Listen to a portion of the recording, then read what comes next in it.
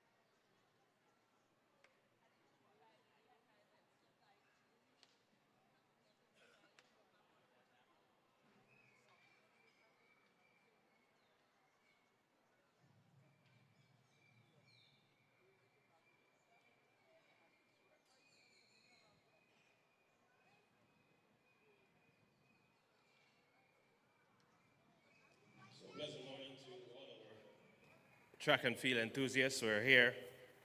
We're back at the 2025 Ariza National Championships. This is day number 2, the final day of competition.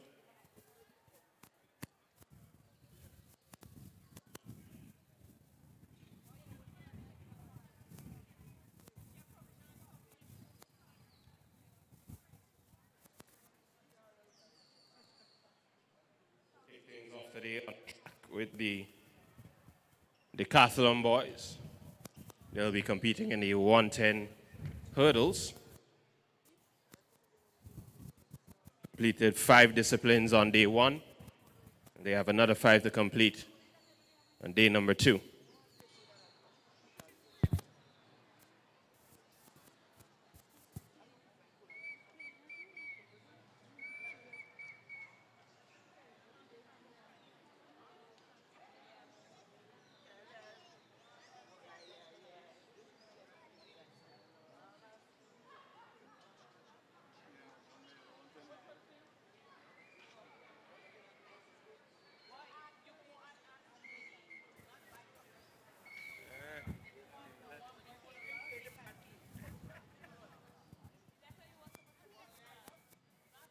Down at the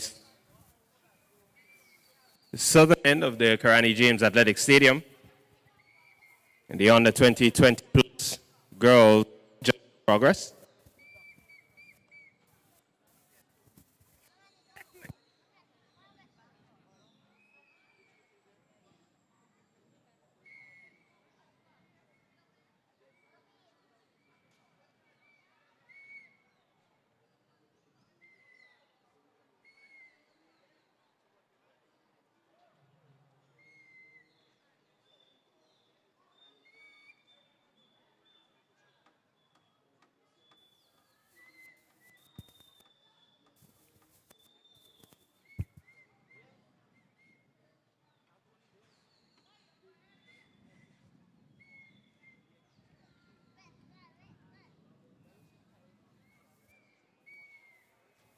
3 athletes in competition.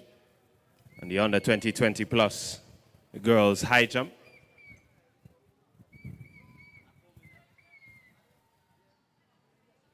Akira Moraine, St. David Trailblazers. Ziana Bain, Classic Lighting, Finish Line Sports Club. And Kamal Telesford, St. David.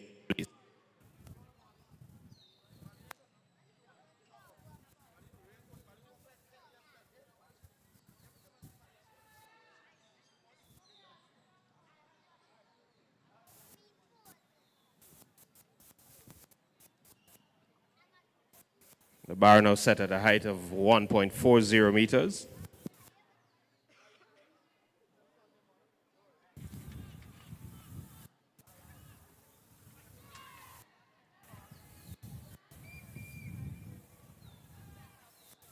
And all 3 athletes remain in competition. The bar will be adjusted.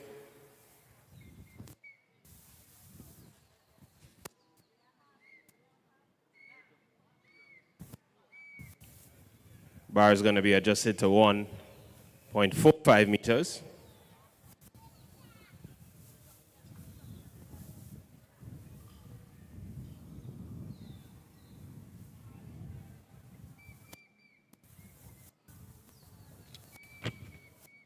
Meanwhile, at the northern end,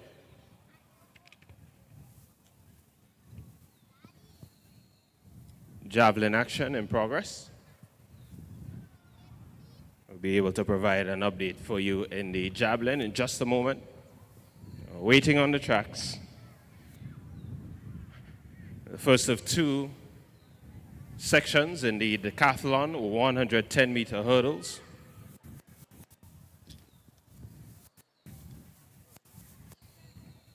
So the boys are competing in 5 disciplines on day 1, 5 disciplines on day 2, 10 total disciplines. After the first 5 disciplines have been completed, here are your points standing in the Decathlon.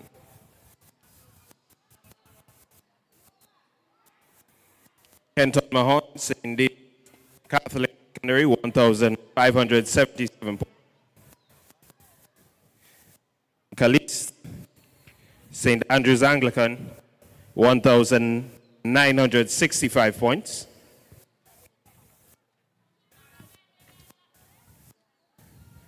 Daniel Douglas of SAS, 2,821 points. Lyndon Archibald, also of SAS, 2,907 points. Or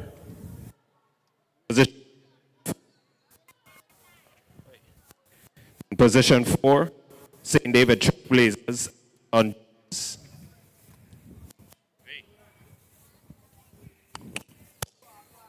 So in position number 4,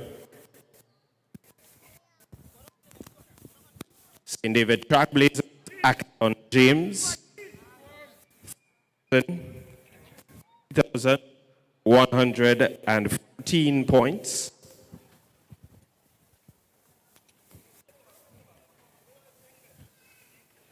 I realize.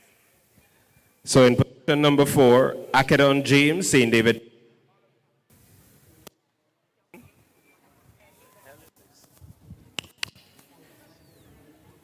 Position 4, Acadon James, St. David Trailblazers, 3,114 points. Position 3, Ace Track Club, Aviel Williams Jr., 3,163 points. Position number 2, Fusion Athletics, Jermaine Donald, 3,211 points. And out front, leading the field, St. David Trailblazers, Joshua Richard, 3,326 points.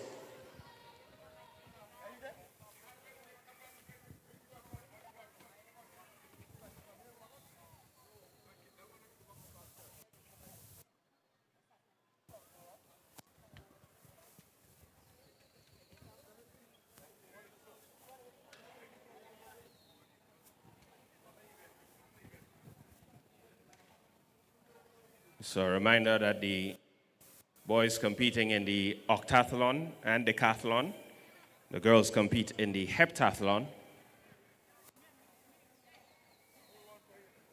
The faster they run, the more points they accumulate. The higher they jump, the more they accumulate. The further they throw, the more points they accumulate. So it's not so much that they're competing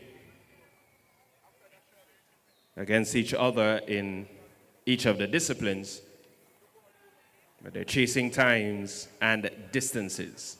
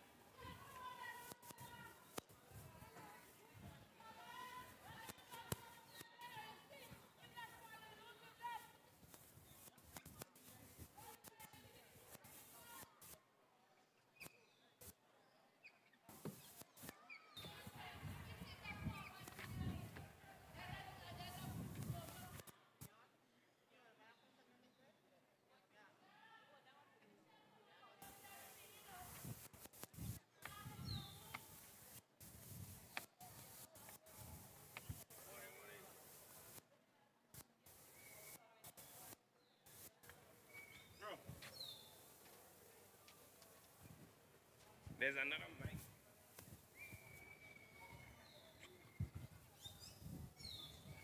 Listen, there's one of this in my bag. Send it from here. The bag is on top, right on top, on the table. So the Decathlon boys, 110 hurdles open. They're off. Hackathon James, St. David Trackblazers, he's looking strong. Ace on the outside. Aviel Williams Jr., currently in number 3. He's going to close this one out.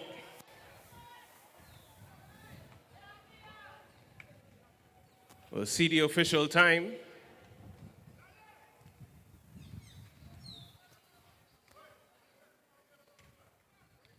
So Aviel Williams Jr., currently in position number 3, heading into today's competition. He establishes 16.38 seconds. And this is the first of 2 sections in this event.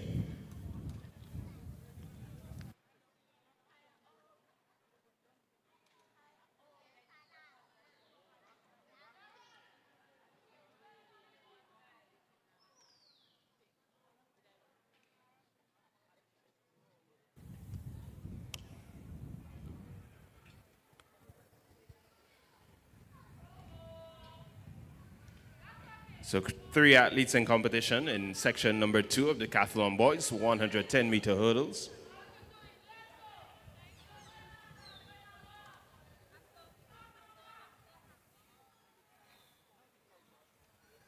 Lyndon Archibald, he'll be running out of lane number 3, currently in position number 5. Jermaine Donald, he'll be running out of lane number 5, Fusion Athletics. He's currently in the number 2 position. And Joshua Richard, St. David Trackblazers, he currently leads the field, 3,326 points, 100 points, or just over 100 points ahead of Donald in lane number 5.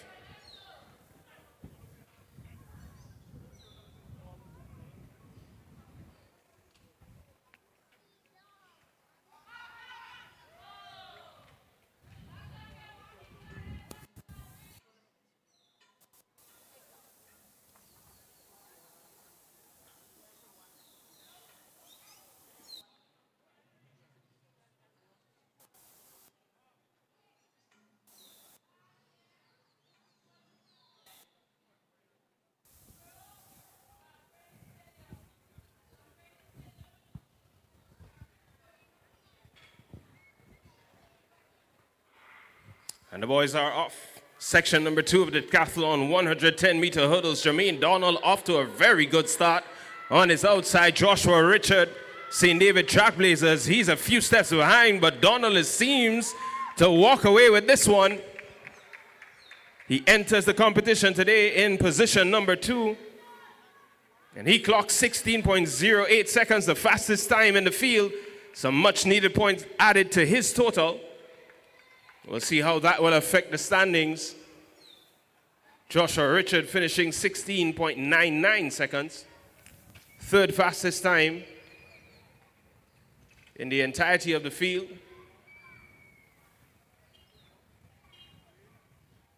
Interesting to note, he finishes behind Aviel Williams Jr. Aviel in third. So these times will be converted into points and the points added to their totals. So we may just have some movement in the point standings for the Decathlon boys. We head back to the southern end of the Kirani James Athletic Stadium. This is day 2 of the national championships, the Ariza national championships. Currently in progress, the under 20 plus girls high jump. The under 20 girls are chasing a standard of 1.70 meters. The bar currently at a height of 1.55 meters.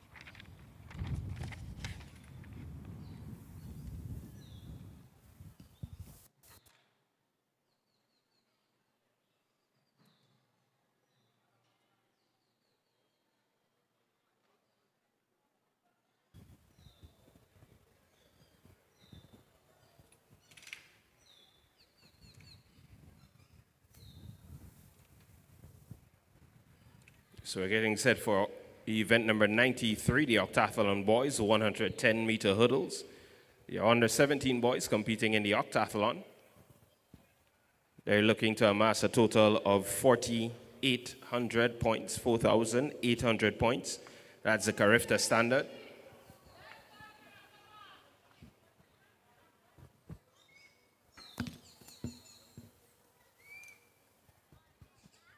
So the hurdles adjusted to a height of 91 centimeters.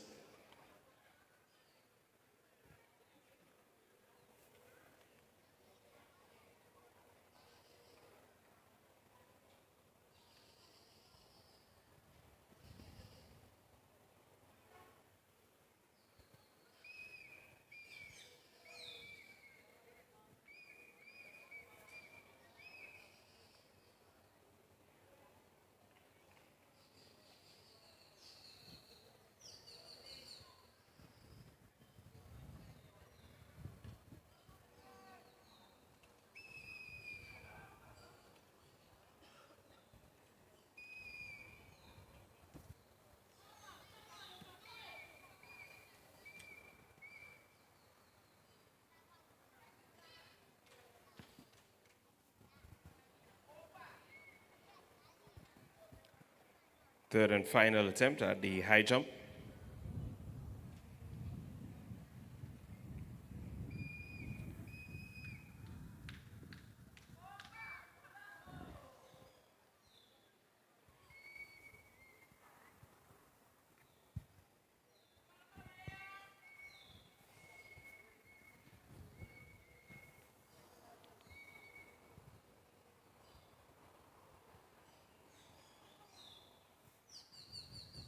Akira Marine, St. David Trackblazers, unable to clear 155 today.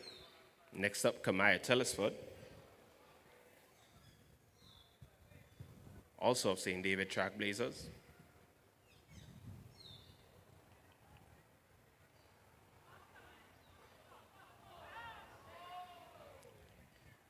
So unfortunately, that's going to be ruled a foul. The athletes can approach the bar. They can choose to abort the run as long as they don't touch the mat or the bar itself. Then they'll be able to head back to the start of the runway and try again. Unfortunately, having come in contact with the mat, she has fallen out of the competition.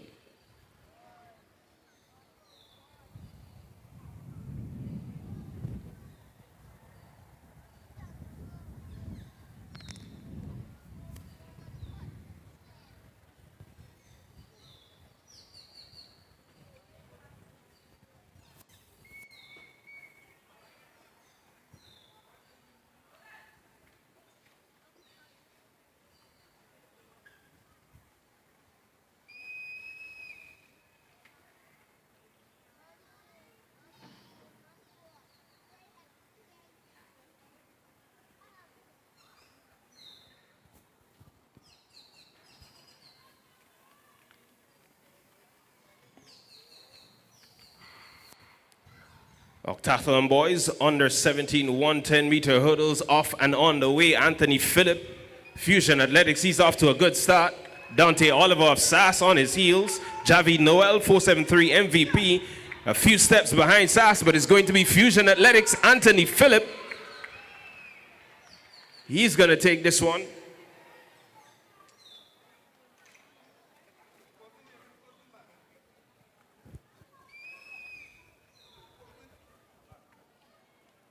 So winning time of 17.70 seconds. That's going to add some much needed points to his total. We'll get an update to the point standings in the Octathlon boys in just a moment. But it's Anthony Phillip kicking off today's competition with a leading time in the Octathlon 110-meter hurdles.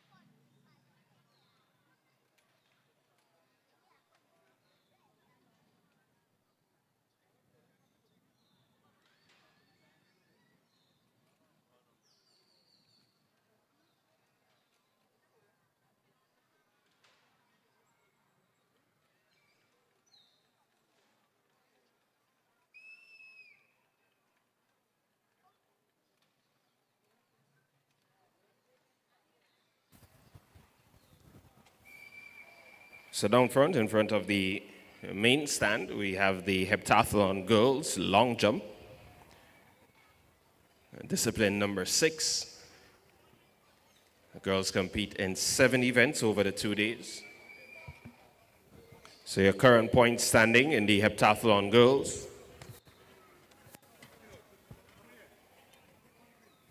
Just Mark of St. Andrew's Anglican Secondary, she's on 1,407 points. Azuri Isaac, Classic Lighting Finish Line, 1,356 points. Destiny Langain, Classic Lighting South City Rising Stars, 1,582 points. Denisha Scott, St. David Trackblazers, 1,687 points. Kamea Alexander, St. Andrew's Anglican Secondary, she sits in the number 2 position, 1,805 points. And currently leading the field, heading into the girls' long jump, 2,218 points, St. David Trackblazers, Thalia Desant.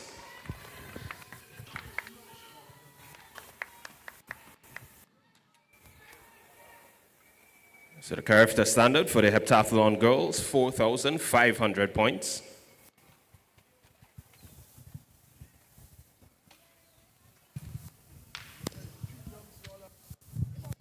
The winners of the following events are asked to report to the medal ceremony room immediately. The winners of the following events are asked to report to the medal ceremony room immediately. The winners of Event 5, Girls Long Jump on the 17th. Event 14, Boys Javelin Throw on the 17th. Event 24, Girls 100 meter dash on the 17th. Sorry, that's Girls 100 meter hurdles on the 17th. Event 26, Boys 110 meter hurdles on the 17th.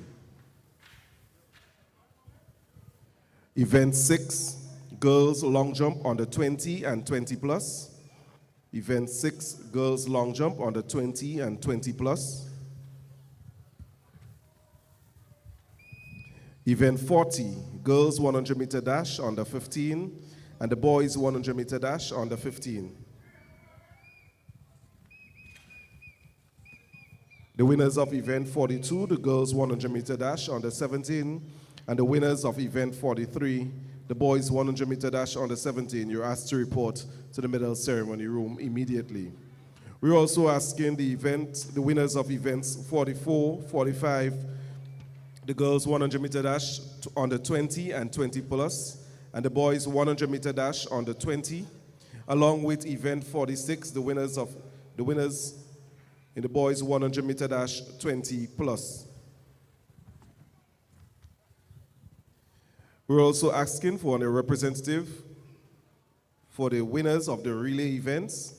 The winners of the relay event, which took place in session 2, and those are for event 84, the girls 4x100 meter on the 15, the boys 4x100 meter relay on the 15, along with the 4x100 meter relay on the 17, and the boys 4x100 meter relay on the 17. Along with 4x100 meter on the 20 and 20 plus female, the boys 4x100 meter on the 20, and the boys 4x100 meter on the 4x100 meter 20 plus. The winners of these events, please report to the medal ceremony room immediately. If you're unable to participate in this medal ceremony, we ask that you send a representative.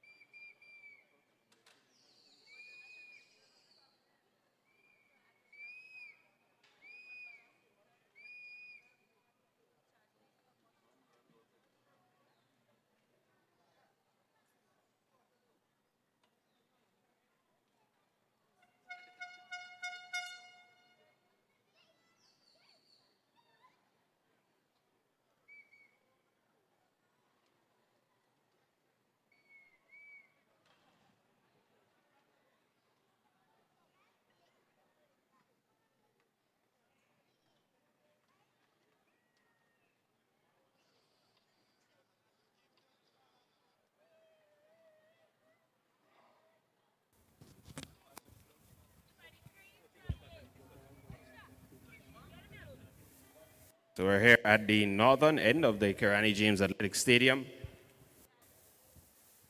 The under-17 girl currently in progress.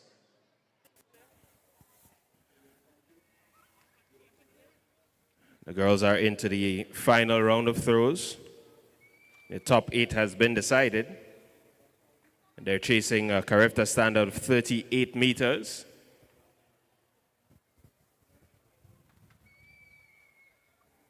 Yeah, top 3. Currently in position number 3, 21.97 meters. St. David Trailblazers, Stevona Swan. Currently in position number 2, bronze medalist from the discus on day 1, representing Grenville Secondary, Rashona Francis, 23.94 meters, her distance. And currently leading the field in the under-17 girls javelin throw, 27.45 meters, Grenville Secondary, Shamara Baptiste.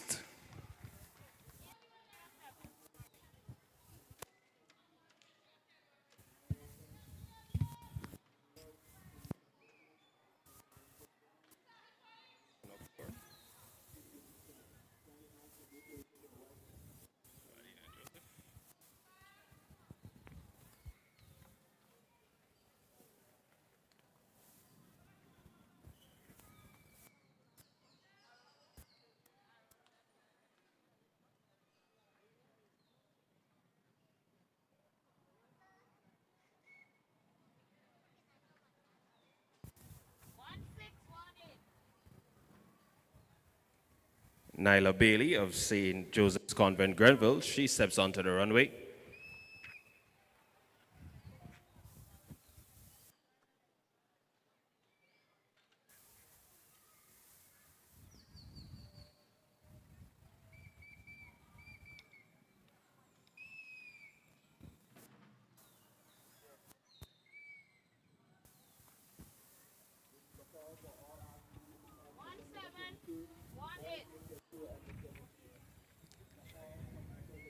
Swan of St. David, currently in position number 3.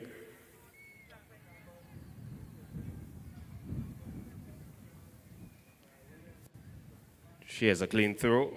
She's currently 21.97 meters. That's her best thus far.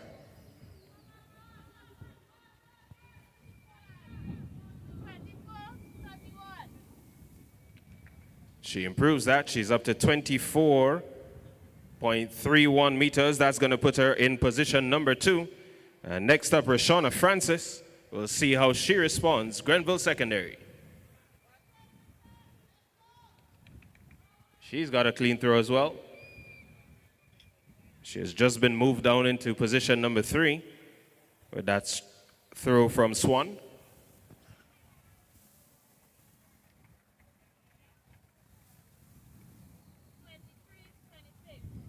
She responds with 23.36 meters.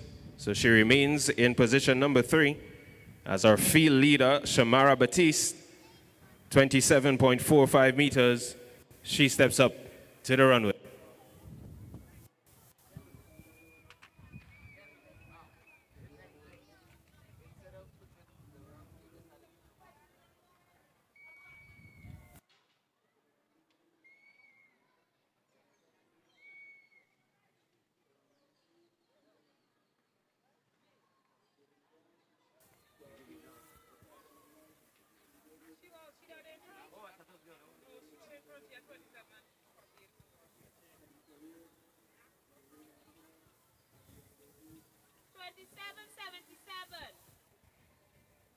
So Shamara Baptiste improves her distance, 27.77 meters, ensuring she's ahead of the field. We're heading now into the final round of throws. It's the last throw for each of the top 8 athletes. Francis of Grenville Secondary, now in the bronze medal position. Swan of St. David Trailblazers, currently in the silver medal position. And Shamara Baptiste, Grenville Secondary, 27.77 meters, currently sitting in gold.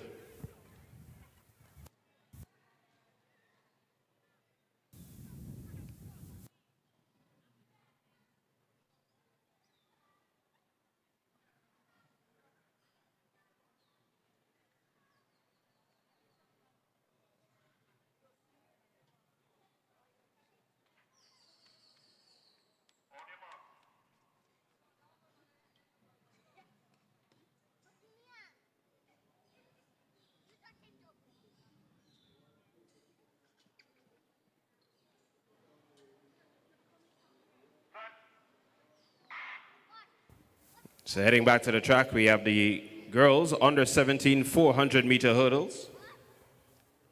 The girls chasing a Carifta standard of 63.50 meters. Seconds, sorry. So that's a minute, 3.5. The Carifta standard for this event. 3 athletes in competition. Strawn, South City Rising Stars. Gavia Walker of SAS, alongside Kate Fletcher, also of SAS. We're inside 200 meters to go, just about 40 seconds on the clock. As they round the bend, they're heading into the straightaway. It's Fletcher, Walker, Strawn. As they round the bend, they're heading into the straightaway. Still SAS, South City. 1:03 on the clock. They're going to be just outside of the standard. A commendable run nonetheless. As they bring the curtains down on the under 17 girls 400-meter hurdles. 1:13.16 the flash time. Gavia Walker of SAS. She's going to take the gold medal in this one. Kate Fletcher, also of SAS. SAS goes 1-2 in this one, 1:17.03. And Natalia Strawn, classic rating South City Rising Stars. 1:18.30 for the bronze. We move right along to the girls under 20 400-meter hurdles. Carifta standard for this event, 62 seconds. 1 minute, 2 seconds, flat.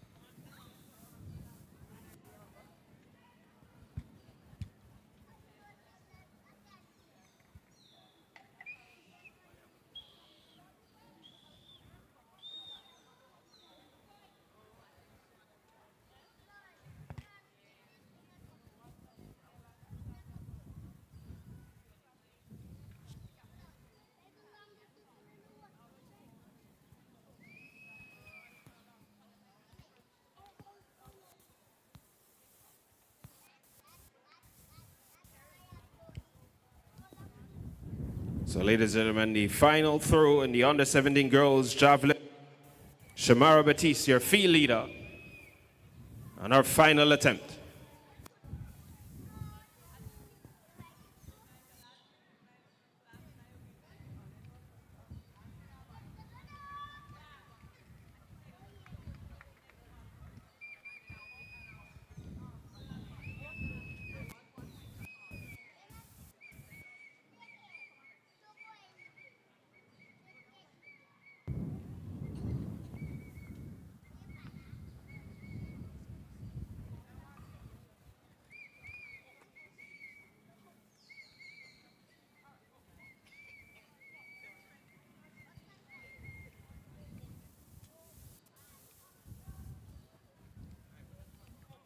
Changes in the final round, right?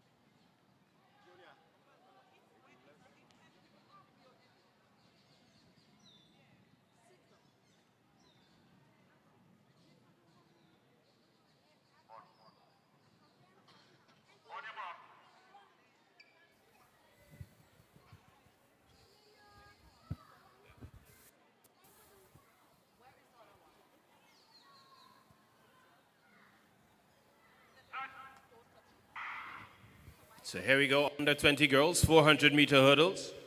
2 athletes competing in this event. Tamaya Thomas, Altitude Track Academy, she's in lane number 2.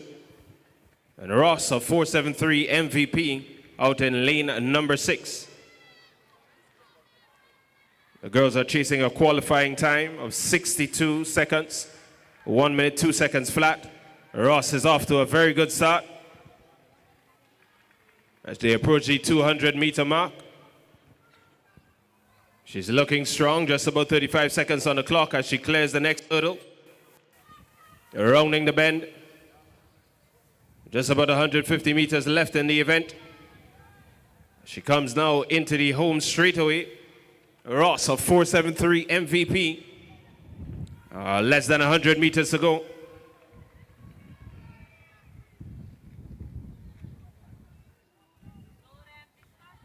Tamaya Thomas of Altitude Track Academy enters the home straightaway.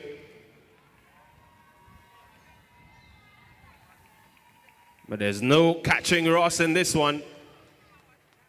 Classic Lighting 473 MVP. They're going to take the gold in this one, 1 minute 14.33 seconds. Altitude Track Academy takes the silver, 1 minute 25.47 seconds. The under 20 girls, 400-meter hurdles.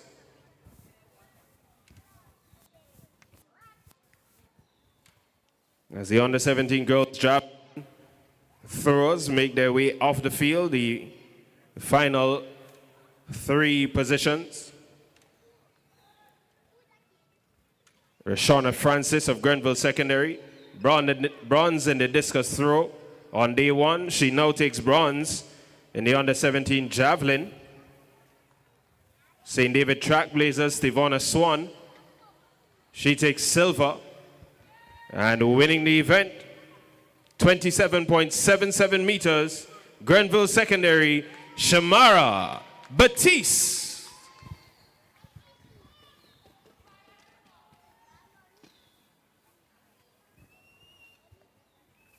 All 3 medalists in this event, coached by Paul Phillip.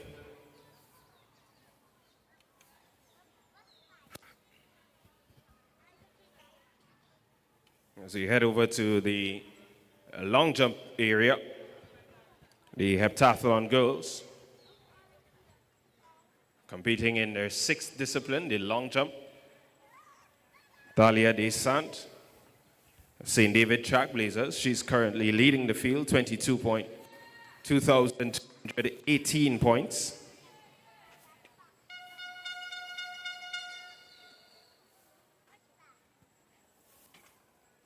The girls each have 3 jumps.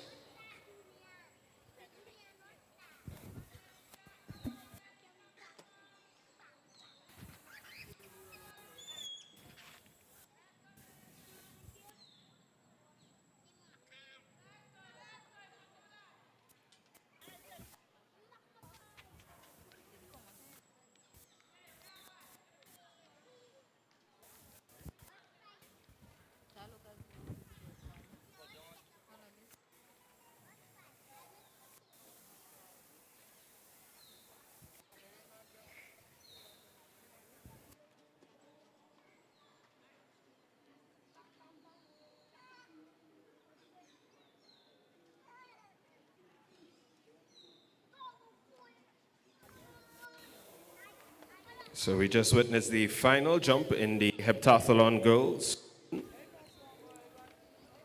Your top 3.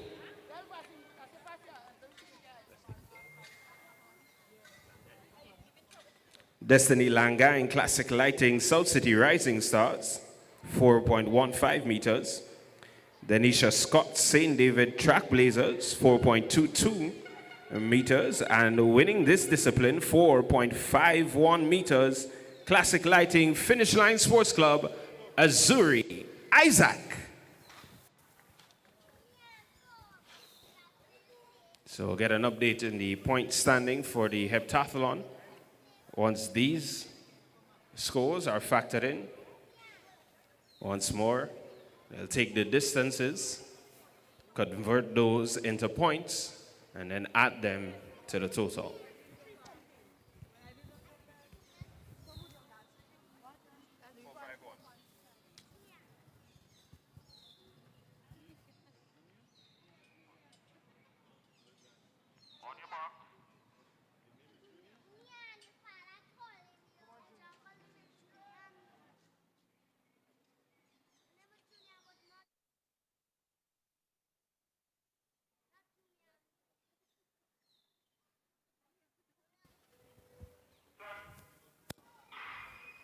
The under 17 boys 400-meter hurdles on the way. That's event number 30. The boys are chasing a Carifta qualifying time of 56 seconds flat. 4 athletes in competition. Jones, St. David Catholic Secondary, Ledlow of GBSS, Joseph of Altitude Track Academy, and Rennie, also of Altitude Track Academy. Deshaun Jones, St. David Catholic Secondary, he's on the outside. He looks well, rounding the bend, coming into the straightaway. Joseph on the inside. It's Joseph down the home straightaway. Just over 50 seconds on the clock. They're chasing 56 seconds for the qualifying time. A slight stumble at the end. But it's going to be lane number 5, Golden Joseph Jr. 1 minute, 0.25 seconds.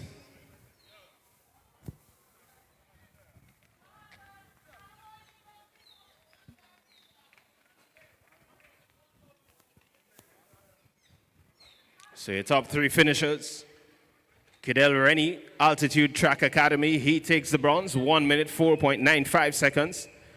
Deshaun Jones, St. David Catholic Secondary, 1 minute, 1.73 seconds. He'll take the silver, winning this event, 1 minute, 0.25 seconds. Golden Joseph Jr., Altitude Track Academy. I had to switch. I'm taking it back. I need to turn it down. So you go. It's too hot.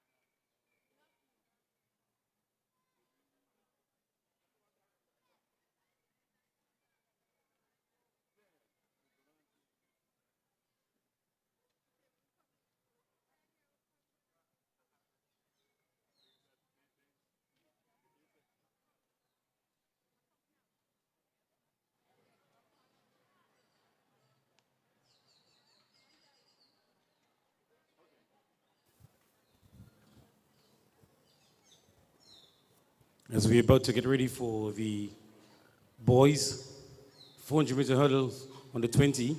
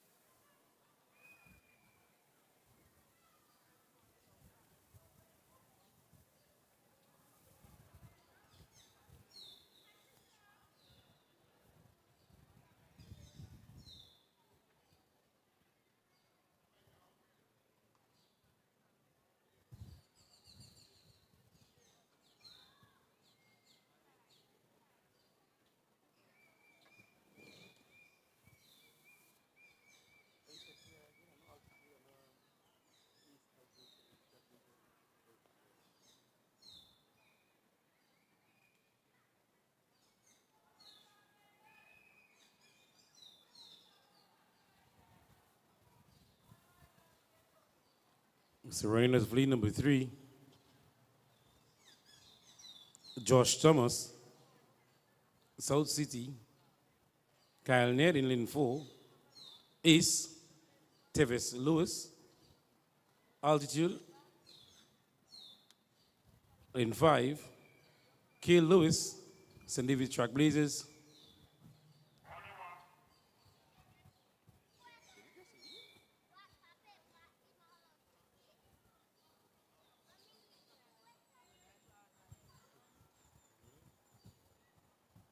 Reed and Lewis in lane 7, Altitude, Richie Williams, Ace, and Jelani Lewis, Altitude.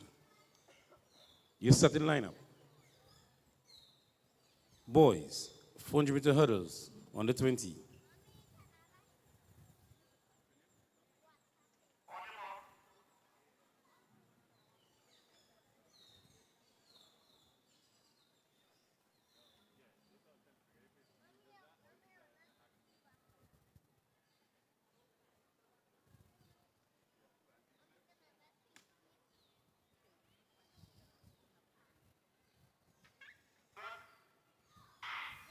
And they're off. The boys, 400-meter hurdles under 20, as they try to beat the qualifying time of 54 seconds flat.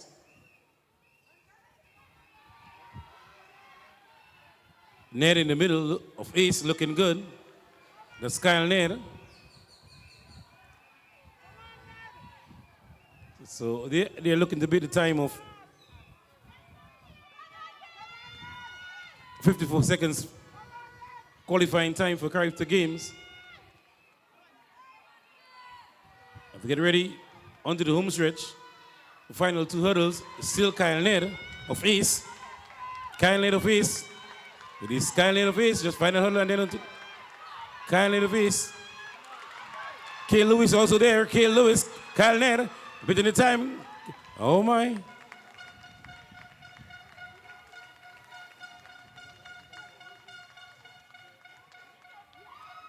So based on the time reading, we can see, yes, we can see they are qualified for character games.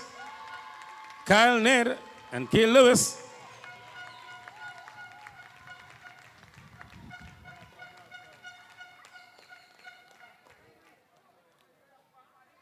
So our top 3 athletes, Richie Williams of Ace, 55.34. Kale Lewis, St. David Trackblazers, 53.94.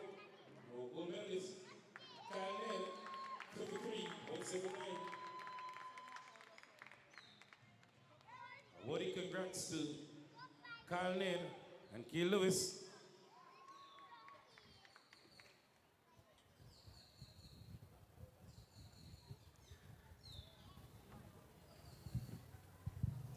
Ladies and gentlemen, we now have our first medal presentation for day 2.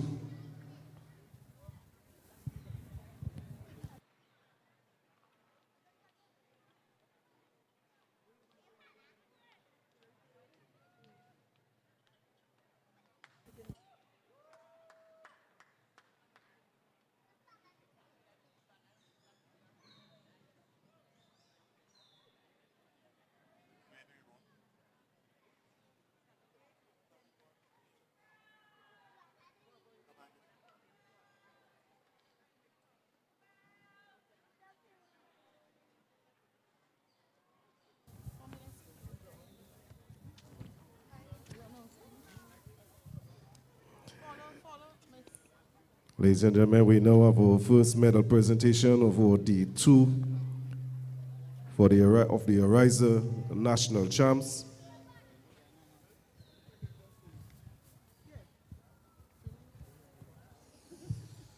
This presentation will be done by Ms. Raylene Lazarus, the marketing manager at Ariza Credit Union.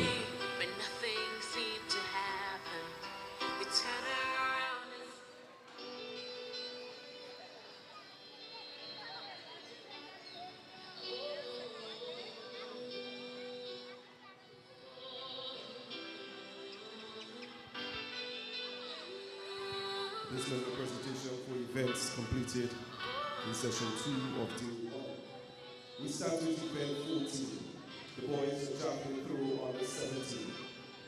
Third position from Southern Pros, Javelin Coffee, a distance of 46.84 meters.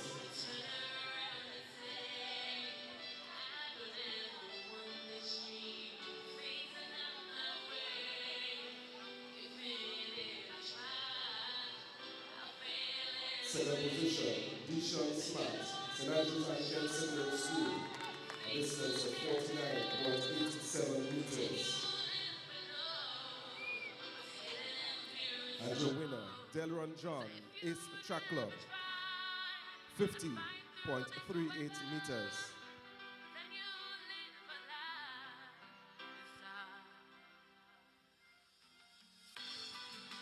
Ladies and gentlemen, the winners for event 14, the boys javelin throw on the 17.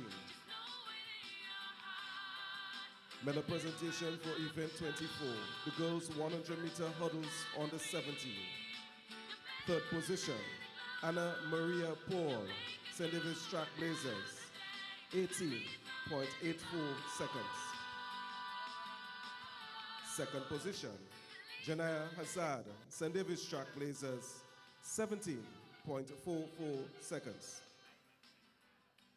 And your winner, also from the St. David's Track Blazers, Sydney Douglas, 17.28 seconds.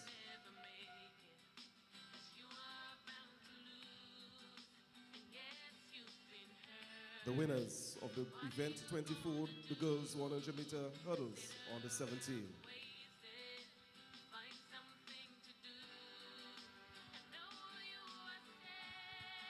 Medal presentation for event 26, boys 110-meter hurdles on the 17. Third position, Dishon Oliver, St. Andrews Anglican Secondary School, 19.10 seconds. Jamal Nichols finished second from the Finish Line Sports Club, 18.91 seconds. And your winner from the St. David's Catholic Secondary School, Dishon Jones, 17.04 seconds.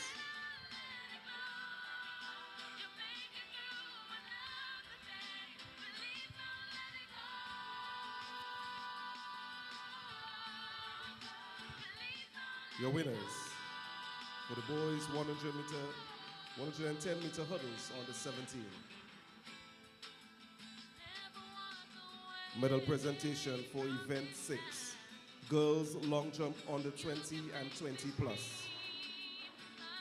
Third position, Janelle Collimo, St. Joseph Convent, Grenville, 4.46 meters. Kamal Telesford, St. David's Track Blazers, second, 4.50 meters.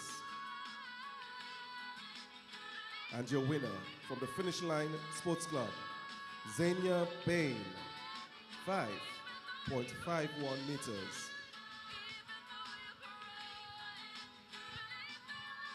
The winners of event 6, girls long jump on the 20 and 20 plus.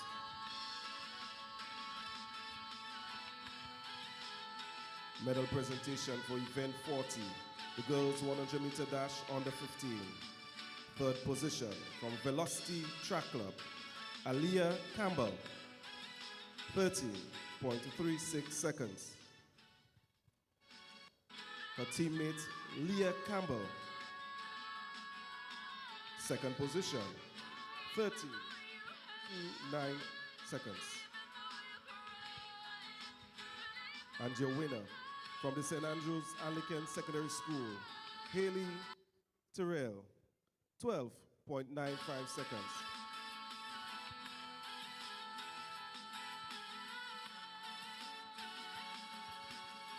Medal presentation for event 41, the boys 100-meter dash on the 15. Position, Philip Mitchell, St. Andrews Anglican Secondary School, 11.56 seconds. Second position, Kendon Worm, Grenada Boys Secondary School, 11.56 seconds. And your winner, with a time of 11.32 seconds, from the South City Rising Stars, Kashe Stephen.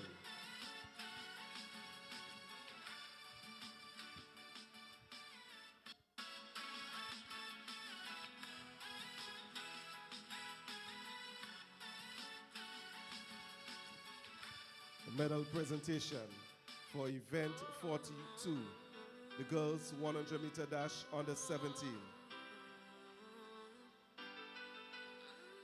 Third position, Tishana Bascom, St. David's Track Blazers, 12.54 seconds.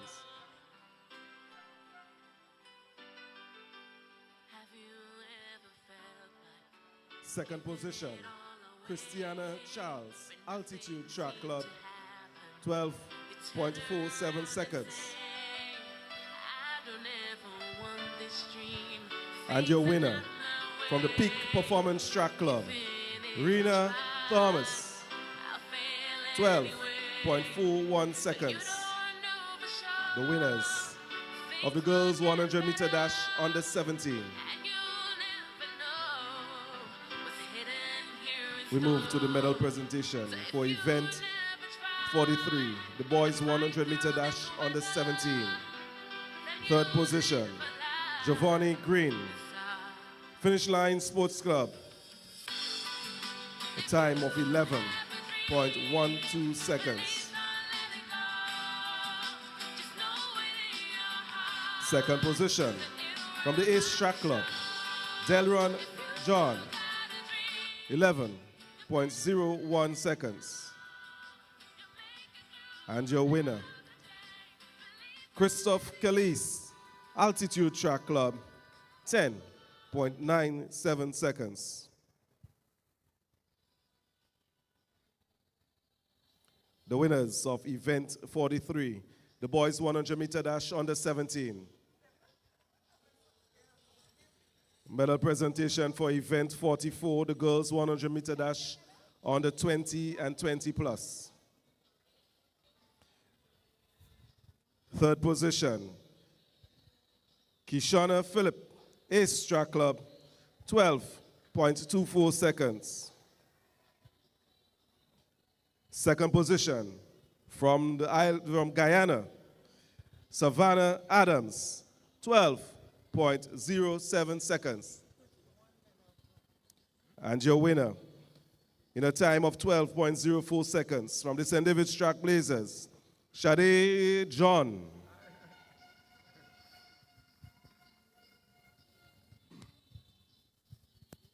The winners of the girls 100-meter dash under 20 and 20 plus.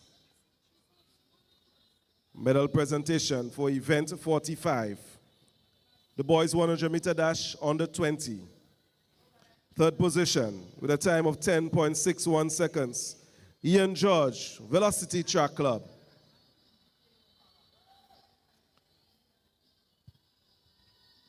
Second position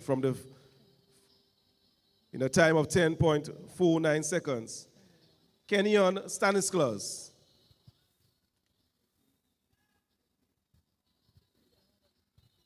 representative of Fusion Athletics, and the winner from the MVP Track Club, Ethan Sam, 10.46 seconds.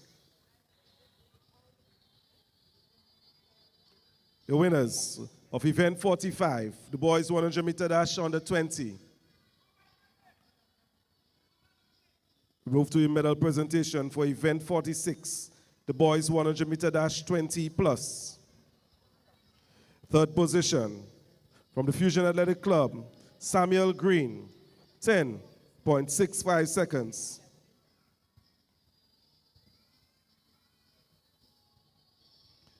Second position, from the Ace Track Club, Shaquan Toussaint, 10.63 seconds.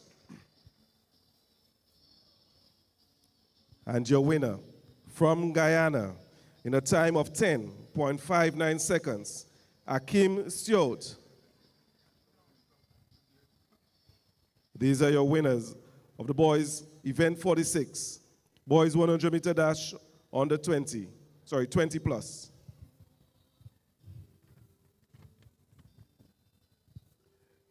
Medal presentation for event 84, the girls 4x100 meter under 15. Third position, St. David's Trailblazers, 54.34 seconds. Second position, Just Sports Velocity Track Club, 53.27 seconds. And your winners, the St. Andrews Anglican Secondary School, 52.34 seconds.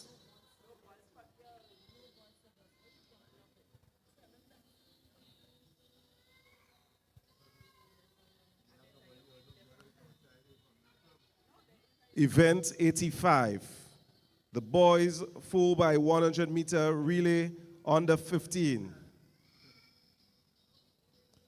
Third position, St. David's Trailblazers, 48.52 seconds.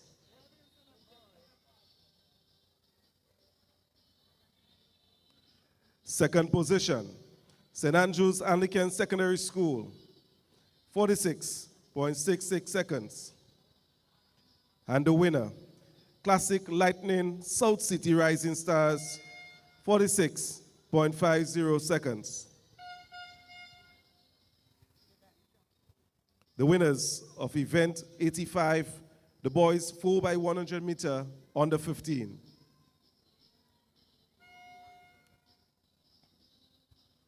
Medal presentation for event 86, the girls 4x100 meter under 17.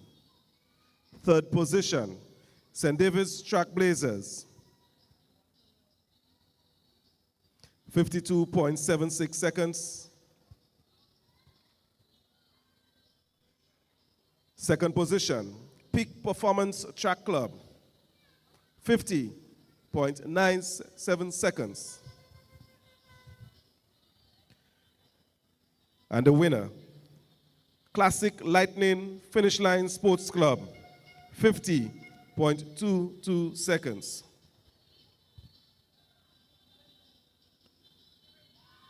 The winners of the girls 4x100 meter relay under 17.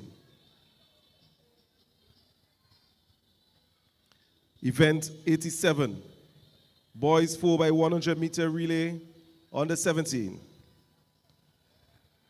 Third position, Grenada Christian Academy, 47.74 seconds. Finishing second was the Classic Lightning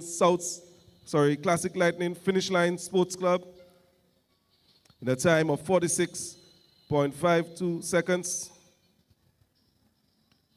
And the winners, St. David's Trailblazers, 45.49 seconds.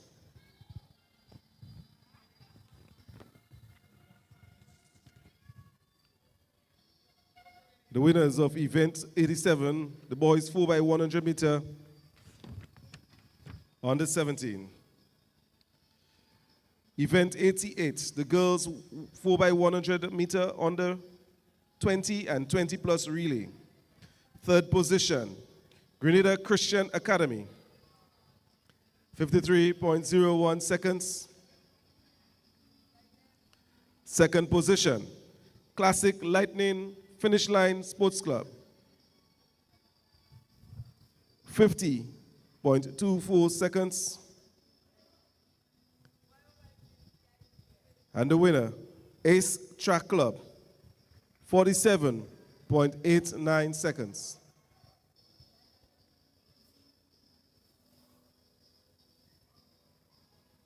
Your winners for event 88, the girls 4x100 meter relay under 20 and 20 plus. For the boys 4x100 meter relay under 20, your third place finisher, Just Sports Velocity Track Club, 42.28 seconds. Second position, Classic Lightning 473 MVP, 42.10 seconds. And your winner, Ace Track Club, 41.55 seconds. These are your winners for event 89, the boys 4x100 meter relay under 20.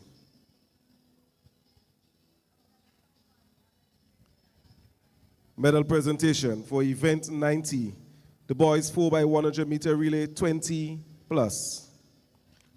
Second position, Classic Lightning Finish Line Sports Club, 43.1319 seconds. And your winner, the Ace Track Club, 43.04 seconds. These are your winners for event 90, the boys 4x100 meter relay 20 plus. And this brings us to the end of the first medal presentation for session 3, day 2.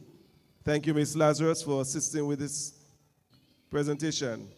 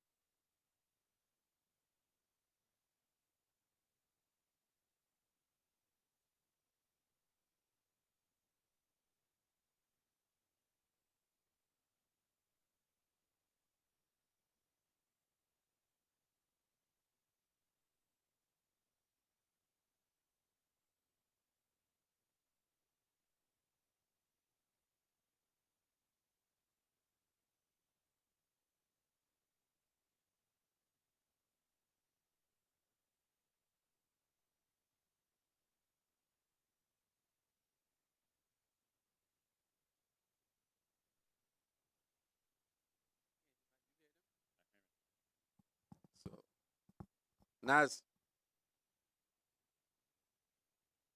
Very low.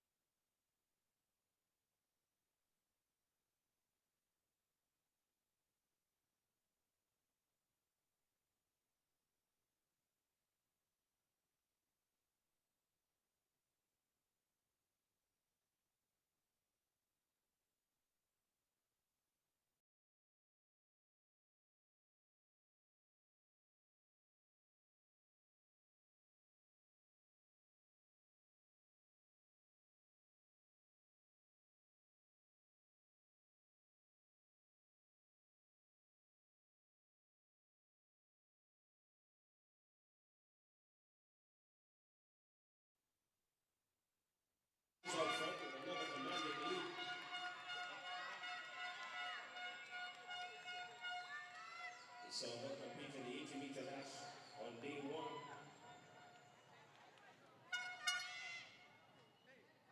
She's booked her spot in the final 22.60 seconds. Tania Gibbs Yatush, sprinter to athletics.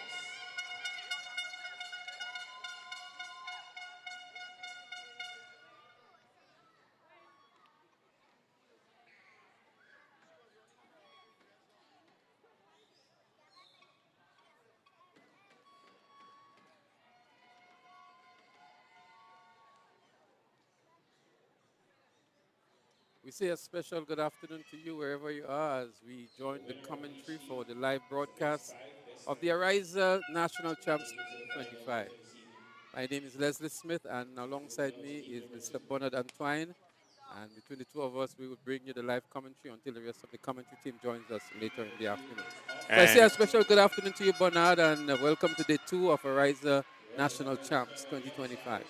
Thank you very much. Very, very competitive first day. We are looking forward to more of the same today.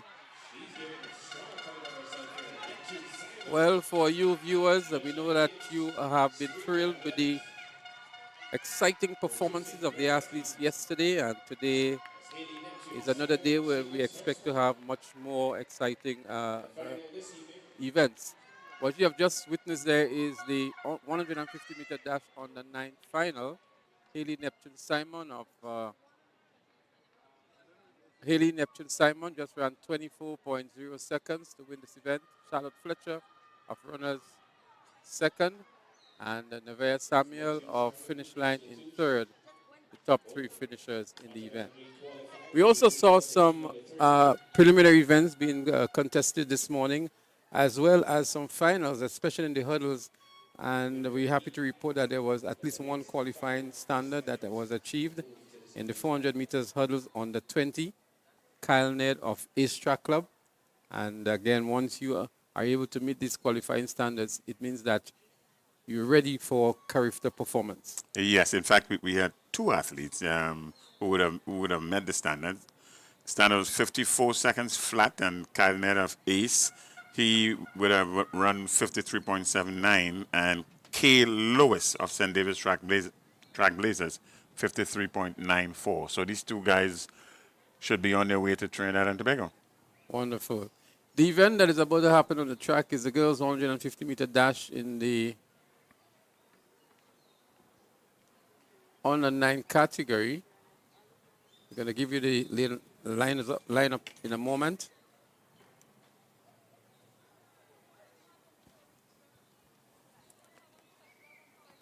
So what we saw a while ago was actually heat 1 of 3. This is heat 2 in the lineup here now. We're going to see Zaria Mitchell, Simon. We're actually in heat 3 of 3, I beg your pardon. And this would feature Nyla Roberts of Classic, Light and Finish Line, Lynella McQuilkin of Sprinters, Ava Davis, South St. George, one to look out for, Kayla Lewis of Community Club, Kaya Clark of Runners Athletics, and Kadia Greenwich of South St. George. And based on the seeded time here, we expect the running to come from lane 4, Lynella McQuilkin of Speedster, of Sprinters Athletics Club. She will definitely receive some good challenge from Ava Davis of the South St. George, who is running in lane 5. So let's look at the action in lanes 4 and 5. So they're up and running heat 3 of 3 in the girls 150-meter dash in the under 5 category. And already looking good are Ava Davis and Lynella McQuilkin. Davis in the lead heading into the straightaway, and Davis is looking very good indeed. Ava Davis of South St. George Government School is going to win this one quite comfortably and secure a place into the finals later on this evening. Her teammate picks up the 2nd position. I'm not sure why McQuilkin just turn it off altogether and walk across the finish line. Yeah, it's kind of odd because she was running a good second there. And she stopped and walked the last 10 meters. Well, the form of young Ava Davis was very, very good. She came up the turn in the lead and continued to extend the lead. And I think that must have just threw young McQuilkin off her game. And in the end, she just gave it up altogether and walked across the finish line. But Davis looking very powerful and a good run indeed to return 24.32. Her teammate in lane 8, Khadijah Greenwich, 26.36. And Nyla Roberts of South City Rising Stars, 28.19. Yeah, it's a rather interesting finish to this one. Yeah, McQuilkin ended up in the 4th position. We continue with the 150 meters dash on the 9. The boys are up next.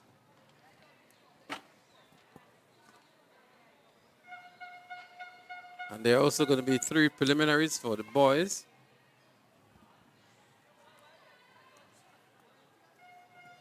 So in heat 1, Antoine in lane 2, lane 3, Sage Bernard, Amir Renes in lane 4, Sharon Pierre in lane 5, Abraham Clark in lane 6, Rashid Romain in lane 7, and Trevin Blackman in Classic Lightning finish line in lane 8.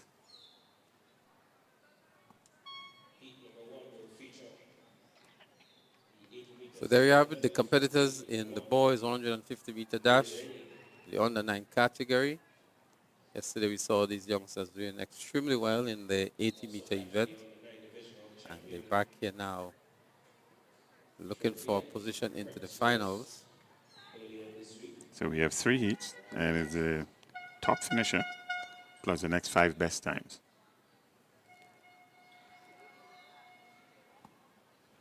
Personal best of 12.28 seconds to take silver in the 80-meter dash on day number 1. We move now to the under 9 boys 150-meter dash, heat number 1 of 3.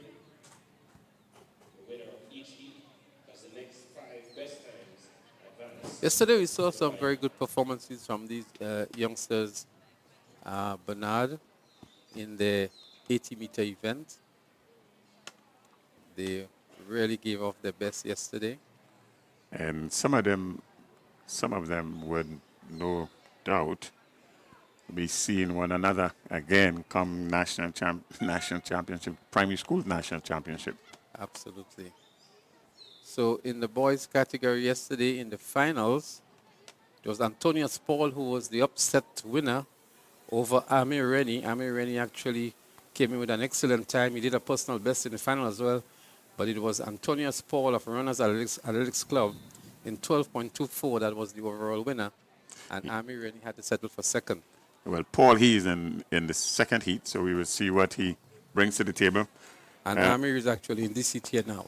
He's in the first heat, so we will get a pretty good idea of the times and see how they compete one-on-one shortly. We had 2 disqualifications in the under 9 150-meter dash for girls. Sage Charles, Harmony Lewis, both disqualified. So they lined up here. Odile Antoine, Sage Bernard, Amir Rennie, as we mentioned, is in lane 4. Kaim Pierre, Abraham Clark, Rashid Romain, and Trevor Blackman. These are the boys in the 150-meter dash under 9. I think we're just about ready to take this event. They're on the starters orders.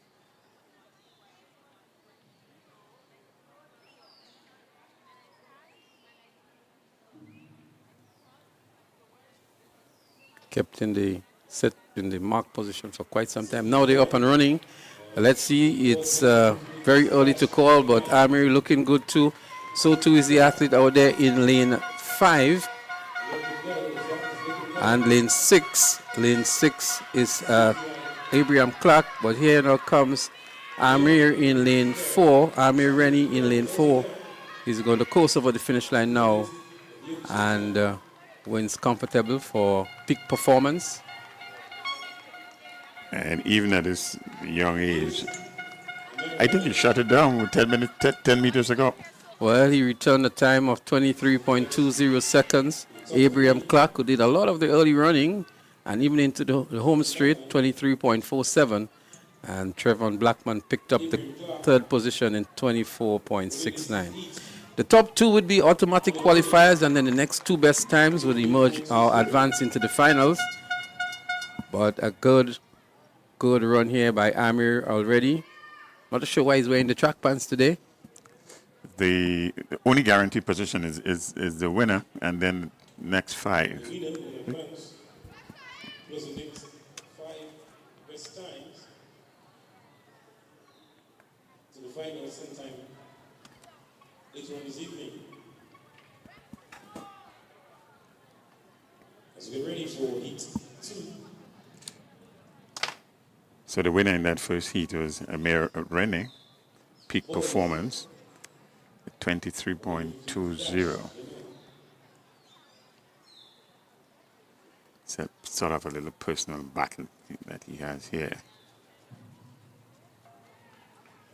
So the winner of the 100 meter will be featured in this event, and that's Antonius Paul. He would actually be running in lane 8. Antonius Paul of Runners Athletics Club. His teammate Sean McQuilking is also in the event. And he's in lane 6.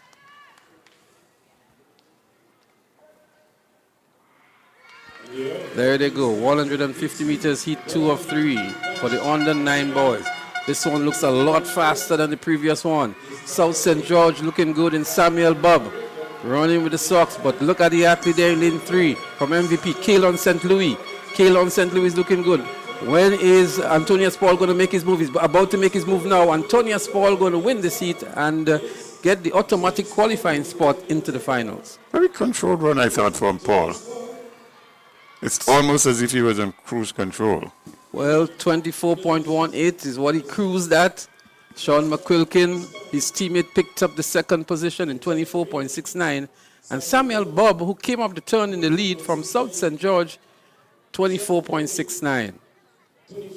So just as a mere comparison, Rene would have done 23.20 compared to Paul in this heat, 24.18.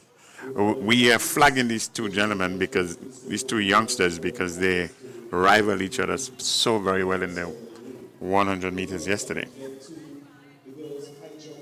And we still have another heat to go.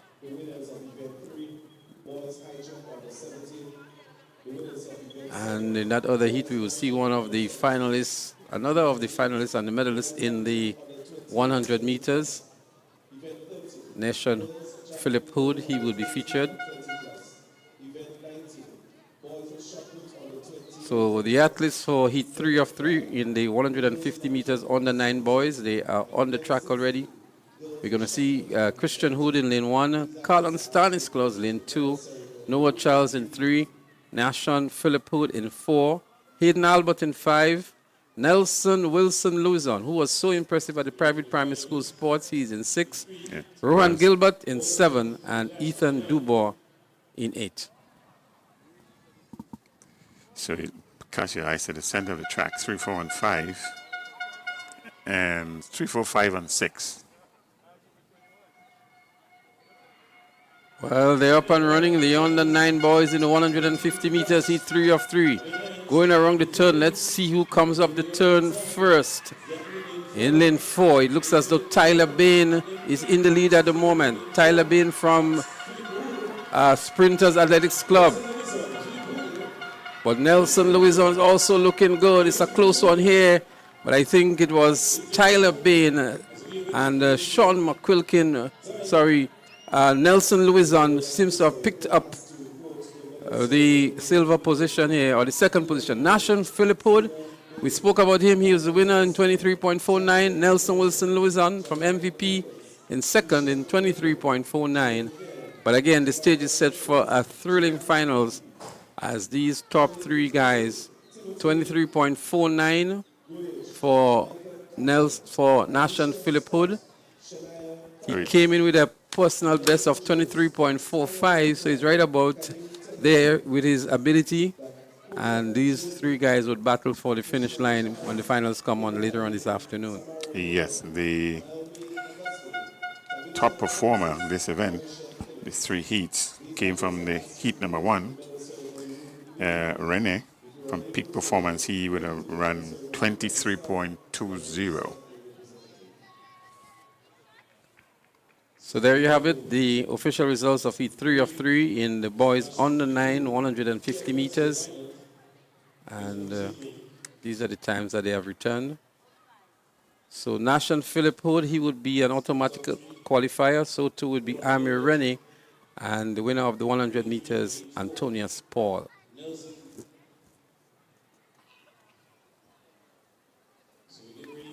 We're getting ready for the girls' 200-meter dash in the under 11 category. We expect to have 4 preliminaries for this event. And the lineup for the first preliminary, we will see Tyja Hamilton from Bolt in lane 2, Jamiah Campbell of Finish Line in 3, Janelle Kanhai from McDonald College, one to definitely look out for. She was the winner in the 100 meters. She's in lane 4. Tavia Modest of MVP is in 5. Asia Hamilton of Bolt in 6. Kira Sandy of Velocity in 8. These are the starters for the girls' 200 meters dash under 11. So we have 5 heats. The winner of each heat will be automatically qualified, and then the next best times 3. So it's not just about times alone here, but position as well. And it's not only about position, but it's about time as well. So the winners will be automatic qualifiers, and then the others will have to run a good time to get, the other 3 will have to run a good time to get into the finals. Yes, the first objective is to win the heat, and if not, run as fast as you can to get one of these 3 best times, losing best times. So these are the under 11s here now. Hamilton, Campbell, Kanhai, Modest, Hamilton, Gill, Sandy. So Gill is not here, but keep your eyes on the middle of the track for this young lady named Janelle Kanhai from McDonald College.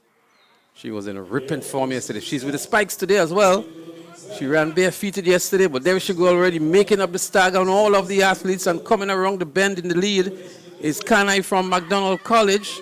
And it's good to see her in the track spikes today, Bernard, but she is in a class by herself here in the 200 meters for the under 11 girls. She was very dominant in the 100 meters, and again, showing her ability in the 200 meters to comfortably qualify for the finals later on. And a very distinct style of running, upright and hands pumping, and she won this quite easily. There were lots of daylight between her and second place finisher. And she gives the impression that she hasn't run yet, right? She's just that comfortable with her events. Look at the form. 29.38 for Kanai.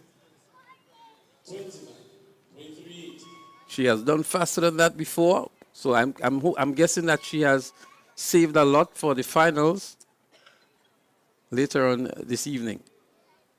I would suggest that she knew she had this, and it was important just to win, to be an automatic qualifier. And she did that, and she did that with some ease.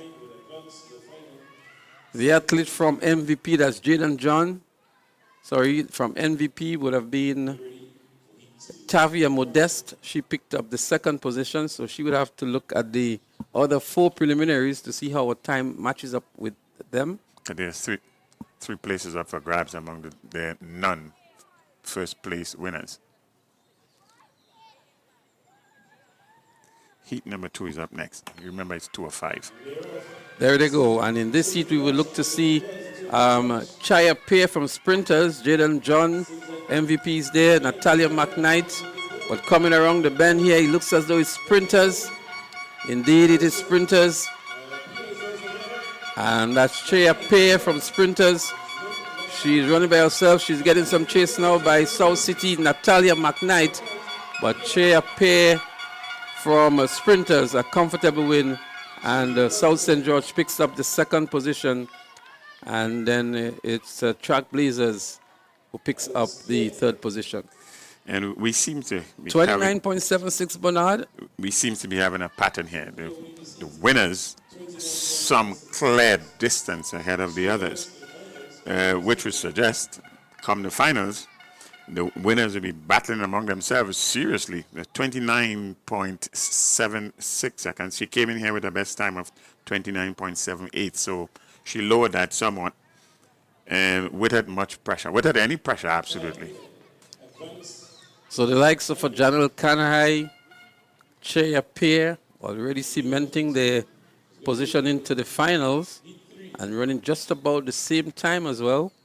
So it's going to be a real battle later on when we get down to the finals of the girls 200-meter dash in the under 11 category. And again, these are young ladies. You have to say something for the coaching. The running style really befits the event that they're participating in. The strides are nice and long, and the hands are pumping. Well, the girls of Flight 3 are on the starters' orders now. Kadisha Lewis, Jillian Antwine, Avia Braffett, Amina McIntyre, Kimia Scott, Zizel James, and Shivani Bain.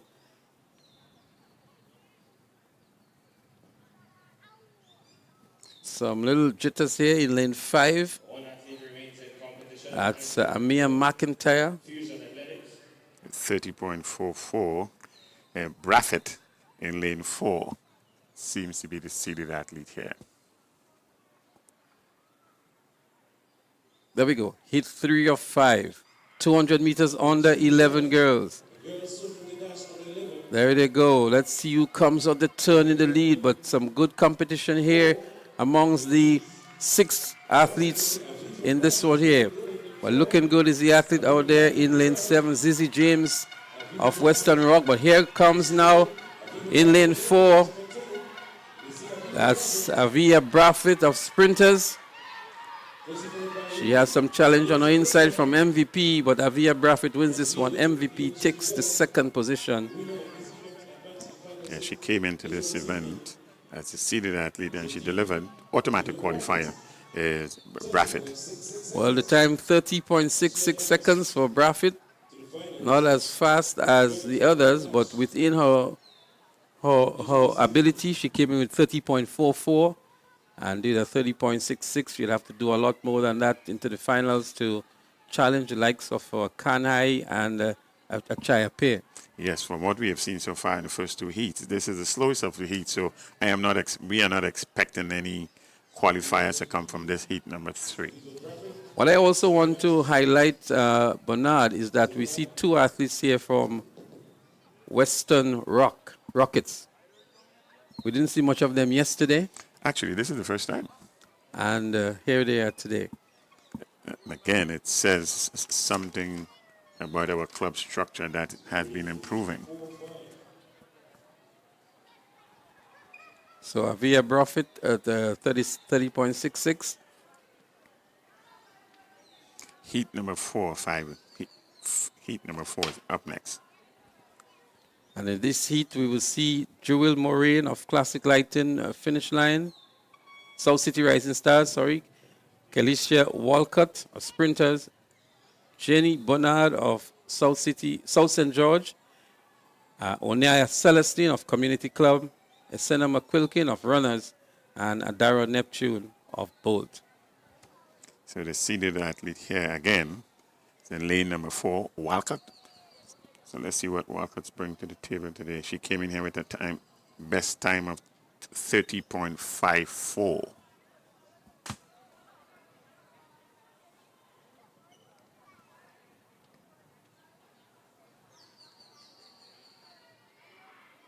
There they go. They're up and running. South St. George looking good already in the likes of Jane Bernard. Bernard is looking very good indeed, and she's in the lead. Coming around the turn, it is still Bernard from South St. George. She will get some challenge on her inside from Kalisa Walcott. Walcott in the lead here now for Sprinters. It's Walcott for Sprinters, pulling away from Bernard, and Walcott is going to win this one quite easily to qualify into the finals. A flash time of 32.77. We await the official result, 30.82. 30.82. The seeding, the winners are going according to the seed. So we expected Walker to take this one based on the time she would have come in with. She came in with 30.54. She just did 30.82. So but Bernard did a lot of the early running in lane 4, glancing over her left shoulder to see where Walcott was, but Walcott was going past her with great speed as well. Yes, and another relatively slow heat. So there is some competition in heat 3 and 4 to get anybody into these finals, because heat number 1 and 2 were significantly faster. Well, we can tell you for best times,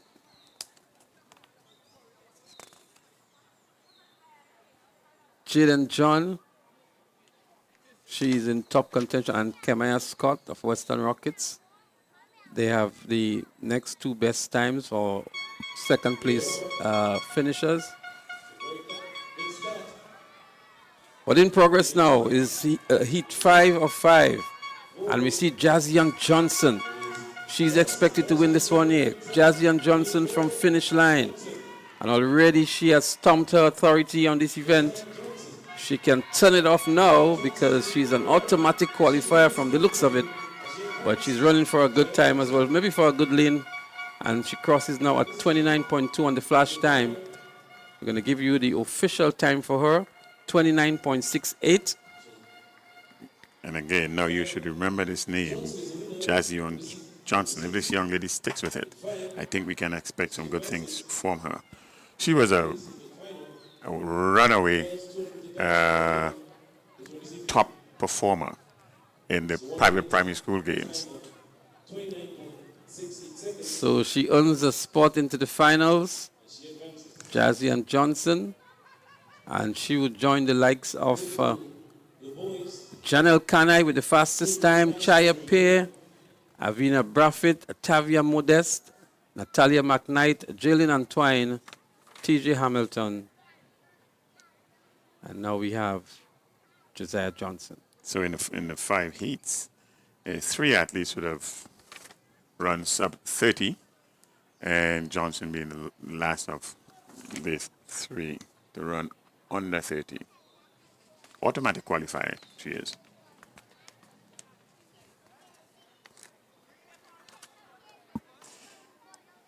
So we expect some fireworks among these young ladies come later in the evening. Well, the boys are now on the track, and they're getting ready for their 200-meter splits.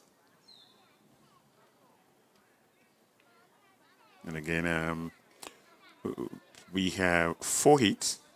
The top finisher or the winner of each heat and the next 4 best times. They will make the finals. So in this, we will see Roger Thomas and Davis Track Blazers. You'll be in 2. Aidan Noel of Peak Performance in 3. Kishon Cobb, Classic Lighting Finish Line in 4. Aidan Philip Buckner of Classic Lighting Finish Line, he's in 5. Jaheim Bain of Classic Lighting South St. George in 6. Avery Marriott, one to look out for from Classic Lighting South City Rising Stars in 7.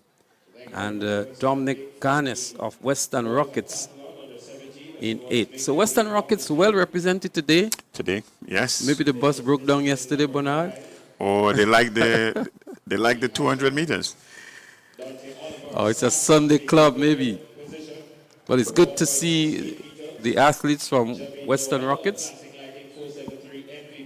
The seeded athlete in this one here, this first heat among the boys on the 11 is in lane 4, Keishon Cobb from Classic Lightning Finish Line.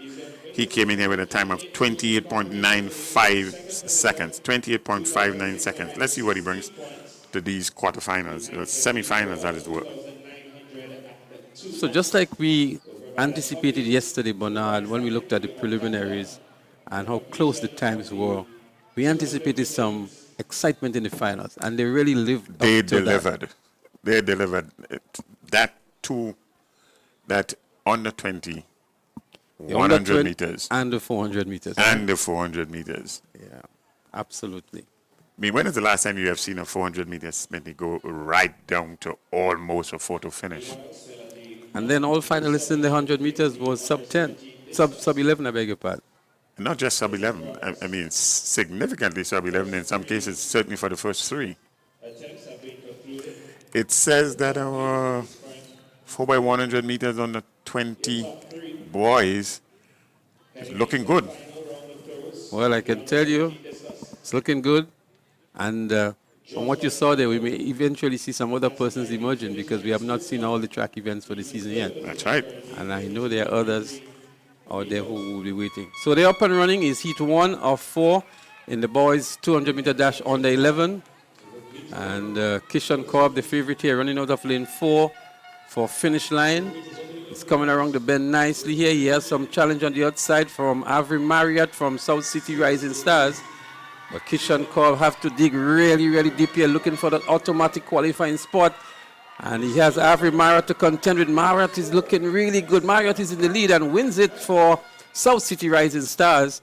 So Kishan Kaur would have to wait for the second best times to get an automatic qualifying position. But a great run in the 28.54 for Avery Marriott. And a significant change in our order of things here.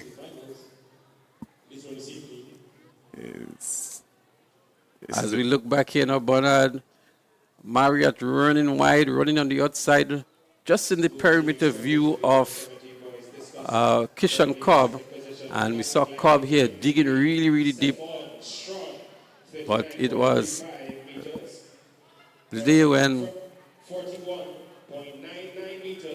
I tell you something, they were running with distinctly different running styles.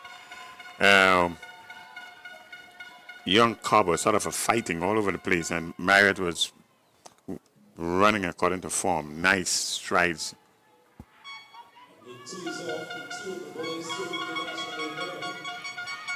Well, the second heat is in progress now, and looking good is South City Rising Stars. Winston Church it is. South City Rising Stars looking good, but a good run here now coming back from South City Rising Stars. Winston Church on South St. George Government School, Decon Descent, but Decon Descent it is. I think he placed second in the 100 meters yesterday and now winning his qualifying heat. Automatic berth into the finals. And he came in with this as a seeded athlete here with 29.50. His winning time here is 29.77. Well, decent. I'm sure Randy is very proud of you this morning again, or this afternoon. Securing your position into the finals. Automatic qualifier.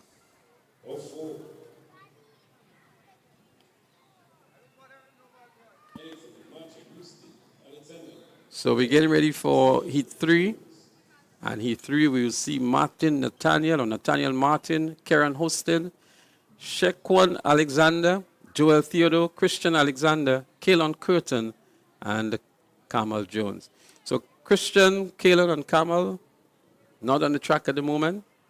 So we're going to see Nathaniel Martin, Karen Hostin, Shequan Alexander, and Joel Theodore.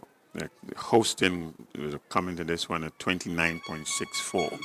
Well, they're up and running, and let's see what Hostin can do here for Finish Line Sports Club. He's running out of lane 4, already making up the stagger and going past the athletes on his outside. Coming around the bend here now, Karen Hostin of South City Finish Line.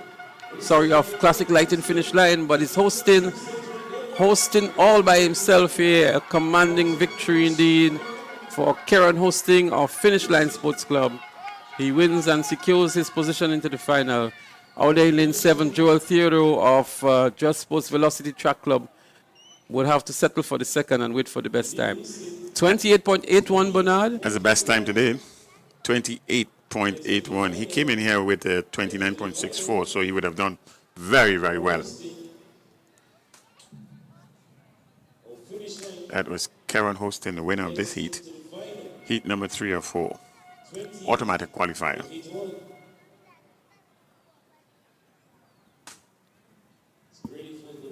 So we're getting ready for Heat 4. And Heat 4 will see the likes of Josiah Redhead, Jehu Roberts, a name that we're very familiar with here, Agile Pascal, Colin Sandy, Xavier Jeremiah, and Davon Roberts. Yes, the athlete from Fusion Athletic is a seeded athlete here with 29.75. That's Jehu Roberts, and let's see, he's running out of lane 4.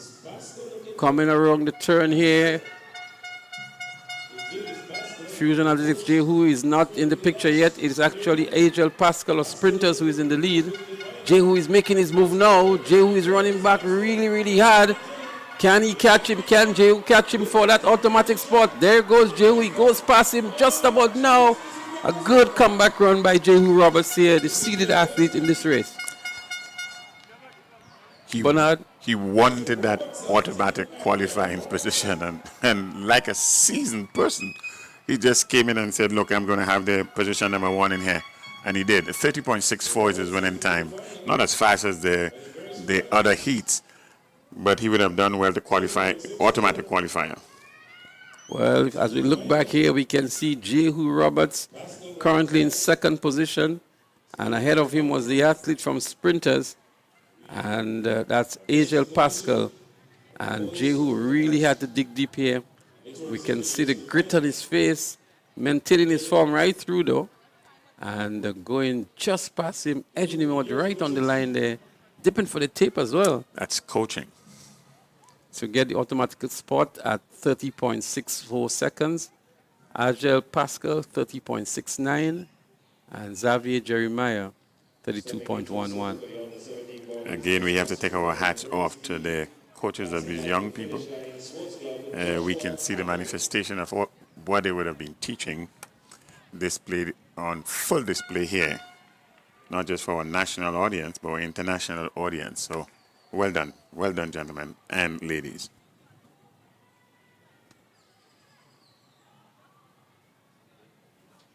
We are now getting ready for the under 13 category. So it's the girls 200 meters under 13 up next one. MVP is there, Rena Horsford, Tavisha Joseph, Gabriel Davis, Isaiah James, and Jada Salazar of Runners Track Club. So Isaiah James from Western Rockets, Gabriel Davis from Finish Line, Tavisha Joseph also from Finish Line, Rena Horsford, Sprinters Athletics Club, and Chrisley Thompson. They're up and running the first heat in the girls 200-meter dash under 13 category.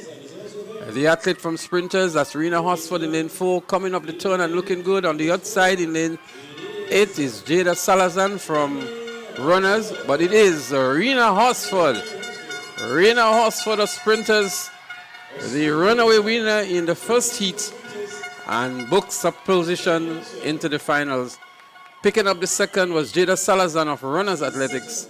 The top two finishers, Bernard. Automatic qualifier. She came in with the best time, 27.67, and she won this in 27.88.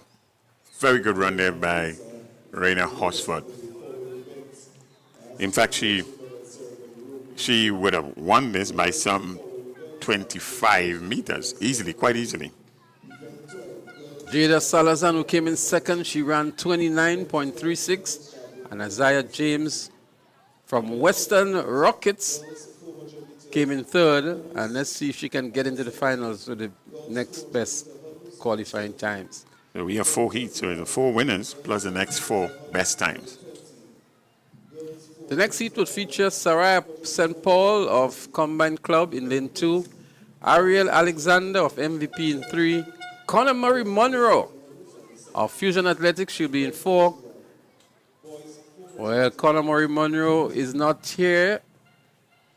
Aliyah Samuel of Peak Performance in 5. Lemaya Francis of St. David's Trailblazers should be in 6. And Sky Patrick of Western Rockets should be in 8.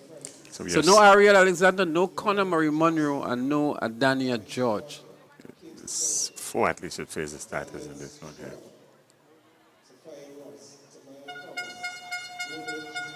St. Paul, Samuel, Francis, and Patrick. Well, they're on the starters' orders, looking for an automatic qualifying spot. And Conor Murray Monroe would have loved to be here. But Aliyah Samuel is here, and now she is the seeded athlete for Peak Performance. She's running out of lane 5. With a seeded time here of 29.84 seconds is Samuel. Let's see what she brings.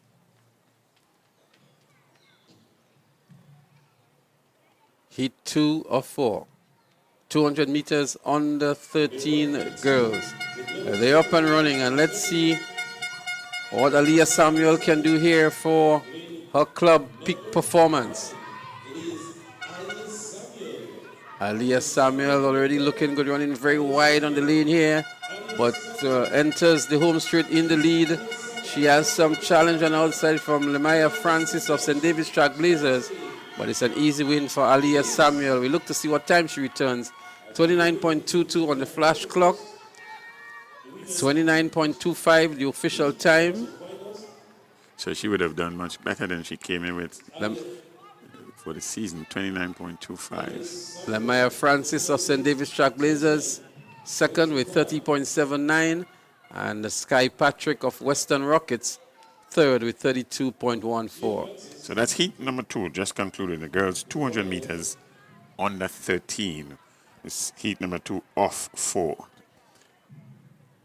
Top finisher in each heat, and then the next best 4 times. As we look back here, we see Samuel, the way she ended the race. A good clear 15 meters from the second place finisher.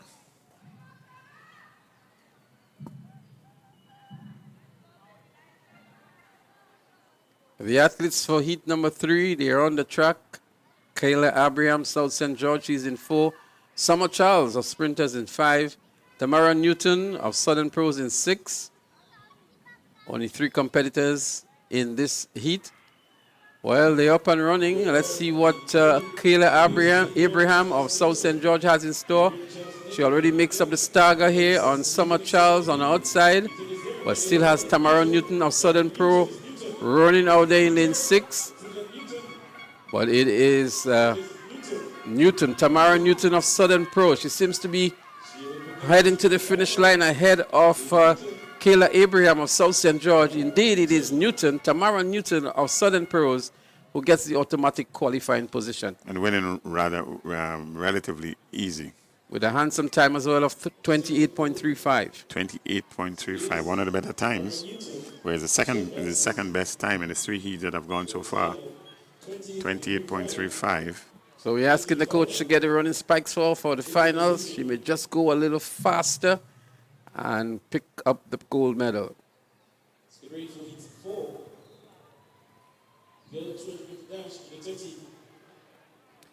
So in heat 4, we will see Akelia Pierce-Cyrus, Adrenelle Grappi, Leah Rose Charles, one to definitely look out for.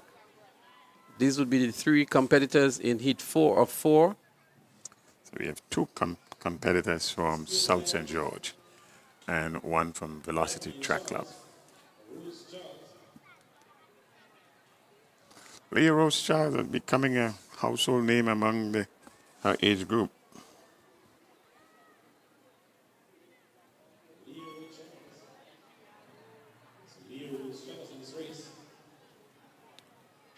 So Leah Rose Charles, she was the winner of the 100 meters, and she's looking for an automatic qualifying spot into the finals later on today. So they're up and running. Leah Rose Charles, she's running out of lane 6 for South St. George Government School. There she is, looking very good, in good form, coming around the turn and heading into the home straight now is Leah Rose Charles. She can very well just take her time now, maybe looking for a good lane in the middle of the track. But Leah Rose Charles, a comfortable victory for her indeed. 27.32 on the flash time. And that's the best time for the day, 20s. Very distinctive Michael Johnson-like running style. 27.38 is the final time. By some margin, the best time for the day so far. 27.3. The next best time is from heat number 1, 27.88. And that was from Horsford. Well, Leah Rose Charles may want to consider herself, even at a tender age, as a veteran athlete now. It's a household name from the South St. George Government School. She has been around and certainly distinguished herself among the winners.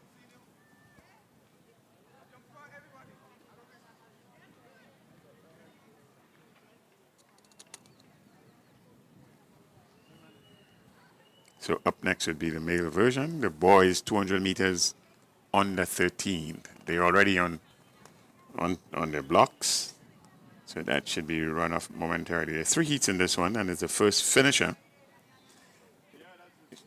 First finisher in heat. Did I say 3 heats? It's 5 heats. 5 heats. First finisher, then the next 3 best times. 200-meter dash under 13 boys. Expect to see some fireworks as well. It's still in the preliminary phases. Look for Labari in lane number 4, Fusion Athletics, and 26.20 is the time that he would have come into this one here. Among the faster times of persons on show.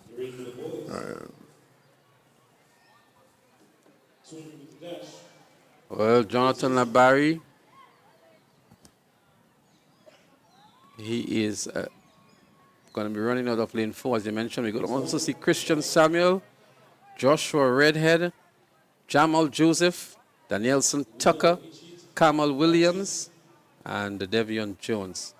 These are the athletes that we have on the lineup here. They're all not on the track because it appears as though lane 4 is scratched at the moment.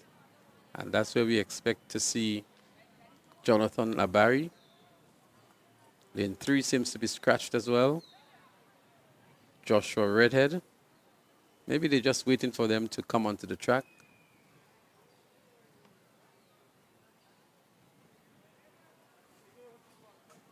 I think it's a case where they're waiting on the officials. So everything is up now. I think they're just about ready to start this event. Christian Samuel is in 2. Joshua Redhead 3. Jonathan Labari is not here. So too is Redhead. Jamal Joseph in 5. Danielson Tucker in 6. And Kamal Williams in 7. Devion Jones in 8. So they're up and running here. Let's see. Looks as though the athlete out there in lane 6, Danielson Tucker of Bolt. Tucker of Bolt in the lead at the moment. Coming around the bend and heading into the straightaway. It's still Tucker of Bolt. Danielson Tucker. He's running to get the automatic qualifying position.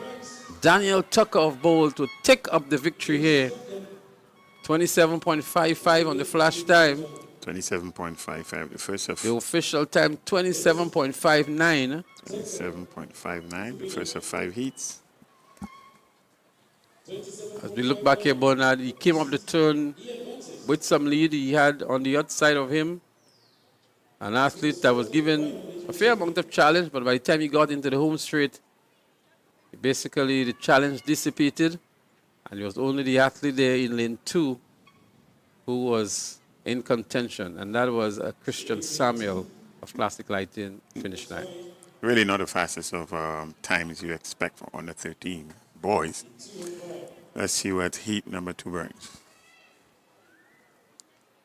So the winner in heat number 1, Danielson Tucker, 27.59.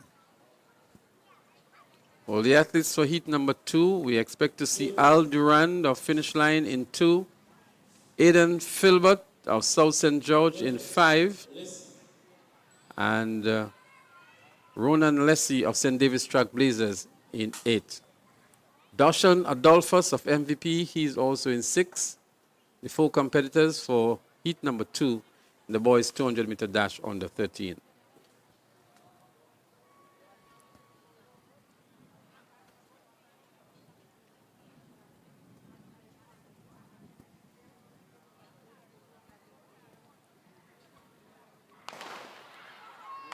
So false start to heat 2. Let's see who the guilty party is here.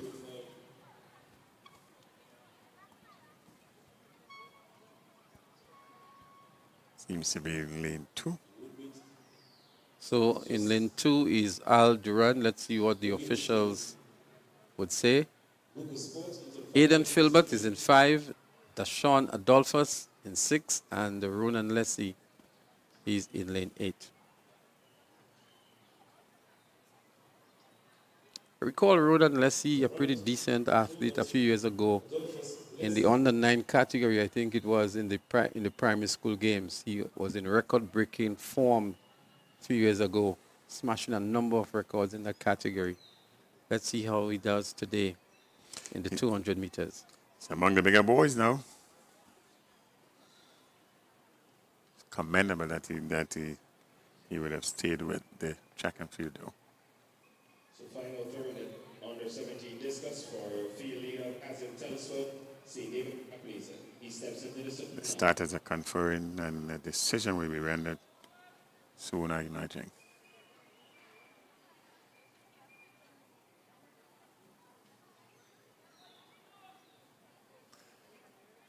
Talking about false stats, Smithy. We saw some unusual occurrences repeatedly yesterday. False starting in the 400 meters. And if I can recall correctly, there were at least 3 false starts in the 400 meters yesterday. Even the hepathletes false started in the 400 meters. Oh, I probably put that down to the weather. So it looks as though the athlete in lane 2, Al Durand of Finish Line Sports Club, we saw the hand going up here. He's been credited and cautioned with the false start. So the young man has been given a second chance. So, ladies and gentlemen, the final throw, Kazim Telesford, St. David Trailblazers, 44.15 meters.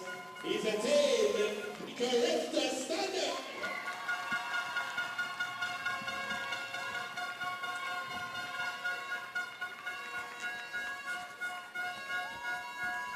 So they're on the mark. Boys 200-meter dash from the 13, hit 2. Durand, Filbert, Adolphus, and Lessie. Well, this time they're off to a good, clean start. And looking good is South St. George Government Aiden Filbert. He has on his outside Dishon Adolphus of MVP. But Filbert comes up the turn and looking good. But on the outside too is Ronan Lessie of St. David's Trailblazers. Actually, Ronan Lessie of St. David's Trailblazers, he means business today. Comes here with a purpose and gets the automatic qualifying position. Flash time 27.92, official time 27.94. 27.94. He's rolling back the times here. Is Leslie winning this one and winning this one rather easily. Well, he has made a statement going into the finals. He's here for business. As we look back here, he had a lot to do on the curve, running out of lane 8. But he measured his ability well. And coming up the turn, I'm sure you would have glanced across his left shoulder to see if there was anybody ahead of him. And from then on, he was pouring himself. South St. George was giving some good challenge. But Ronan Lessie maintaining his form right throughout. Very consistent approach. And picking up the automatic qualifying spot. 27.94 for Leslie. Just slightly behind the winner of the first heat, Tucker. 27.59. Heat number 3 up next. Well, the competitors for heat number 3, Kason Trotman, Shamari Thomas in 3, Kendall Blackman in 4, Keone George in 5, and Joshua Felix, he's in 8. So they're up and running and making up the stagger nicely too. Looks like the athlete there in lane 4, Kendall Blackman, of Sprinters Athletics Club. Indeed, it is Blackman of Sprinters Athletics Club. He's a runaway winner here, it seems. The others are chasing for a good time, but a good run here coming from Kason Trotman on the inside. Trotman looking for a good time. He'd have to settle for second, but it's Blackman, Kendall Blackman, and it's going to be Trotman for the second best time. So it's Blackman by about 10 meters.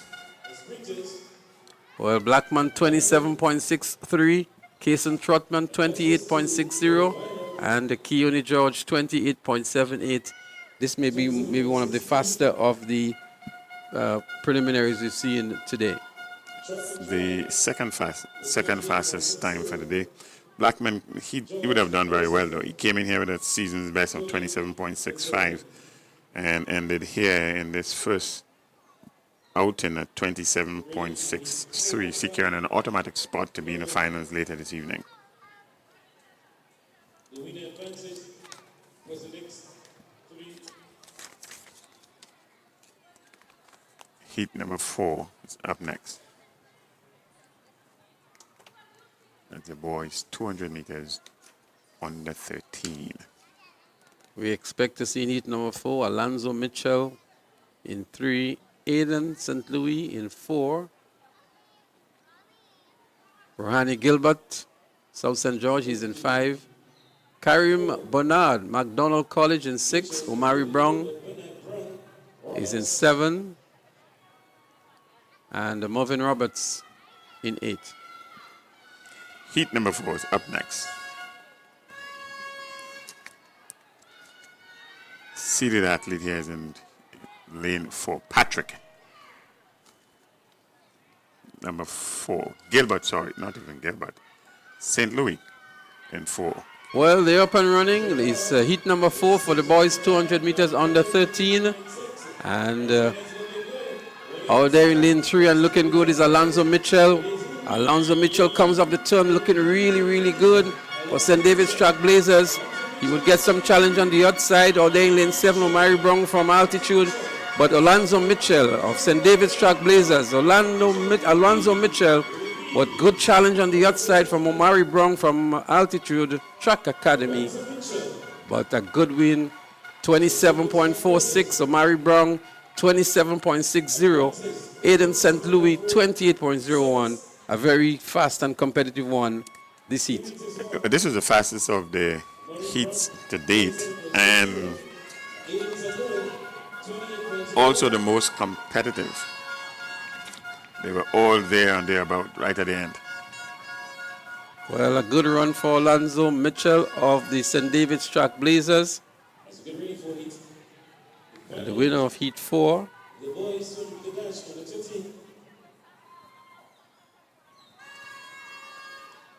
In Heat 5, we will see Gion Samuel in 3. Keon Powlett, he'll be in 4. Jaden Bain in 5. Akidon McIntosh, McDonald College, he'll be in 6.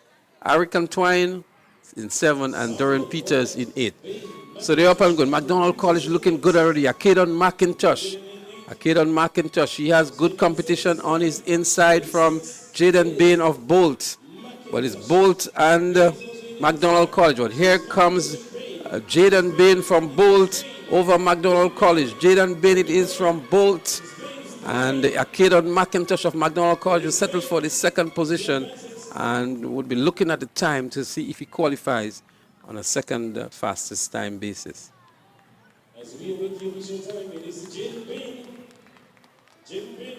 So Jaden Bain, 27.59, pretty decent time. Pretty decent time, 27.59. He came in here with a time of 28.21, so he would have lowered the season's best quite considerably, relatively, at 27.59.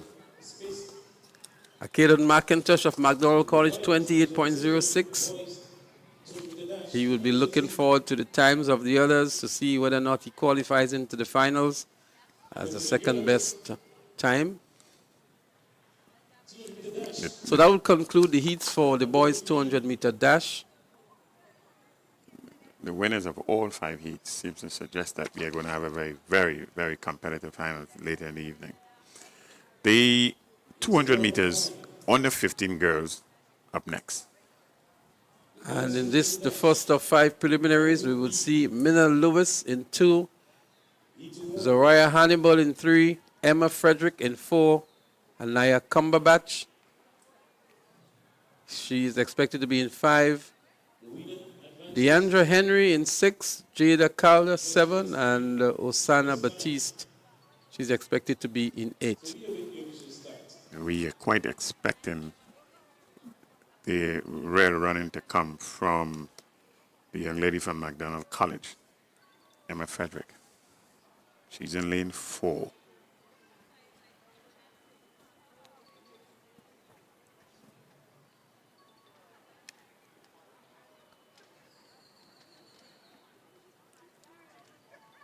We're going to have 5 preliminaries for the girls 200 meters. So I think they're ready now.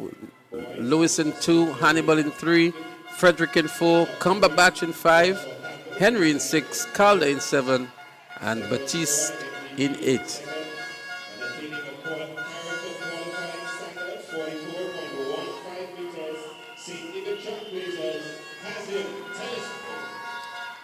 So they're up and running. Heat 1 in the girls' 200-meter dash in the under 15 category. And making a good run here already is Anaya Cumberbatch of Southern Pros. McDonald College comes through the middle now in Emma Frederick.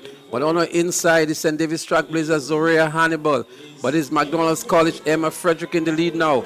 Good challenge from Hannibal on her inside to her left.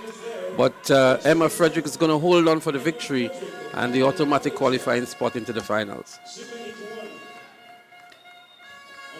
28.31, the winning time for Emma Frederick. Zoria Hannibal of St. Davis Trailblazers, 28.65. And Anaya Cumberbatch of Southern Pros, 29.20. As we look back here now, Frederick took her time to get into this race. On her outside was Cumberbatch, but from the time they entered into the home straight, she really took charge of this race and then maintained her composure right to the end to get the automatic qualifying spot. Yes, good competition on her left and on her right, but she maintained her poise and she maintained her form. Nice maintenance of form right to the end to post a time of 28.31. She came into this with season's best of 27.09. So, well, Heat 2 is on the way. Kayla Thomas of Convent Grenville, Kadisha Rose of MVP, Ava Plenty of South City, Eliza Rose Benjamin is there as well. These are the competitors coming around the turn here. Now it looks as though it is St. Davis Trailblazers, Eliza Rose Benjamin. Eliza Rose Benjamin on the outside, pulling away from the rest of the field, and is going to get that automatic qualifying spot into the finals. 27.47 on the flash time for Eliza Rose Benjamin, 27.50 the official time. I have plenty of South City Rising Stars. Will have to wait for the times of the others. She ran 28.74. But Eliza Rose Benjamin Bernard running wide, running blindly as well. and relatively easy win here for her. 30 meters almost in the end, running by herself. She started blind and she finished strong. Good run. So she secures a position or spot into the final with that commanding victory. Heat 3, we'll see Destiny Baptiel in lane 2. Haley Tyrrell, the winner of the 100 meters, she'll be running in lane 3. Sarana Hall, she'll be in 4. Aliyah Campbell in 6. And Angelica Street, she will run in lane 8. That's Heat 3 of 5 in the girls' 200 meters under 15.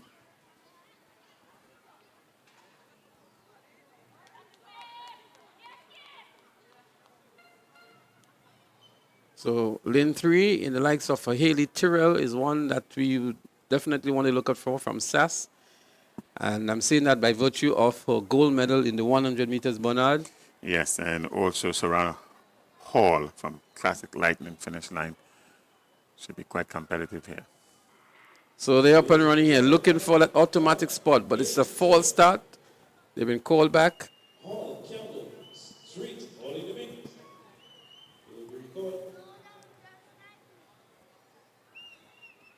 Not a large turnout yet, Bernard. Maybe we expect a lot more.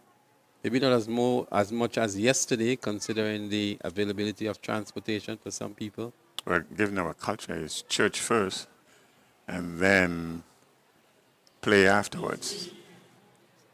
See if we can pick up where the false start may have come from, Bernard. Looks pretty even to me. It looks pretty even. It seems to suggest a faulty start somewhere.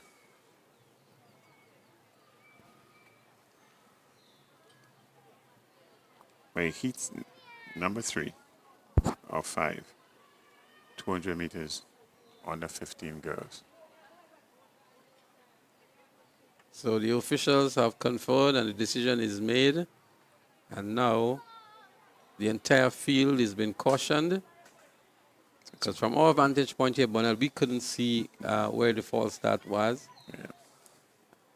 There's no electronic blocks here to look for reaction time. And so the entire field has been credited with a caution. Got to be in the P's and the Q's.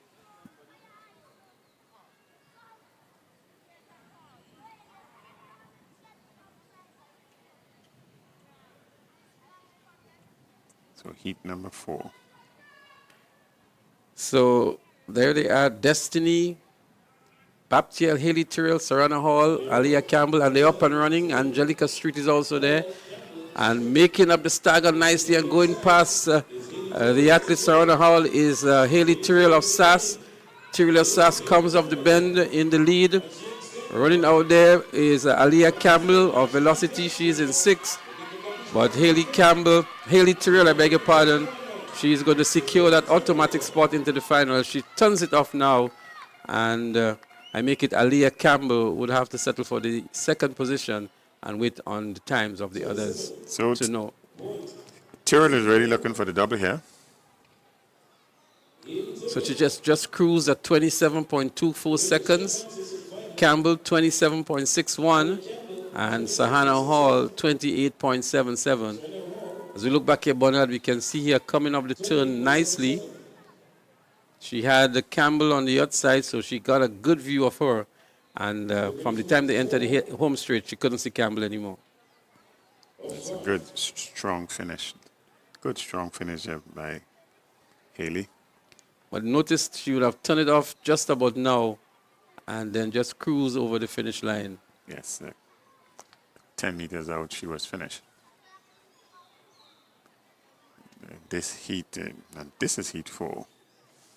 So heat 4 will feature Deja Charles of Convent Grenville, Jada Paul of Just Force Velocity Track Club, Nicola Peer of Sprinters Athletics Club, Kylie Williams of Classic Lighting South City Rising Stars, Leah Campbell, she will be running for the Just Sports Velocity Track Club in 6, Kaya Swan of Fusion Athletics in 7, and Denise Mitchell of SAS in 8. Seated athlete here is Nicola Peer from Sprinters, 27.95. The second Campbell sisters is in this one. Interested to see one of the athletes running with a skirt, Bernard. And I think she knew why she has done that, because she's the obvious favorite here. But let's see if she can maintain that form here. Coming up the turn here in lane 5 is Kylie Williams of South City Rising Stars. Not the kind of attire we expect in track and field, but making a statement here. Kylie Williams of South City Rising Stars, she cruises to the finish line now and returns an impressive time on the flash time, 27.21. Official time, 27.25. Kylie Williams knows her ability very well, making a fashion statement as well, Bernard. Let's call it a fashion statement. So it was Williams winning this one, 27.25, and the second of the Campbell sisters in second position at 27.55. That's a fairly fast heat, actually. It was actually an impressive run by Kylie Williams of South City Rising Stars. 27.25 is competitive with all the others that have run before, and she's making a claim for a medal position into the finals. Yes, one of the faster heats to date. She looks good. She looks as a gold medal contender, if you ask me. And so we're getting ready for Heat 5.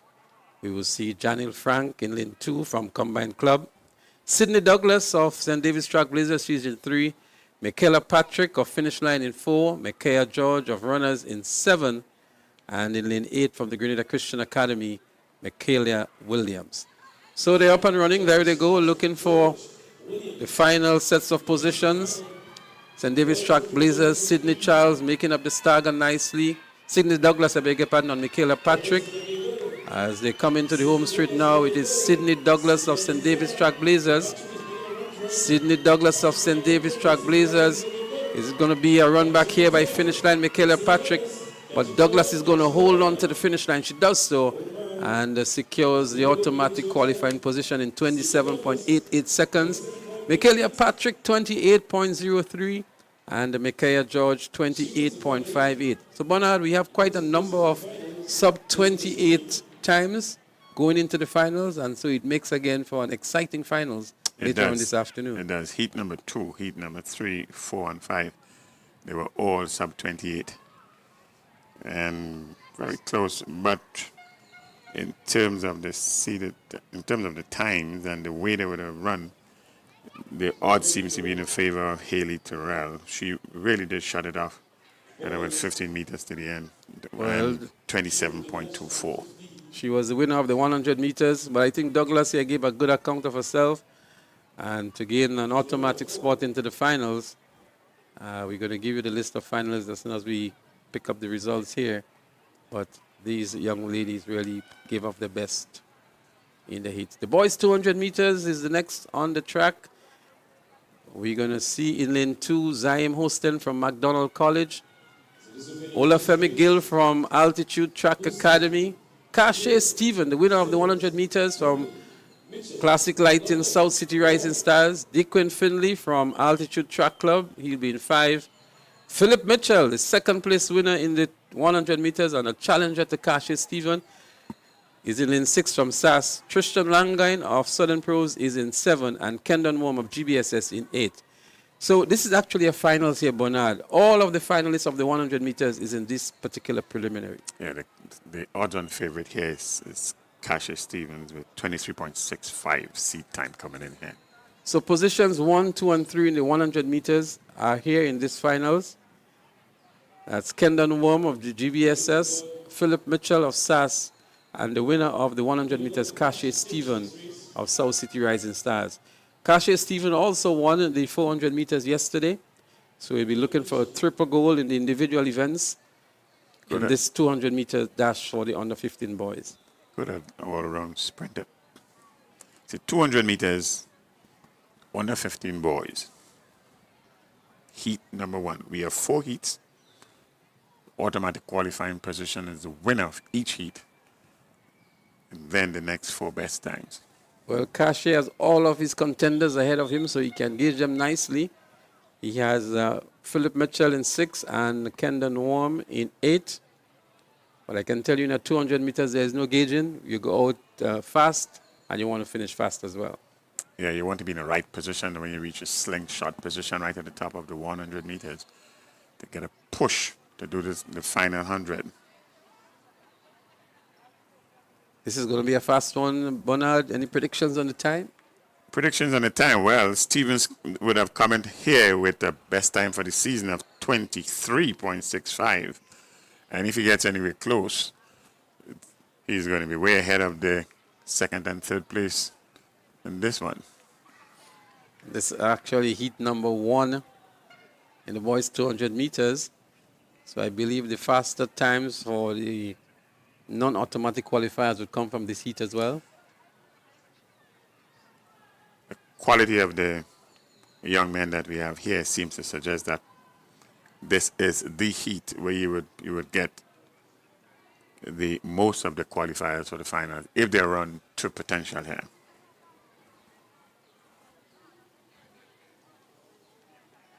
It's a little bubble here, a little hiccup. Slight delay, nothing to talk about. We should be back in action shortly. So he's Hostin, Gill, Stephen, Finley, Mitchell, Langdon, and Worm.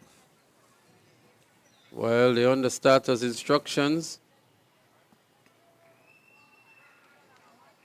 And they're up and running now. It looks like a clean start. McDonald College looks seemingly to jump the gun here. But here comes Kashe Stephen in the middle of the track here. And as you mentioned, Bernard, as they enter the home straight, it is Kashe Stephen looking for an impressive run. He may need to look at the tire here. The shorts, the pockets falling out. Mitchell would have to settle for second. But Kashe Philip, 23.17 on the flash clock here. A good, strong run by Kashe Stephen, making a statement going into the finals. 23.19, the official time. That's a wonderful time for under 15. 23.19 seconds. He came in there with 23.65, so he would have done so much better for the season to date. 23.19 Second position, again, under 24, 23.70. Philip from SAS, Philip Mitchell from SAS, 23.70. Well, Kashi would have been advised maybe to turn it down somewhere at the 80-meter mark, but he ran straight through to the finish line looking for an impressive time. But he didn't need to do all of that because there was quite some distance between himself and Philip Mitchell. He could have shut down maybe much earlier than he did. But a good, strong run nonetheless from Kashi Stephen, sending the message out loud and clear. Sending the message that he's here for business and looking to do the triple at these national champs. At 23.19 is a good time. Heat number 2 is up next. So in heat number 2, we'll see Rondell McQueen from McDonald College, Kaim Simon from Sprinters Athletics Club, Dishon Oliver of SAS would be in lane 6, Jabari Bonaparte of Western Rockets in 7, and Samson Phillip of St. David's Track Blazers running in lane 8. Look for Anthony Phillip. So there they go. Let's see who makes up the stagger. SAS makes up the stagger nicely on Jabari Bonaparte of Western Rockets. Coming around the turn, SAS looks good. So too is St. David's Track Blazers and Samson Phillip on the outside. But entering into the straightaway now, it's St. David's Track Blazers. St. David's Track Blazers and Samson Phillip. Samson Phillip looking good for the automatic qualifying position and does so. And in the end, Deshaun Oliver would have to wait for the next best time to see if he makes it into the final. But 23.98 for Samson Phillip. So it is Phillip in from lane number 8, running rather blind. 23.98, sub 24.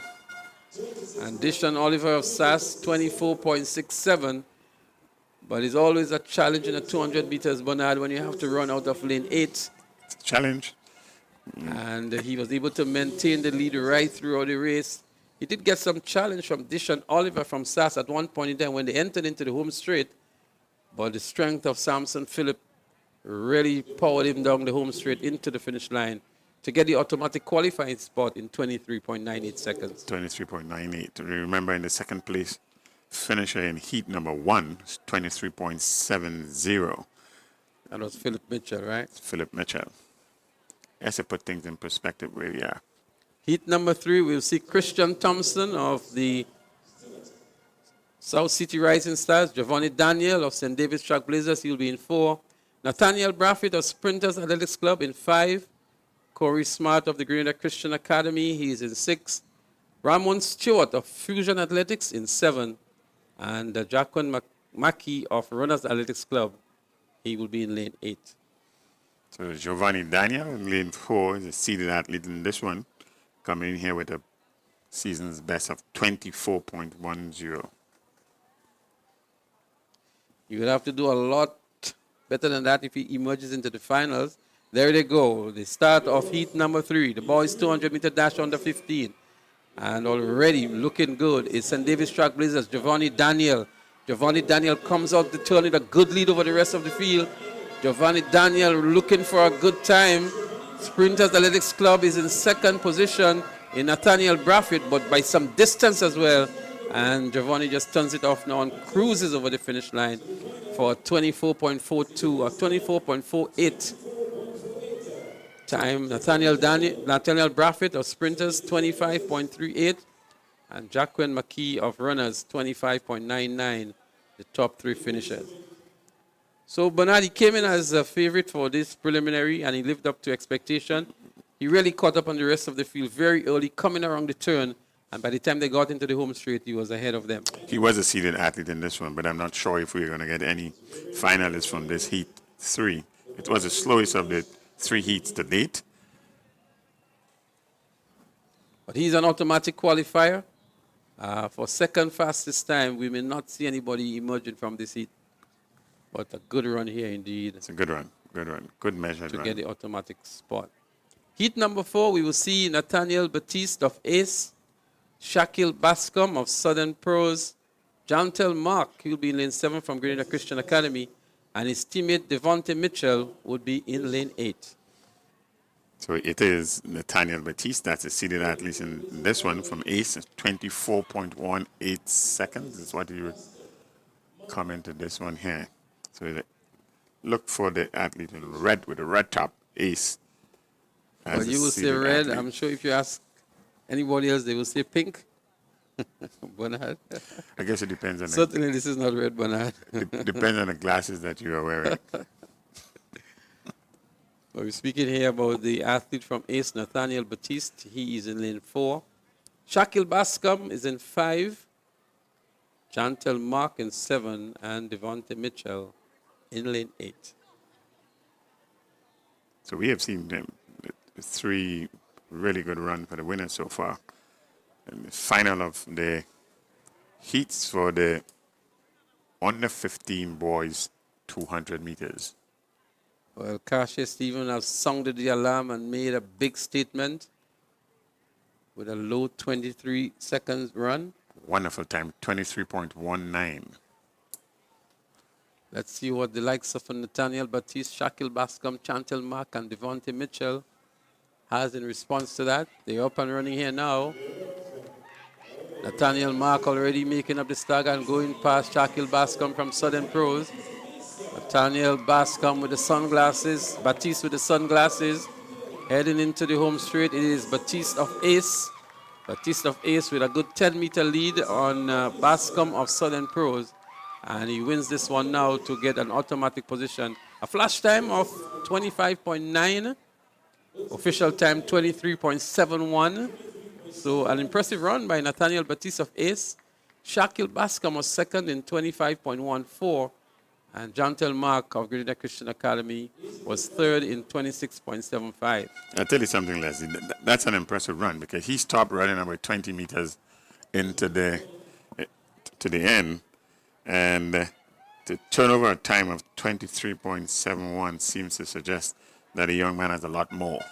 I want the viewers to look back here so that we can get a better appreciation as to exactly when Nathaniel Batiste would have switched off. He was by himself here and maybe just about here.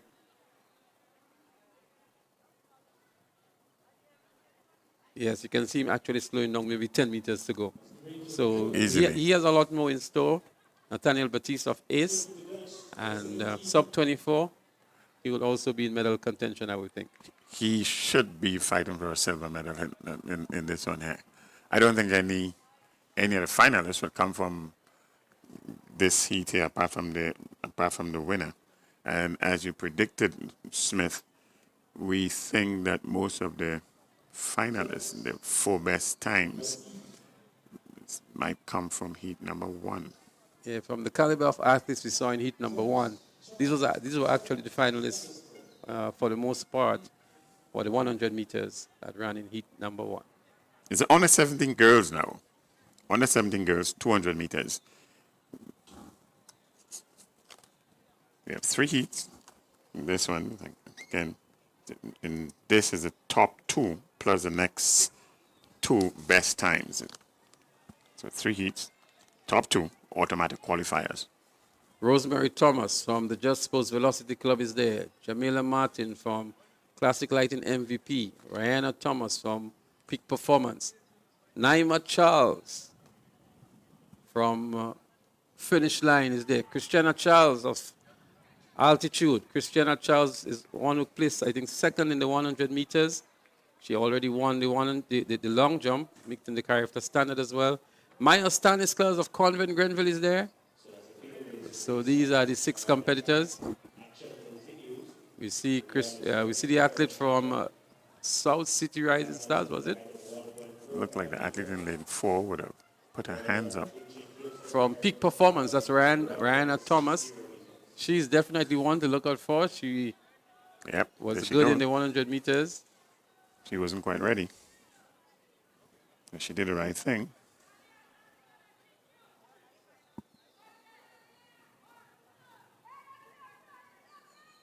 So she started having a conversation with her, Rihanna Thomas of Peak Performance. And we're just going to get a restart.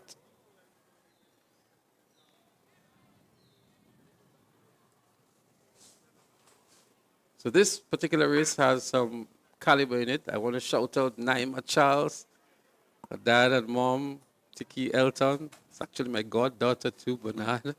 She's running out of lane 5 for Finish Line Sports Club.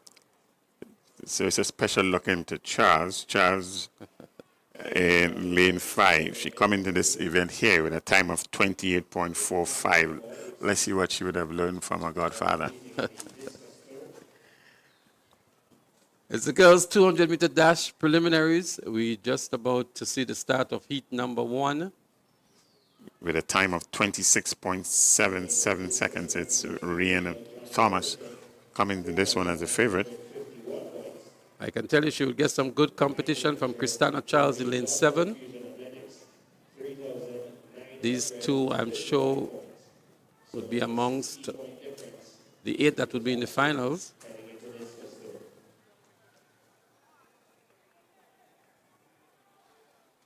There's still some discussion among the starters, but from our vantage point here, it seems as though Thomas would have had her hands up, not being ready.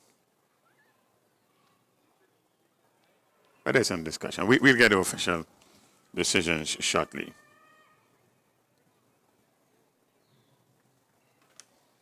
So it's Thomas, Martin, Rihanna Thomas in 4, Charles in 5, Christiana Charles in 7. So there they go, up and running and already looking good is Rihanna Thomas of Peak Performance in the middle of the track here.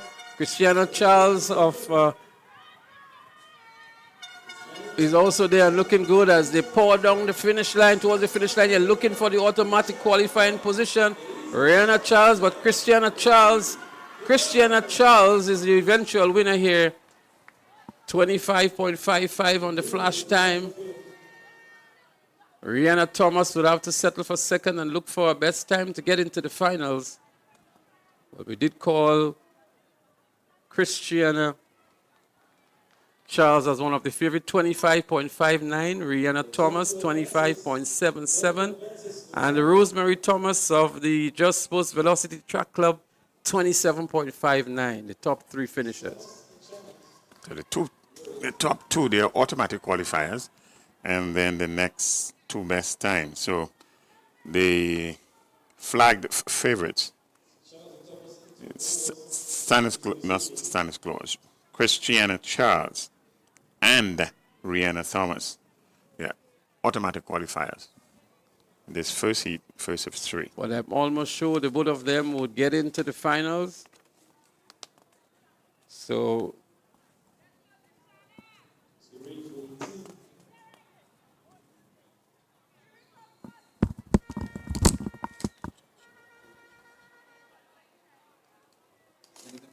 adjustment here to the results. I think we may have a disqualification of Christina Charles. It appears as though she broke lanes, moving into lane 6. Just about the 100-meter mark here. I think the lane markings may have really had the better of her. There she goes into 6. And I think that's why we see an adjustment there in the results. Very unfortunate. I think these lines always or many times pose a problem to athletes. And it may just have happened to Christina Charles on that occasion. Yes, I think she was victim to lane infringement. And so she's disqualified.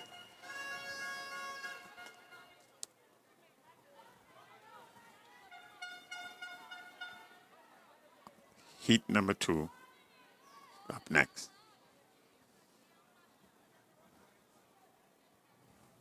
In heat number 2, we'll see Madison McIntosh of Classic Lighting MVP, Kavia Alexander of Convent Grenville in 2, Kiana McIntyre of MVP in 3, Caronia Gelino of Peak Performance in 5, Tishana Bascom of St. David's Track Blazers in 6, Ronica Joseph of Grenada Christian Academy in 7.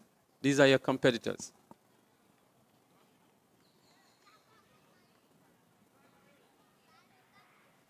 They're up and running in the heat number 2 of the girls' 200-meter dash under 17. Track Blazers looking good. Tishana Bascom out there in lane 6. She has on her outside in lane 7, Ronica Joseph of the Grenada Christian Academy. But on our inside 2 is also Caronia Gelino of Peak Performance. But it is Tishana Bascom of St. David's Track Blazers. Tishana Bascom of St. David's Trailblazers wins easily over Kironia Gelino of Peak Performance, 25.80 seconds. Gelino, 26.48. And Madison McIntosh of MVP in 28.57. It's a good run by Tishana Bascom, St. David's Trailblazers. So Bascom, the winner here, with a good time of 25.80. Very good time, 25.80. And in second position, Gelino. Gelino came in here with a time of 27.55 seconds. So she lowered that and lowered it significantly to 26.48. Tishana Bascom making an early statement here in heat number 2, securing the automatic qualifying position going into the finals. It's a good competitive time, 25.80. So the athletes for heat number 3 already on the track. Sierra Augustine of the Grenada Christian Academy. She'll be running in lane 1. In lane 2 will be Tamara Harriman of TFA. Rishana Charles of Grenada Christian Academy. She will be in 3. And TFA is Top Flight Athletics. Khadijah Walcott of Finish Line. She'll be in 4. Kashanti Mitchell of Finish Line in 5. Ariana James of Fusion Athletics in 6, and Samara Noel of Convent Grenville is in lane 7.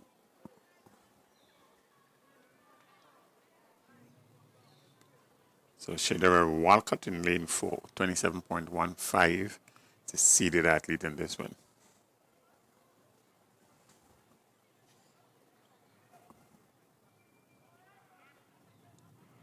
They're up and out. Nice, clean start. And we have 2 athletes here from Finish Line, Khadijah Walcott and Kashanti Mitchell, in the middle of the track in lanes 4 and 5 respectively. Coming up the turn, it is actually Khadijah Walcott of Finish Line. She has good challenge from Grenada Christian Academy in Rishana Charles on her inside. But Walcott is looking good. Walcott, and a good run back here from Convent Grenville as well. But Walcott for Finish Line Sports Club wins to get the automatic qualifying position. 26.93 seconds. 26.93, relatively slow, but she lowered her season's best to date. 26.93. Remember, it's the first 2 finishes. So automatic qualifier will be Rashana Charles from The Grenada Christian Academy. Grenada Christian Academy. And she ran 27.11. She really did give Walcott some challenge coming off the bend here, just about here.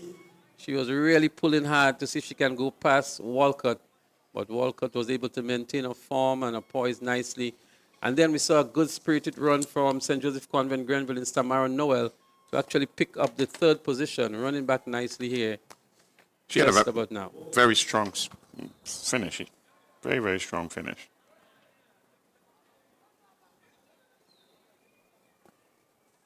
So that was the completion of heat number 3.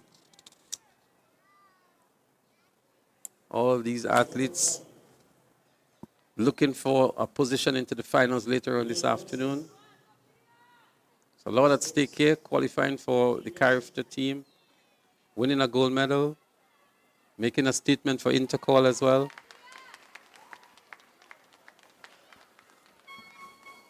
A slight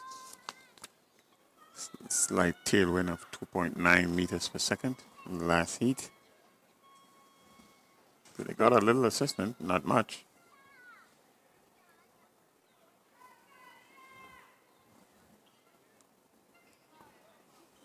So again, we encourage the folks who are within the St. George's area or within close proximity. And those of you with transport, you can come on down to the Kirani James Athletic Stadium and enjoy and be part of the electrifying atmosphere, similar to what we had yesterday, I would presume. Oh, if we come anything close to that, I think we would have done very, very well over these 2 days. What a way to finish yesterday. It was in the sprint races, absolutely delightful. 400 finals and 100 sprint finals. Well, the boys are on the track now for the under 17 200-meter dash. Marquis Castle of Velocity is there. Kamal Joseph, one to look out for. He's in 4. Javid Jaldu of McDonald College is also there. Miguel Charles of Bolt. Marion Gabriel of MVP and Michael Aberdeen, also of McDonald College.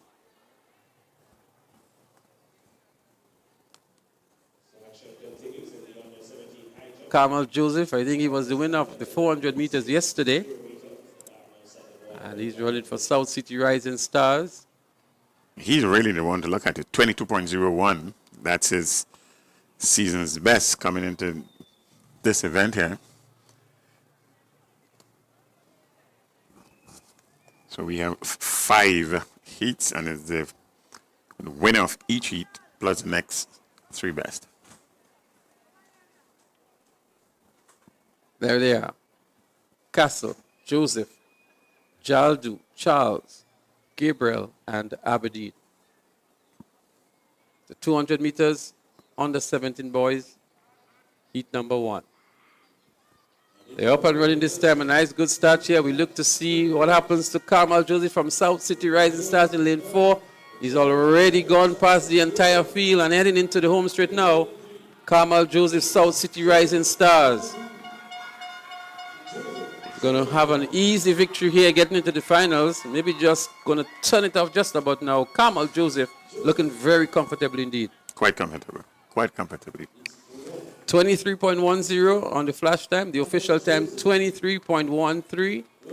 Still has a lot more in the tank. Javid Jaldu from McDonald College was second in 24.24. And Marquis Castle of the Just Sports Velocity Track Club, he was in third position in 24.36. As we look back here, it was a real walk in the park, so to speak, for Kamal Joseph Bernard. It was. At about, 50, 60 meters in, he was clearly ahead. And at the top of the 100, the race was virtually finished in terms of who was going to be the winner in this one. And then for the next, 70 or so meters, he just coasted. Really? Yeah, there was no real exertion from him unless he's just a smooth runner. But a good run here and a good time as well for Kamal. 23.13, coming in here with a season's best of 22.01. So you can see the difference in really exerting too much energy. So the athletes for heat number 2, they're already on the track. Antonio Daniel of Southern Pros. Keone Jackasal of Fusion Athletics, Taj Thomas of Bolt, Jaden Andrew of Altitude Track Academy, so too is Christoph Calise, and in lane 6, so Jaden Andrew, Calise, and Prince Coutin, although cardi to run, they are not on the track at the moment. We wanted to make that slight correction. So you're only going to have 3 athletes here, Antonio Daniel, Keone Jackasal, and Taj Thomas. Surprisingly, we have not seen Christoph Callis. He won the 100 meters in 10.97 yesterday, but they're up and running. The 3 athletes, Daniel, Jackasal, and Thomas, looking for a victory and looking for good times as well. But it's Fusion Athletics' Keone Jackasal who is in the lead. Jackasal with some challenge from Southern Pros, Daniel, but Jackasal is going to win this one to get the automatic qualifying position. Keone Jackasal, flash time 23.69. 23.69. I thought he would have turned it off at about 5 meters. Official time 23.76. 23.76.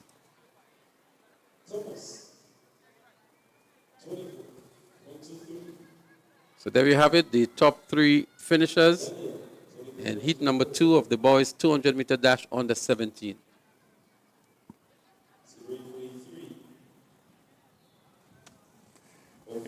You're right, Smith. We haven't seen Callis for the day. Well, Callis had maybe the surprise for me of the games at 10.97.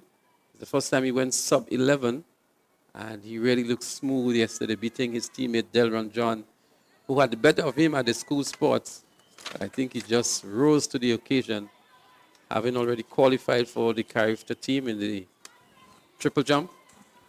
He's also Grenada's lone gold medalist at Carifta Games 2024.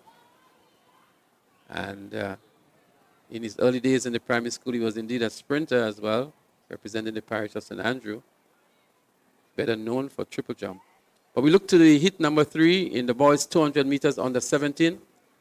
Vecchio Hines of Top Flight in 2. Nathan Pascal, he's in 3. Nathaniel Douglas of Fusion Athletics in 4. Andre Fletcher from St. David's Trailblazers in 6. Gerald Blackman of Bolt in 7. And Anton Alexander of Classic Lighting, MVP, in lane 8. Nathaniel Douglas coming in here with a time of 23.50. I'm sorry, let me get again. Nathaniel Douglas from Fusion, the time of 23.03. The seeded athlete in this one.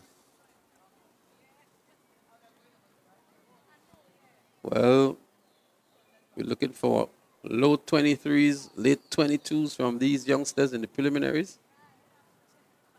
And we're looking for those athletes who will also qualify on second fastest time.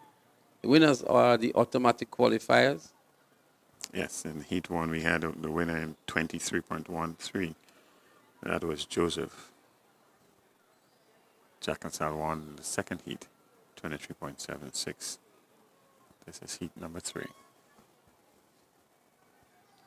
Hines, Pascal, Douglas, Fletcher, Blackman and Alexander. There they go. Looking good already is Andre Fletcher from St. David's Trailblazers. But Fusion Athletics, Nathaniel Douglas is coming on very, very strongly. It's Nathaniel Douglas of Fusion Athletics who enters the home straight in the lead. Grenada Christian Academy is also giving good chase. But it is Nathaniel Douglas of Fusion Athletics and then Andre Fletcher of St. David's Trailblazers, the 2 top finishers. Grenada Christian Academy. Sorry, that looks like Bolt in Gerald Blackman.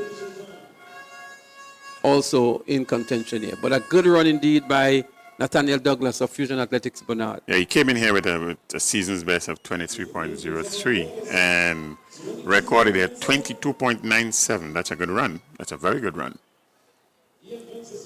So 22.97 for Douglas, Fletcher 23.59, and Hines 23.86. I believe we can get 3 finishers in this race here, making it onto the finals. The fastest time so far is Nathaniel Douglas, 22.97. That's the fastest time to date. The next fastest is out of heat 1, Kamal Joseph, 23.13. And it was Vecchio Hines of Top Flight who picked up the 3rd position in 23.86. You would definitely be looking at the other events and those completed before to see how his time stacks up against them. Slight assistance from the wind, 2.1 meters per second.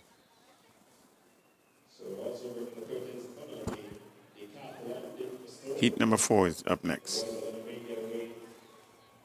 Again, these under 17 boys are going to be battling in the final later on this evening. Times are very competitive indeed. Sets up the stage for an exciting 200-meter final. And the curve to standard for the under 17 boys is 22 flat. Well, nobody has come even close to that so far, Bernard. Nobody's close. So in heat number 4, we will see Tyreek Thomas of McDonald College. He will be in lane 4. Nathaniel Alfred of South City Rising Stars will be in 5. Keston Bailey of St. David's Trailblazers in 6.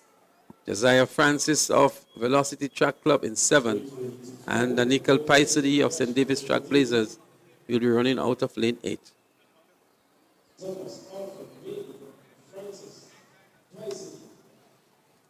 Tariq Thomas is the one that's seeded to take this one. He's in lane 4 from out of McDonald College.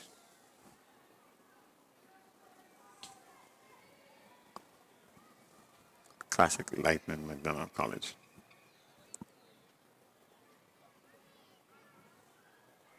Well, there they go, up and running. And let's see what Tariq Thomas has in store. But South City Rising Stars in Nathaniel Alfred is also looking good. Nathaniel Alfred comes off the turn in the lead. And let's see where the challenge is going to come from. McDonald College, Thomas making a run back here, but it's too late. Nathaniel Alfred of South City Rising Stars, easiest to the finish line. A flash time of 23.18, but a good run indeed. 23.20, the adjusted time. Tyreek Thomas, 23.50. And Keston Bailey of St. David's Trailblazers, 23.97. Another quick one, relatively speaking, Bernard. Relatively speaking, 23.20. Nathaniel Alfred. Well, he came off the turn in the lead. We were looking to see the challenge from McDonald College. The challenge really didn't come. And in the end, Nathaniel Alfred really cruised to the finish line. But he would have lowered his season's best from 23.33. But as we said, they are all some ways off from that character standard of 22 seconds flat. Or maybe the finals will bring out the very best in these young men here for the 200 meters.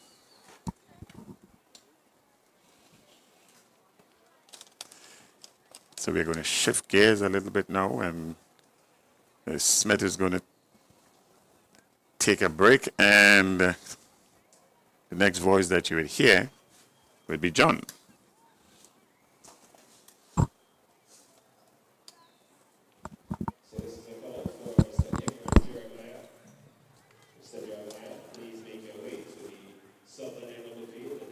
Good afternoon to the viewers of the live stream.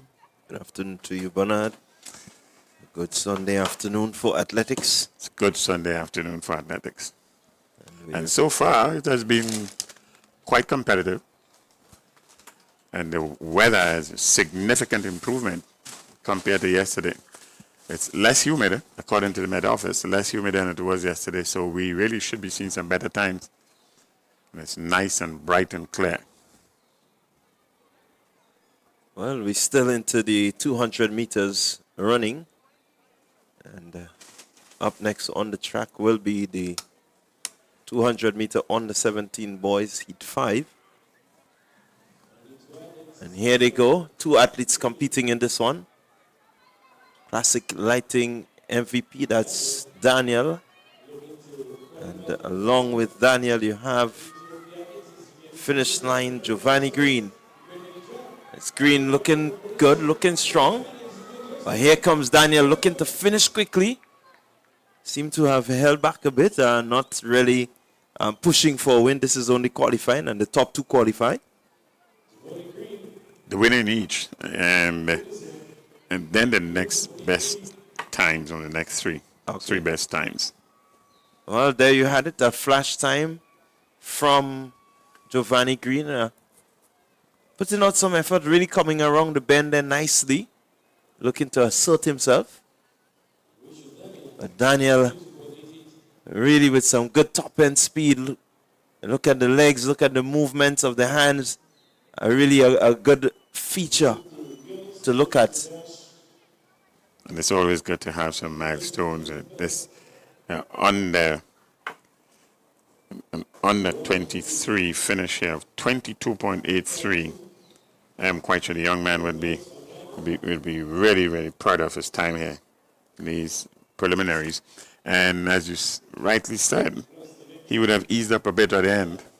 So 22.83, we can expect some much more in the finals later in the evening.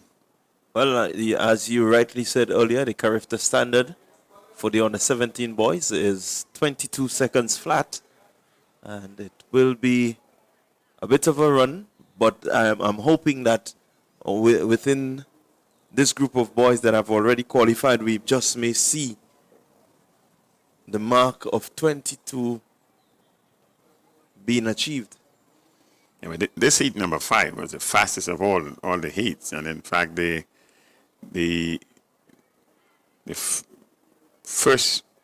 2 athletes, they had the best times in all 5 heats, 22.83 and 22.88. The next best time came from heat number 3 from Nathaniel Douglas, 22.97. So these are your athletes who would have cracked that 23-second mark. Yeah, and we do wish that we can see these athletes really making the character standard. I know we've had a few of them making the standard already for the day.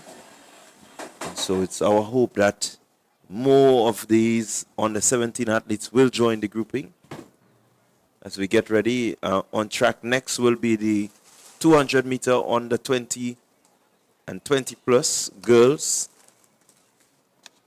And that's heat 1.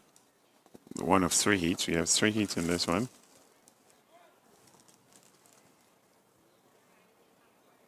As the top 2 finishers plus the next 2 best times.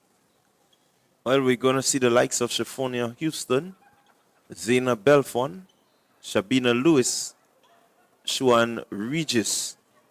That will be your 4 competitors in this first heat of 3 in the under 20 and 20 plus 200 meter girls.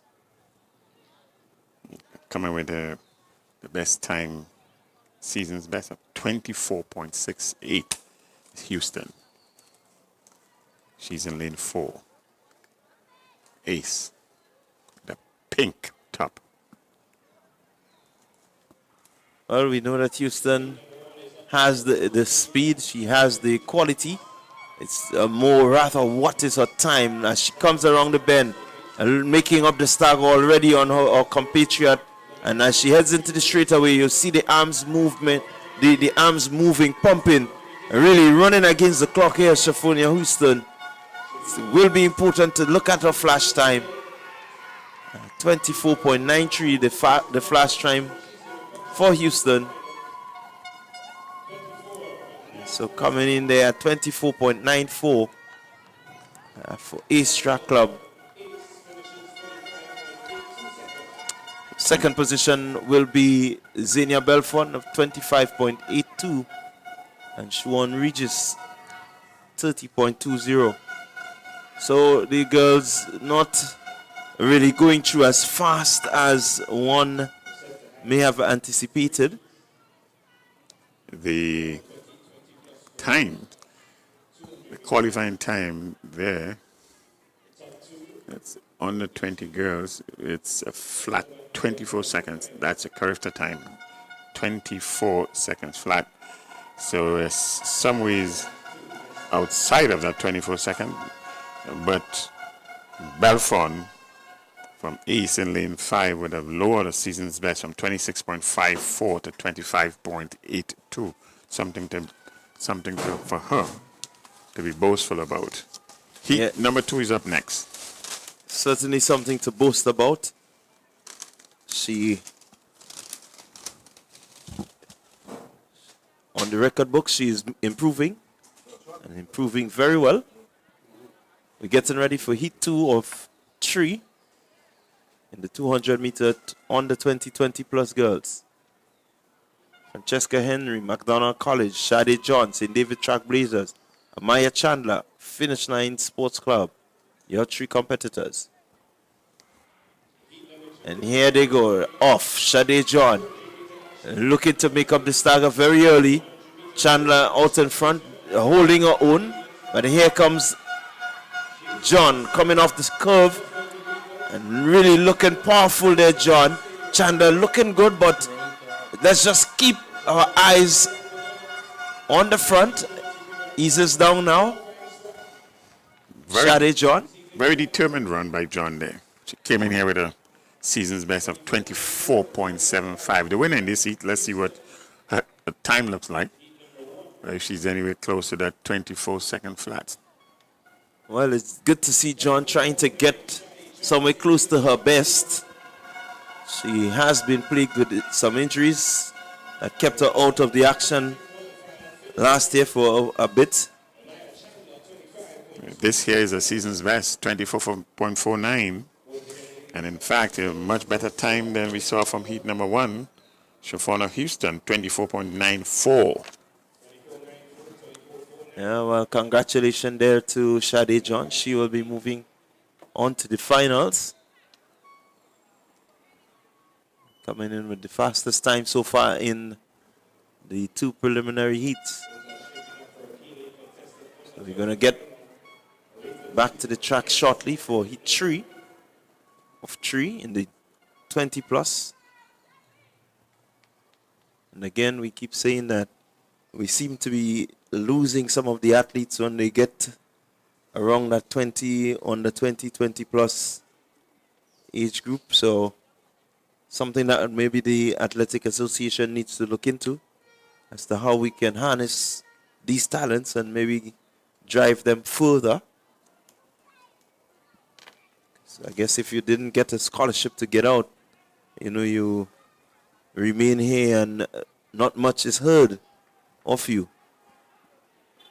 So we just may need to have a program set where you can take these athletes and have them continue, in the sport to help to get that age group back as competitive as before.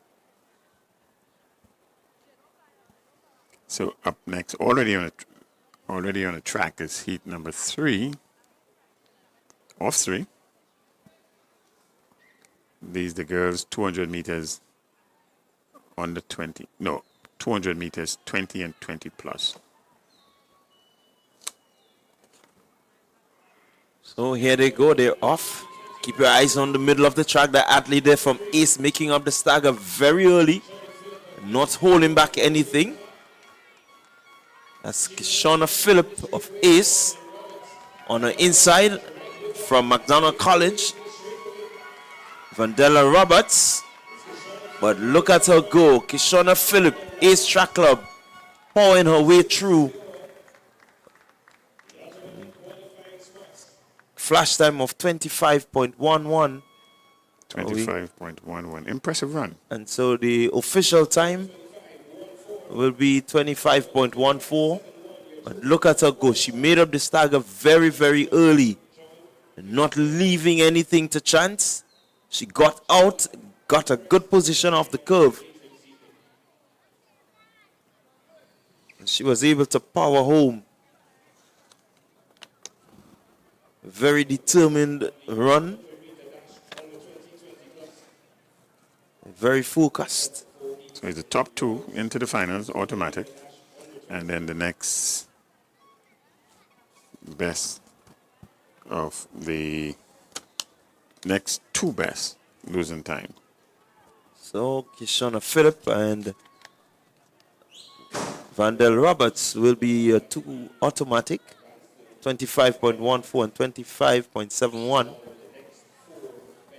That will complete heat 3 of 3. The boys are up next. The boys 200 meters under 20. 4 heats in this one. And there's a top finisher in each heat, plus the next 4 best times.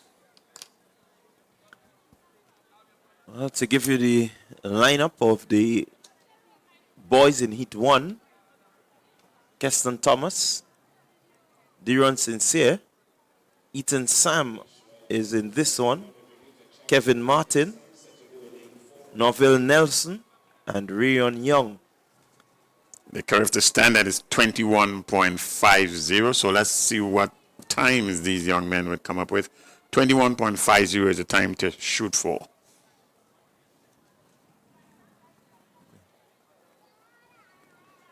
Season's best of 21.61 for Sam. He's in lane 4. So you need to keep your eyes out for Ethan Sam. And here they go. And Sam early in his running, making up the stagger. Keep your eyes on the middle of the track. Sam on his inside, Sincere is there. Martin is pushing. But Sam, here he goes, relaxed as ever. And just looking to cruise down. Flash time 21.93.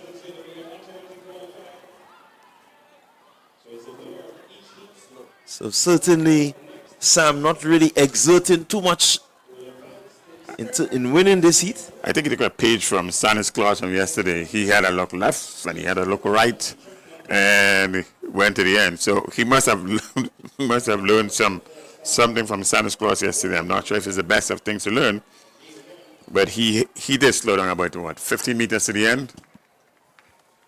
Yeah, he did slow down. He just came off the curve as we look at it here. Coming off the curb, looking to assert himself, recognizing that he is ahead.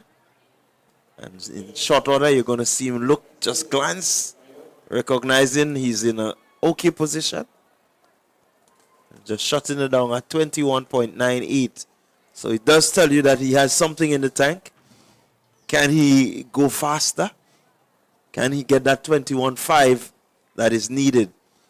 Well, he came in with a season's best of 21.61. So undoubtedly he has something more in the tank of shutting down with 5 to 10 meters to the end. Their final should be really, really good one. Heat number 2. So we're getting ready for heat 2. Again, the under 20 boys. Some really keen competition among these youngsters. Really did light the place in the 100 meters.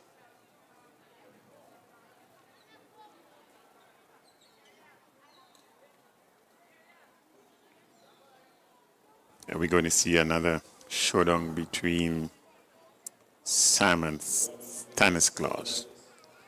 That's the question. Epic final it was yesterday. Certainly, I think there will be a showdown. We're going to keep our eyes on Stanislaus to see how he goes in this one. He's in lane 4, Stanislaus. He has a season's best of 21.69. So your start list for the Heat 2. There you have it. Daryl Edwards, Junior Alexander. Stanislaus right there. Kanik Nixon is also in this one. He has a season's best of 22 flat, Nixon. Zaquil Charles, Darrell Lambert, and Kazim Dubiset rounding out your 8 qualifiers. Your 8th in this preliminary heat. Charles came in here with a season's best of 22 seconds flat. So we're getting ready. I think they certainly will be a showdown. Automatic selection and curve. You need around 21 point. 21.50 and you are there. So Alexander and Charles will not be starting. That's lane 3 and lane 6.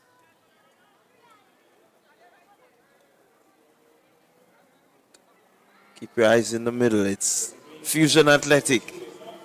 Neon Stannis out early, ensuring that he gets around the curve and into the straightaway. Nixon chasing, but Stanislaus looking good, looking powerful, looking to shut it down. And let's see the flash time, 21.65.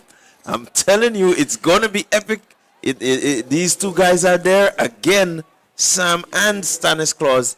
It's going to be a showdown. 21.68, and he took a page from yesterday's book, exact replica. He shut it down at 20 meters to the end and look right, look left, and he was on his own. Just look at him go. Made up the stagger very early on Nixon. And coming around the curve, they're just ensuring that he got off in that curve in the lead. He did that. And you look at the arms, he ensured that he got in just about 80 meters and then began looking around 60 meters to go, shutting it down, closing it off, saying to the guys, hey, I'm here. I'm here. 21.68. Neon Stannis finish Fusion Athletics. Kanik Nixon 22.09.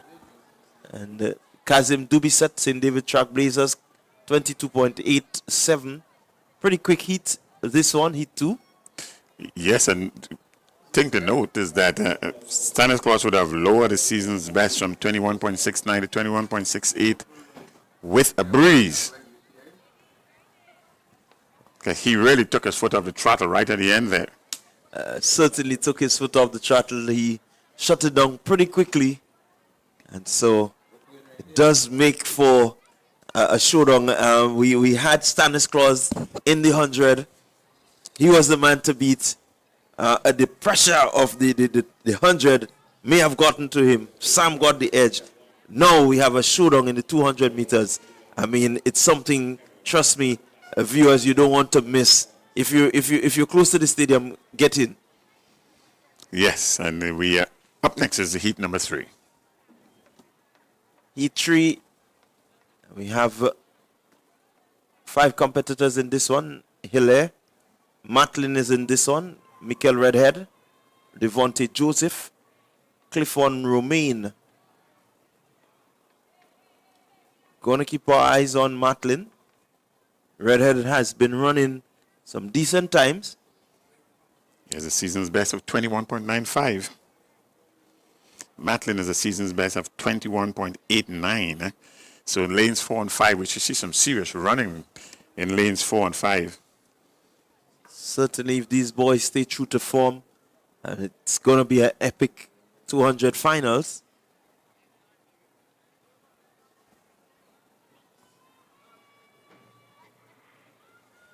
And here we go.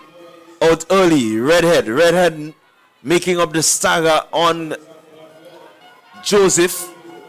Here we go. Coming into the straightaway. Matlin looking to roll back at him. But it's still Redhead. The showdown is on. Matlin, Redhead. And they look to shut it down. They speak to each other there. And just saying, hey, don't run so hard.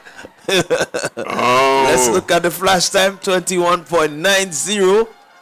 It reminds me of Andre the Gas and Usain Bolt in Brazil.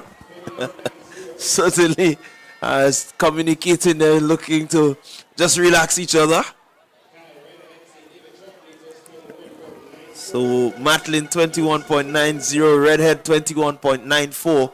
As we look at the replay, Redhead really got out well. And at this point, you're thinking he just may be able to extend his lead, but here comes Matlin, not giving up, not making life easy for Redhead. And here's the thing to note, that Matlin came in with a season's best here of 21.89. And here he was with chat and a look and at 21.90. And Redhead came in here with a time of season's best of 21.95. And he lowered that to 21.94 while conversing. Certainly, finals to look forward to. The 200-meter under 20 boys. We're getting ready for Heat 4 in the 200 under 20 boys. Darrell Daniel will be in this one. Ian George, Randy Jones, Tevez Newton, Kareem Sampson. This will be your 5 competitors. And George was a sort of a surprise package in finals of the 100 meters in 3rd position. Let's see what he looks like here. He's coming in here with a season best of 21.9. So certainly, keep your eyes on George. And here they go. And they're off. Jones, Bishop's College, in the middle of the track, looking to assert himself. But here comes George. George looking as relaxed as possible. And looking to just relax and look at smooth running. He looks really smooth. It's going to be interesting. His flash time, 22.31. From the time he came off the curve, he seemed to be just cruising, not really exerting much effort. He just did what he had to do to win, and rather easily he won. 22.36. The slowest of the heats to date. Let's look at it again. Came off there, not really blistering out of the blocks. But just around the curve, he ensured that he got himself into that good position. And look at him here. Not really pushing, just saying, hey, I'm strolling in the park, man. You look at his movement, he's just so relaxed, not phased, not flustered. And taking it home. All the making for a good finals a little later on this evening. So if you're anywhere close by or you're thinking about coming to Kirani James National Stadium, you should do so. We are in for a treat. Well, I can tell you they certainly delivered last evening, and This evening we're going to be looking for them to deliver. The way they look relaxed during the preliminaries, I can tell you they cannot be so relaxed during the finals. They have to be mindful of each other, and so it brings a different mindset. It's going to be down to execution and who can hold their nerve. Yeah, that was an exciting 200 meters races right throughout. Mouth watering on the 17 and on the 20 finals a little later on in the evening, both the male and female sections. So still a lot of action to bring to you right here from the Kirani James Athletic Stadium.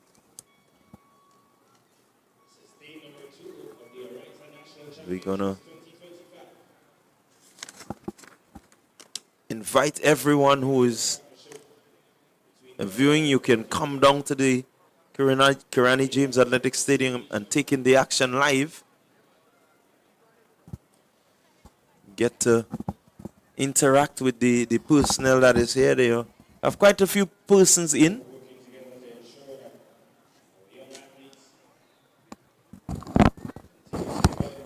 Certainly we have a few more events to bring to you. Team Grenada will be heading to Trinidad and Tobago over the Easter weekend for Caribbean Games 52. And we have we're going to have the girls in the Heptathlon Javelin shortly. They should be out soon.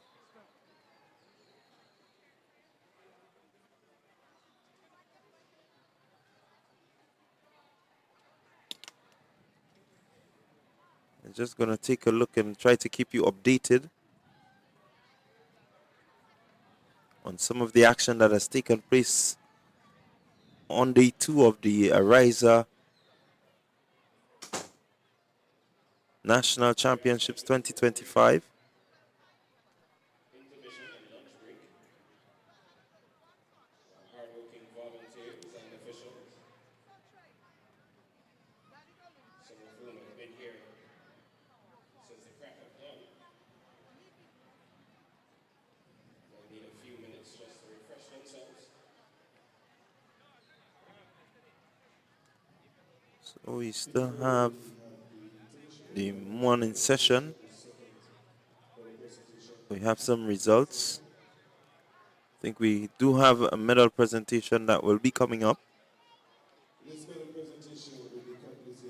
And so we're gonna go down to the house announcer for the medal presentation, and then we'll be back with you shortly.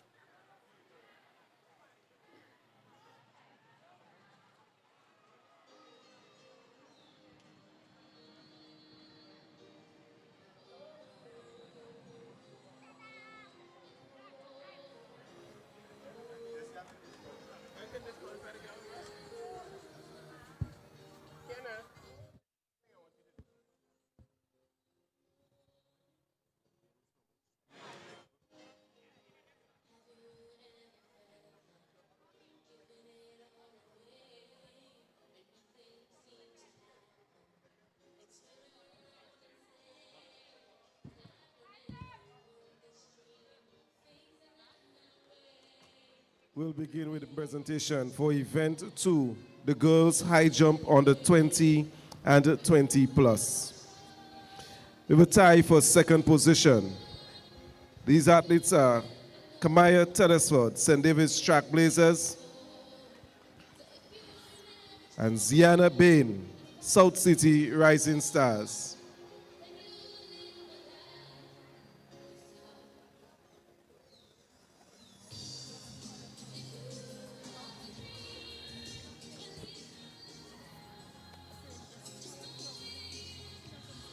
And your winner from the St. David's Trackblazers, Akira Moraine.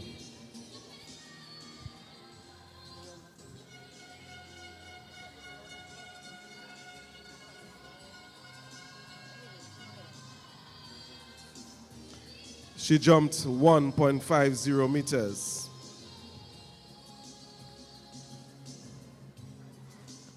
Medal presentation for event 3, the boys high jump under 17. Third position, Dashon Ledlow, Grenada Boys Secondary School, 1.75 meters. Second position, Jamal Neckles, Finish Line Sports Club, 1.80 meters. And your winner from Fusion Athletics, Joshua Telesford. He jumped 1.85 meters.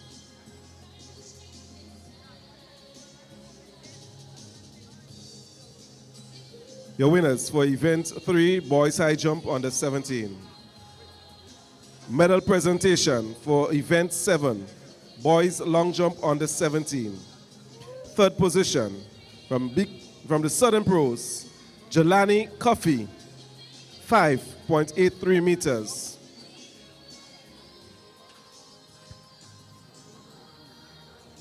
Second position, Jamal Neckles, Finish Line Sports Club, 6.0 meters. And your winner, Jaden Pear. He jumped a distance of 6.04 meters. The winners for event 8, so event 7, the boys long jump under 17. Event 8, boys long jump under 20 and 20 plus. Third position, Micah Campbell, 6.69 meters. Second position, Timothy Greenwich, Ace Track Club, 6.79 meters.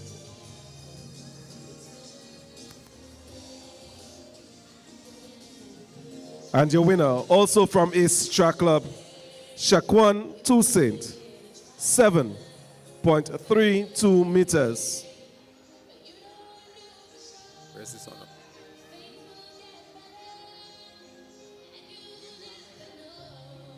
Medal presentation for event 13. Girls javelin throw under 20 and 20 plus. Third position, St. David's Trailblazers, Naomi Jones, 32.02 meters. Second position, Shani Thomas, Ace Track Club, 32.79 meters. And the winner, Candisha Scott, St. David's Trailblazers, 47.16 meters.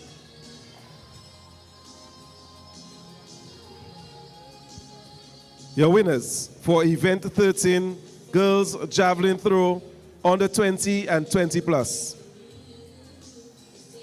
Medal presentation for event 19, boys shot put under 20 and 20 plus. Third position from the Grenada Boys Secondary School, Dakota Joseph, 13.03 meters. Second position, Kadim. So viewers, we want to interrupt the medal presentation because we have a special feature. Yesterday I would have mentioned to you that we're going to be chatting a little bit with the video referee, Mr. Cyril Cox, who has a very important position to play here. He's one of the new additions to the track and field sports meet at the National Stadium, where we have a video referee similar to the VAR in football that adjudicates and looks at every race, every detail, every event as a matter of fact, and picks up any infringements or any advantages, unfair advantages, and reports them to ensure that the due action is taken. So I want to welcome Mr. Cyril Cox to the microphone. Cox, good afternoon, and I know you have a tough job to do, so we're happy to have you in the comments position. Thank you, Mr. Smith. The position is one that you have to know exactly what you're doing. You have to follow your rules. Make sure you keep your eye on the track. It can make or break the athlete, but we try to give everybody a fair decision, right? And in doing so, we want to make sure that we can determine accuracy, right, in the performance, and also any infraction of the rule. And that is why we are here. Right, and that's a very important role because we saw in a number of the events held at the National Stadium, the relay meets was a particular reference, a number of disqualifications, and even here at the Ariza National Champs, over the yesterday and today already, we've seen some disqualifications that the officials on the track didn't pick it up, but you in your position as a video referee reviewing every race was able to pick up some of these things. So first of all, give an overview as to what your role is, what you're responsible to do, and how important is that for the fair and just outcome of the games. All right. Video recording is very important. And we first noticed it because the intercall was getting very competitive. And so we had to make fair decisions. And in doing so, we thought of coming up with a video refereeing. Instead of having the clear eyes look because you can miss something. And especially when it comes to the relays, because you know you need about 8 persons, right, or sometimes more than that on one of the handovers. But then with the video recording and being up there as a video referee, we are able to see more and can review whatever the officials would have missed. So more or less we are the eyes of the officials on the track, which gives us a more in-depth look as to what is happening so that we can tell you at least, for example, hey, coming around the bend, you have to be very careful. You might come close to the line, and chances are you can step on the line. Now, the rule will tell you that you allow 1 step on the line. Then you will get a mark. So in that event, suppose you are running a preliminaries, and you step on the line once, you will not be disqualified. But if you come to the final, and you step on the line again, it shows that it's the same event, and you can be disqualified. When you're in the relay, because you have a team, so the person running the first leg may step on the line, and the person finishing may step on the line, and so therefore you have 2 again. So these are the things that we find happening. Now, once you step over the line on the inside, you're gone automatically. So if you step on the line once, you're there. If you step on the line twice, then you are gone. So this is a technicality in the rule. So you allow 1 step on the line, and the inside lines are not, as you say, they are not yours. So you don't have. So it is better you run in the middle of the track.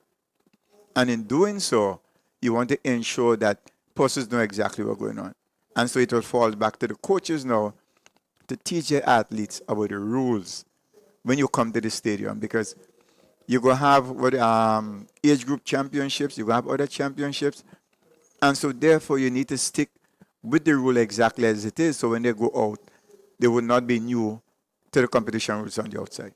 Well, you made some very, very important points here, Mr. Cox, especially with reference to the coaches and the important role that they have to play to educate their athletes and to train them and to get them to understand these rules, because a person may think you're allowed to step on the line twice, not knowing that if you did it in the preliminaries once and you come back and do it once in the finals, it can result in a disqualification, as well as once you get into the other lane, it's an automatic disqualification. So I think our coaches have some work to do in preparing the athletes and to prevent that from happening. We saw yesterday young Gavia Walker, who won the 400 meters and recognized that she was disqualified, was in tears. Yeah. Right?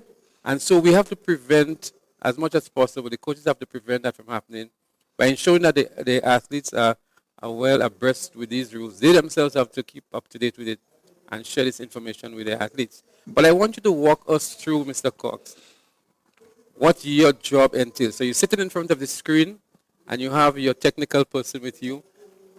And a race is being run off now. Let's say it's a 200 meters or a relay, and the race is complete. So you're looking during the race. Walk us through what you are looking for, what you are doing while a race is being run. All right. Once the race starts, and it's a fair start, no, the main thing to look at, because on the bend, we like to see that the athletes are running in the lane and not on the line, or not in the lane inside of them. So it is keen enough that we have to look at all 8 athletes coming across. Hence the reason why we can review the event as it goes. So we could look at it and we say, all right, lane 1, lane 2, yeah, they look good. These athletes look good. So then you know, by the time they're coming up onto the home stretch, you can get a clear idea as, okay, this lane look questionable, so we'll go back and look at this one. This one look questionable. At sometimes while you're looking on, you can actually see the athlete running more than 2 strides on the lane. I mean on the line, sorry. So therefore, you know definitely that this one is out. And you go back to look to make sure that there's others who would have run clear or step on the line. So which means that you have to pay particular attention, especially around the bend when it comes to the athletes. On the street, there's no big advantage, right? Stepping on the line, but then we also have to look closely if they're going to step over the line and getting into the other lane on the inside. And that's critical information. So there are 2 things I want to discuss with you now. The issue of false starts, is it part of your responsibility also to look at false starts, or is that entirely up to the starters? There is a start referee, and so he's the one to override anything to do with the start. Hence the reason why if there's a second gun goes off, you'll see that the referees, the starters huddle and the start referee walk over. If they say there's an incident whereby they need clarity, they can call to find out, did you see what happened? But I cannot make a decision. It's the start referee to make the decision. It happens so even in the field events. They can ask if you see certain things to clarify. So from that, you might say, no, I didn't say anything. Yes, and then they can make the decision. So this year is just for the track. The other referees, they have their duties, and so they make the call. Because I was about to ask you if your duty or responsibility also take into account the field events, but you've just clarified that. So the other issue I want to raise now is with the cameras that are on the National Stadium. Right. In terms of the positioning to allow you to be able to do your work to the best of your ability. Do you have a say, or do you speak with the camera crew in terms of where you would prefer to see cameras or where you'd like to have coverage to assist you in your adjudication? There are times, I think TNR, they would know exactly what it is and what we are looking for, right? Because we talk, and then Oliver is a past athlete, so he has the idea of what is happening. But we still will say, you know what, we cannot see much on that side. Hence the reason why they brought in the drone. Because remember, during GBSS sport, not GBSS, sorry, but during intercall, it is so intense that there are times you have to be very cautious as to what is happening. And so the drone will give you a better view. So we are supposed to have cameras on the first handover. We're supposed to have cameras on the second handover, close with a 100-meter start, and also on the finish line. So then you can take incoming and outgoing runners. Right? Therefore, you also look at persons from the time the gun goes off in a 400-meter. You will also look at it for any line infringement, right, or any lane infringement. So I think that they are doing a very good job in what they have, all right, and so we can be able to pick up.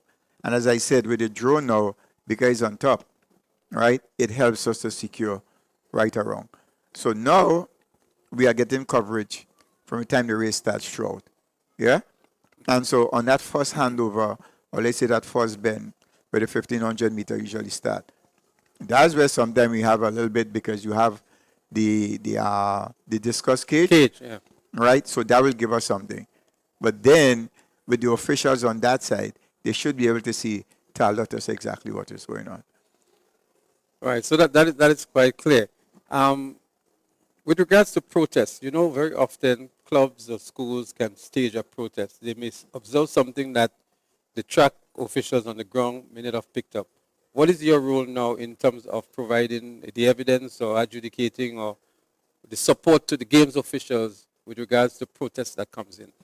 Right. We are there also to assist with that protest and appeals, because there are times a person may see something and they want to know exactly what happened to my athlete. Okay. Once the result goes up, I think there's a window of 30 minutes. I think so that you can approach So once you see athletes get disqualified from an event, you can also go to the protest desk, you drop your protest, and you come and you can also view.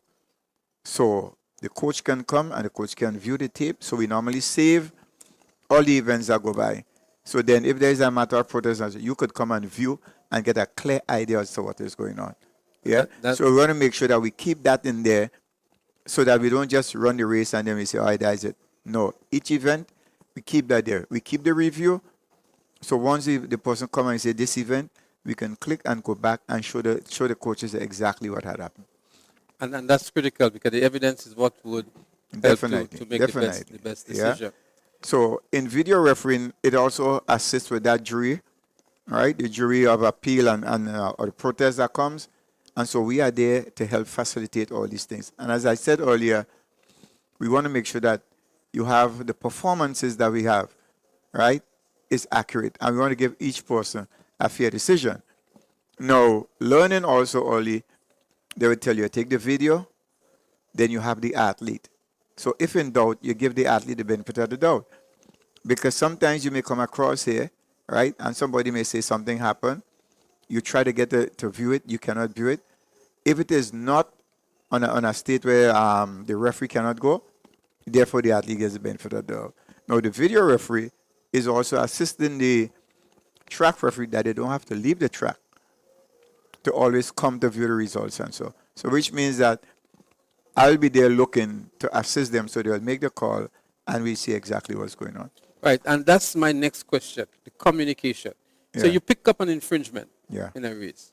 Who do you communicate with and how quickly are you required to communicate that information so that the athlete, the spectators, the official, the people viewing as well can be updated on those kinds of results and situations? Being in a track referee position, I can also make the call in seeing it. We also clarify with the track referee. They can also call and say, check this out for me because something is happening. And once I see, I can call. So I call down back to the photo finish, right? Because we have the radio connection. So I just go to the channel, call and say, lane 7 DQ, yeah?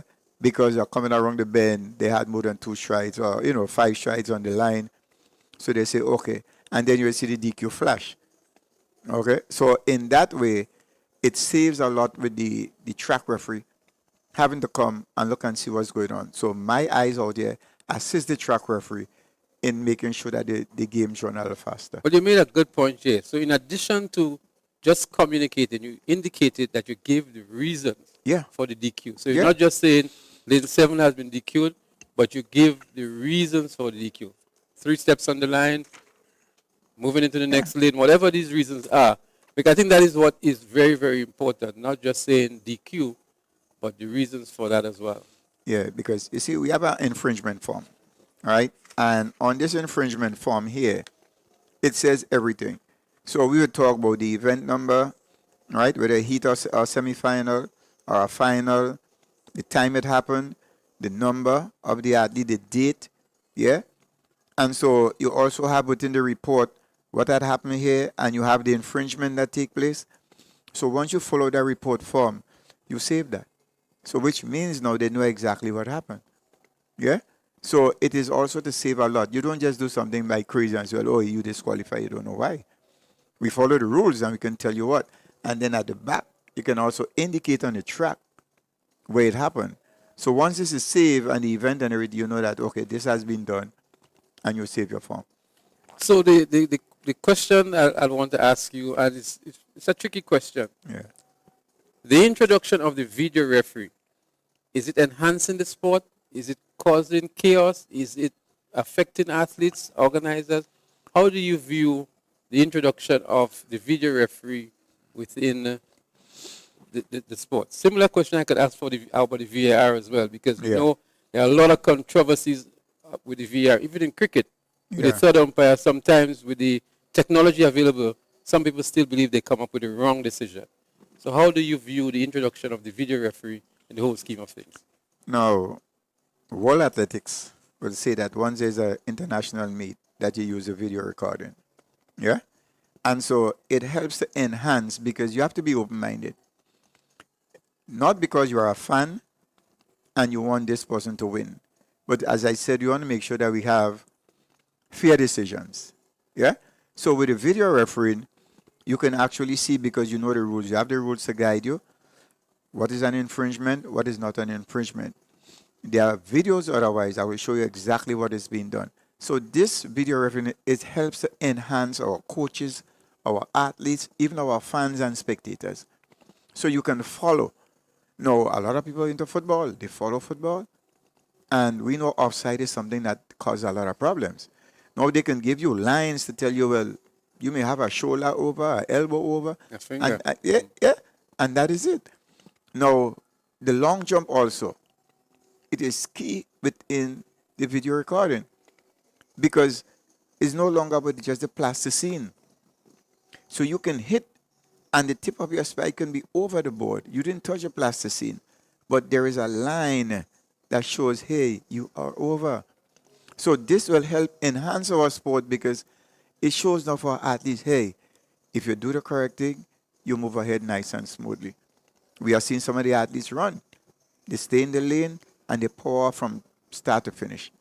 Yeah? So this is not just about showing you up. It is here to help enhance you. And I think we should take it in that form and saying, this has helped me to know where I have to go. This has helped me to go forward. And we use it in that manner.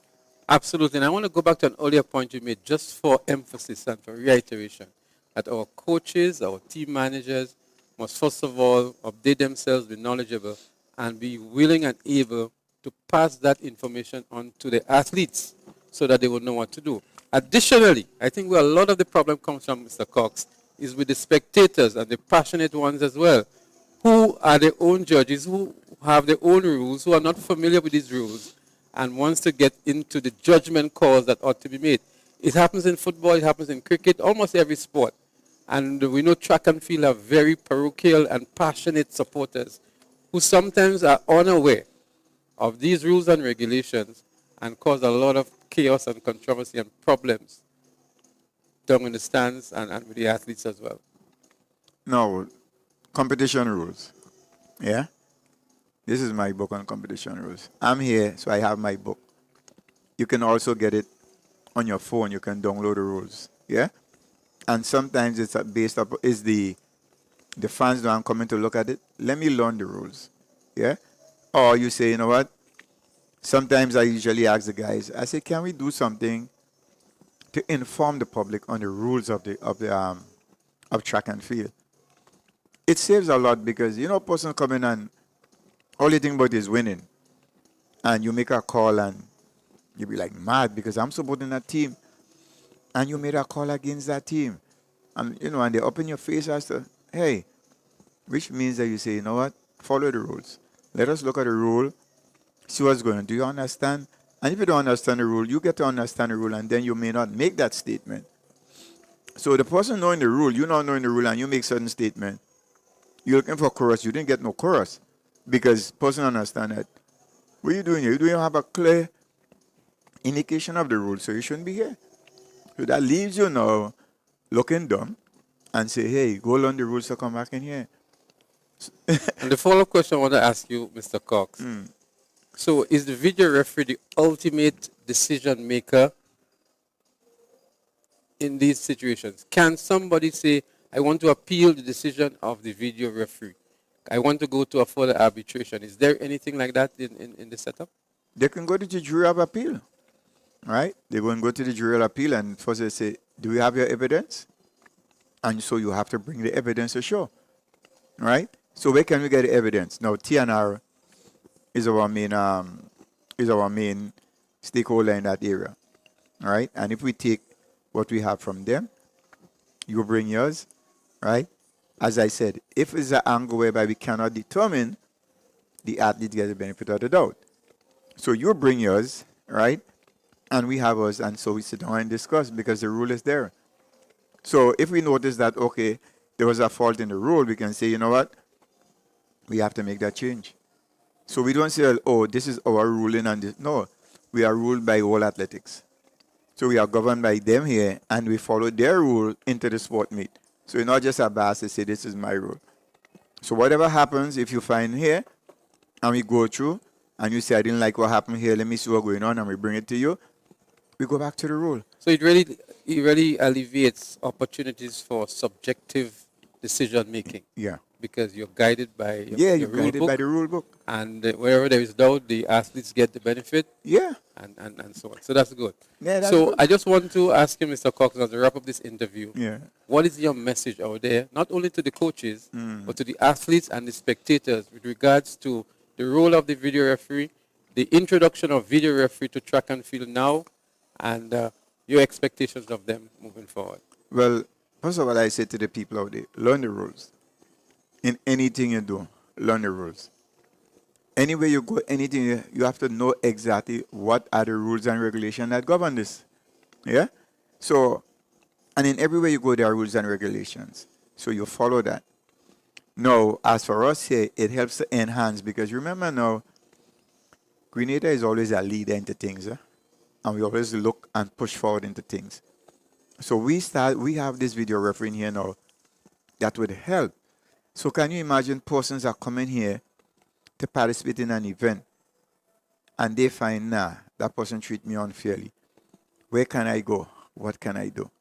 They have no other choice but to take what you tell them. But if you have the evidence to show what is happening here, they won't feel, well, nah, I cannot fight it. Last character. Now, you know Jamaicans are very, we say, passionate about the track and field. And the coach was saying, he didn't find no fault with the officiating in Grenada.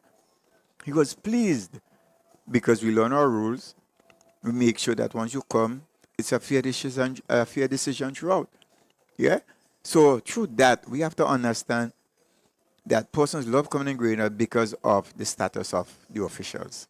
Yeah? And so in that saying, persons have to look and think and say, you know what? If they're doing that job, let me follow exactly what is going on. So when I come, I cannot make myself look foolish. Yeah? And I think it's a plus for everybody. Fans, athletes, coaches, don't matter who. You could be home watching, you're enjoying it, and you want to know, why did this happen? Why did it happen? That person come first, and how come they don't get this? Because there could be a simple thing. I remember, I don't know if you recall in Indo 400, I think, Taplin won, and all of a sudden they heard that you were disqualified. And when they go back, they said, you step on the line. Yep. Yeah? Well, it happens all the time. All the time. It happens. So it just brings back my memory, Cox, that maybe the video referee is a decade, 2 decades, 3 decades too late. Because we know of many instances here, even at Intercall and other track meets, where there were very dubious calls and decisions. And had we had video referee back then, I'm sure there would have been easier resolution to those issues. It can make a big issues. difference, you know. And as I said, looking at Intercall, and we said, you know what? We need to get this into action because it will help. I mean, when you look at the intensity of Intercall. The Intercall is on a different level now, eh? Listen, man. We talk about what happened in Jamaica. When you take our Intercall here, is high intensity. I mean, people don't really know, and they come to look, right? I mean, look at what happened last year. I mean, not a thing, but the excitement of the lady, excitement of people, sometimes they can't take it. Right? People come to Intercall for different reasons. Oh, yes. Yeah, people come to seriously sit down and look at the athletes. And yeah, people just come to support, and yeah, people just come to, in some instances, just banter and make controversy. Yeah, definitely. So, but with this here with us, it helps to guide us. It helps to give the officials confidence into what they will do. It helps the athlete to improve and move ahead, because now you're looking at character standard. And you say, you know what? If I follow the rule and I do what I have to do and I get the character, that is my thing. And you look at some of the top athletes that we have here and look how they perform. Even like the under 9s and so, you look at these kids and look at how they perform. So we can see that transition into the people, and you let them know exactly what's going on. Yeah? So this qualification is not about, just doing something. It's about trying to help you move forward. So don't take it as, well, we targeting you. Yes, we're going to target you, but we want to help you move forward, not thinking that what you do is correct. Yeah, because there are rules and regulations governing the sport, and you have to follow it in order to move forward. So, viewers, there you have it from the video referee himself, Mr. Cyril Cox. We saw a number of disqualifications in the relay meet, quite a few here in the national champs as well. And we got a thorough explanation from Mr. Cox himself as to why these disqualifications are happening. And I'm sure your knowledge is enhanced and you're much more knowledgeable of these incidences and occurrences. And we hope to hear much more reasonable discussions from you for those of you especially who are making all of the negative comments. And Mr. Cox has been here to clarify a lot of those issues. So the onus is on the coaches, team managers, and the athletes now to sharpen their craft, get the information, and apply it on the track so that Mr. Cox's work would be much easier. Your enjoyment of the games will be better as well. And in some cases where the emotions of the athletes come into play, as we saw yesterday with Young Walker, Yeah. we would avoid all those circumstances. Oh, yes, yes. So, Mr. Cox, thank you very much for coming and providing this information. It has been a truly informative session, and we wish you all the best in your very challenging work that you have. And I'm sure it's not you alone. You have your technical guy there who is assisting you with all the recordings and the replays, and you doing the viewing and you making the assessments and so on. So it's a complete team. And I saw also a number of other persons coming into the video referee booth to provide some assistance as well. So I'm sure that there is continuity and capacity development so that when Mr. Cox is not there, there can be others who can continue the work that you're doing. Yeah, and let me just say, thank you very much. And we have a lot of young officials here right now, and they are learning very fast. And in due time, they are the ones, making sure that things happen. Yeah, whether it's the track referees, you're seeing the field events, we know about the feelings. Yeah, so the technology is stepping up, and we have to be with it. Yeah, so I mean, we have had a lot of persons in here who officiated, right? You have people like Pangalang. You know, you have a lot of people who would have officiated over the time, and you never even hear about them. You don't even have a clue who they are, right? I mean, I was just talking to somebody, and I say, the unique voice of Miss Sinak, being a track umpire, head of track umpire, you have Sylvan Woodruff as the track referee. The late Mr. D and all these guys. And in those times were hand times. And they will tell you, listen, man, you look for the smoke. You have to have that eye-hand coordination to click. And then when the person get to the line, you use the torso. Yeah? So it's not just the foot. So all these things will help build. And so they would have provided that for us. And so we are there now to help provide to the young ones so they could move forward. So I think in the future we have a good crop of officials. Thank you so much, Mr. Cox, and we want to wish you well again as we get ready to resume with the track and field action here at the Kirani James Athletic Stadium. So there, viewers, you heard it from Mr. Cyril Cox himself, and as soon as the track action resumes, we're going to bring it to you again.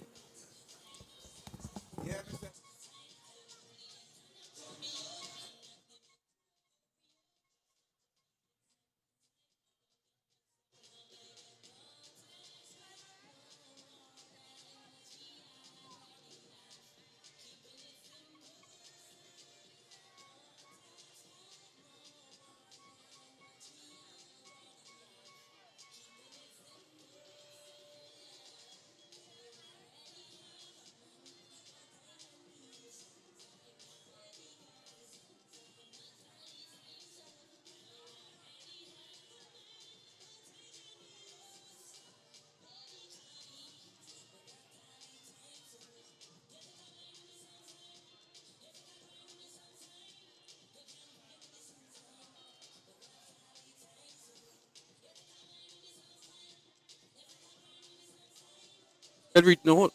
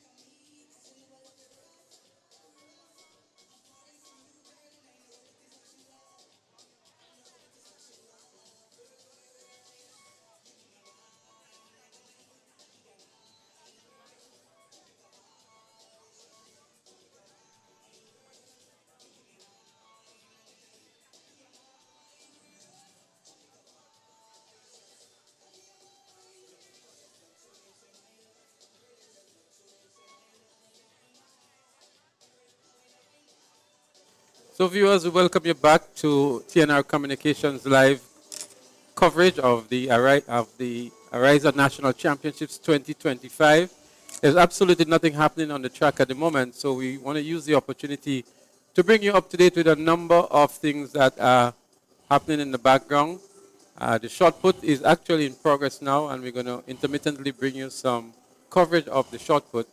A while ago, we spoke with Mr. Cyril Cox, the track referee, and he really shared some valuable information. But many of you who are viewing this broadcast may not understand what it takes to bring this broadcast to you and what TNR Communications is doing. So I have with me here now the owner of TNR Communications, Mr. Richie Olivier, and we've heard a lot of kudos and commendations being extended to TNR Communications. And Richie is here now for you to see him in live and live in color and to know who's the main man behind TNR Communications and what is involved in bringing a broadcast to you. So I say good afternoon to you, Richie, and welcome to your own broadcast. Good afternoon, Leslie, and welcome to all the persons out there. Let me say hi and good afternoon to all our loyal fans out there, all the viewers. I know we have quite a few thousand persons looking at us at the moment, so good afternoon and thank you for tuning in. What I can tell you, Richie, is that throughout the length and breadth of Grenada, Caribbean, the diaspora, people are always looking forward to see what TNR Communication is doing for sports, now that we're into the middle of the track and field season, and some of the ardent followers of track and field, the past people, the past athletes, the alumni, the strong supporters of the school, are always looking to see the coverage of these events. And so what you are doing is indeed a blessing for track and field and for the fans. And so you must have a journey to get to where you are here today. So walk us through this journey, first of all, and then we are going to look at where we are now and some of the challenges and some of the issues and what you would like to see happen to TNR in the future. Well, Leslie, let me just say it has been a labor of love for the last 20 years because TNR has celebrated 20 years in existence in December of 2024. Imagine that, 20 years already for TNR. And we have become a household name somewhat, and it has been quite a journey. I remember when we started in 2004, you don't want to get into all the details of the technology. We started off with tapes, capturing tapes in real time, and then we went up to DVD, and then we went up to the beta cams, and then we are now into the technology is changing so quickly. If you look to keep up with the technology, I might be riding a donkey, Leslie. So Richie, I've been involved in commentary for quite a number of years. I remember the days when commentary was done with one camera. And a big back TV as the monitor. Yes. And we're proud of ourselves. We have about 5 cameras in the venue right now. Our commentators and the booth I'm sitting down in is separate from the production crew. I think you remember the days, Leslie, when everybody was together. Yes. Sometimes you're hearing the director, camera, we coming to you, camera 2, you're up and that kind of stuff. And persons were hearing it on the live, and it didn't sound too well. So over the years, we have progressed in that. You have a big flat screen TV looking at the broadcast in HD. We have a smaller screen where you see all the stats that's coming up from the result TV from the control room on level 2. Of course, the viewers are seeing it up on the live when it is switched, of course, but you are seeing that right through, and all these different sorts of stuff. We're able now, the control room is able, the production crew is able to speak to the commentators through their headsets and all that instead of using a radio now and all that kind of stuff like we used to. So, we keep on upgrading the technology every year. And like you said, Leslie, sports, athletics is our thing. Sports on the whole, but we love to do athletics. I used to do a little bit in my time. So there is a particular love for athletics from TNR, you know, and we try our best to do what we have to do. I mean, the coverage for the other games coming up is going to be phenomenal. For we have the primary school games on the 2nd and 3rd. Then we have the intercall, of course, and we're expecting to do a set of new things again for those games. More cameras, more angles, just like Mr. Cox, my good schoolmate Cox said a while ago. You know, it is a challenge for us because when the GAA said to us, you know how we are now going to bring in video referee, so we are looking at different angles. Now, when we have the drone in the facility, we have a separate feed that is sent to the VR so that he has continuous view of the drone. The people on the live would only see sporadic views of the drone, but he has a continuous view of the drone, and that is recorded. He also has a continuous feed of different cameras going into him, just like he explained a while ago. So you can see different angles, particularly on the different bends.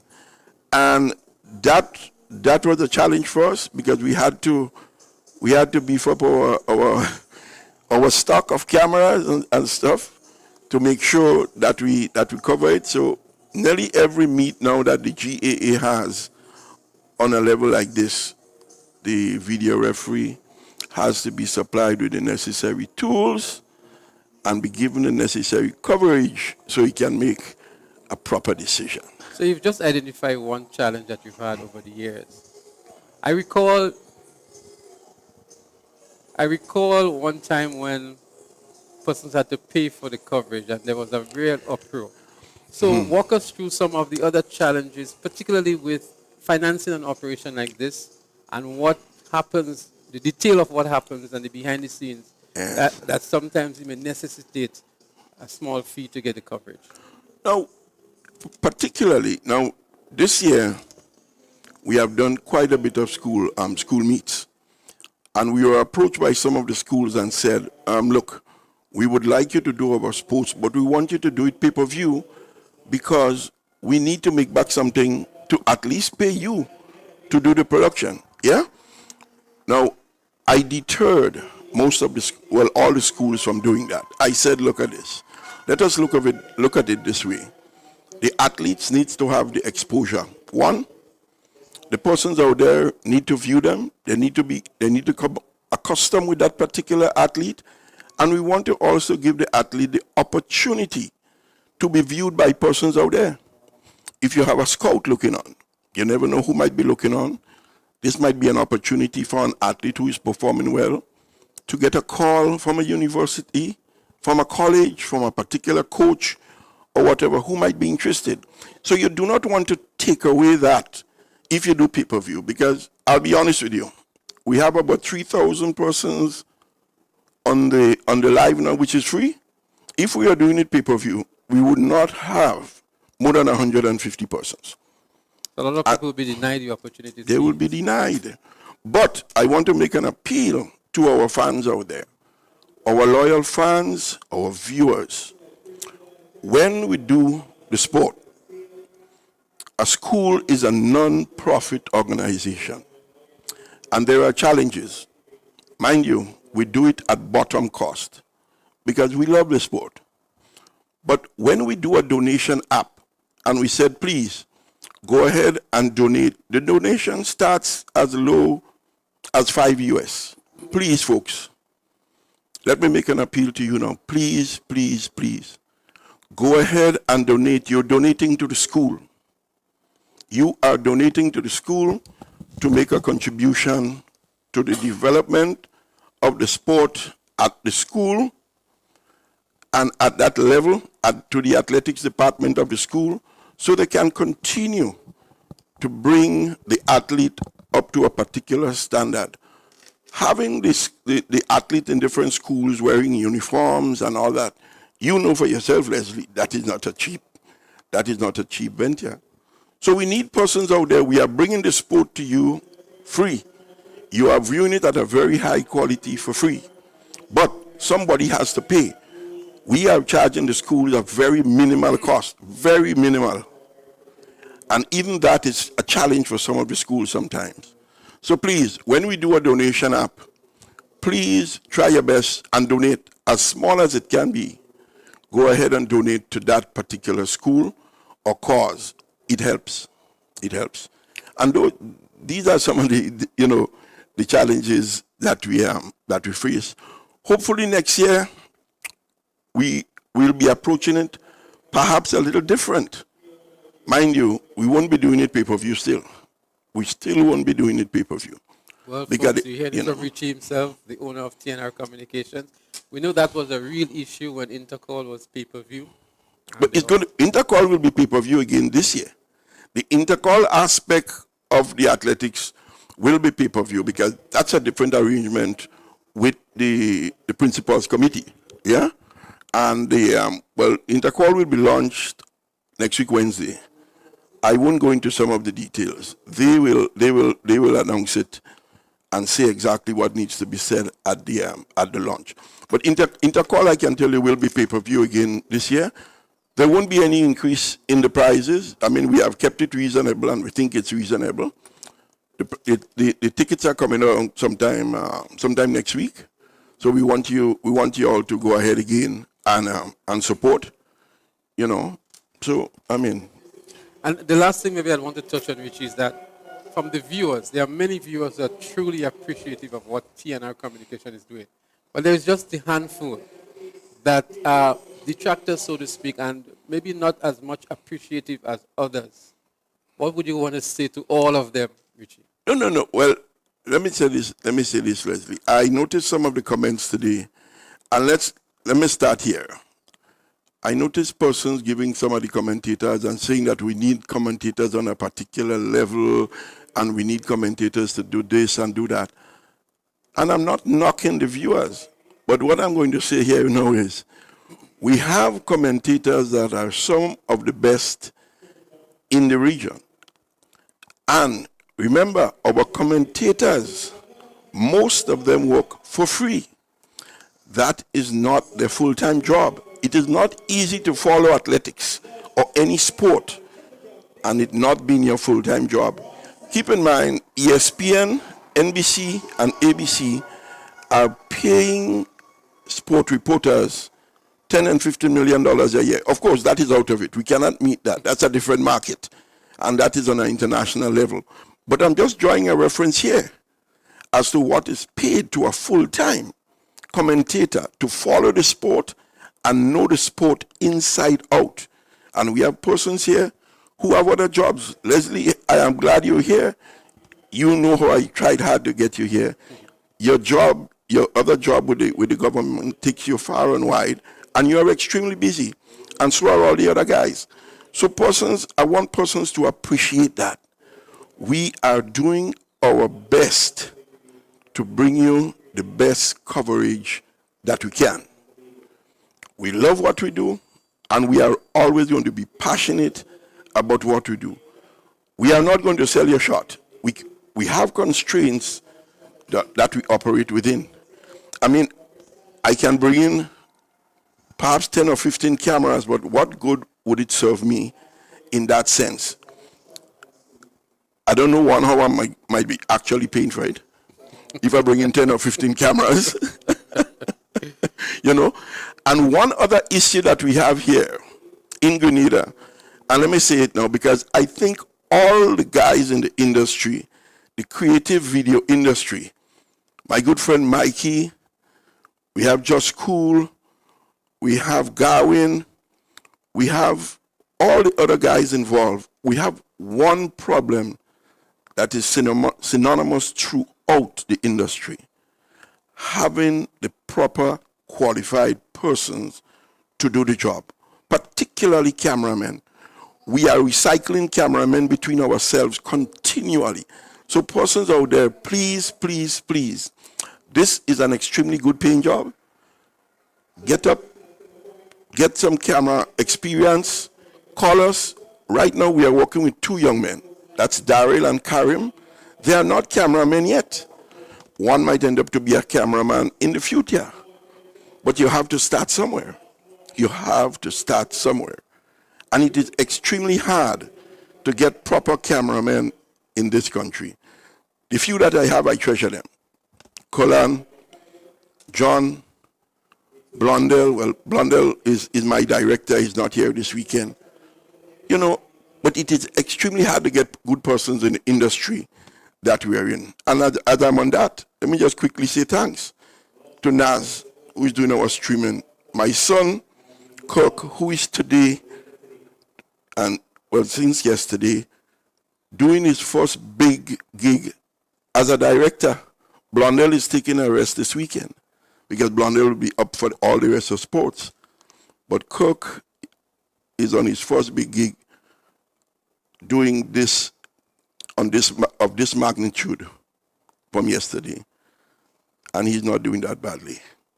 So Kirk, Blondell, Colin, John, Daryl, Karim, all the guys in the back, you know, thanks. It has been a labor of love, but it has been good. The journey has been a good one. Well, Richie, we are truly appreciative of what TNR Communication has been doing over the years. And folks, you heard it yourself from the owner of TNR Communication. It's not an easy job. It's not easy financing of these operations. And so the beckoning call is that let us all show some appreciation for what is done. That's it. You could have been in your homes today and there is no coverage whatsoever. And you have had to make it down here, find transportation, whatever it is. Let me just say this too. I just want to say, you know, thanks to the GAA. You know, every time they have a coverage, Conrad will call me and say, Richie, we want you to do this, we want you to do that. And they have the confidence they have placed the confidence in us to do most of their meets. I mean, the GAA themselves have come a long way, from all the developmental meets to naming the meets now after Charlie George and bringing all the small meets into one big meet at the National Stadium to showcase the young talent that we have. And let me just say this. We are only second to Champs, which is in Jamaica, in the region, where athletics is concerned. Grenada has a wealth of talent. Our population is very passionate about athletics, and you could see it and feel it. Imagine on a school sport, you will have almost 3,000 persons watching and I mean the enthusiasm you see online. I mean, it's really heartwarming, you know? Richie, what is interesting, we're here making this call, and there are people on the live as we speak with dissenting comments still. I mean, you'll get it all the time. We don't have to worry. We do have to worry. We'll do what we have to do to the best of our ability. And we just love it. So, I mean, the dissenting comments, I use it as fuel, basically, to drive us to do better. So I am not really perturbed about what is said. We love you still. Well, TNR Communications is here for the long haul, and the folks, we're going to still continue to bring it to you wherever you are, notwithstanding whatever the challenges are, Richie, is going to come to the folks in live and living color. That's correct. And we're going to take your comments. We're going to improve as much as we can to the extent possible to enhance the operations and to give you a truly rewarding experience. Yep. Thank you, so, Leslie. Richie, thank you very much, and it's happy that the folks can see the face behind TNR Communications and to know the man Richie himself and to hear from you as to what is happening for the rest of the season. Thank you, Leslie. And folks out there, we love you. Trust me, we do. Well, you're not missing any event on the track. We're just about to see the resumption of the game, so we just wanted to fill the dead air with some live interviews. We spoke with Mr. Cyril Cox earlier on, who brought some valuable information with regards to the track referee, and to hear from Richie himself on the plans and the journey and what is in store for TNR Communication. So as soon as the action begins on the track, which seems to be in a very short time, we are going to be here to bring it to you. And we hope you have a truly rewarding and exciting experience with us this afternoon as we get ready for the final events in the evening session. And from what we saw yesterday in these final events, as Mr. John joins me back in the commentary position, we expect to have a lot more riveting competition, especially in the under 20 boys category. We see also in the under 15 boys category, it's very exciting.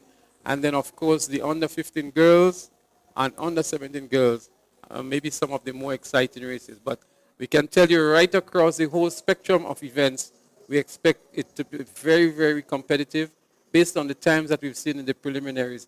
And so we encourage you viewers to stick with us and stay with us and enjoy the broadcast as we bring it to you this afternoon. Yeah, well, thank you very much, Leslie. I'm back and looking forward to the excitement of the finals. So many final events to come, but I'm really excited about the under 20 male 200 meters. I think this one is going to be a firecracker. There will be some sparks flying here this afternoon. We've seen guys shutting down at 21.6 and 21.7, shutting down very early, and yet clocking some low 21s or upper 21s. Let's put it that way. It makes for an exciting finish. Definitely, we know somebody is going to make the Carifta standard this afternoon. Well, the under 20 boys have maybe been the standout category. Notwithstanding, the others have done exceptionally well. We saw them in the 100 meters. Everybody sub 11. 10:46 being the winning time. Impressive indeed. We saw them also in the 400 meters. Matlin and Kyle Ned battling for the line. And we have them this evening in the 200 meters. And we expect it to be another cracker with these young boys. The under 13s, under 15s, I think it is with Cassius Stephen and Philip Mitchell. Again, great competition in that category. Cassius Stephen really living up to expectation and doing exceptionally well. And we expect that they will come back in the 200 meters again and provide the level of competition that we got yesterday. And there's great anticipation for that event as well. You know, when I stack up what has happened over these 2 days, I stack it up and then I begin to dissect it again with this hope of seeing what the intercall games will look like. And I can tell you some of these guys, they're running for their clubs, but at the end of the day, when intercall comes around the corner, they will split themselves again and represent their schools, and they will be competing against each other. Some of the club mates competing and showing their grit and their determination for their school. It will be, trust me, an epic showdown. Well, we encourage you to stay tuned, and if you're in St. George's, River Road, Tempe, Dabo, as far as Venda maybe, Happy Hill, Moline, all these areas, you can still come down and be part of the experience here at the Ariza National Champs 2025. Quite a number of athletes already making the Carifta standards, and from your recent iterations, we expect more of that to happen, maybe in the 200 meters for the under 20 boys. And so there's a lot in store for you folks as the evening unfolds here at the Kirani James Athletic Stadium. Certainly a lot to look forward to. Again, you're not really missing anything on track. We still have some field events that will be on. So maybe I can give a brief rundown of some of the events that we have not had the results for yet. The boys javelin throw under 20 and 20 plus. The Decathlon javelin throw open. The javelin throw under 17 girls. The 800 meter run under 17. The 800 meters for the under 20 and 20 plus. And the 800 meters, the Heptathlon open. So we have the whole slew of 800 meters still to come. The boys triple jump under 17. And that's where we expect to see Christoph Callis. We didn't see him in the 200. Hope everything is okay with him. The boys triple jump under 20 and 20 plus is still to come.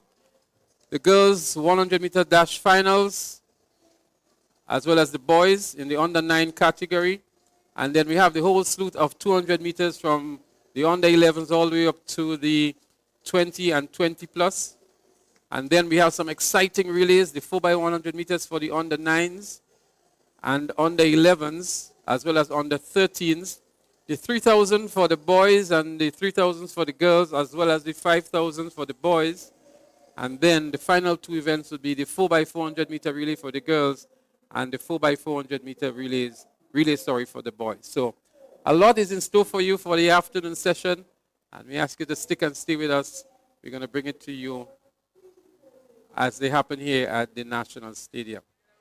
We're going to try to update you on the Heptathlon and Decathlon as they are occurring, because we do have some results.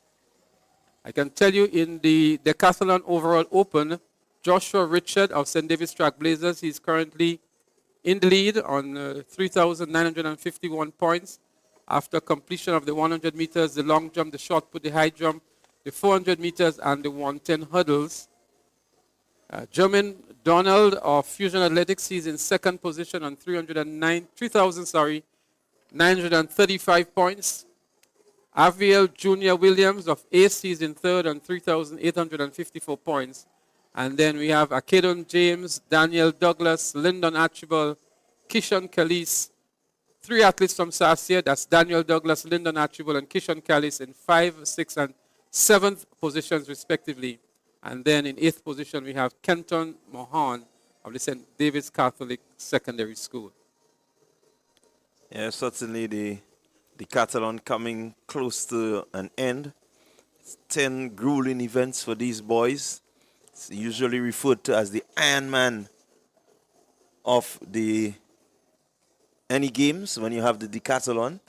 2 days of really, really intense competition in 10 disciplines.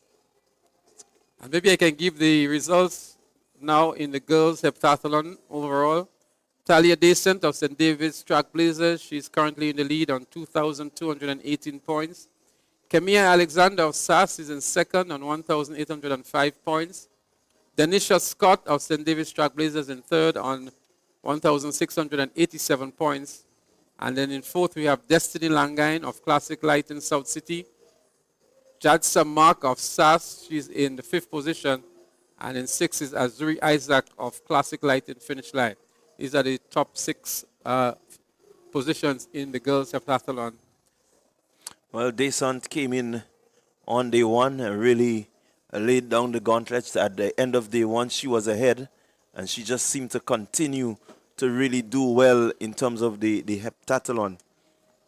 Well, what we're going to do, we're going to go trackside now. The 800 meters is about to start, and we're going to share with you the lane assignments momentarily. But the athletes are already on the starting line, getting ready for their 800-meter run.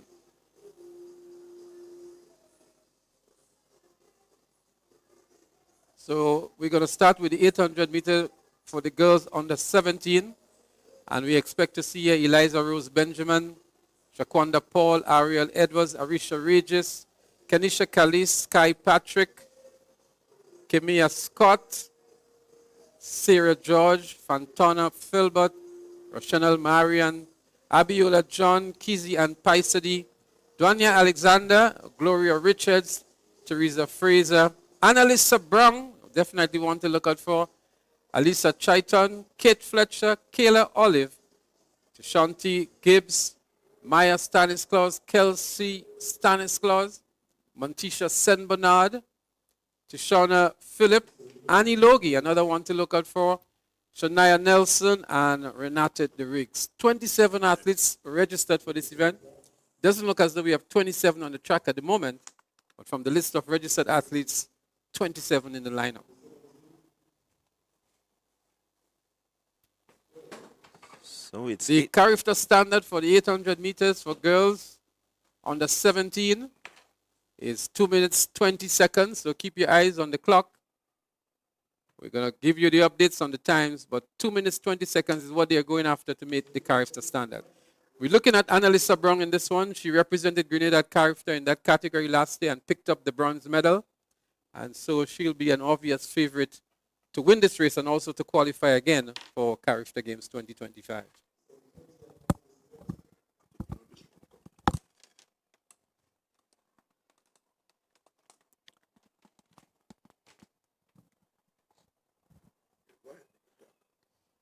So the athletes are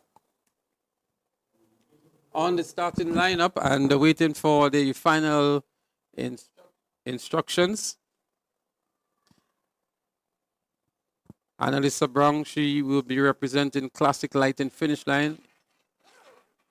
Only 15 years old.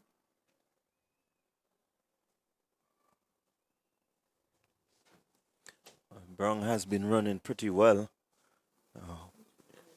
so far. And so we do expect that she is going to get out there as early, very, very early. And she normally would lead these races. She don't wait. You know, she asserts her dominance very early and likes to run from the front. And we want to hope that there will be somebody who will be willing to challenge her in this 800 meters.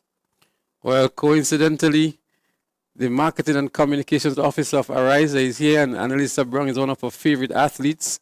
So she's going to get maybe a bird's eye view and a very, very good view too for Annalisa Brown's performance in this event. But I'm sure she's here to support all of them. It's just that Annalisa Brown happens to be one of her favorite athletes. Yeah, well, I heard the excitement in her voice when she spoke yesterday. She was here with us just around that same time when she ran the 1500 meters, and you could have heard the excitement. And so it tells you that she's very passionate when Annalisa Brown is running.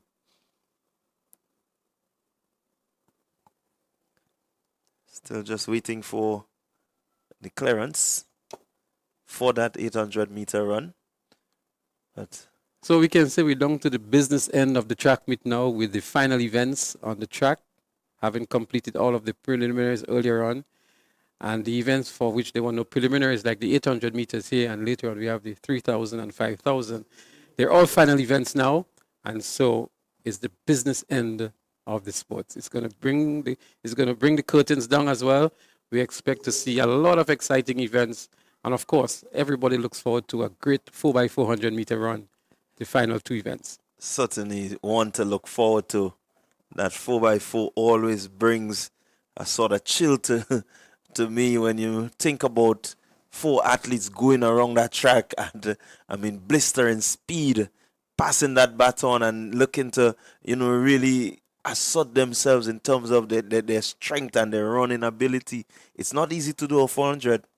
And when you see these guys really go around the track and the speed that they go around with, it's really amazing. So we've just been advised that Eliza Rose Benjamin would not be participating. So too is Abiola John and Glory Richards.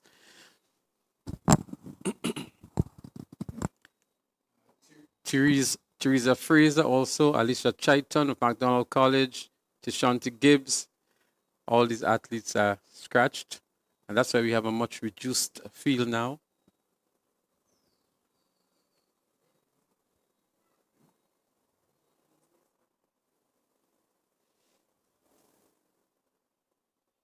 Looks like just about 15 athletes competing. They've been called to the marks. Are we going to see a false start in the 800, John? I dare not. Well, the race has finally started and they're up and running. Annalisa Brown on the inside making an early move. As the athletes going to be completing 2 rounds around the track.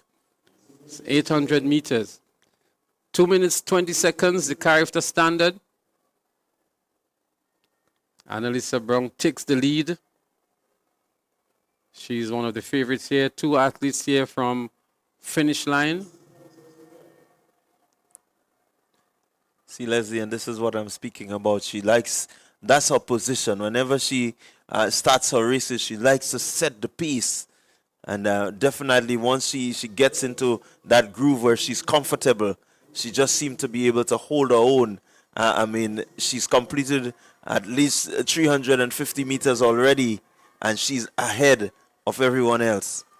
Well, we're going to give you the flash time for the first lap. It looks like 1 minute, 2.1 seconds on the first lap. The character standard, 2 minutes, 20 seconds, so she's well on course to make the character standard. Annalisa Brown, and she has good company as well. Another athlete from the Finish Line Sports Club.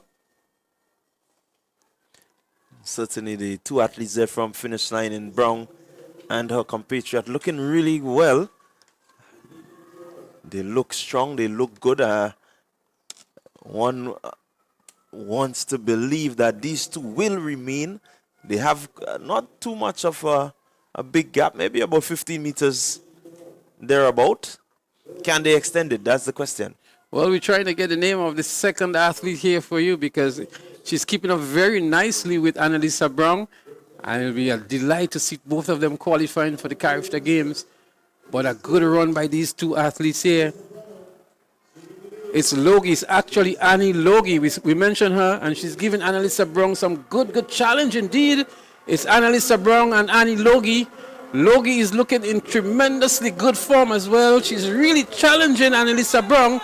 Annalisa Brown may be using her experience here to ward off the threat of Annie Logie, but a very competitive run by these two athletes.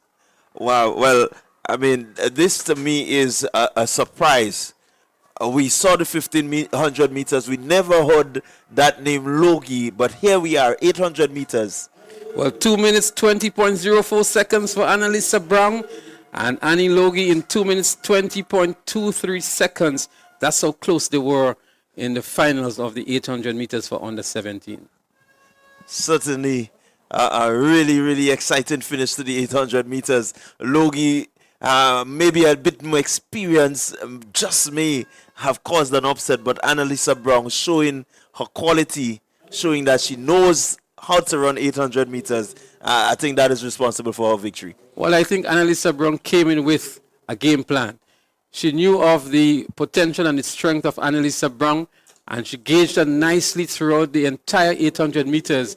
And both of them kicked together, but I think it was a greater speed, greater strength, maybe even more experience from Annalisa Brown that really took her to the finish line ahead of Annie Logie. But a tremendous run from both athletes. Yeah, certainly a show for you from these two track athletes from the Finish Line Sports Club. 2 minutes 20.04 and 2 minutes 23. The top two in the 800 meter girls under 17. Really a really outstanding run. You have to give kudos to Logie. I think she did really well. Well, the time is posted there for you to feast on as well. Impressive performances. I'm sure the both of them would be selected for Carifta, notwithstanding the Carifta standard being 2 minutes 20 seconds, just outside of it, but worthy enough. Remember, these Carifta standards are local standards. They are not set by the Carifta officials. It's set by the Grenada Athletics Association, and that is just to get the creme de la creme to represent Grenada at Carifta Games. Yeah, and you want to make sure that when you send a team to Carifta, they can compete. And from what we've seen from Carifta 2024 here in Grenada, I mean, a lot of our athletes really came on show, you know, and so we're hoping that moving to Trinidad and Tobago, which is just our neighbors, a stone throw away, you know, they can go and they can really bring the heat to Trinidad and Tobago and bring back some more medals for Grenada.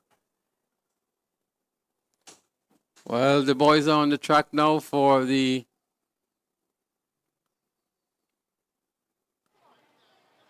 event, the 800 meters in the under 17 category. It's a very long list as well. Even more than the under 17 girls. Looking at the lineup on the screen, seem to be reduced significantly. We have some. Well, originally it was 18 of them that were registered, but I'm sure the list includes Jarrell Noel, Cordell Sandy, Tyrese Braveboy, Taj Thomas, Rishon Hall, Jadija Roberts, Raylan Bascom, Malik Samuel, Ethan Edwards, Josiah Braveboy, Alex James, Kalon Philip, Caleb Williams, Tyrick Thomas, Rondell Williams, Malton Lindsay, Alian James, he scratched, and Janik Felix. These are the 15 that were registered. Well, for the boys, it seemed to have 2 sections. So we're not certain if... Yes, there are actually 2 sections. This is flight 1 of 2. And it's a timed race, so they'll be going for the fastest time, considering there are 2 flights to this event.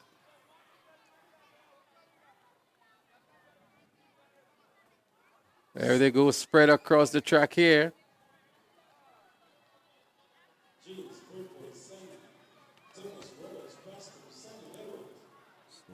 Early running. We're trying to see if we can get you the names of the athletes in this one.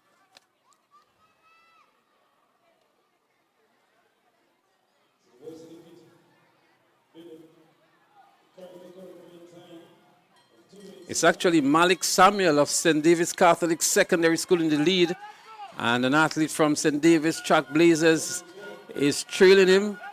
They have just about 400 meters to go. We're going to give you the time, 59.7 on the flash time for the first lap.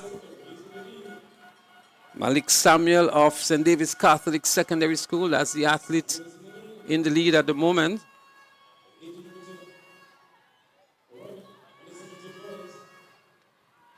Going down the back straight for the last time in this 800 meters. Malik Samuel of the St. David's Catholic Secondary School. And he's pulling away from the rest of the field. We see the Grenada Christian Academy now moving up nicely into second position. And he's really gaining grounds here on Malik Samuel. Samuel is unaware that he's coming, but Grenada Christian Academy is inching closer. He goes past him now on the outside.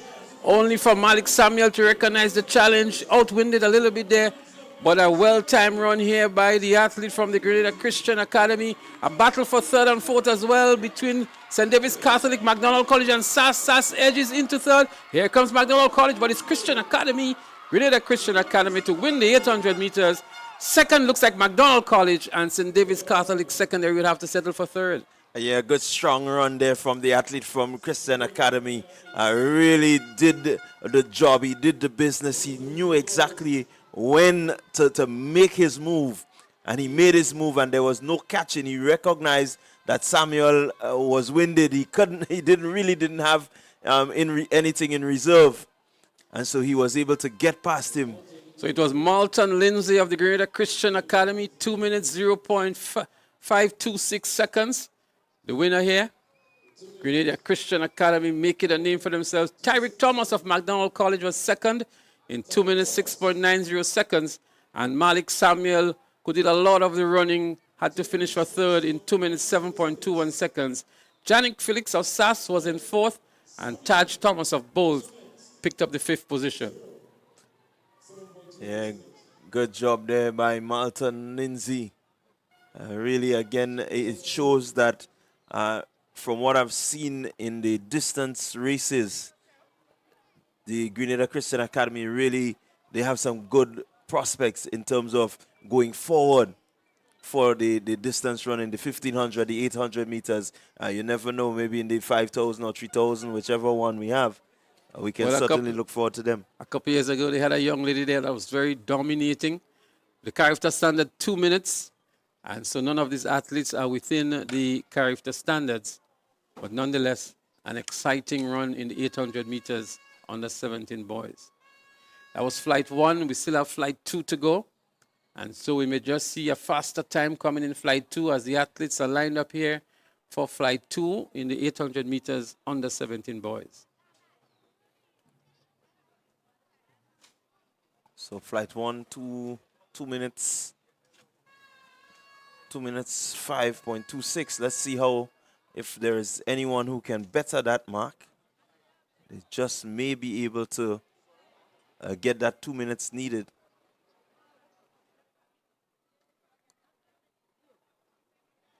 Again, a slightly reduced field. The number registered is just about 17. But I don't think that we have 17 in the lineup.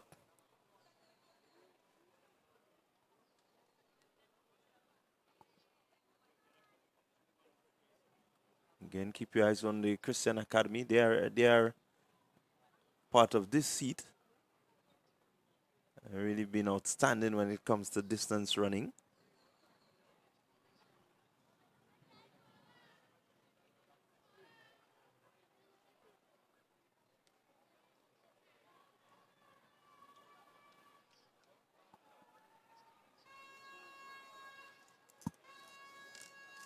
Again, just waiting on the clearance from the officials before these boys get underway.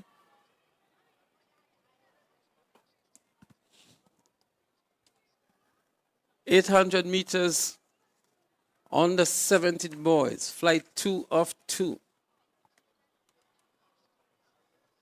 So we should see here Keith Charles of Grenada Christian Academy, another one to look out for. Philon St. Clair, he's going to be there. Carvan James, Delron Dumont, Trevon Joseph, Kidel Rennie, Zion Blackett, Caleb Simon, Levi Rocher, Jensen Mitchell, Lyndon Gonzalez, Michael Thomas, Jermaine Williams, Alion James, Rogel Cummins, Philon St. Clair, and Kindon Hilaire. These are the athletes that have registered in flight 2 of the 800 meters for under 17 boys.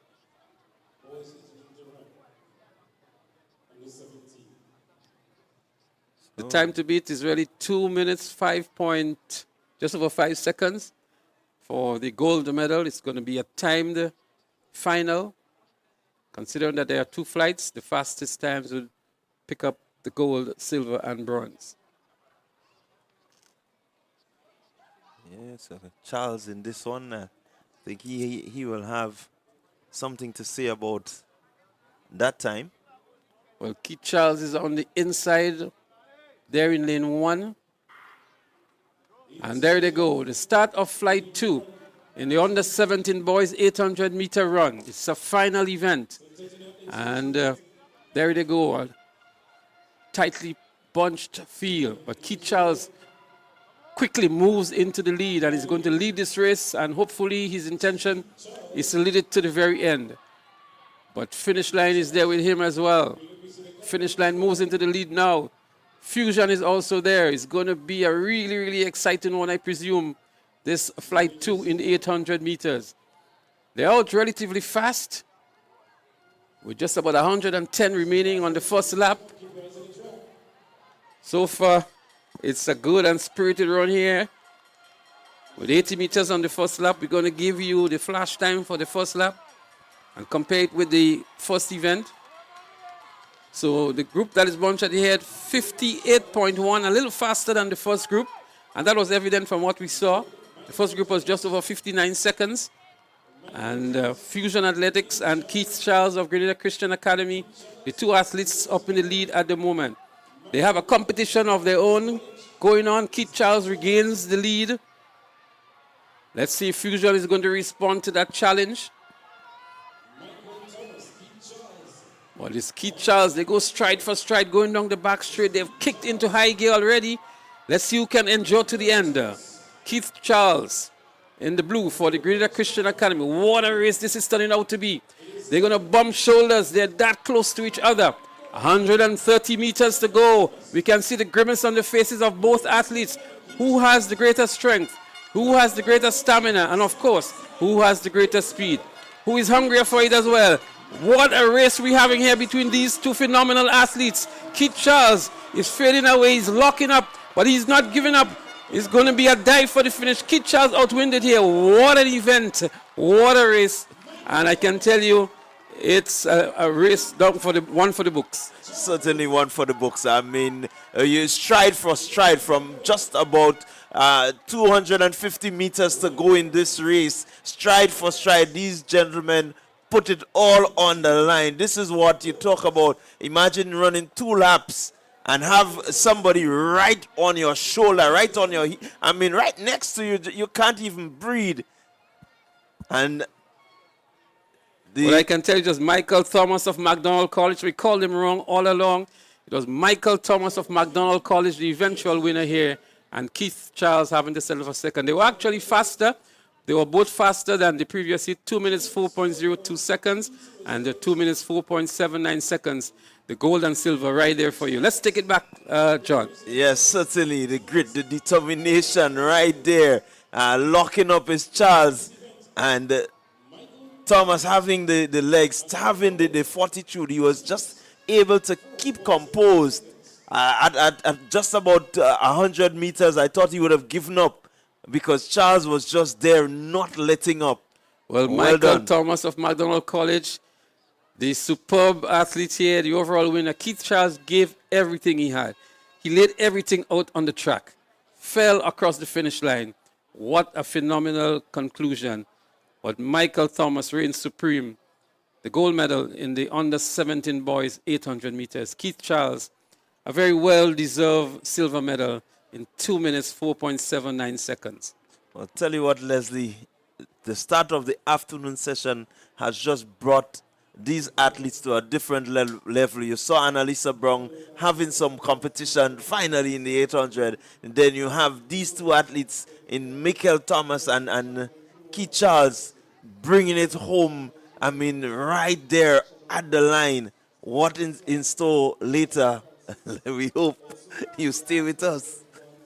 Well, the excitement we told you about is happening right here at the Ariza National Champs at the Kirani James Athletic Stadium, downtown Spice capital, St. George's, as we see another group of athletes, this time in the under 20 category for girls. Grenada Christian Academy featured here again. They seem to favor a lot of these longer distances. They've been prominently featured in the first of the 800 meters. And here we see them again in the 800 meters for the under 20s. So here we expect to see Elisha McDonald of St. Joseph Convent, Grenville, Ocean Williams of SAS, Khadijah Norrie of MVP, Raquel Francis of Convent, Grenville, Alian Gidari, St. David's Trailblazer, she's listed here, Peaches Panchu, McDonald College, Aronisha Lambert of Convent, Grenville, Tifara Francis of Velocity Track Club. As we see here, Ocean and Raquelia would not be in the event. Tiana Joseph of Grenada Christian Academy, that's the one we are speaking about. Francesca Henry of McDonald College. Are we going to see a McDonald College 1-2? And we also expect to see Williams McQueen from Bishop's College. Yes, certainly. We expect another exciting race in the 800 meters. Peaches Panchu, we keep talking about how she has been, doing well. She's really been there. Well, they called to the starting lineup. And they're off and running. 800-meter run under 20 and 20 plus. A field of 7 athletes. St. David's Trailblazers moving out in the front in Alian Gidhari. She's been trailed by McDonald College, Peaches Panchu. And then we have Khadijah Norrie of MVP. The top 3 so far. It's very early to call this one. But also in there is the athlete from the Grenada Christian Academy. From what we've seen from Gidhari, I think she will be the one to beat. The 800 meters a bit faster. So we still wait to see how she will take to it. It's a bit faster pace than the 1500 meters. Well, I like how McDonald College is nicely positioned in this one in Peaches Panchu. MVP is there, but we see a little move being made by Tiana Joseph of the Grenada Christian Academy. On the flash time, 1 minute, 6.4 seconds.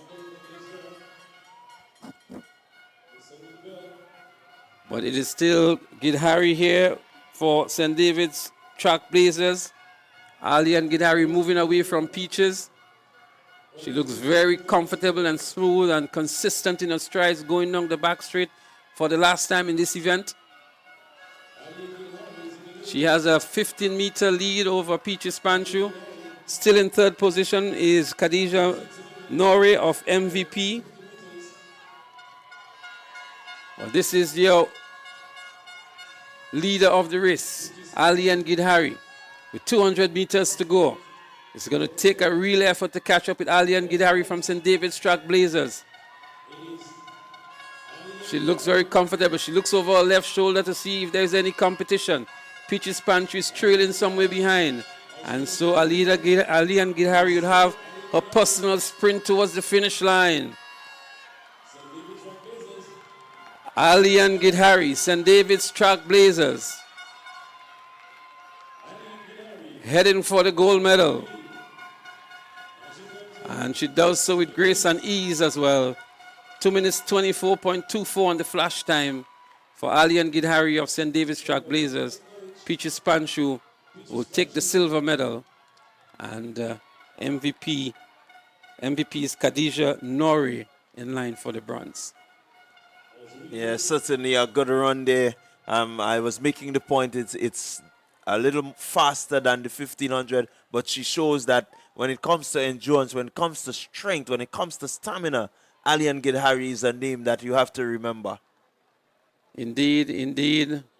The winner of the 800 meters for under 20 and 20 plus, Peaches Panshu, second in 2 minutes 33.56, and Khadija Nori of MVP in third in 2 minutes 42.58 seconds. So we see Alian Gidari really not challenged for the gold medal to a large extent. Running home all alone, not been pushed. I'm sure she had a little bit more had she been pushed, but a comfortable win in the end for Alian Gidari. Yeah, certainly comfortable. She had this one in the bag from the onset, and she kept the lead and just really looked to extend. She was not too quick through the first lap, but on that second lap, once she got the bell, you can see that she distanced herself from everyone else, and she ran her race in her way, picking up the gold medal. Well, the boys are already on the track for the 800-meter run in the under 20 and 20 plus category. 22 athletes have been registered for this race. Jadoni Lewis, Jalon St. Louis, Nickel John, Tyrone Jacob, the veteran, Kamal Murray, Darion Telesford, Devonte Healy, Christian Charles, Nicholas Daw, he's from Guyana, Romel Charles, Adriel Mitchell, he's one that we want to see. We didn't see him in the 1500 meters yesterday, but he has broken 2 records at his school sports this year in both the 800 meters and the 1500 meters. It'll be a joy to see Adriel Mitchell. Antoine Blackett is also there, one to look out for. Ishmael John, Shamo Andrew, Jadel Etienne, Joshua Cadet. Quenel Pierre is actually running in the 800 meters as well. Jay Phillip, Kyle Victor, Joshua Noel, Shakim Cox. And we also see here Joshim Sylvester being registered. But it's very doubtful that we will see Joshim Sylvester here in this race, being nursing an injury. But these are the athletes that have been registered for the 800-meter run.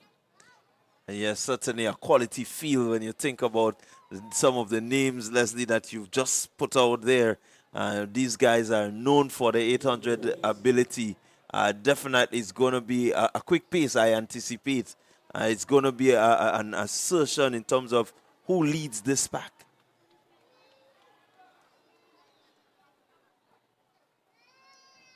So we do not see a scratch lane for Joshim Sylvester. I'm trying to strain my eyes down on the track to see if he's actually in the lineup. I have not seen him at all. So I'm sure a lot of fans out there would love to see Joshim Sylvester here on the track.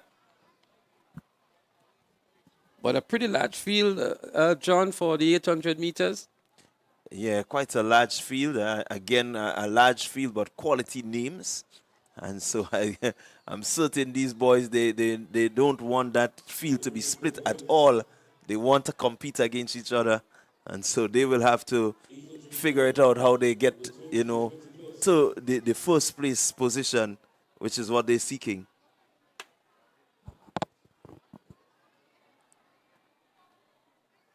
So they're waiting on the starter's instructions. Jadoni Lewis is not in the event. So he has scratched. So too is Nickel John, Tyrone Jacob, Christian Charles, Joshua Cadet, Shakim Cox, and Joshim Sylvester. So it's just been updated. There is no Joshim Sylvester as I anticipated.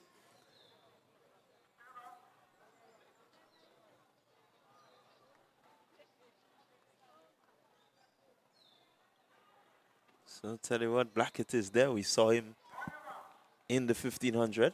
Yeah, Anton Blackett has good top end speed as well.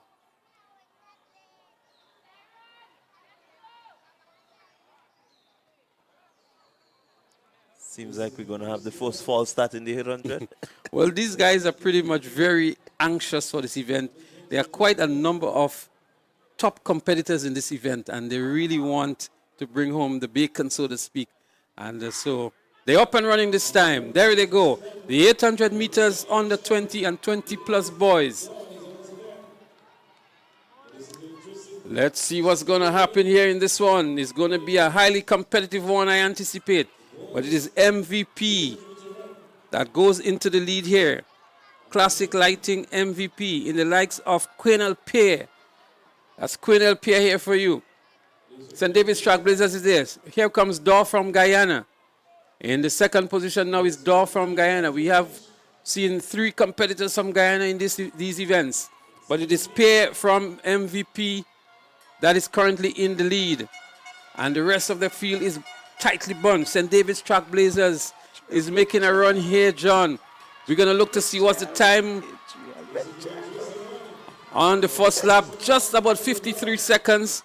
It's a close one to call, John. Definitely a close one to call. And as I said to you earlier, I was at the PVC Sports, and you see that guy in second position in Adriel Mitchell. You have to keep your eyes on him. He ran just about 2 minutes at the PVC Sports. And there he goes. We asked for him, and here he is. Adriel Mitchell broke 2 records at PVC Sports in both the 800 meters and 1500 meters. But Daw from Guyana is giving him a good challenge. A virtual unknown is Daw.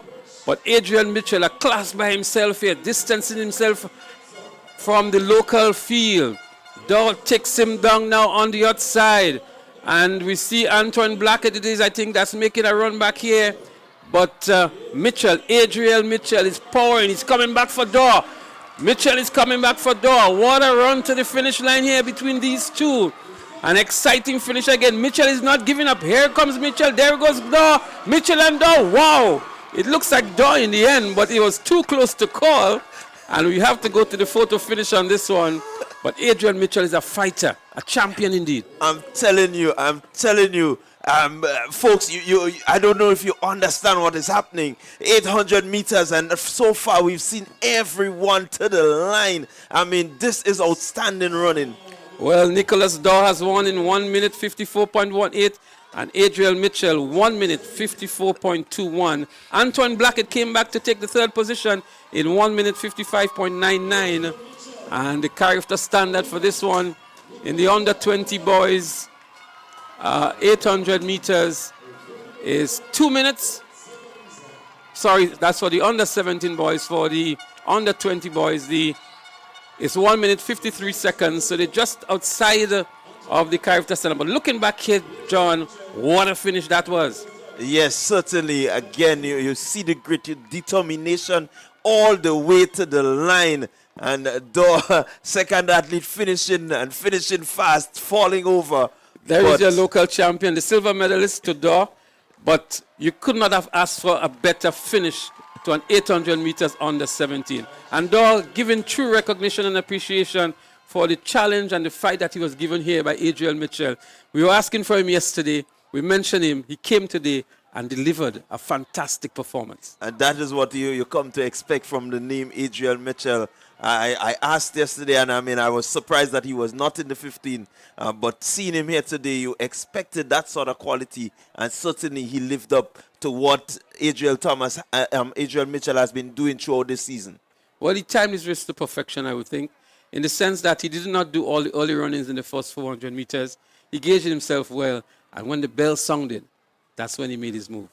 Yeah, and it's while it's a fast-paced race, it also you have to have the strategy. You have to be able to know exactly when you want to turn it on and when to shut it down. And so this is a pretty technical event. Well, Antoine Blackett is still on the track, just got to his feet. He exerted a lot too to come back to get the bronze medal. A good run indeed by Antoine Blackett to pick up the bronze. I'm telling you, Leslie, the 800 meters to restart the evening session has brought this level of competition. I can't wait. Can't Well, wait. I can tell you, I cannot guarantee it, but I can tell you there are going to be other events that are going to be as exciting as those 800-meter events we saw. From the timings that we saw in the preliminaries, John, we expect some showdowns to unfold, some theater as well in some of the events coming up later. Certainly expected, and I'm looking all the way down to some of the under 9 events, the 150s. I saw some timing there, some youngsters, just going through their prelims, and you have some level of competition here today that will speak volumes of these competitors.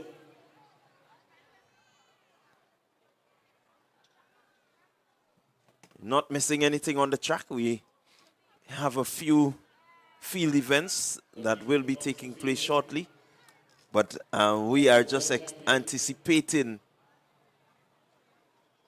a real showdown later this evening right here at the Kirani James Athletic Stadium. It's riveting action.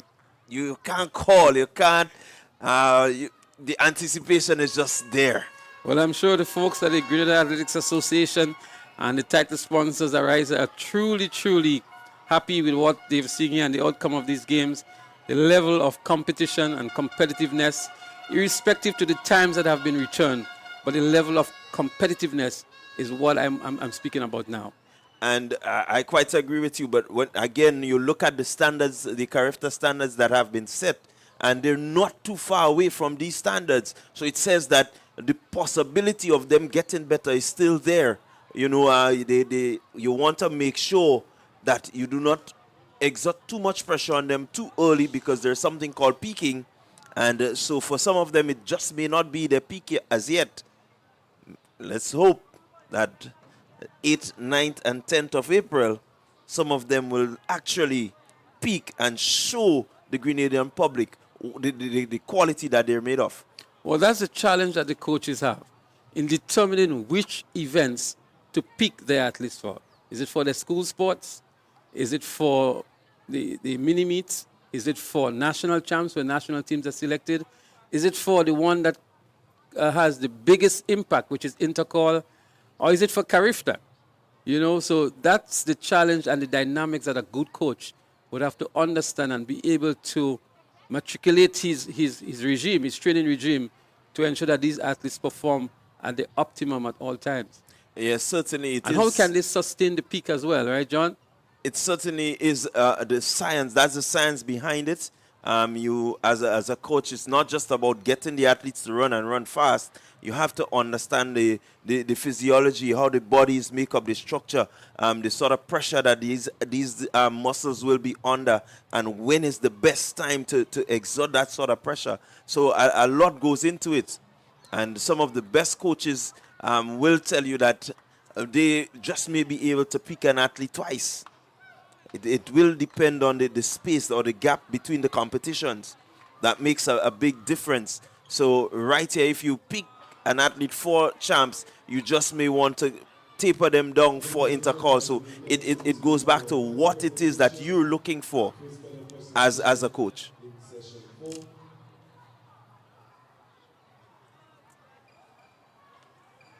Well, there's nothing happening on the track at the moment, but we can certainly see some action in the field. There is long jump going on. And as Mr. Olivier was here explaining some of the limitations and challenges, we're very sorry that we are unable to bring you all of the field events as we'd really love to. But he has indicated that come intercall games, there will be adequate coverage of all of the field events. We know that there are some people whose interests are mainly in the field events, and it's unfortunate that we aren't able to bring it as we'd like to. We were covering a lot of it yesterday, especially the high jump and to a certain extent the javelin. But there's going to be some improvement to that, as indicated by Mr. Olivier himself. And so, again, we apologize for that. But moving forward, these are some of the issues that will be taken care of. Yes, certainly. I know a lot of persons are not just in favor of the track events. They love to see their field events, and we've seen quite a good level of competition in the field.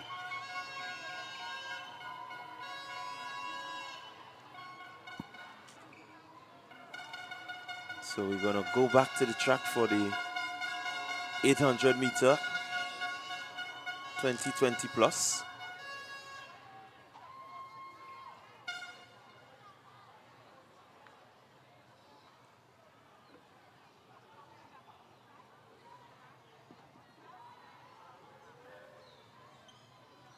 Starters just making sure everything is in order.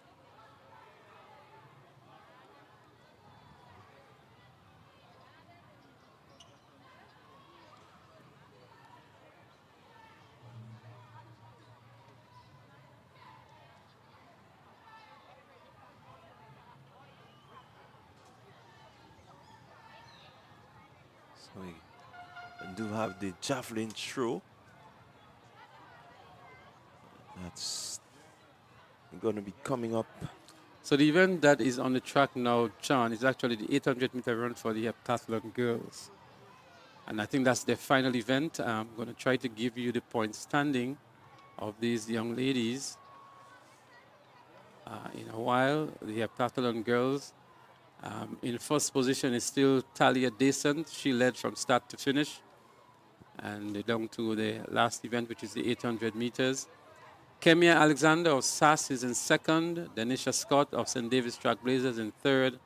And Destiny Langain is in fourth. Talia Descent just has to complete this event and win. She's on 2,218 points. And the second place person is on 1,805 points. So she just has to complete this event. She has a commanding lead on the event so far. Kenya Alexander, she's on 1,805. Denisha Scott is on 1,687. Remember, they are not been given positions here, but it's the timing and points. So a faster time will give them more points. And they're up and running, there they go. It's really a foregone conclusion as to who the winner is, but it's an athlete from SAS here that is out there in the lead. There are two SAS athletes in contention here. Kemaya Alexander and also Jadsa Mark. Talia Descent is there for St. Denisha Scott is there for St. David's Trailblazers. So too is Talia Descent.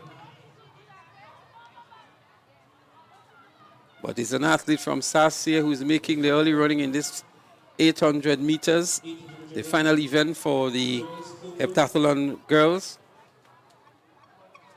In the lead, we have Yeti from SAS. Kemaya Alexander of SAS. So it's actually Kemaya Alexander of SAS that's in the lead.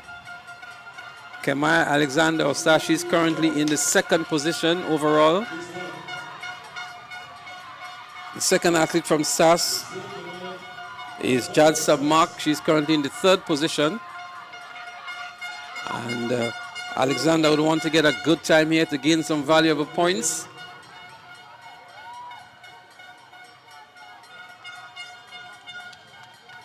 Yeah, 800 meters for the heptathletes, John. Yeah, the two athletes there from SAS looking to really just get in the performance that says, look, I am here at the Hep. Maybe it's an event that, you know, I can take dominance over. As we've seen Dayson, she's really taken advantage of the Heptathlon. She's a good sprinter, good thrower. Well, that's Kamaya's favorite event, actually, you know. She broke the record at SAS Sports in the 800 meters for senior girls. So that's why she's looking so much in indomitable form here. Kamaya Alexander of SAS. Yes, certainly, and that's the beauty of the Heptathlon and the Decathlon. You have your strong points, you have your areas where you can dominate, and once you go there and you get close to your personal best or surpass your personal best, you gain more points. And so certainly she's doing the business. That's her pet event, and you can see it. Look at her composure. Look at how she commands this 800-meter run. Well, a good run indeed by Kamaya Alexander to win the final event in the Heptathlon for the girls. 2 minutes 39.65 on the flash time.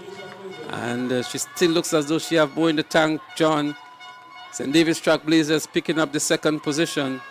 And the other athlete from SAS, which is Jadsa Mark, she would pick up the third position in this, their final event in competition. Yeah, it's 2 days of really, really keen competition. Hard fought, we must say. It's not easy to complete 7, 8. Imagine you run 400 meter and it takes so much out of you.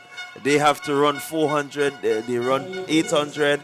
I mean, they do this shot put. It's really some tough events for these young ladies, and to finish strong, finish well, it says something about their pedigree. Well, the character standard for this event is 4,500 points. And Talia Descent of St. David's Trailblazers so far has 2,218 points before this event that has just completed. So she picked up the second position here. We're going to try to update you on the final standings as soon as the race is completed and the officials have updated their point standing. We'll be able to share it with you.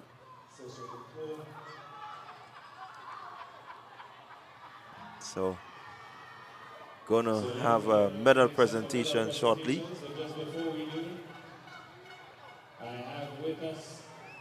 So there's going to be a medal presentation coming up, and what we will try to do is to see if we can get some of the athletes that have made the character standards to come and have a short chit chat with them, and to get their feeling and to understand the level of preparation and what it would take for them to go there and represent the country admirably, and maybe bring home a medal or two for Grenada as well. Yeah, really something that we and everyone viewing, especially the stream, should look forward to. It's good to hear them, give them that sort of confidence that they can go there and speak to the various medias covering the character games, and so it's good practice for them. So we're going to take a short break since there are no action on the track at the moment, and we're going to leave you to enjoy the medal presentation ceremony and come back with more live track action when it resumes here at the Ariza National Champs 2025.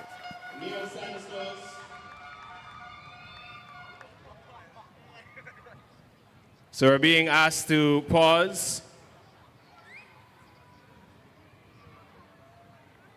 So we'll try to get the boys back after the end of medal presentations. We do apologize, but we'll go over now to Mr. Kwame Hippolyte for medal presentations. This medal presentation will be conducted by Mr. Marvin Lord, the CEO of Ariza Credit Union. The first presentation, Event 12, Girls Javelin Throw Under 17. Third position, Rayshona Francis, Grenville Secondary School, 23.94 meters. Second position, Stevonna Swan, St. David's Trailblazers, 24.31 meters. And your winner from the Grenville Secondary School, she threw a distance of 27.77 meters, Shamara Batiste. Your winners for Event 12, Girls Javelin Throw Under 17. Medal presentation for Event 67, the Girls 800 meter run under 17. Third position, from the McDonald College, Kelia Olive, 2 minutes, 32.17 seconds. Second position, Annie Logie, Finish Line Sports Club, 2 minutes, 20.23 seconds. And your winner, also from the Finish Line Sports Club, Annalisa Brown, 2 minutes, 20.04 seconds. Your winners for Event 67, Girls 800 meter run under 17. Medal presentation for Event 69, Girls 800 meter run 20 and 20 plus. Third position, Khadija Nori, 473 NVPs, 2 minutes, 42.58 seconds. Second position, Peaches Panchu, McDonald College, 2 minutes, 33.56 seconds. And your winner, from the St. David's Trackblazers, Alian Gidhari, 2 minutes, 24.28 seconds. Your winners for event 69, girls 800 meter under 20 and 20 plus. Medal presentation for the boys 800 meter under 17. Third position, Malton Lindsay, Grenada Christian Academy, 2 minutes, 5.26 seconds. Second position, also from the Grenada Christian Academy, Keith Charles, 2 minutes, 4.79 seconds. And your winner, from the McDonald College, Michael Thomas, 2 minutes, 4.02 seconds. Your winners for the boys 800 meter run under 17. We move to the medal presentation for event 70, the boys 800 meter run 20 and 20 plus. Third position, Fusion Athletics, Antoine Blackett, 1 minute, 55.99 seconds. Second position, also from Fusion Athletics, Adriel Mitchell, 1 minute, 54.21 seconds. And your winner, from Guyana, Nicholas Dew, 1 minute, 54.18 seconds. Your winners for event 70, boys 800 meter run, 20 and 20 plus.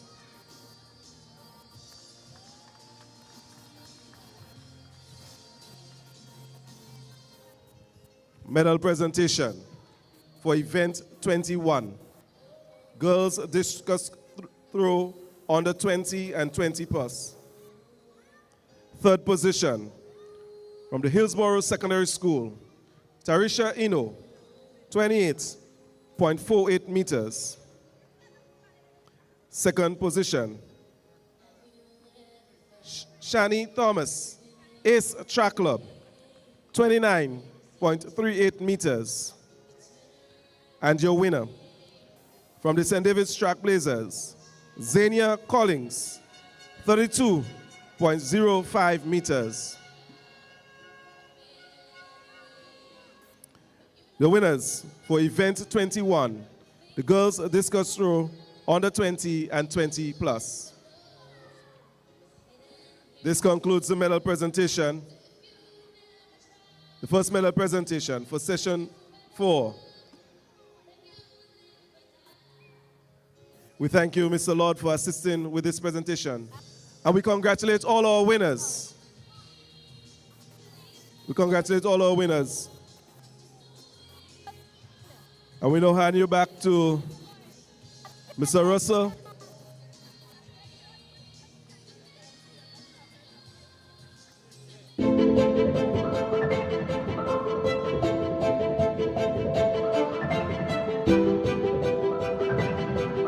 Ridgeway Residences, a modern, exclusive residential community offered by Ariza.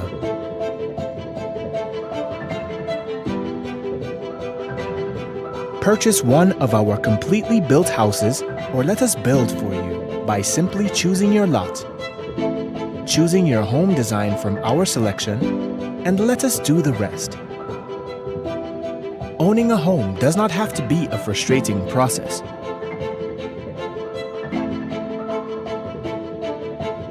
For more information, contact Ariza Credit Union on 415-0994 or send us an email on info@ridgewayresidences.gd. Ridgeway Residences, hassle-free home ownership. Request, repay, repeat with Ariza's FlexiCredit Evergreen Loan Facility. qualify for a flexi credit with limits up to $25,000 or use your home equity to qualify for more. Extra cash at your fingertips whenever you need it, accessed using your debit card, and managed using AMI, Ariza's mobile internet experience app. Flexi Credit allows you the flexibility to top up to your approved limit any day, anytime. Already a member? Send us a WhatsApp on 423-4987. New members join today to apply. Request, repay, repeat. Use your Flexi Credit for vacations, shopping, wedding, general expenses, and more. Ariza loan terms and conditions apply. Ariza Credit Union. Your financial freedom, your future.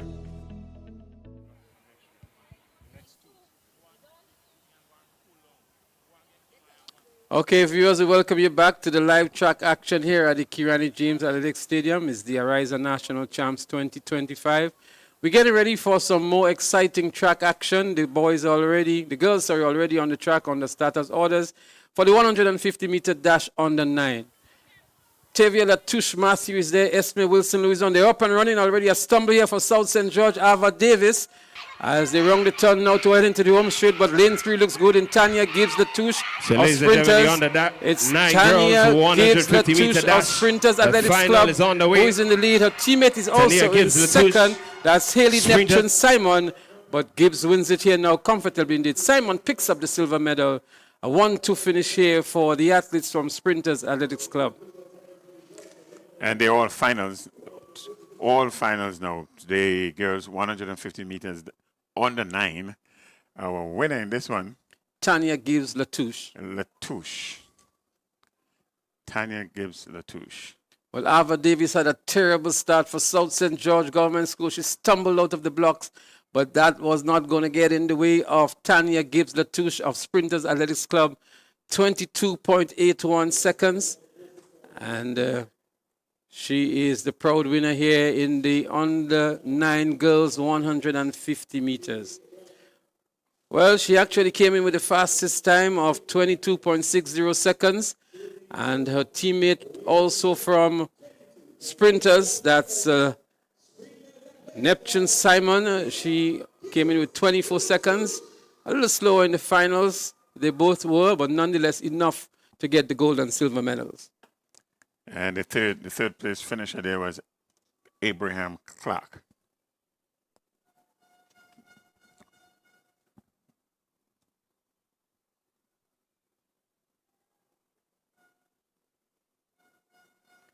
So next on the track will be the 150 meters for the boys.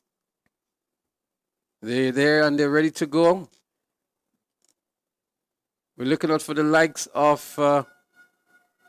there they go here. The boys 150-meter dash. Finals. Let's see who comes off here nicely. Lane 3 is looking good in Abraham Clark from Southern Pros. Very diminutive figure, but here comes the athlete from Runners Athletics Club here. That's Nashan Philip Hood. It's Sprinters Athletics Club here. And we're going to give you the official results of this one here. But a very nice run indeed.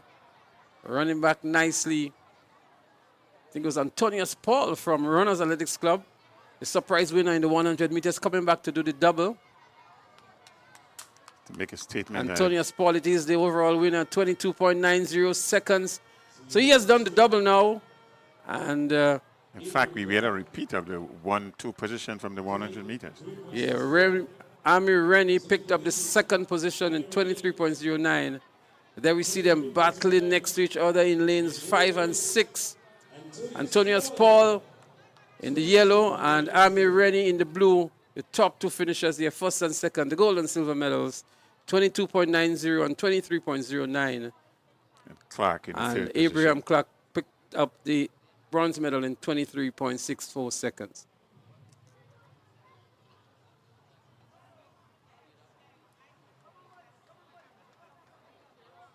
So we're down to all final events now, and they're going fast as well. The girls' 200-meter dash under 11 is the next event up on the track. And we expect to see some fireworks in this one as well. They're coming into this one with a top time of 29.68 seconds is in lane number 3. Jazzy and Johnson of Classic Lighting finish line. She has been doing quite well. So Jazzy and Johnson is the best time in these finals at 29.68. Chaya Pair of Sprinters Club is going to give us some good challenge as well. Pierre coming in with 29.76 seconds. They're just slightly slower than Jazzy and Johnson.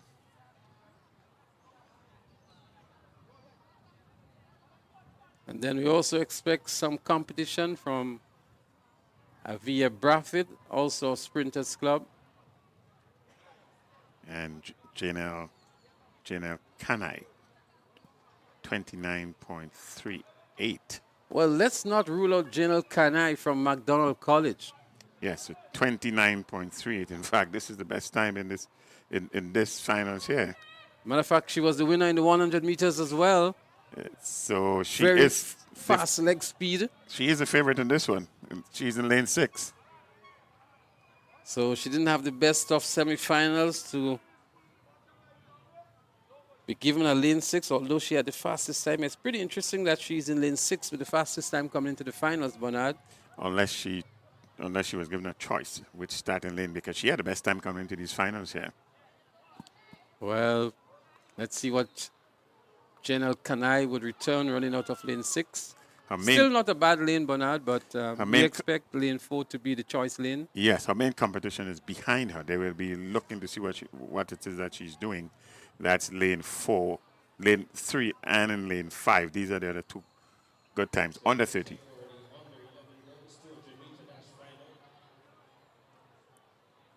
So there's 3 finalists here who are under 30 seconds are the ones who should be challenging for podium position.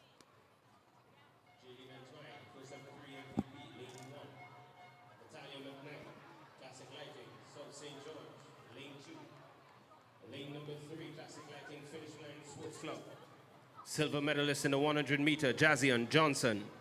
Lane number 4, Sprinters Athletics, Ahiva Brafford. Lane number 5, bronze medalist in the 100-meter, Sprinters Athletics, Chaya Pair. Lane number 6, McDonald College, your gold medalist in the 100-meter, Janelle Kanai. Lane number 7, 473 MVP, Tavia Modeste. Rounding out the field, Sprinters Athletics, Khaleesi Walcott.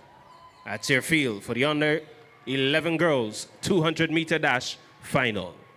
So your favorites are in lane 3, lane 5, and lane 6. They're all there on the track. Is athlete versus athlete now, so the times of the return in the preliminaries may not be of significance to some people. Is athlete versus athlete here today. Some close times indeed, but I can tell you Janelle Kanai is a class for herself, and she would want to return the double here and bring it up to Crown City St. Patrick. She did win the 100 meters quite fairly easily.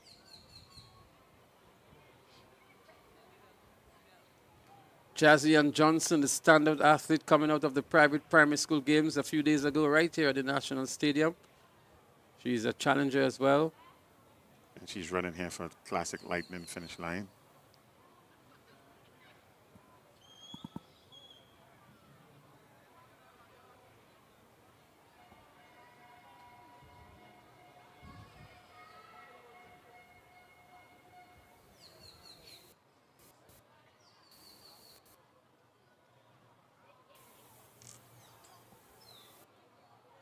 So it's Antoine in 1, McKnight in 2. 3 is Johnson. Braffett is in 4. Pierre is in 5. Kanai, the favorite, is in 6. Modeste in 7. And Walcott, lane 8.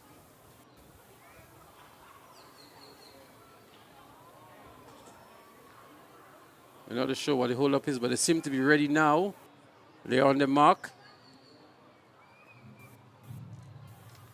We expect this to be another good one. We expect Kanai to win, but I think second, third, and fourth would have a real tough job for the officials and maybe go down to the photo finish. But they're up and running now.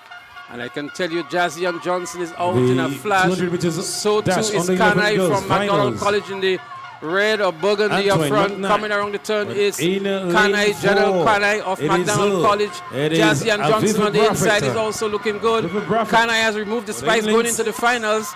And she has real good competition from Jazzy and Johnson. Johnson seems to have a slender lead here. But here comes Kanai for the victory, it seems. A very close one, Bernard.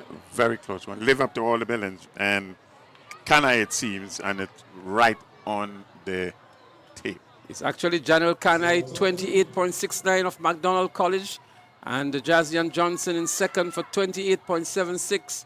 Avia Braffett picking up the bronze in 29.66. A noticeable thing here, Bernard, is that we saw yesterday Kanai running barefooted. In the preliminaries earlier this morning, she came with the track spikes, and now back into the finals, out with the spikes again. And it seems as though they're trying to make a decision for her in terms of what is best suited for her in these races. But she had a very close one here in the 200 meters as compared to the 100 meters, where she was a very clear winner. This one went right down to the tape. Right to the finish line. In the end, it's a good run for Janelle Kanai of McDonald College. A winning time of 28.69 seconds, better in the 29.38 that she would have run to get into these finals. We hope she gets comfortable and used to running in shoes eventually.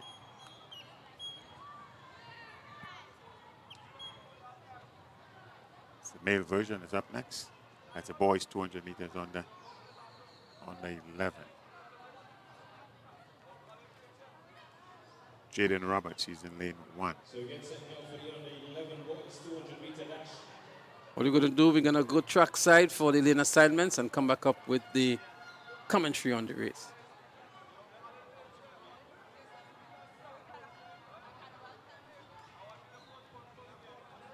Well, they're on the mark. Agel Pascal, Karen Houston, Deacon Decent, one to look out for.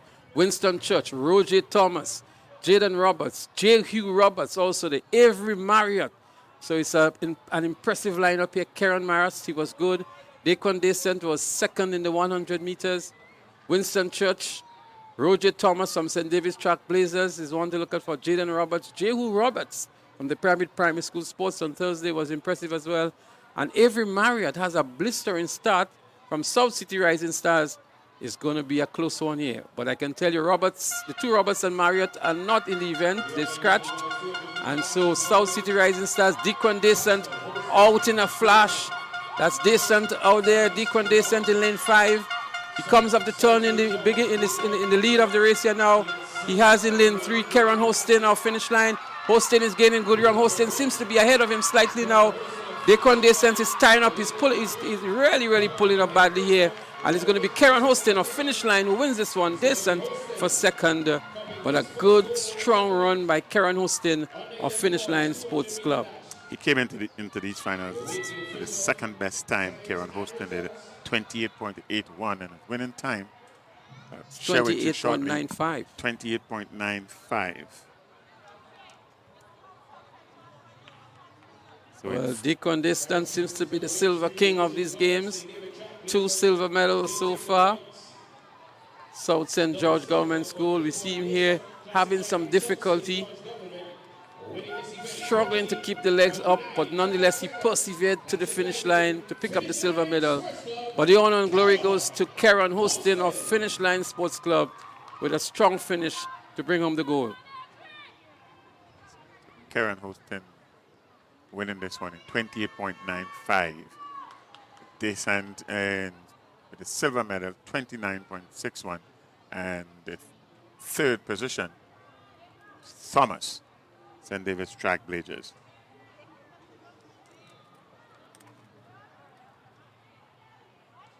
We get set now for the under 13 girls 200 meter dash. Well, the girls for the under 13 200 meter dash are on the track already. Adriel Grappi of South St. George, she'll be in 2. Aliyah Samuel from Peak Performance in 3. The favorite Leah Rose Charles of the South St. George Government School is in 4. Rena Hosford of Sprinters is in 5. Tamara Newton of Southern Pros in 6. Carla Abraham of South St. George is in 7. Jada Salazan of Runners Athletics Club in 8. Interestingly, Bernard, South St. George Government School have 3 competitors in this finals of the 200 meters under 13 girls. All the good times, but the favorite in this one comes out of lane 4, Leah Rose Charles. Well, Leah Rose Charles has already won the 100 meters. She comes in here with the best time of 27.38 seconds. The second best time is 27.88, which is Horsford in lane 5. So lanes 4 and 5 should be where the real competition is for gold and silver. But the odds-on favorite is in lane 4, Leah Rose Charles. So it's James in lane 1, Grappin 2, Samuel in 3, Charles in 4, Horsford in 5, Newton in 6, Abraham in 7, and Salazar, that's Jada Salazar in 8. Well, they're ready to go now in the 200-meter dash for the under 13 girls. It's a nice clean start here. Leah Rose Charles up early and already making up the stagger on Tamara Newton of Southern Pros. Leah Rose Charles comes up the turn in the lead and straightens up now to head into the home straight. It's Leah Rose Charles, and on her outside is Rena Horsford of Sprinters Athletics Club, but Leah Rose Charles wins comfortably, a flash time of 27.13, and in second, Rena Horsford of Sprinters Athletics Club. This one went according to the form book, Sydney for the first position. Leah Rose Charles, the unmistakable winner here in 27.18 seconds. In second position, Rhea Horsford, 27.58, and in third position, Newton. Newton would have run here 28.67. So Leah Rose Charles living up to expectations and really proving to be a class above the rest. A 5-meter advantage over the second place runner, and congratulations in order for Leah Rose Charles on her victory. I think that's her parents somewhere in the stands there, Bernard, and they're delighted to see the victory for Leah Rose Charles. It's very important, the family support, the parental support. Everybody needs a cheering section. She certainly has a cheering section with her. The boys 200-meter dash is the next event on the track in the under 13 category. Aidan St. Louis of Sprinters would run in lane 1. Acaden McIntosh of McDonald College, he would be in lane 2. Alonzo Mitchell of St. David's Track Blazers in 3. Kendall Blackman of Sprinters Athletics Club in 4. Danielson Tucker of Bolt in 5. Jaden Bain is in 6. And Ronan Leslie of St. David's Track Blazers, he is in lane 8. There they go. We saw a very good run from Leslie in the preliminaries. But in the middle of the track here, it looks as though in lane 5 it is Danielson Tucker. It's indeed Danielson Tucker of Bolt, who is winning by quite some margin as well. Danielson Tucker of Bolt, the winner with a flash time of 26.46 seconds. And if this holds, this is a significant run by this young man. He came in here with a time of 27.59. 27.59, not even the top entry in these finals here. So this is a remarkable run by Tucker from Bolt. 26.54 seconds. Maybe he was just holding back for the right occasion, Bernard. And when it matters most in the finals, he brought his A game and winning in 26.54. Danielson Tucker of Bolt, Alonzo Mitchell of St. David's Track Blazers came in second. Kendall Blackman of Sprinters third. Aidan St. Louis was fourth. And Ronan Leslie was that impressive in the preliminaries, had to settle for 5th position. Yes. So it's Tucker, Mitchell, and Blackman. These are the podium positions in 1, 2, and 3.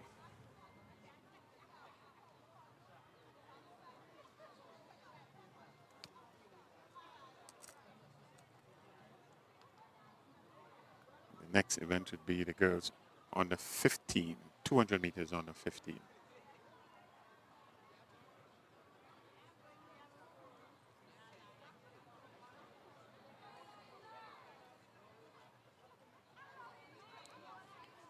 The finals continue here at the Ariza National Championships.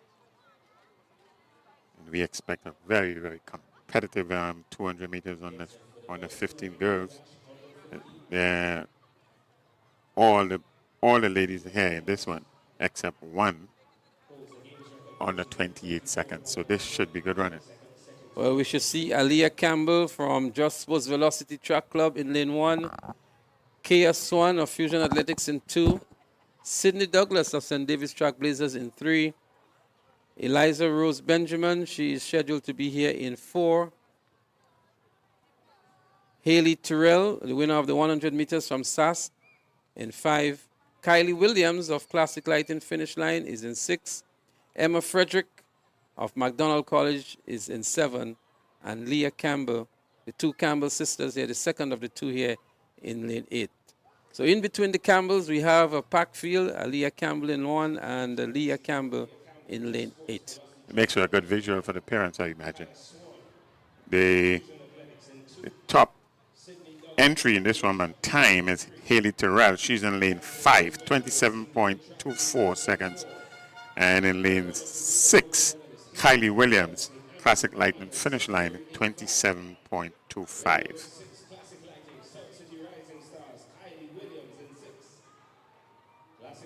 So Haley Terrell would obviously want to do the double here for herself and for her club.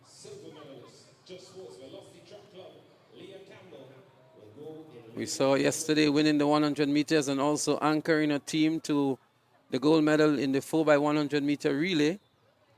And coming in with the fastest time, she would want to maintain that consistency and put a third goal around her neck. Yep, one would think that Haley Terrell would give it really be her competitor here, and Terrell is in a remarkable position because she is in lane 5 while Williams is in lane 6, so she would have a pretty good idea of what it is that she has to do. So this one, I believe, will go down to a close finish as well. Just looking at the times alone, they came into the finals, but I believe from what we saw earlier on, and that's the advantage we have, is that Haley Terrell really eased up into the finish line. She did. And so with the conservation and the reserved energy that she has, we expect that she can bring it here now to the finals. But I can tell you, Kylie Williams also eased up. She looked smooth. Remember, she was the one running with the skirt. And she looked really, really smooth as well. She kept back something as well. And it's really going to be a showdown between these two. So it's lane 4, 5, and 6. The real competition should be in these lanes, the Benjamin, Terrell, and Williams, according to the times that they would have come into these finals. Of course, one cannot go by the times alone because, as we would have observed earlier, it's a lot of strategy going into these finals. The intention is just to win, to make the finals. You would not expend too much energy.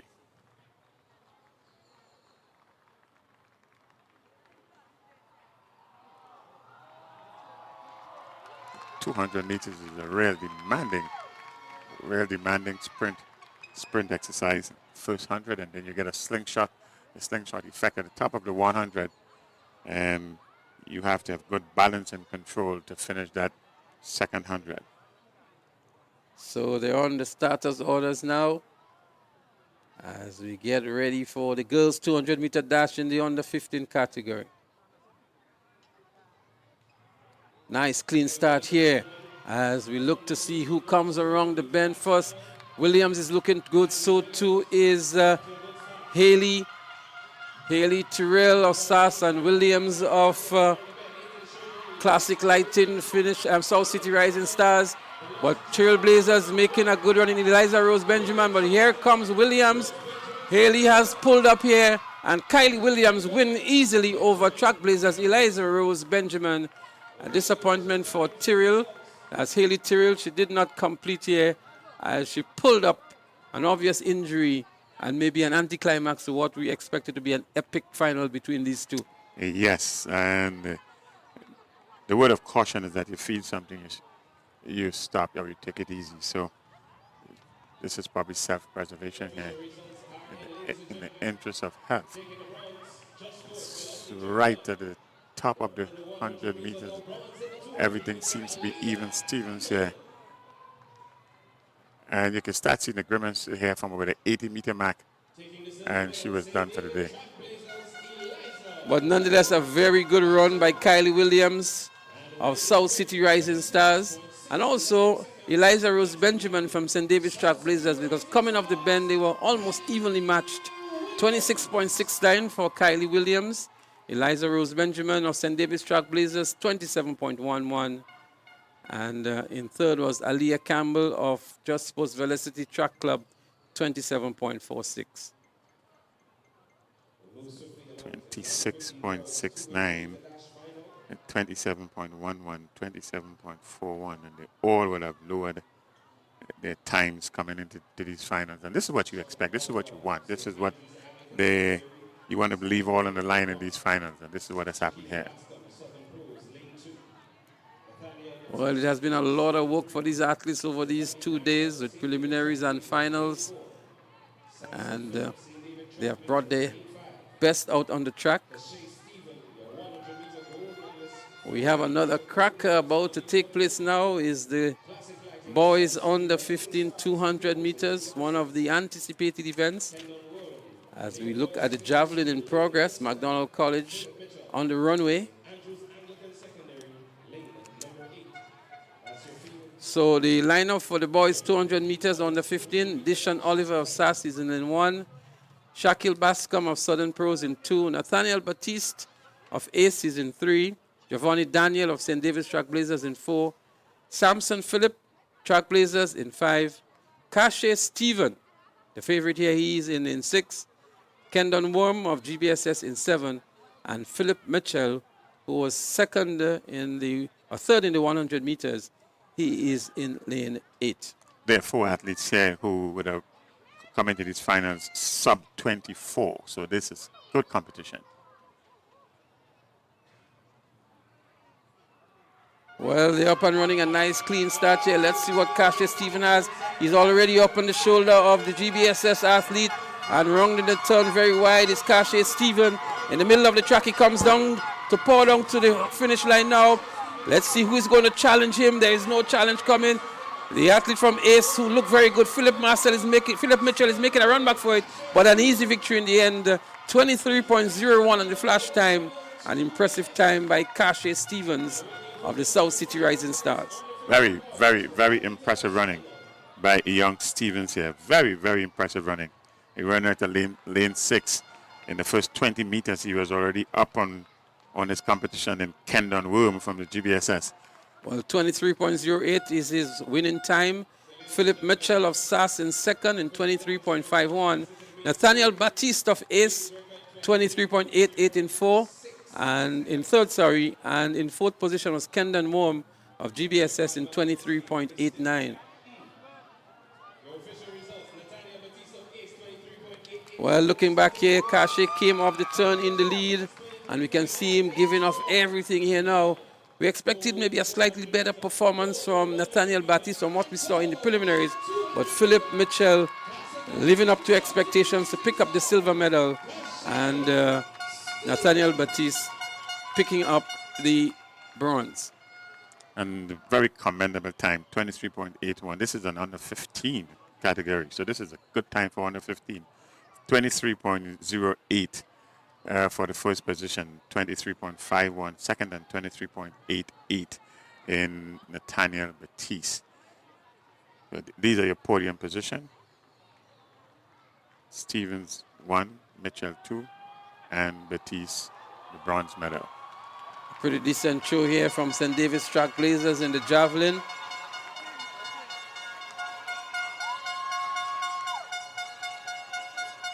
That's actually Anderson Peters, the unmistakable Anderson Peters, world champion, Olympic bronze medalist as well. I tell you something, Leslie. This young man, coming as big a star as he is, come and grace the track and the field in these our local championship. It says a lot about the character of the gentleman. Well, when you can have a world-class athlete, an Olympian, and medalist at the Olympic Games coming at your national championships, it says a lot. He's a mentor to a lot of the kids, a lot of the athletes who are competing here. And I'm sure they are seizing the opportunity to get an advice or two from him as well. They should. If they aren't, they really should. The guy's a class. It's a class act. Set to go in this one. Out of lane number 1, Samara Noel, St. Joseph's Convent, Grenville. Lane number 2, Ariana James, Fusion Athletics. So we're going to go back trackside now for the 200 meters on the 17 girls. Lane 1, Samara Noel, Convent Grenville. Lane 2, Ariana James of Fusion. Lane 3, Rihanna Thomas of Peak Performance. Cariana Gelino of Peak Performance would also run in lane 4. Tadeza Walcott of Finish Line in 5. Tishana Bascom, St. David's Trailblazers in 6. Rosemary Thomas of Velocity in 7. And Rishana Charles of the Grenada Christian Academy, she's in lane 8. This should be a good one. We have 3 athletes here who are running sub 26. That's Thomas in lane 3. Bascom in lane 6. 2 athletes running sub 26 here. So this should be good competition here. So Rihanna Thomas of Peak Performance comes in with the fastest time. And Tishana Bascom from St. David's Trailblazers would want some maybe sweet revenge over Rihanna Thomas. So look for Thomas in lane 3 and Bascom in lane 6.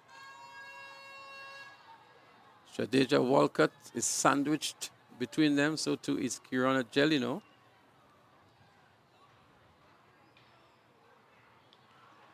So they're up and running here. Trailblazers already looking good in Tishana Bascom.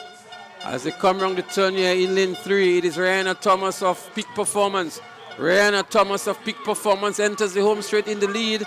And let's see where the challenge is going to come from. St. David's Trailblazers in the likes of Tishana Bascom. But Tishana Thomas is going to run away with this one. She does so now. Bascom will have to settle for the silver. And true to form, just as we saw it coming through the preliminaries, Rihanna Thomas picks up the gold medal. True to form. Let's see what the time looked like. Thomas came into the finals here with a time of 25.77. She would have lowered that just a tad at 25.74. Tishana Bascom 25.88, but coming off the turn, Rihanna Thomas emerged as the early leader. Bascom trying to make a comeback of some sort, but it was not the day when she was going to catch up with Tishana Thomas. And Thomas really winning this one comfortably in the end. Kirana Gelino of Peak Performance picked up the bronze medal in 26.50. The top 3 finishers here, Thomas, Bascom, and Gelino.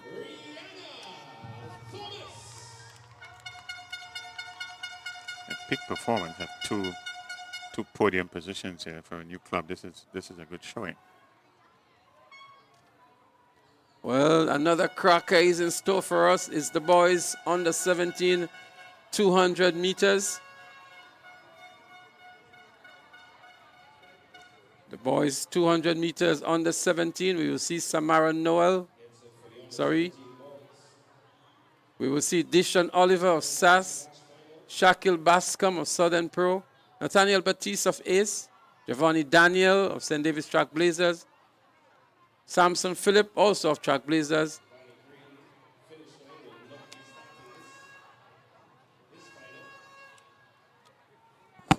Just want to take that over again. We were actually calling the wrong set here. In the under 17 is Andre Fletcher of St. David's Trailblazers, Tyreek Thomas of McDonald College, Nathaniel Alfred of Classic Lighting Finish Line, Giovanni Green, he's also there, Nathaniel Douglas, Kamal Joseph, Rishan Daniel, and Keon Jackassel. And we have it's a family affair here, I can tell you, Bernard. Giovanni Green and Rishan Daniel are actually first cousins. It's 2 brothers, kids, and they're competing against each other here. So it's a family affair as well. bragging rights also. Let's see who will have the bragging rights. But Giovanni Green, he would have come into these finals with the best time of 22.83. And then Rishan Daniel, 22.88. So it's pretty much neither here nor there. Let's see how they finish here with this one. And then 22.97 is Nathaniel Douglas.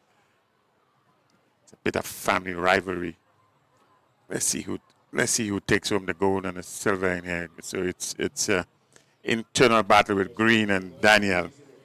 A little personal battle here, a little personal family battle here, Green and Daniel. Let's see who takes home the bacon in the end. And if in fact someone is going to surprise them both.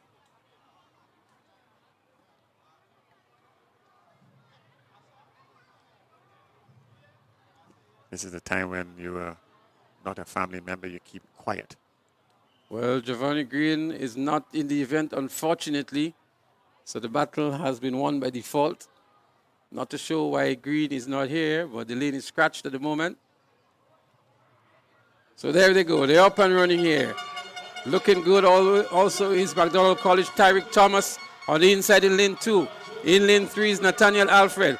But out there for South City Rising Stars, Kamal Joseph. Kamal Joseph it is here for South City Rising Stars in lane 6. Kamal Joseph is going to win this one. He won the 400 meters yesterday and a very commanding win in the 200 meters.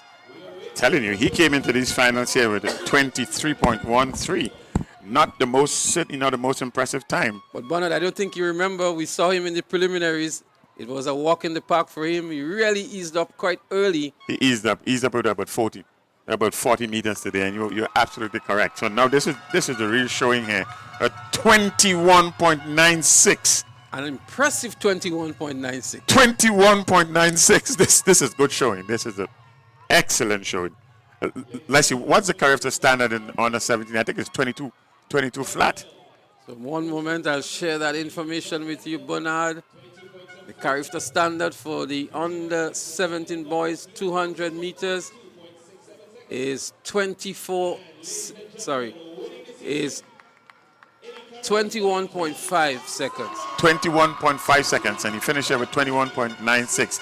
A mere 0.5 seconds. Well, I'm sure he'll be selected for the character team. Is that close to the standard, and I'm hoping that he can improve over the season to earn himself a spot on the character team for Trinidad and Tobago. But that's a remarkable time. And he was not pushed at all in this race. He ran by himself, you can say. And had he been given some more competition, maybe if Green was in the event, we may have seen a lower time for Kamal Joseph here. Wonderful running. Wonderful running. So up next on the track, the 200 meters continues. It's for the girls 20 and 20 plus. Francesca Henry of McDonald College. Shaphonia Houston of ACE. Well, Francesca has scratched. There are only going to be 3 athletes in this race. Shade Jones and Davis Track Blazers, Zania Belfon of ACE. And it's down to 2 now, as a matter of fact. It's literally the calm before the storm. And Shade John is in ripping form, character athlete.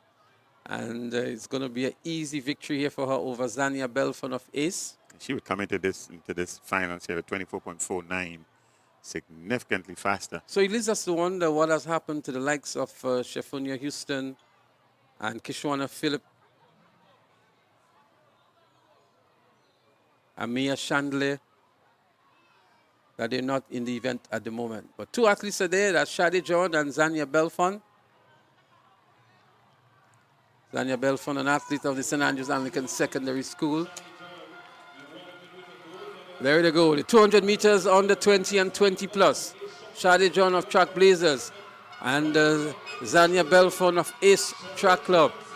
Shade John pumping hard in the lead, but a good run for Belfon as well.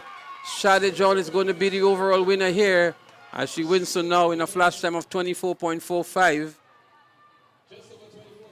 24.45 for Shade John. We seem to be given some updated information on the character standard for the under 17 boys at 22.0 seconds. And so we have a qualifier in the under 17 boys category for the character games 200 meters dash. That young man, that young man will sleep well tonight, even though he's tired. So looking back at Sade John coming around the turn here, biting the lips, looking to just maybe do some breath control as well. And she looks very powerful indeed. A lot of strength and speed coming down the back, the home straight, heading for the finish line. Very concentrated indeed. Sade John for 24.47. She runs with a certain determination. I've got to finish this, and I've got to finish this well. And she has finished this quite well. It's 24.47 seconds. It's a winning time.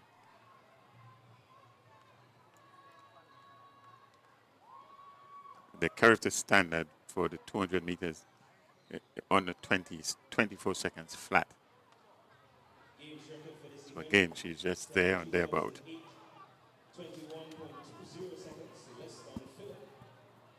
The boys 200-meter dash on the 20 is the next event on the track, and this is expected to be some fireworks as well. Ethan Sam, Ian George, Neon Stannis, Mikhail Redhead, Kanik Nixon, Nathan Hiller, Kevin Martin, Cameron Mathlin, all very familiar names. All, any one of them in my opinion, but Nathan Hiller, Kevin Martin and Cameron Mathlin are not going to be in the race. I'm not sure why, but Mathlin was easy in the preliminaries. He looked good, and he was one of those athletes that could have really challenged Ethan Sam for the gold medal.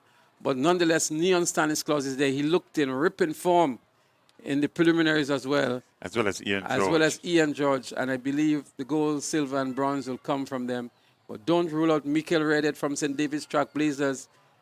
Kanik Nixon, on his best day, can run better than he did in the preliminaries as well. He was a phenomenal athlete last year, Kanik Nixon. And so it's going to be another close one. My concern has always been for Ethan Sam in his finishing his last 50 meters. He seems to fade and to die out. Let's see if he has built some strength over the season. But Neon Stannis looked really, really good in the preliminaries.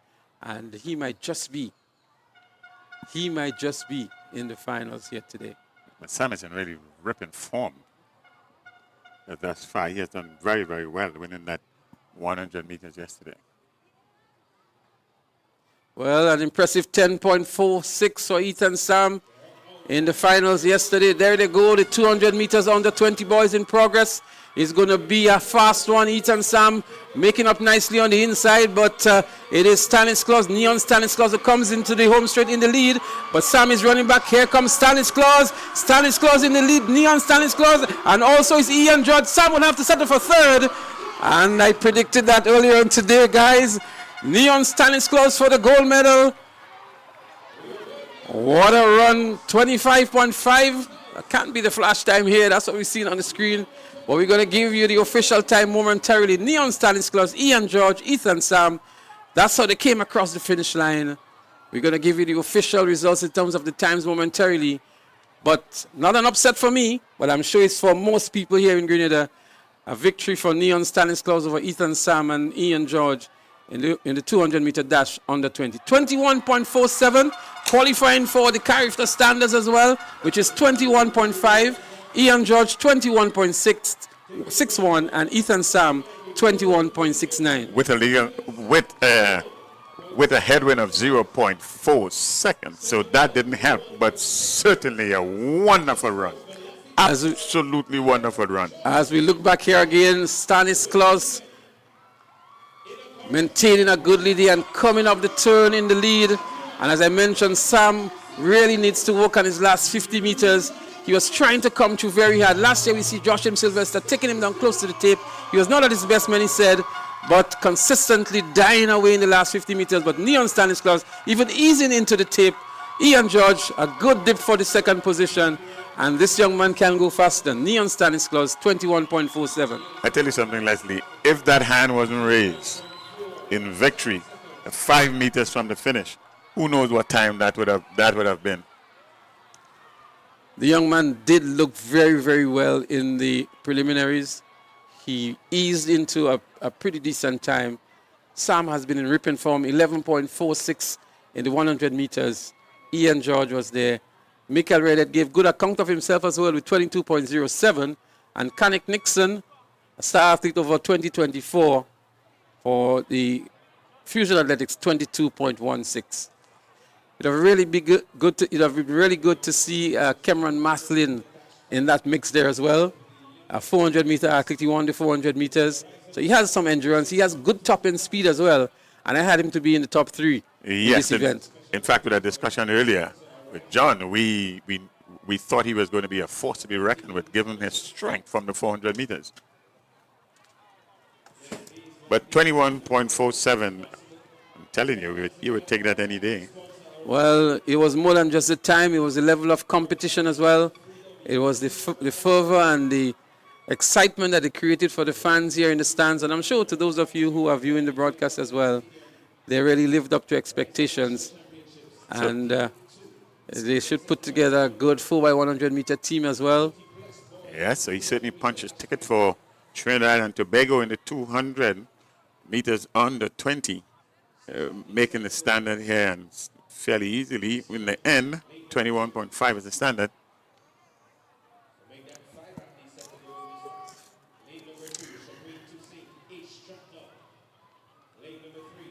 Greenwich, Bolt Track Club.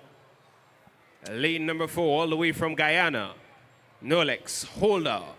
Lane number 5, your 100-meter gold medalist, also from Guyana, Akeem Stewart. And lane number 6, representing Fusion Athletics, Samuel Green. So there you have it, the boys 200-meter dash 20 plus. Nolex Holder, I think he came 4th in the 100 meters. Akeem Stewart, I think, was the winner in the 100 meters. Samuel Green also picked up a medal in the, I think he picked up bronze in the 100 meters. And here they are to battle. Shavin Charles, who was the winner of the 100 meters last year, is not in the event. He's scratched. And so we're going to see Toussaint Greenwich, Holder and Stewart from Guyana, and Green from Fusion Athletics. Well, arguably, the 200 meters is Green's better event in the sprint, so let's see what he has to offer here today. But Akeem Stewart from Guyana coming with a time of 21 seconds. It's Nolex Holder, his teammate, at 20.74. And Green, of course, is best, so his season's best is 21.41. So the running really should come from lanes 4, 5, and 6.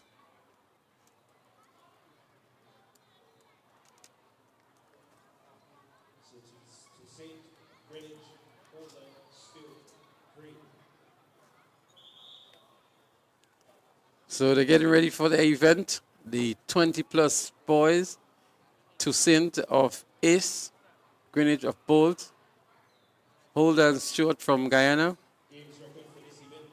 and Green from Fusion Athletics.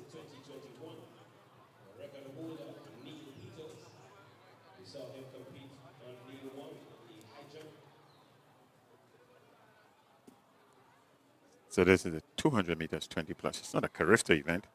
It's over the age group. But this is national teams selection. This is a national championship. Ariza Grenada national championship.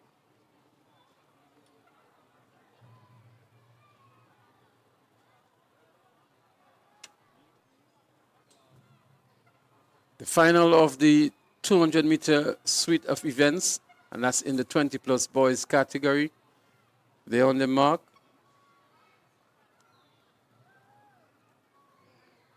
Nice clean start to the event as well, as they come around the bend here now, and it looks as though it's Akeem Stewart out of Guyana coming around the turn here now and heading into the home straight, but so too is Shaquin Toussaint of Ace looking good, but out there in lane 4 is Nolex Holder of Guyana over Samuel Green, I believe, of Fusion, but Shaquin Toussaint of Ace gave a good account of himself as well.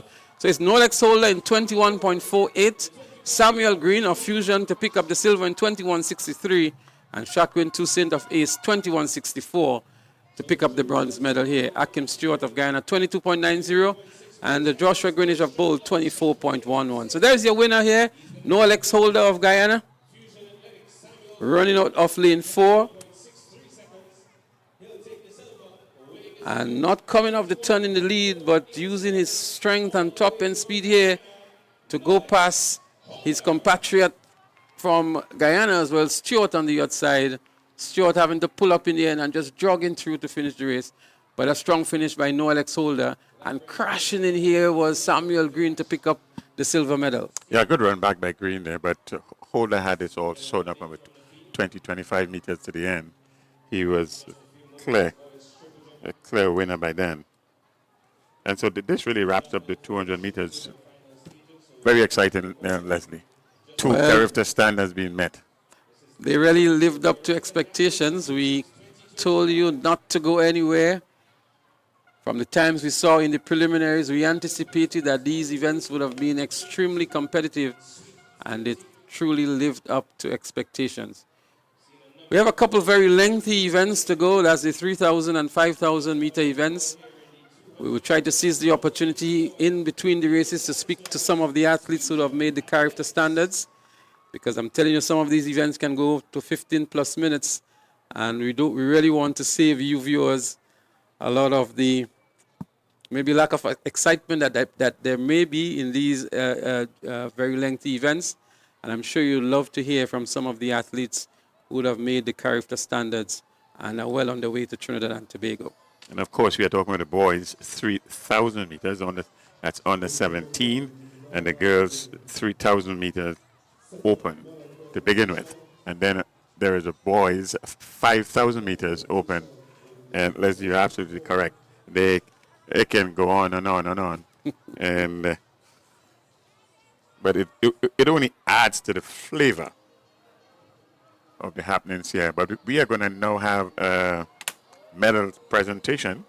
So we will segue a bit and let you enjoy and view the medal presentation.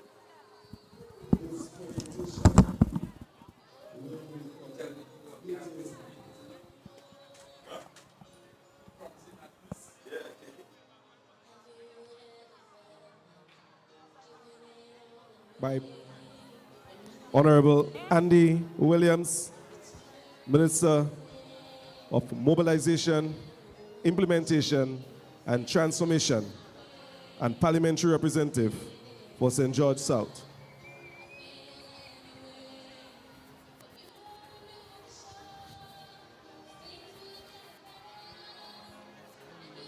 All right. So first of all, I know We start with medal presentation for event 47. Girls 150 meters on the 9. Third position, runners athletics, Charlotte Fletcher. 25.06 seconds.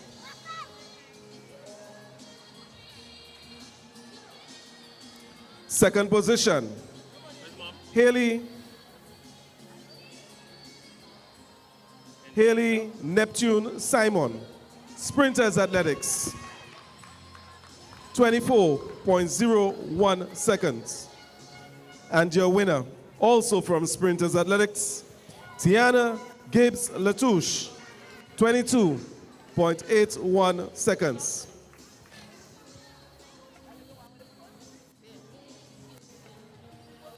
Your winners for event 47. 150 meters on the 9. In the male version of this race, in third position, Abraham Clark, Southern Pros, 23.64 seconds. Second position, from Peak Performance, Amir Rennie, 23.09 seconds. And your winner, Antonius Spall, Runners Athletics, 22.90 seconds. Your winners for the boys 150 meter run on the 9.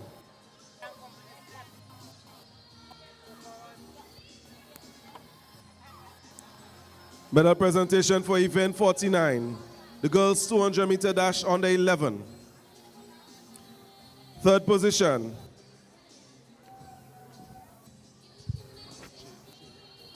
cheer pair, sprinters athletics, Shire pair, sprinters athletics, 29.66 seconds.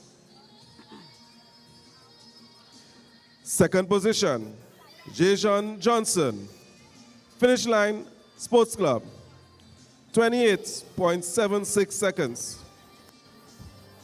And your winner, representing the McDonald College, Janil Kanhai, 28.69 seconds.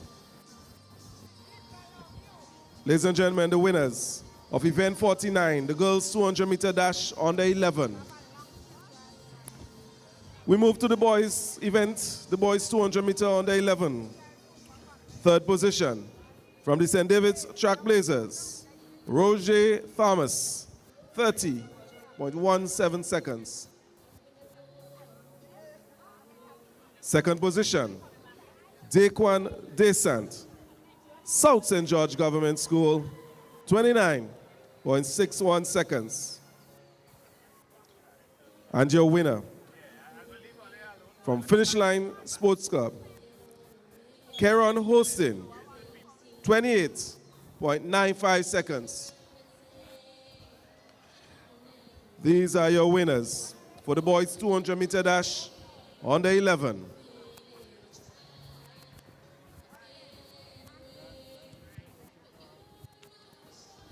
Medal presentation for event 51. The girls 200 meter dash under 11. Sorry, under 13. Third position, Tamara Newton, Southern Pros, 28.67 seconds. Second position, Rena Horsford, Sprinters Athletics, 27.58 seconds. And your winner, from South St. George Government School, Leah Rose Charles, 27.18 seconds. Your winners for the girls 200 meter dash under 13. Medal presentation for the boys 200 meter dash under 13. Third position, Kendall Blackman, Sprinters Athletics,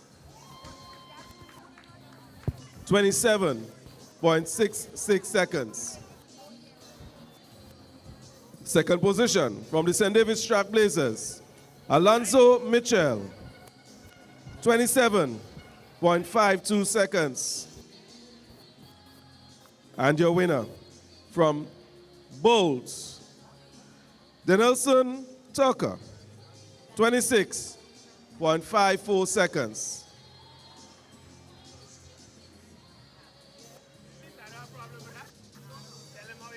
Your winners for the under 13 boys, 200 meters. We move to event 53, the girls 200 meter dash under 15. Third position, from Velocity Track Club, Aliyah Campbell, 27.46 seconds. Second position, Elijah Rose Benjamin, St. David's Track Blazers, 27.11 seconds.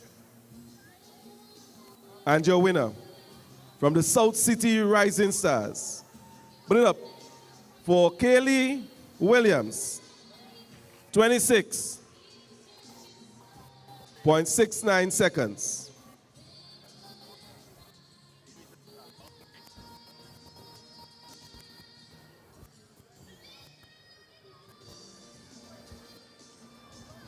Medal presentation for the 200 meters under 15 male. Third position, from the Ace Track Club, Nathaniel Batiste, 23.88 seconds. Second position, Philip Mitchell, St. Andrews Anglican Secondary School, 23.51 seconds.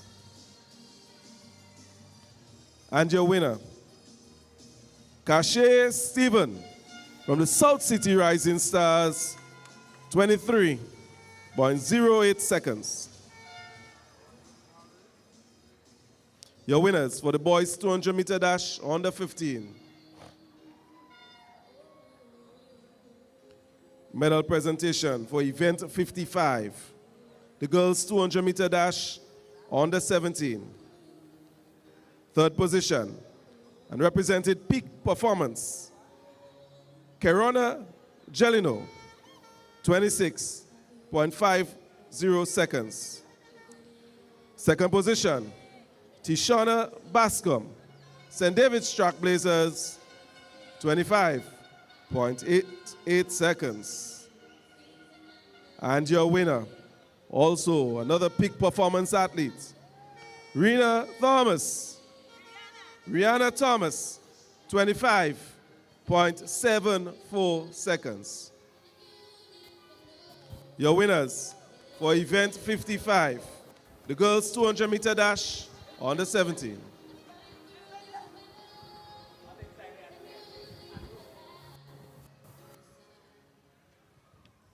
Medal presentation for the boys 200 meter dash under 17. Third position, Rishan Daniel, 473 MVP, 22.74 seconds. Second position, from Fusion Athletics, Nathaniel Douglas, 22.67 seconds. And your winner, Kamal Joseph, from the South City Rising Stars, 21.96 seconds.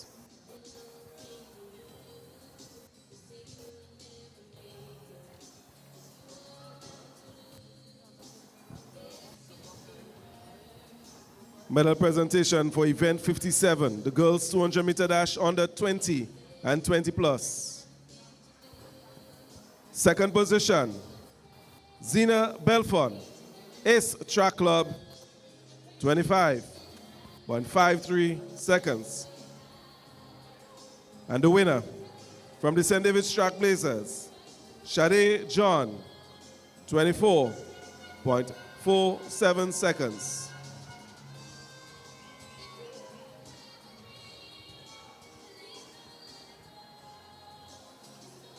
Medal presentation.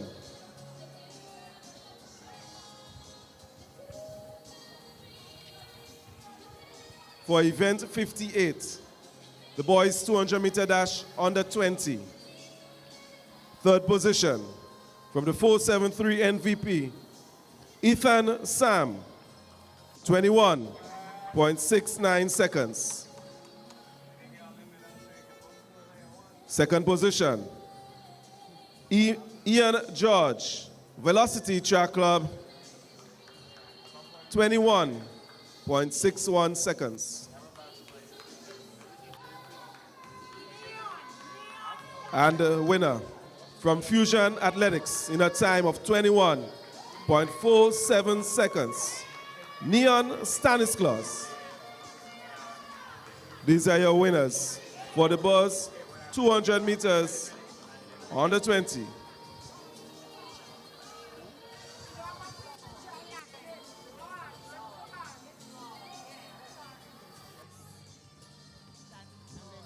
Medal presentation for event 59. The boys 200 meter dash 20 plus. Third position represented the Ace Track Club. Competed in 21.64 seconds. Shanik Toussaint, Shaquan Toussaint. Second position, represented Fusion Athletics, Samuel Green, 21.63 seconds. And the winner, from Guyana, Noelex Holder, 21.48 seconds.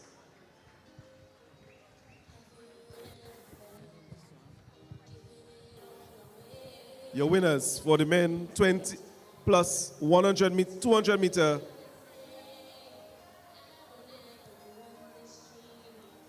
medal presentation for event 18.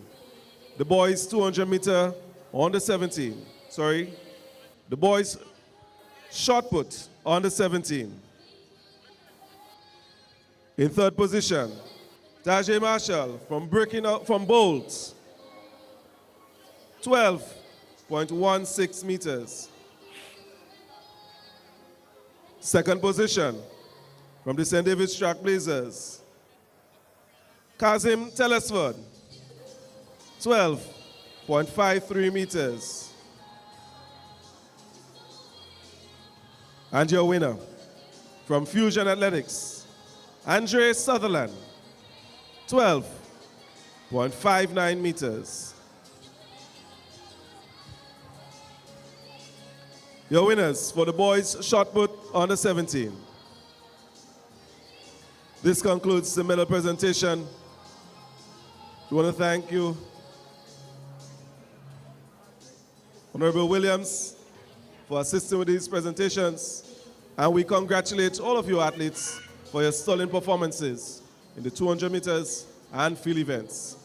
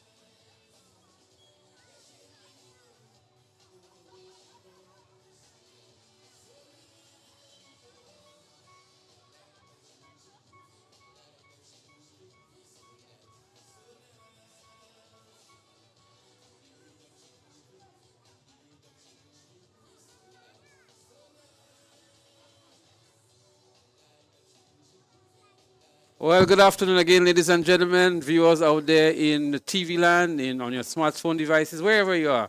We are about to resume here. There is nothing happening on the track. Momentarily, we will see the start of the 4x100 meters for the under 11s. But we have with us here in the broadcast booth, royalty indeed, the winner of the under 20 boys 200 meters, meeting the character standard as well, an impressive 21.47 in the finals. Maybe a surprising victory, but indeed a very good victory for Neon Stannis. And I was very happy to learn that Neon Stannis is from the village of Paraclete, a former student at the Presentation Brothers College, now at TAMCC. Welcome, Neon, and good afternoon. Good afternoon, good afternoon. Thank you very much. Well, a very impressive performance. You did well in the preliminaries as well, 21.68. But it's a name we've not heard much about in track and field. Take us through your track and field career. When did you started? What events you did? Were you ever at intercall games or at your school sports? Give us an appreciation of who Neon Stannis is. All right, well, the journey started a year and a half ago. I was originally a football player for Presentation Brothers College, but Mr. Kato opened my hands and made me realize that track and field is the way to go if you want to make something of yourself in Grenada. So I started track and field a year and a half ago. In my school sports, I was in the B category in 2023. I ran 12.3. After that, a couple of, 2 months training with Fusion Athletics, I ran 11.6 in Whitsuntide that season.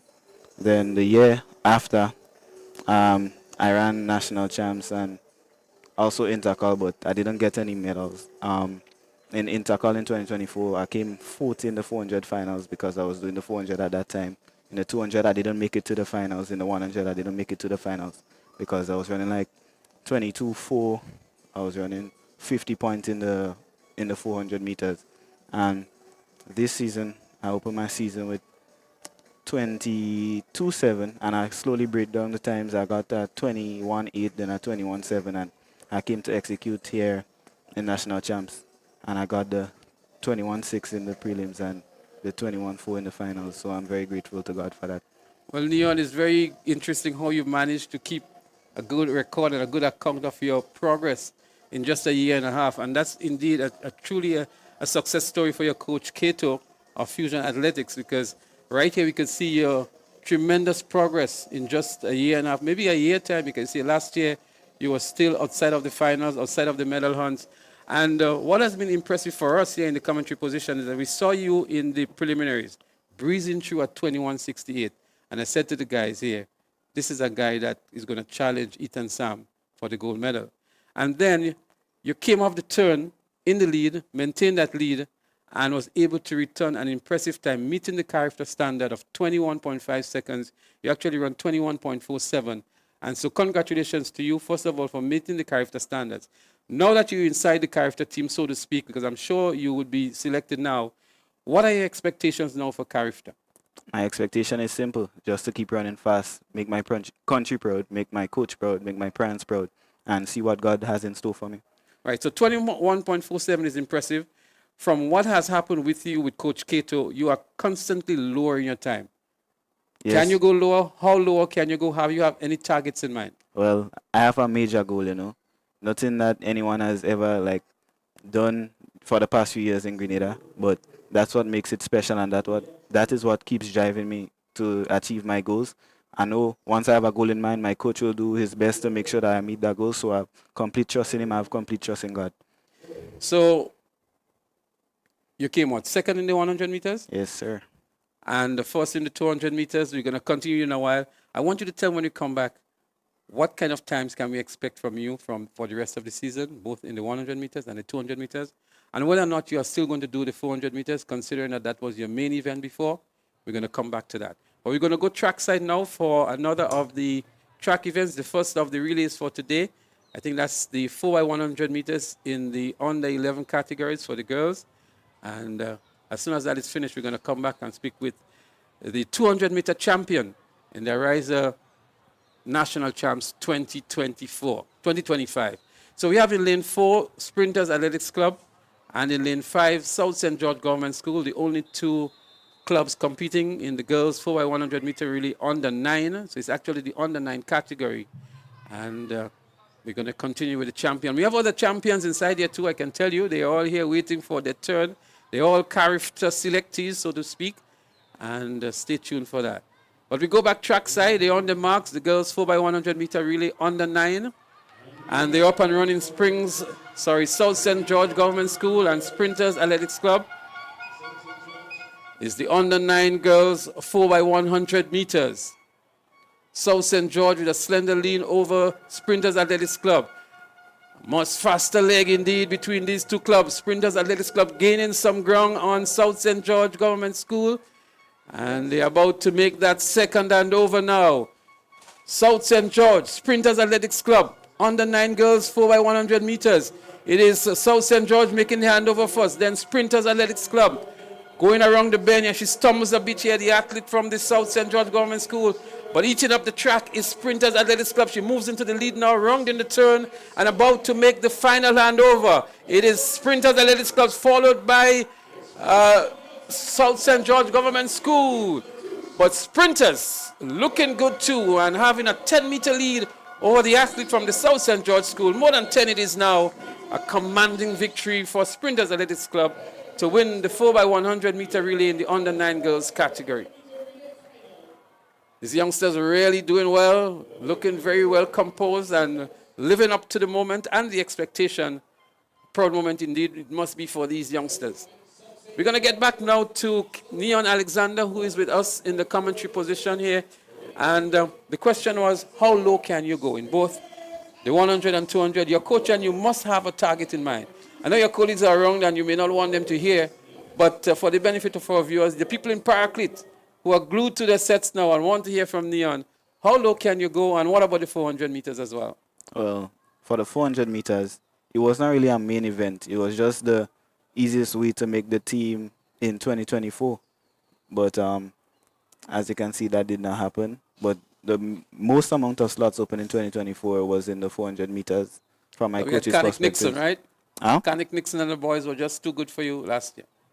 Last year? Kanik is now a 400 meter. And I mean for the 100 and the 200. That's what I'm referring to. Well, on paper, yes. Yes. Any idea of the times that you have in mind for? Yes, sir. So I'm hoping to break under 21 seconds, and also in the 100. Once I can get faster than 10.3 this season, I will be pleased. Well, these are indeed some very good and ambitious targets that you have, Neon. And for the sake of Grenada and for the sake of our performance at Carifla Games, I'm sure the whole of Grenada is routing behind you to ensure that you can reach those times.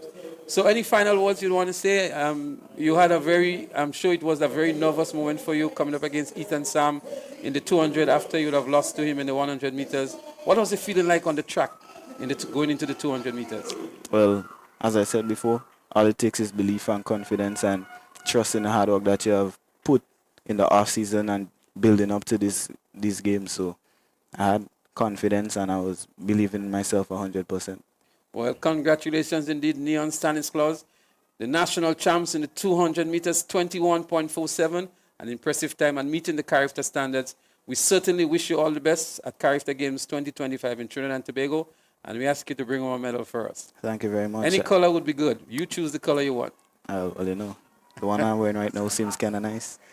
Gold. He said the one he's wearing now seems kind of nice. He's wearing his gold medal, and he wants to bring home another one for us from Carifta 2025. Thank you very much, Neon, and all the best for the rest of the season. Thank you very much. Well, there you hear it, the voice of Neon Stannis, the 200-meter champion at National Champs, at the Ariza National Champs 2025, and he has his eyes set on bigger target for the rest of the season. Wow. Very smart young man indeed, very, very sensible responses to the questions posed, and a lot is expected from Neon Stannis.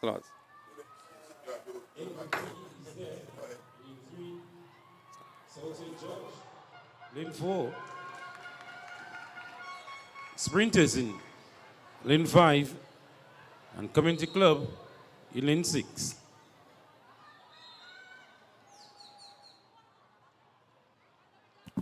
We're going to go back trackside now for the 4x100 meters.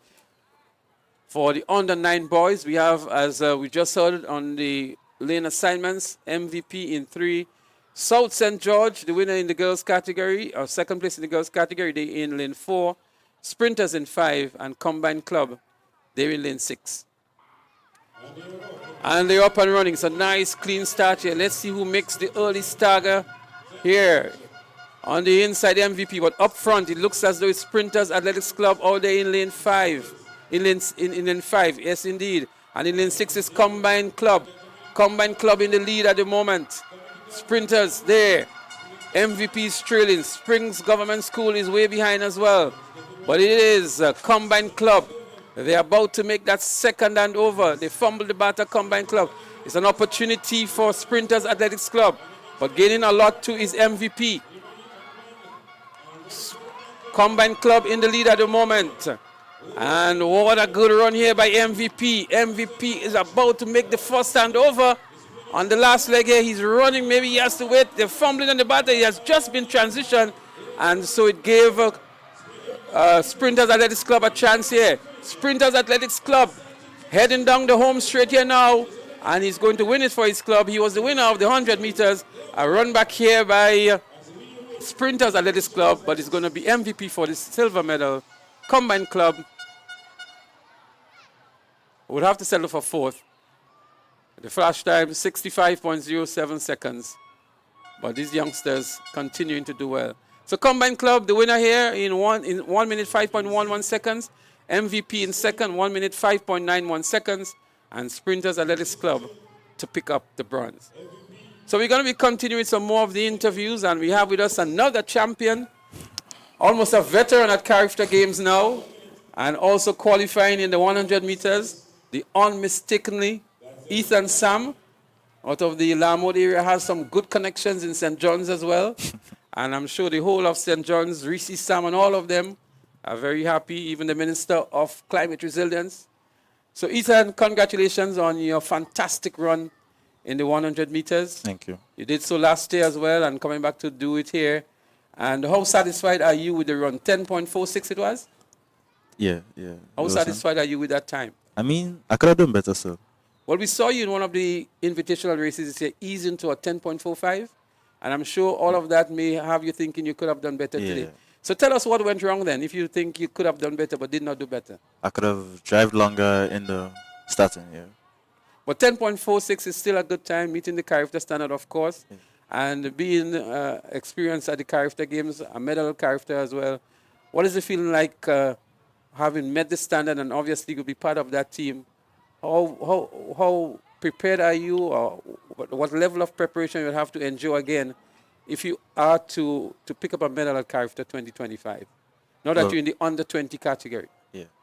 I could say is I have to put in more work.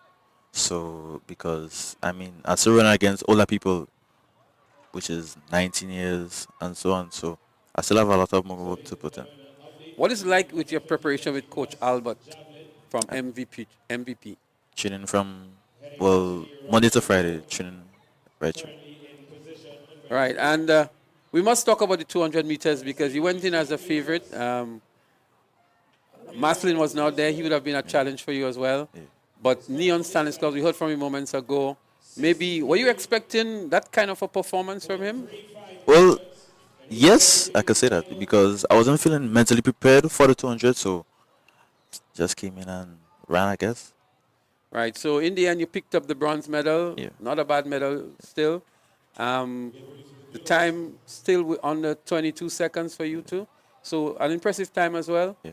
And maybe we might expect that you may be doing the double at Character Games. I mean, time would tell. Hopefully. You seem to favor the 100 meters, though, a lot more than the 200 meters. I mean, no, I wouldn't say that. I rather do 200, but today was just not my day.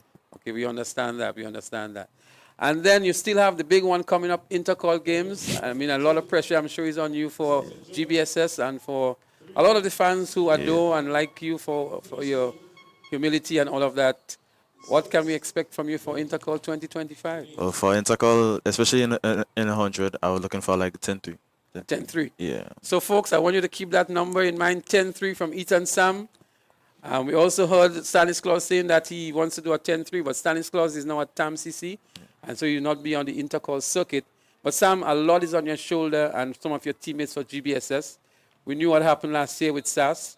How prepared are you guys for going after SAS this year? I can say that we're really prepared because they've been implementing training throughout the week and it's been going good so far. We're going to come back to you, Ethan Sam, as the 4x1 meter relay on the 11 girls are about to begin. And there they go. We have Combined Club in 2, South St. George in 3, Sprinters in 5, Finish Line in 6, and Bolt in 8. That's the lineup here. They make the first handover now. It looks as though it's Sprinters Athletics Club in the lead as they go down the back straight. And we see also a good move here from Finish Line. That's the second place winner in the 100 meters here, as she brings back a nice baton here for her teammate in Finish Line. But it is Sprinters and Finish Line, the two top here as they run the curve here to make the final handover. Sprinters Athletics Club it is. Making the handover first is Sprinters, and then we have Finish Line. But look on the inside for South St. George Government School. It's going to be a battle towards the finish line between South St. George and Sprinters. But it's Sprinters Athletics Club in the lead. Sprinters by maybe 2 meters or so. And it's going to be Sprinters in the end. South St. George would have to settle for second position. And then we have Finish Line to pick up the bronze medal. Again, the youngsters eating up some track here. Looking good in doing so as well. Sprinters Athletics Club, the winner of the girls 4x100 meter relay. So we're going to be back. We're back here with Ethan Sam. Ethan, your character experience, how much does that mean to you performing at the local level and going back to another character games? I mean, it's a very good feeling because I get to represent my country and hopefully make them proud again. Well, I'm sure your dad, Anthony Sam, and all the folks out there are beaming with pride and very proud of your performance. And you're promising to do much more in 2025. So we want to wish you all the best. Say congratulations to you. And we look forward to even more impressive times as the season progresses. Any final words before you go, Ethan? No. So you're cool with that. So there we have it. We've been speaking with Ethan Sam, the 100-meter champion, 10.47, 10.46, 10.46 it was, and placed in third in the 200 meters. Ethan Sam of the MVP Track Club.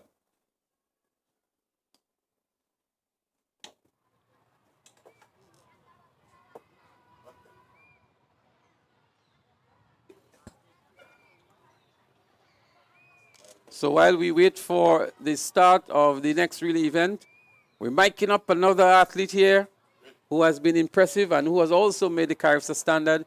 We're going to chat with him right after this race.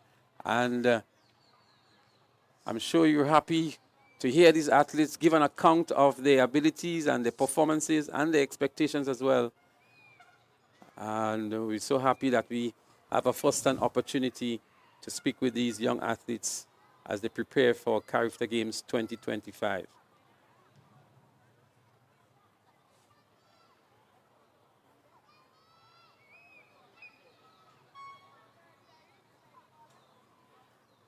So we have with us here now another of the finalists in the 200 meters, placing second in the 200 meters, Ian George.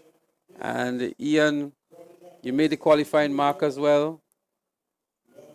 Yes, Are you sir. satisfied with the time you returned? Were you expecting to be on the medal, considering there was an Ethan Sam, a Stanislaus, a Mathleen? How well did you back your ability to at least pick up a medal in the finals? Good afternoon, good evening. I was prepared and I knew that I could be on the podium, so I just trust in God and trust in the preparation that I had during the beginning of the season. So you were there in the 100-meter finals as well? Yes, sir. What position did you pick up? Third. So you pick up third. So Yeah. a third and a second position. That's right. But I looked at you coming down the home straight in the 200 meters, and you were really gaining. You actually went past Sam maybe with 10 meters to go. What was the thinking then? Well, I saw that Ethan Sam was beside me and Neon was beside me also. And in my mind, I had a feeling that, okay, this is a great opportunity for me to push forward to beat either Ethan Sam or Neon Stannis class. But at the end of the race, I only beat one Ethan Sam only. So tell us about your preparation. Tell us about the school or the club you attend and who your coach is, and what is your preparation or coaching regime like? What do you do on a normal day in preparation for an event?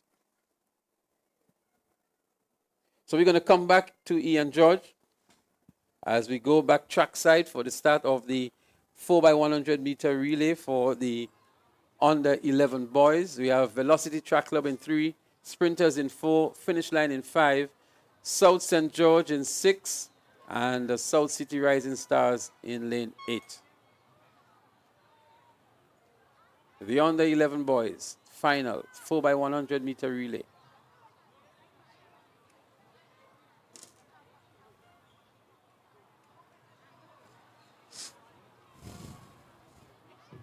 They're waiting for the starter's instruction before they kick off here.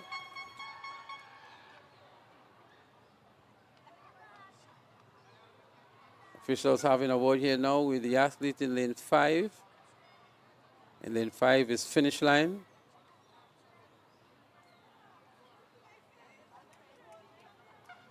Four by 100 meter relay on the 11 boys.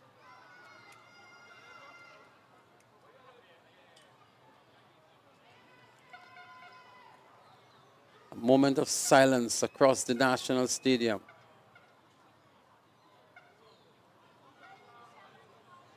A lot of people looking forward to see who is going to emerge winner here. They're up and running this time. Velocity, Sprinters, Finish Line, South St. George, South City Rising Stars. But look at the athlete there go for Finish Line in lane 5, making up the stagger nicely, handing over the baton first. But South City Rising Stars out there in lane 8 is looking good as well. But look at the comeback run here by Finish Line on that second leg. An impressive run indeed by Finish Line on that second leg as he hands the baton over now. They fumble a little bit, but nevertheless come out early and comes out first. South City Rising Stars relegated now to second position. But Finish Line looking good as he runs the turn and about to make that final handover. It's Finish Line and it's going to be hard to catch them from here on. But on the inside in lane 3 is Velocity Track Club. And he's gaining valuable ground too. Velocity Track Club in lane 3. Velocity it is going past Finish Line here now. A good comeback run to anchor. Here comes South City Rising Stars on the end. Right out there in lane 7 and may have just picked up the silver medal in the process. But what a run by the athlete anchoring for Velocity Track Club. That's him on screen here now. A powerful run indeed to go past a Finish Line. And then maybe even more impressively was South City Rising Stars on that final leg. Look at it. South City Rising Stars just about to hand over the baton. And Finish Line was gone. So too was Velocity Track Club. Sprinters was there in the mix as well for a moment. But it was Velocity Track Club really powering down nicely, going down the home straight. And just outside of the shot now, about to enter, we see shadow coming. It's South City Rising Stars dipping just on the tape here to beat Finish Line for the silver medal. Well, there might just be a disqualification here for South City Rising Stars, as we saw something that looked like a lane infringement. Video referee Cyril Cox has his work cut out for him for sure. I'm sure he's reviewing the video at the moment, but we have Ian George with us still. And Ian, the question was, your school, your club, what does preparation entail? I attend the St. John's Christian Secondary School at Guelph. My coach is Ryan James.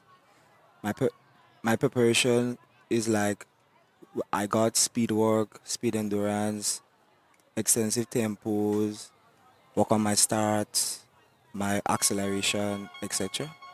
Well, that's good to hear. The folks in St. John must be very delighted. Shaper picking up a silver medal in the 200 meters. And so what can we expect from you for the rest of the season? You know, I've made a qualifying mark for Carifta, so we expect that you'll be on the Carifta team. What is the feeling like? Is it a proud moment for you? Are you anxious? Is it something that you're really working to achieve? Of course. I'm very proud of myself. And just want to big up Mr. Gary James. Wherever you are, I'm very grateful and thankful for your hard work. Well, take a bow, Gary James. You've heard it yourself from the athlete who you had provided a lot of assistance to. And so, Ian, we want to wish you the very best for Carifta, for Intercall. You're going to come up against some of these guys at Intercall again.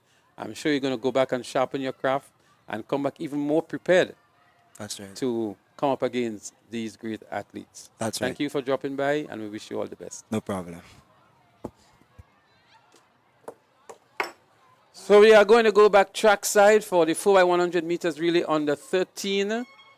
We have Combined Club in 3, Sprinters in 4, South St. George in 5, Runners in 6, and Velocity in 7. But South St. George making up the stagger nicely here. Coming out nice is South St. George over Combined Club.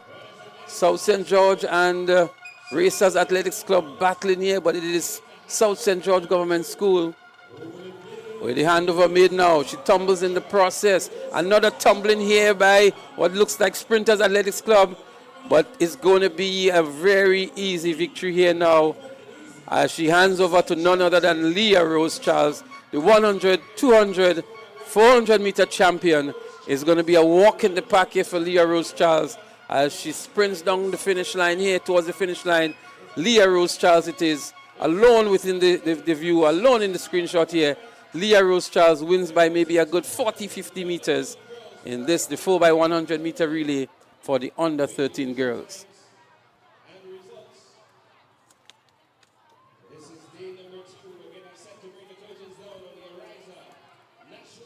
There she is, Leah Rose Charles, anchoring her team South St. George to a victory in the 4x100 meter relay for under 13 girls.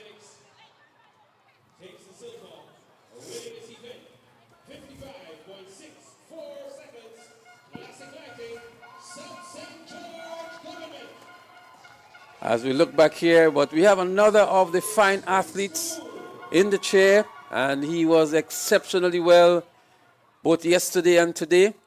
We saw a commanding run from him yesterday in the 400 meters in the under 15 category, and today in the under 17 category, I beg your pardon, and today in the 200 meters as well. We have with us Kamal Joseph, and Kamal is with the South City Rising Stars Club, coached by Lee Coffey, I beg your pardon. So Kamal, 2 gold medals. How does it feel? Well, it feels amazing because I've been training for this. And I think this is my first national champs actually competing in the 200 and 400 meters. So we saw you running what? 49 point in the 400 meters? 49.96 or no, 49.98. 49.98. You had some good competition as well. The 200 was a much easier race for you, as we saw today. But Kamal Joseph might be a new name for many persons. Yes. Take us along the journey, what you did last year, even if you were at the primary school level and you did well, and give us a better appreciation as to who Kamal Joseph is in 2025. Well, Kamal Joseph is a new and improved version from like 2 years back, because last year I was not able to participate in national champs because I got sick, and year before I only got to run 1 race, and after that I was injured. We're going to come back to Kamal Joseph and his success story as we go back trackside for the 4x100 meter relay in the under 13 boys category. St. David's Track Blazers in 2, Finish Line in 3, Sprinters in 4, South St. George in 5, Bolt in 6, in 7 is South City Rising Stars. That's the lineup here. They're up and running already. And let's see who makes the early stagger on the inside from St. David's Track Blazers. They're looking good. We see the first handover now. A bit of fumble here by one of the clubs, but Track Blazers still looking good on the inside. Sprinters Athletics Club is also there. And as they're about to make that handover now, there they go. It's difficult to make out the uniform of the athletes, but South St. George is there. Look on the inside now for Sprinters Athletics Club. The final handover. It looks like Sprinters Athletics Club in lane 4. It is indeed Sprinters Athletics Club. And on the inside, it looks as though it is Leslie for St. David's Track Blazers. But Sprinters looking good here, getting some challenge from finish line. But Sprinters Athletics Club it is. They're going to win it now. The 4x100 meter dash relay for the under 13 boys. A nice, good combination run here for Sprinters Athletics Club. Going to go back to Kamal Joseph. Kamal, you were just giving us an idea as to what has happened the year before, last year, and this year. We've seen tremendous improvement to win the 400 meters and the 200 meters. I mean, you must be very, very happy, as you said. And you still have a lot of more big meets to come. You have Intercall, which is the big one. Can we expect you to go faster? In the 200, yes, and in the 400, not too sure on it. Yeah, you seem to favor the 200 more than the 400. Is that so? Both of them have it days. Okay, so obviously you have made a very bold statement for Intercall 2025 with those impressive performances. So I guess a lot is on your shoulder. We spoke with Ethan Sam, your teammate for GBSS as well. And so you guys would be hard-pressed to see if you can grab that trophy back from SAS. What is it feeling like for you going forward for Intercall? Go with a better mindset and go to win. Can we expect, there's still some more events. We have the Intercall. Can we expect to see a time that might just be bordering for character selection? Yes. I guess that's the goal, right? Yeah. All right. So, Kamal, we want to thank you and we want to congratulate you for your 2 gold medals. Impressive performances indeed. And for putting your name on the map now for those persons who never knew who Kamal Joseph was. I'm sure they will look at you now because you have made a bold statement here at the Ariza National Champs 2025. Any final words before you go, Kamal? I want to thank my coach, Lee Coffey, for motivating me, and also my parents. Wonderful, very good. I'm sure your parents will be pleased to know that you're giving them the credit as well, because I'm sure they're working hard with you. They're preparing your meals, your clothes. They're giving you all the support that you need, and I'm sure they're happy and they'll be delighted to know that you have recognized them for their contributions. Thank you so much, Kamal, and all the best for the rest of the season. Yeah, thank you.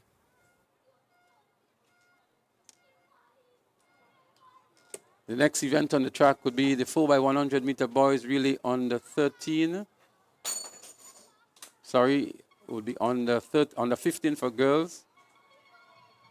As a matter of fact, I think we've completed the relay events for today. And so we're going to get ready for, I think it's 3,000 meters.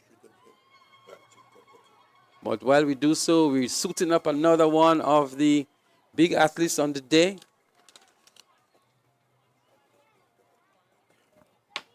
And as soon as he's ready, we're going to have some more chat with him. We're going to try to get some of the female outstanding athletes as well. I want to say a special thank you to Russell John, who has been ably assisting in identifying some of these athletes and giving us the opportunity to have a chat with them here in the broadcast booth. So we have with us here now Kazim Telesford. Kazim, welcome. Thank you, sir. And is this your first national champs? Yes, sir. What events did you compete in? The shot put and discus. So we're not only focusing on the shot put and on the track events, I beg your pardon, but we have here a field event athlete, Kazim Telesford, school, club. Which school or club do you represent? Well, I attend St. David's Catholic Secondary School, and the club I am in is Track Wizards. Well, once we hear shot put and discuss, we know St. David's have a wealth of talent in that, not even mention the Javelin. I'm sure Paul, Philip, and all the coaches there are very proud of you guys doing well. So tell us about your performances at National Champs 2025. The results for the shot put, the results for the discus. Well, the discus I threw 44.15, and it's not really my best throw, but I'm still proud of myself. And at the shot put I threw 12.50, I think. Right, so what does these 2 victories mean for you now going forward? Are they within character standards for you? Yeah, the discus. So right, so more than likely you would be on the character team to Trinidad and Tobago.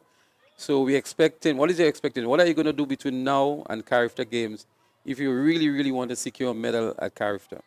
To train more and to work on my technique. Right, so technique is one, train more. What about your body? Do you need to mass up some more? What is your coach saying to you? See, I need to be a little more quick. So technically, you have to do some work, and you're prepared to put in the effort? Yes, sir. So for the folks viewing, for the folks listening, can you tell us what it is going to be for you in Trinidad and Tobago? Because everybody who knows you and who are looking at you at character game would expect that, hey, you may just bring home a medal for us. Is that your thinking as well? Yes, sir. Right, and you said you're prepared to put in the work to do so. Intercall is around the corner. You'll have another crack at your events, the shot put and discuss. Can we expect to see much better performances, much better distances? Yeah, discuss, I'm really looking at it between 50 and the shot put 14. Well, that's wonderful. We hope you can do that for the sake of Grenada, for the sake of our performance at the Carifta Games. And I'm sure for your own personal development and achievement, that will be a tremendous feat.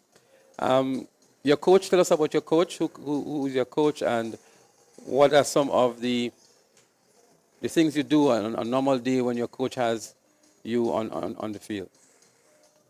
My coach is Paul Philip, and he has been coaching me to be Grenada best under 17 tour. And Well, you know, Paul Philip is not just a local coach, he's an international coach. He has athletes that have won medals at international meet, and I'm sure you know who I'm talking about. So he's one of the best in the region, some people might say in the world, for those particular events. And so you have at your availability and at your hand the best in the world. So the message I want to give to you is that you must be prepared to take advantage of that opportunity, because there aren't many persons who are coached by Paul Philip. There are many who would want to be coached by Paul Philip. So the urge and the encouragement is for you to make the best use of that opportunity. And maybe you can tell me, are you prepared to do so? Telesford. yes, sir.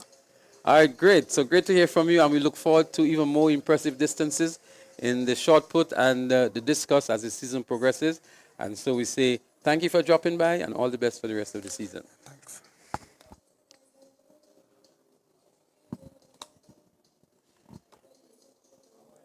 So the next event on the track is going to be one of the longer events. And so this event is started close to the 200-meter mark. It's a 3,000-meter run for the under-17 boys. Jamel Ross is there, Trevor Joseph, Keith Charles, Morgan Millett, Malik Samuel, Trevor Joseph, they all scratched. Nathan Ross, as I mentioned, Lyndon Gonzalez, Mikel Moses is there, Renard Williams, Kaim Simon, Malachi is also there. Jordan Griffith Hazard, Malton Lindsay, he's also there. So 3,000 meters. This is actually 7 and a half laps around the track.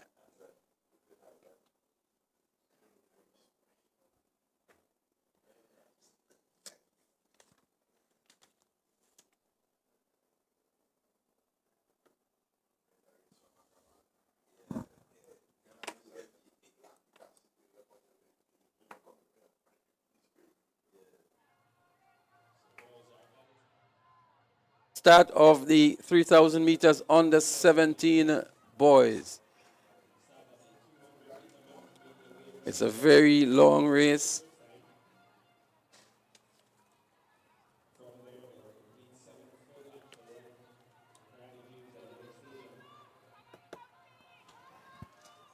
And the South City Rising Stars taking the early lead. But Keith Charles of the Grenada Christian Academy, he's also there. He loves these longer distances. Saw him earlier on in the 800 meters. Field nicely stretched out.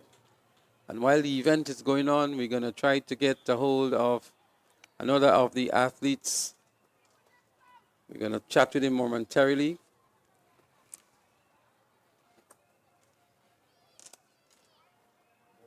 The 3,000 meters in progress. Grenada Christian Academy and South City Rising Stars.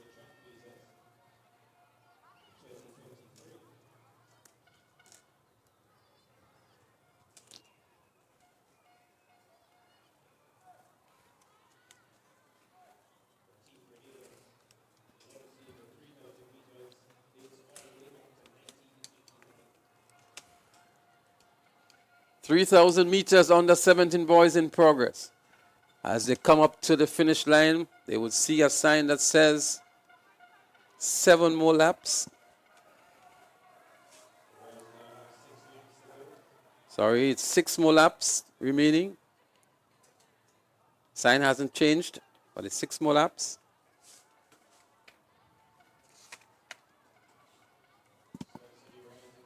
So Clyde will join me momentarily to bring this race to you.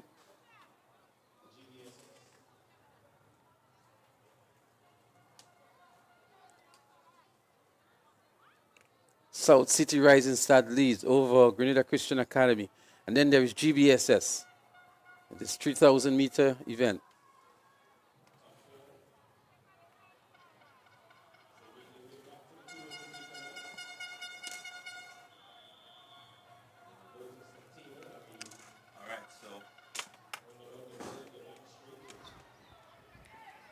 So we're gonna The boys have water pick up the available. action. It is Can the choose to take it. 3,000, and there are 3 athletes out front there separating themselves from the rest of the pack. In there you have Hazard, you have Keith in there. 3 of the top athletes that are known for long distance running.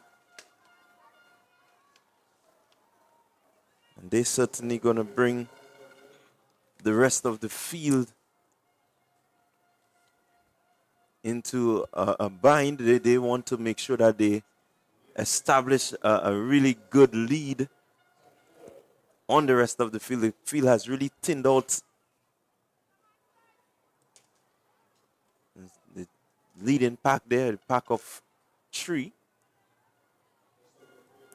going around the back straight. So they still a long way to go. It's very early in this one. Still an athlete out there from the South City Rising Stars. A bit small, but he looks really comfortable. He looks relaxed and it looks like he's been doing this for a very long time.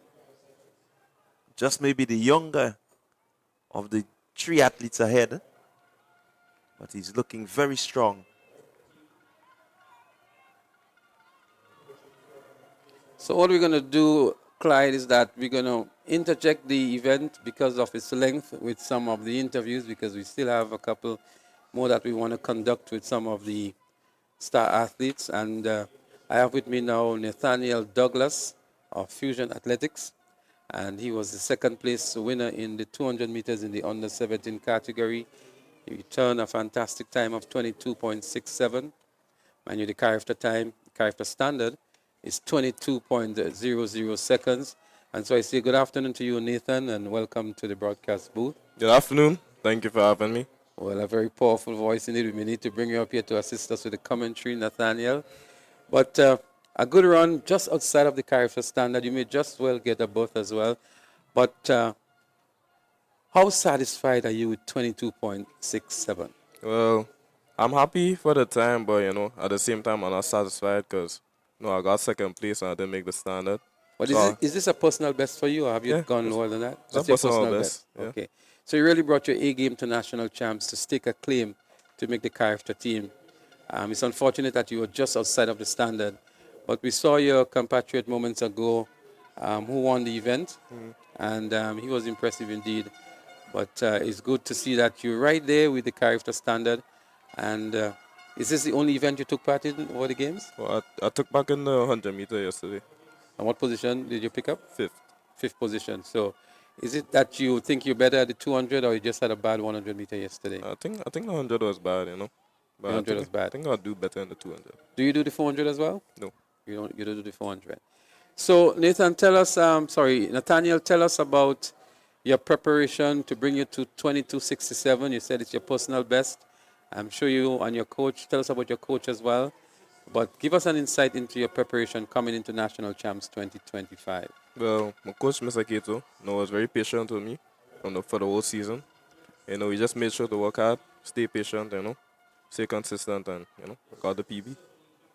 Can we expect you to lower this time for the rest of the course, season? You have Intercall. What school do you represent? Presentation Brothers College. So you're one of the PBC. You have Adriel Mitchell as a mentor for you, maybe. Yeah. You see what he can do. You saw him today. Yeah, I saw He was him. only beaten by, I think, an athlete out of Guyana. But we didn't see him in the 1,500 meters yesterday. But Adriel, who broke, 2 records at sports in the 800 and the 1,500, is someone you can look up to, I'm sure. And do you all guys relate? Is there any passing of advice? Do you train together? Yeah, he inspires us, The times he put on today and pass, So that's extremely important because a lot of the times these senior athletes are required to pull the younger athletes with them. And I'm hoping Adriel Mitchell is doing just that for you and others at PBC and in the club as well. So we expect you to go lower. You're saying at Intercall, you think you can handle Kamal at Intercall? Yeah, even for a sub-22, in first place, always. Wonderful. A sub-22 would be really, really impressive for you, Nathaniel. And so we wish you the best. I'm sure that you will want to say, you want to recognize some people who have contributed to your success. And so I'm going to give you that opportunity to do so now. Well, I want to thank God for, helping me to be able to come back here and get a podium.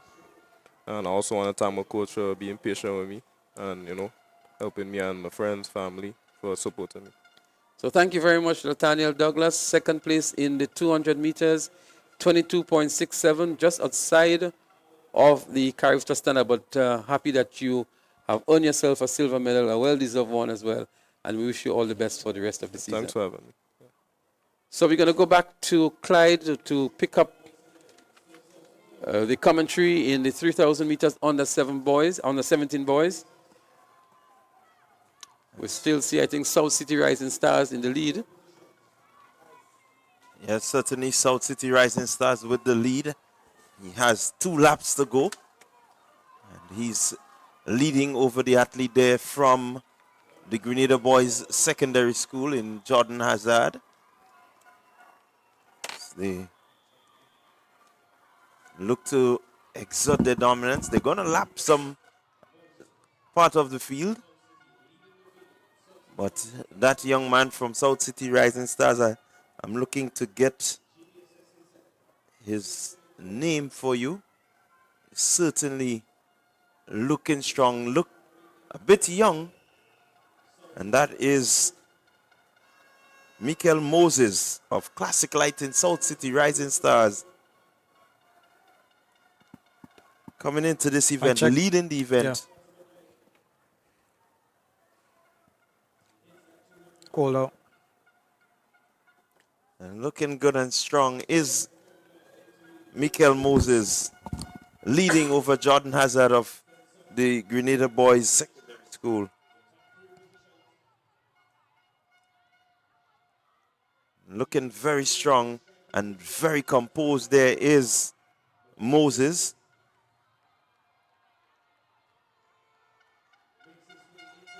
And they're going to come to the bell lap now. It will be their final lap. And he's going to lap another athlete from the South City Rising Stars. But here they go. Hazard closing the gap, sensing that he needs to be closer. Here they go. 3,000 meters under 17. Michael Moses, Jordan Hazard Griffith. And here they go. Hazard looking to make his move now. Comes up on the shoulder of Moses. Does Moses have a response to Hazard's move? Hazard looking to pull away. Rounding the 200-meter mark. Just about 200 meters to go, and it's Hazard with the lead. Does Moses have some more in the tank to come back? He seems to have something in the tank. And this finish is going to be epic. Let's look at it. It's Hazard. It's Moses. Hazard, Moses. Hazard looking to hold off Moses. Moses making the run. Moses making the run, but Hazard not relenting. No relenting. Hazard pulling away from Moses. He glances over his shoulder. Wow, what a run there by Jordan Hazard and Griffith, and winning this one. A really, really good, strong finish from two of the younger athletes, I would believe, in this group. And they're all spent. They have laid it all on the track. They're laying on the track, actually, because they have completed some 7 laps, 7.5 laps around this stadium field. And I mean, it's really, really outstanding to see the type of finish that you have to a 3,000 meters. I think what a way to just, continue the hype of this, the Ariza National Championship. As though, it was indeed an exciting finish for the top 2 positions. The race is still in progress, but I get the impression that these two athletes know each other. And I believe the athlete from GBSS knew that he was a faster sprinter than South City Rising Stars. So he was just looking at him, measuring him, knowing that if it came down to a sprint, he would be the winner. It seems as though they trained together, they ran against each other before, and so he had a certain level of confidence on him, looking at him and easing his way through to the finish line. But a very exciting finish for the top 2 positions. Well, definitely they are familiar with each other, Moses and Hazard. They attended GBSS, and it's really a battle that they've been fighting for quite a while. The cross-country events, they take part in these events, and so they know each other pretty well. Hazard knows that he has the strength. Maybe if it's a further distance, he may just not challenge him, but they've been battling, I can tell you. And so he's happy. He will be happy, Hazard, knowing that he came out on top here. Well, not knowing these two athletes, it was quite evident that they had some beef to grind, so to speak. And so they laid out on the track physically. They were all spent at the end of the event. As we see these other two, they obviously know each other, Clyde. They just taking the time about it, making sure that they complete the event. I'm sure they're going to have a sprint for the finish as well at some point in time. These two athletes still on the track. But Jordan Griffith Hazard of GBSS. Strong run indeed it was to pick up the gold medal. I think they still have one more lap to go. Yeah, that's their day. They're going to complete their race. It's not for the fastest, but it's who can endure to the end. This is what it says. So definitely being a part of this event, they're going to endure to the end. Seems as though they're having a conversation too. It'd be interesting to know what they're chatting about. They're motoring on nicely. Not busy about it at all. I'm sure they could go a little faster, but they're just having the time, their moment at the national stage. Yeah, two athletes there just coming in there, looking to not be in the relegated position, although they're not too far from it, but they want to make sure that they get ahead of each other. And so we still have several races in one race, so to speak. There's still one to be completed here between these two teammates. It will be interesting to see who leads. Well, somebody makes the kick now, Clyde. Let's see what response will come up here. They certainly picked up the pace a little bit. It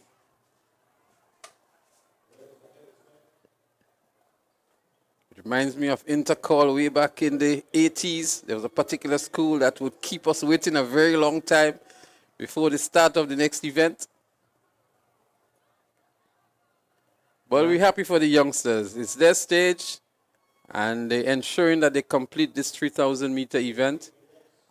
Not many of us can endure such long distances, so it's extremely good to see them at least completing the journey. Well, I would love to see a sprint for the finish line. That would bring the crowd on their feet for sure. Crowd is urging them on as well. Crowd is cheering them on.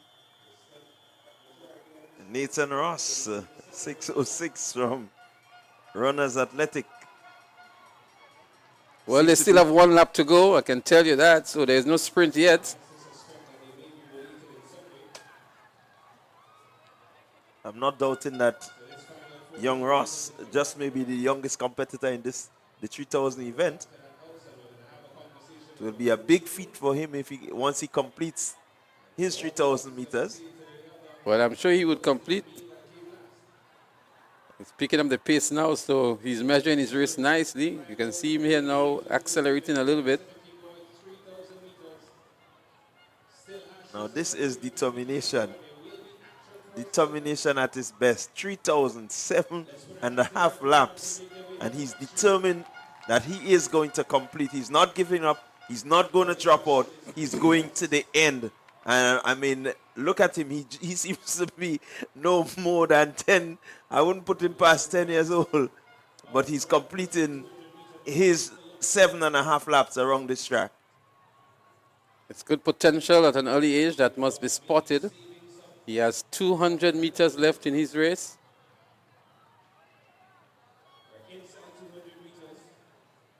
Yeah, looking, and he's still bounding. He's just bounding nicely. No pressure on him. He's doing his due. He's still checking for his friend. I'm sure he has a kick in him left for Clyde.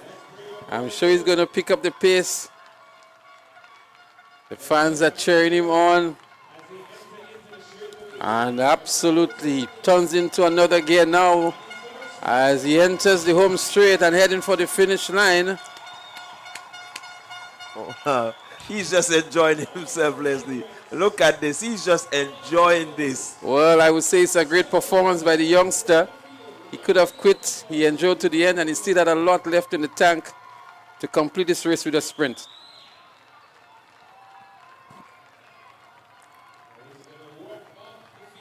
Well, his teammate, just about 10 meters to go and completing his race just about now. But kudos to the Runners Athletics Club. They have two very young athletes being on display and completing something for them that will go down in their history as athletes competing at the national championship.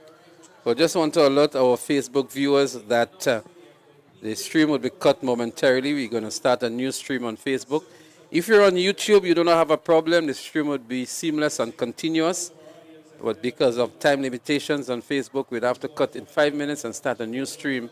So we want to advise you of that. You can migrate over to YouTube if you so desire. But it's just to alert you that if you see any break in the transmission, it's just a new stream that will be created on Facebook for you, our viewers on Facebook. Already on the track and getting ready for the next event are the girls in the 3,000 meter event. And it's going to be another long event. We have one final interview line up here. And we're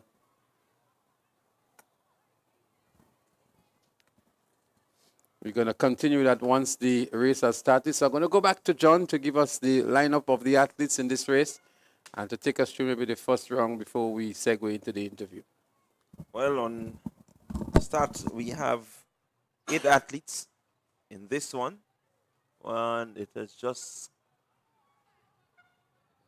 we have just about 8 athletes on paper. We may have a few more. But you can look out for the likes of Tashanti Gibbs, Kiana Alexander, Brianna Coutin, Soraya Phillip, Tiffany Abraham, Azariah Simon,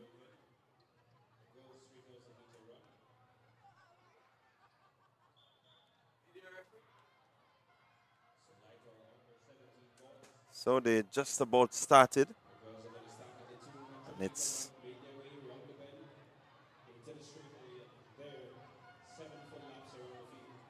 they're going to be making their 7.5 laps.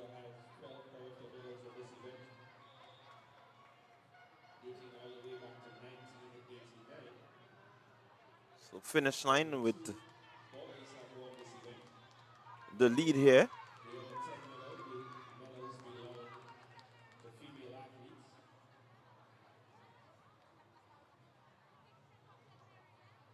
So it's Fusion 1 and 2 with the lead. 7 laps still to be completed. They just completed just about their half, 2/3, if you want to put it that way. So they're heading around the back street.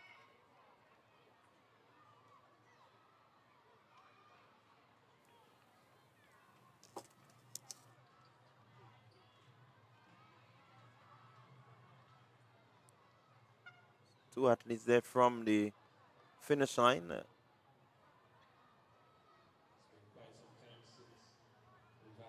It's Kiana Alexander carrying the number 88, and Brianna Coutain, 161. 116 in Soraya Phillip.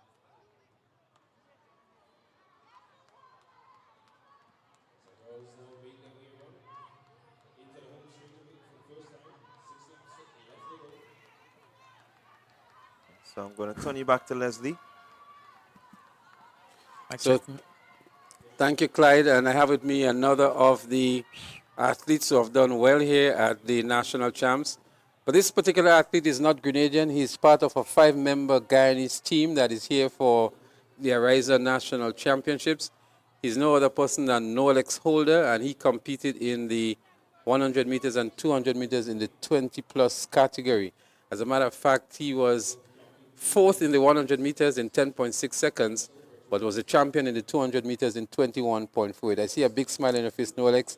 How satisfied are you with those performances coming to Grenada to participate? First of all, why did you all choose to come to Grenada, this 5-member team from Guyana? Well, basically, we were more so looking to get exposure, and we were told that here would be one of the meets going forward. I got to say, first of all, a big shout out to the Grenada Athletic Association.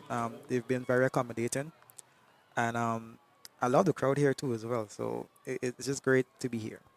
The time 21.48, pretty decent. Are you satisfied with that? Have you done faster than that? Yeah, I've done 20.74, but I'm looking at it being kind of early in the season, and I know that I want it to be a more of a patient year, so I'm quite satisfied.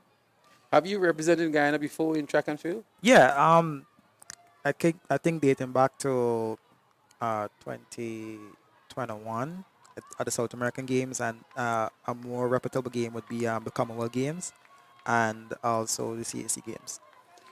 Well, indeed. So what events are you planning for in 2025 that you came here to get some race readiness? I'm mostly aiming for Worlds, and a closer event would be the South American Championships in Argentina. Fantastic. We saw your compatriot Daw winning, I think, the 800 meters in a close finish with one of our finest here, Adriel Mitchell, and they really put it out on the track here. I'm sure he must be a happy man as well. And then we saw your female compatriot. She did well in the sprints as well, the 100 and 200 meters. As well as you also have a teammate in the javelin throw. Because you know Grenada is very famous for javelin, eh? Yeah. But it's good to have you guys visit here and to participate at the highest level at our championships. And I'm sure there's a lot of takeaways. What are some of the takeaways that you may want to emulate or bring back to Guyana to see how you can enhance your events back there? Well, first off, I think the structure of the event is one of the biggest takeaways. How you guys organize from the aids in the field to the technology. I think if we could maybe get some of that to our country, things would run much smoother, and we'll be able to maybe even host something as big as Carifta, as you guys did. So, no, Alex, we want to thank you for stopping by. We really want to welcome you guys to Grenada. I hope you guys would come back. But the excitement is building up on the track, and so I want to go back trackside with Clyde to take us through the event. No problem. Thanks for having me. So we're continuing with the 3000, and let you know that the athletes, they have 4 laps remaining. 4 laps around the track.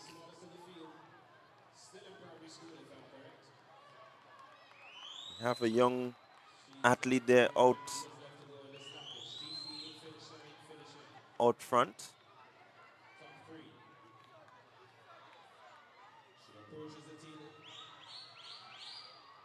Trying to get a feel as to who that athlete is.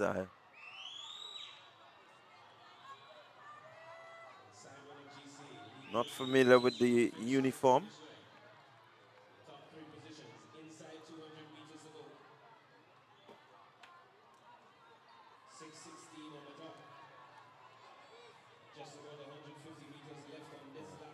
So that's Azariah Simon, Grenada Christian Academy. Azariah Simon, Grenada Christian Academy, leading this pack in the 3,000 meter open run. It's an open run, it's not categorized.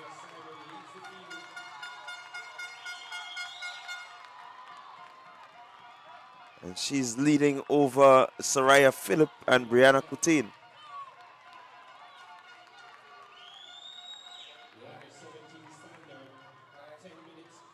So I'm going to hand you over to Leslie again. Well, it's not a handover, but just to discuss the athlete that is up front. If you're familiar with long distance track and field in St. Andrew, the name Simon is synonymous with that. Many persons will recall the name Kendall Simon, and I'm sure this young lady here could be the daughter of Kendall Simon. He coaches at the Grenada Christian Academy as well. He's one of the sports officers at the Ministry of Education. He's a former bronze medalist at Carifleur as well. And if that's Kendall Simon's daughter, and she has 50% of those genes he has, this is a phenomenal athlete that we need to look out for as a bright prospect for the future. But look at her. She's looking just in eminent form here, good form. Very small indeed, and she's leading the charge. Certainly she is leading the charge. She's diminutive in structure, but really looking strong. Indeed, she's the daughter of Kendall Simon, and Kendall Simon blazed the track here at the National Stadium, at the old Queen's Park, I think it was, at the former National Stadium. Has a number of records here in Grenada. And I'm sure he has passed on a lot of his coaching skills to his young daughter. Sometimes we say it's in the genes, Leslie. It's not even something that is passed on. It's just in the genes. She's by nature. She just has it. I think she took it from her dad, and she's looking good, looking strong. 2 laps to go. And she's not perturbed. She doesn't seem phased. She's just going. Young Azaria Simon of the Grenada Christian Academy. Oh, she's representing the Grenada Christian Academy here. I'm sure Kendall and her mom are glued here, looking along. They know how they've prepared her. And she's here and she's making a big statement. A very big statement indeed. Just about 40, 50 meters lead over the athletes Saraya Phillip and Brianna Coutin of the finish line. She's looking very strong. Moving rather brisk. Now this is phenomenal. This Ariza National Championship 2025 has certainly lived up to the hype that it started with. These athletes really came out and put on performances that we all will remember because we will be looking at them as they go through their career, Leslie, and trying to just stay and pace and give them, the sort of kudos that they need. And here she comes. She's coming into the bell lap. Azariah Simon, representing the Grenada Christian Academy. Her lead just about 60 meters. Final lap for Azariah.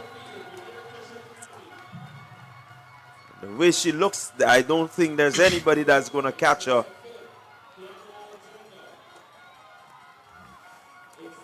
Phillip and Coutin will have to really, really push it if they are going to catch Simon.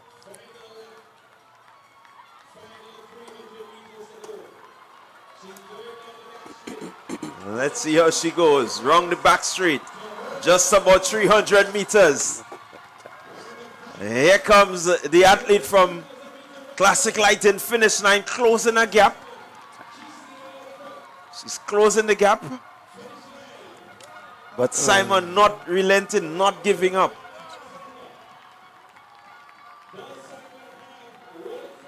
Does she have what it takes to hold on?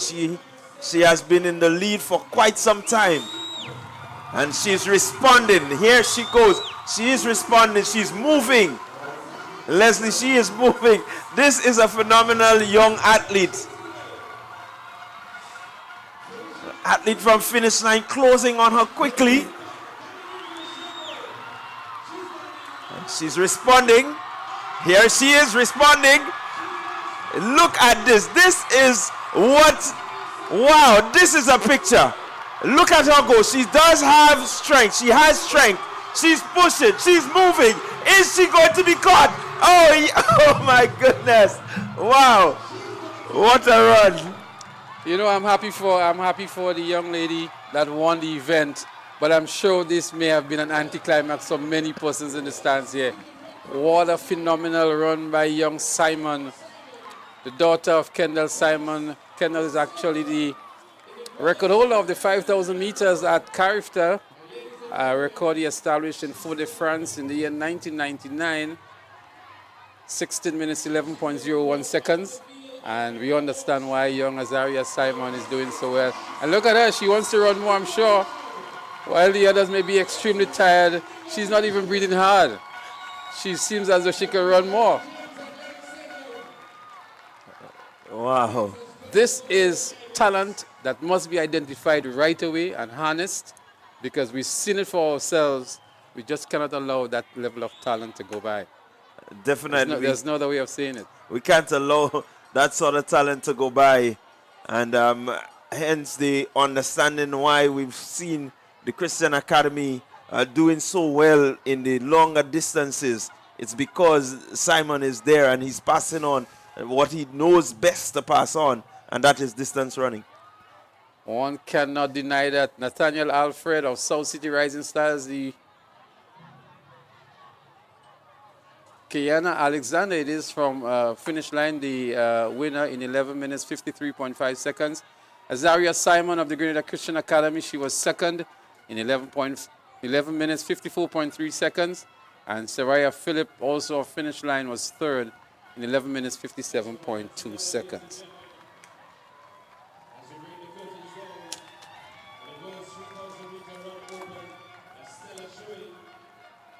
What a race that was. The entire stadium was on their feet cheering on young Azaria Simon. And she reminded me when Kendall burst on the scene too. He was a student of the St. Mary's RC School.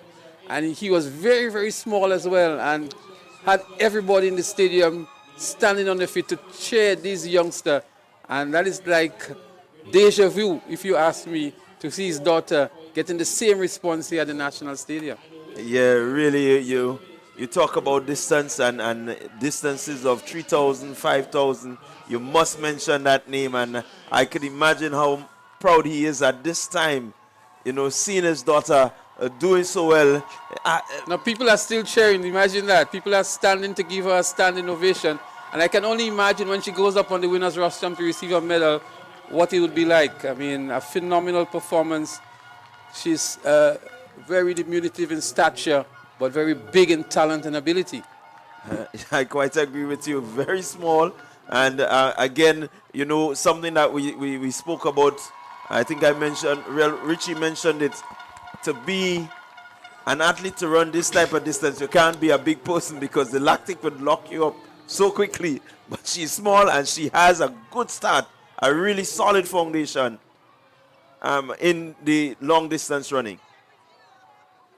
So a medal presentation ceremony is about to be started, but we have a young man who has been waiting here for quite a while time, and we really want to apologize to him because he is maybe one of the standout athletes of the Arisa National Champs 2025, and he has already won himself 4 gold medals, 3 individual medals and 1 relay event.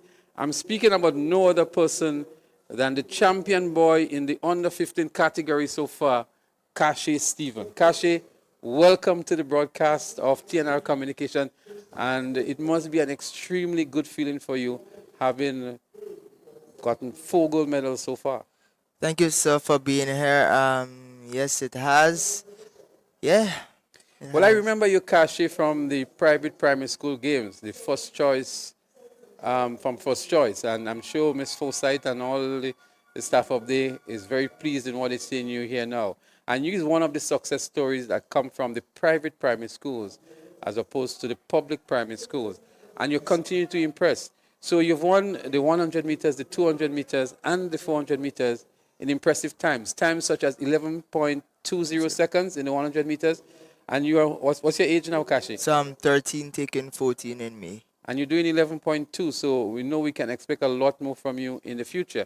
And then you return 23.08 in the 200 meters. Another phenomenal performance. And if that wasn't good enough, in the 400 meters, 53.81. So tell us, Kashi, where is that ability and talent coming from?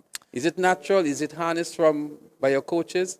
So, firstly, well, it has been natural because on my father's side, they're a little bit more athletic. So I guess that's where I got it from. And, you know, my coach, Mr. Lee Coffey, has been right through with me, and he has been teaching me the ways of how I should do all my events.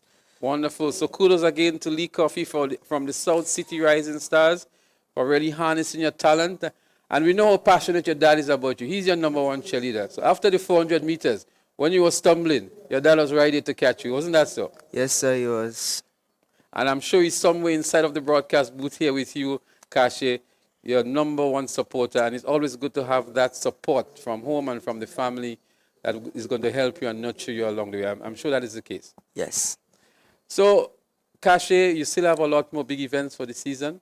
Yes, Can I we do. expect you to go faster? 11.2, can you go faster than that? We saw you do 11.33 earlier on in the season. Yes. And now you're doing 11.2. Can you Yes. go faster? Yes, sir, I can. In the finals, actually, I didn't think I executed my race as I should. But nonetheless, I'm really happy with the time. And yeah, just hoping to get a faster time at Intercol Games. Well, we're looking forward to that, Kashi. I mean, you're a phenomenal athlete. You've done well. You've represented your club well. I'm sure you're going to represent GBSS well at Intercol Games coming up later on in April. And 23.08, can we see you breaking the 23 seconds barrier? Yes, sir, most definitely. I'm thinking that for Intercol, we should at least get a 22.9 or a 22.8, yeah.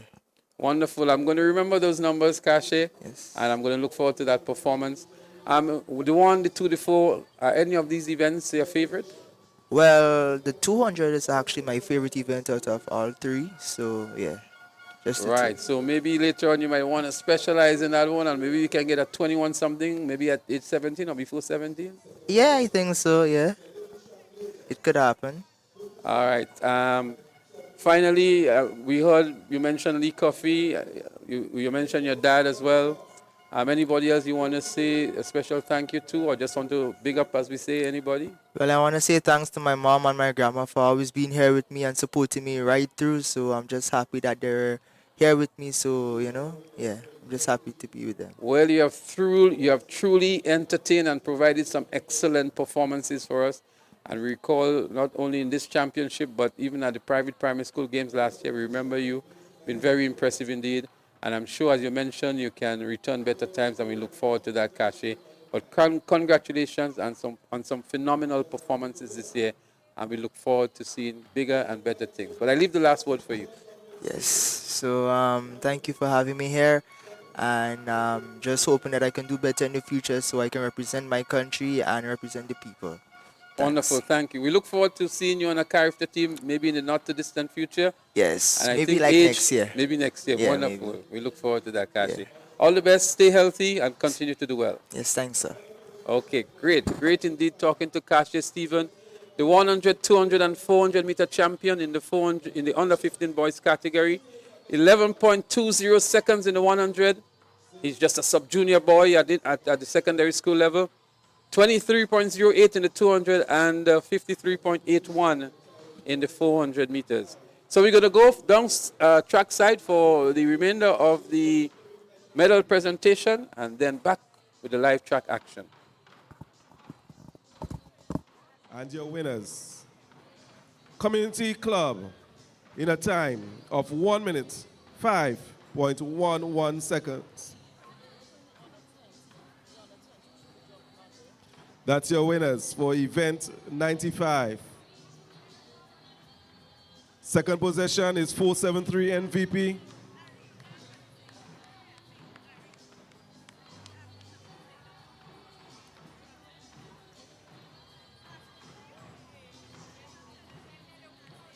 And the winner, the Community Club. They did that event in a time of 1 minute, 5.11 seconds.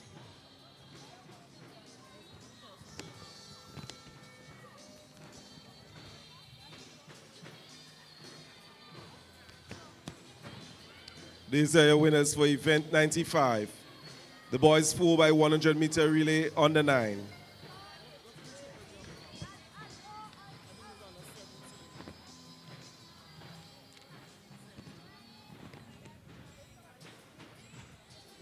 Medal presentation for event 10. The boys triple jump under 17. Third position, Golden Junior Joseph, Altitude Track Club, 12.79 meters. Second position, Joshua Telesford, Fusion Athletic Club, 12.95 meters. And your winner from Altitude Track Club in a distance of 14.16 meters, Christoph Kalis.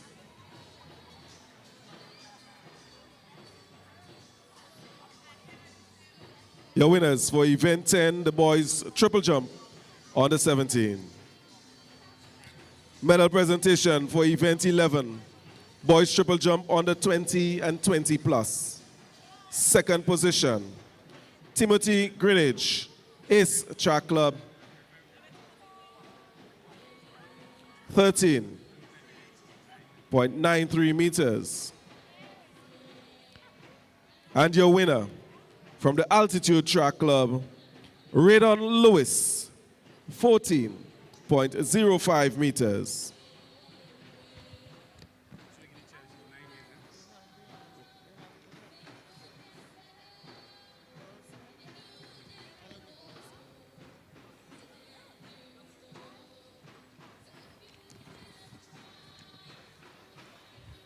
Medal presentation for event 77, the girls 3,000 meter run open.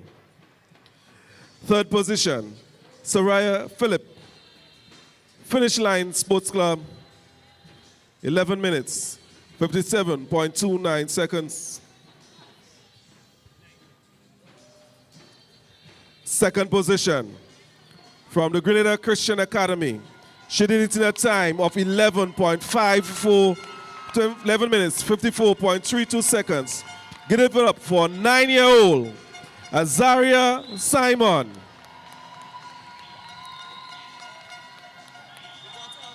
And your winner, Kiana Alexander, from the Finish Line Sports Club.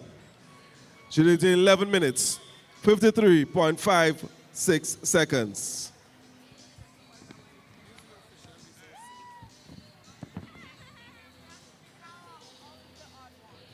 These are your winners for the girls, figures 3,000 meter run under 17. In the male version of the race, third position, Lyndon Gonzalez, Finish Line Sports Club, 10 minutes, 30.65 seconds. Second position, from the Grenada Boys Secondary School,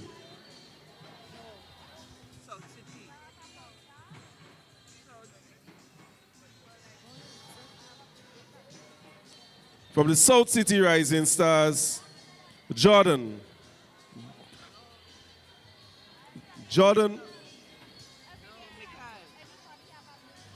Jordan Griffith Hazard.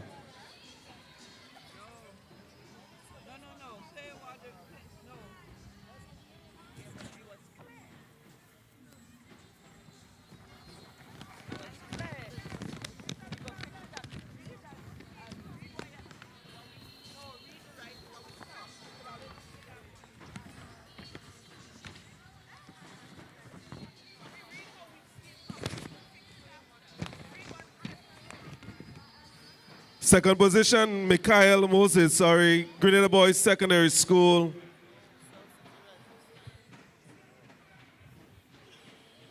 Mikhail Moses, South City Rising Stars. And your winner, Jordan Griffith Hazard, Grenada Boys Secondary School. The winners for the boys 3,000 meter run open. This concludes the medal presentation. We thank you very much.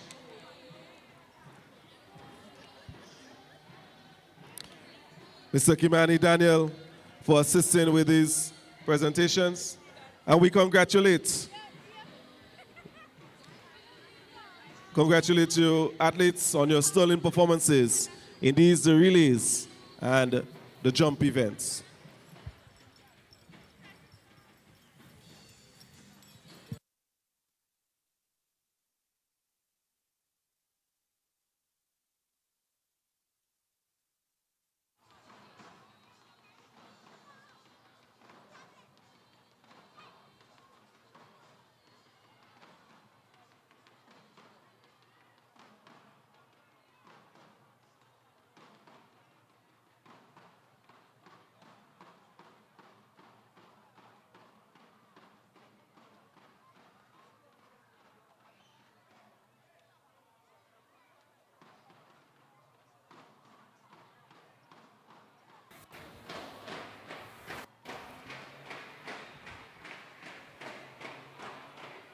So we get set for a final distance event. The boys 5,000 meter run open.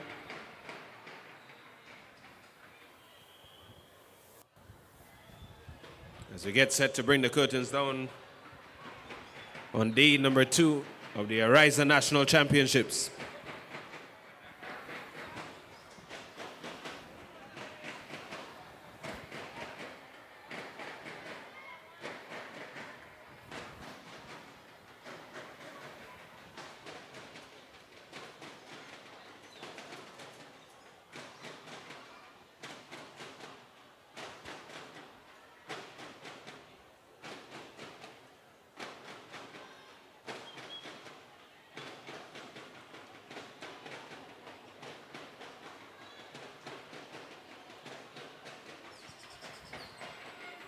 So here we go.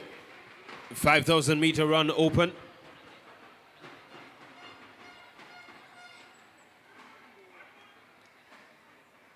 Three athletes competing in this event.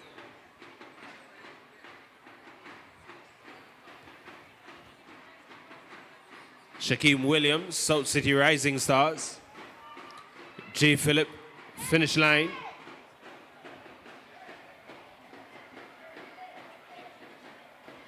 And Deloni Patrice, Velocity Track Club.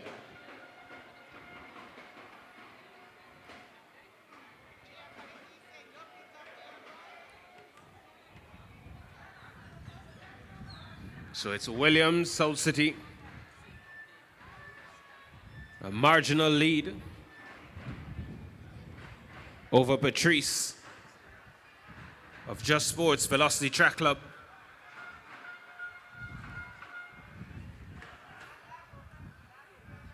Just about 1 minute, 15 seconds on the clock.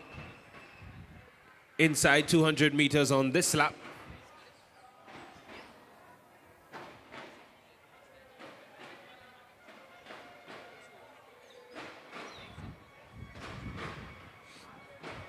This is the 5,000 meter run open. Grenada has a total of 7 medals in this event. 2 of those gold. That golden performance dating all the way back to 1981. Maurice Williams, he brought home the first gold in this event. the most recent medalist in the 5,000 at Carefta, Talon James. A name that many Grenadians remember.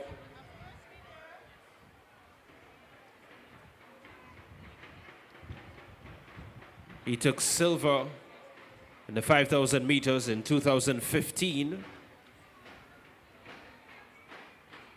Finished then with a time just over 16 minutes. It's 2.5 on the clock.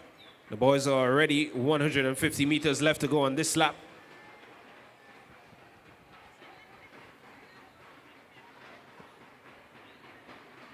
Seems like Williams, South City Rising Stars, your pace setter, Patrice Velocity Track Club staying right with him. 10 laps to go, 3 minutes on the clock.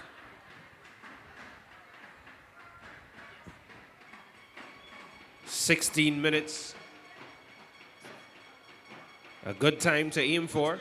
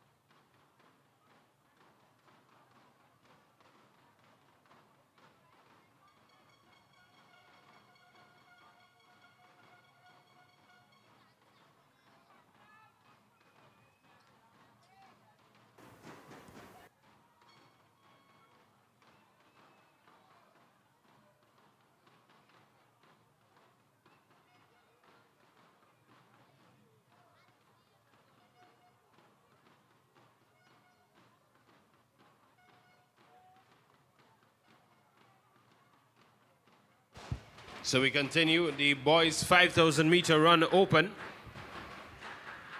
It's still Williams, South City Rising Stars. Less than 5 meters ahead of Patrice, Just Sports Velocity Track Club. But your field leader and pace setter, Classic Lighting, South City Rising Stars, Shaquem Williams. Inside 200 meters to go. On this lap.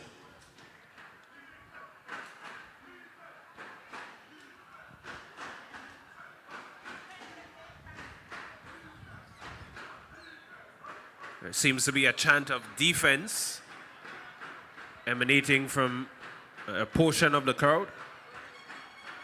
Not sure if they got the sport correct, but we appreciate it nonetheless.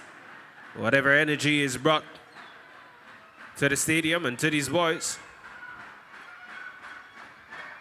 it's going to be good for them as they make their way onto another 400 meters. South City Rising Stars, Velocity Track Club finish line. So it's Classic Lighting, South City Rising Stars out front. Just a couple steps ahead of Just Sports, Velocity Track Club. Classic Lighting, Finish Line Sports Club currently in third position. The boys' 5,000 meter run open.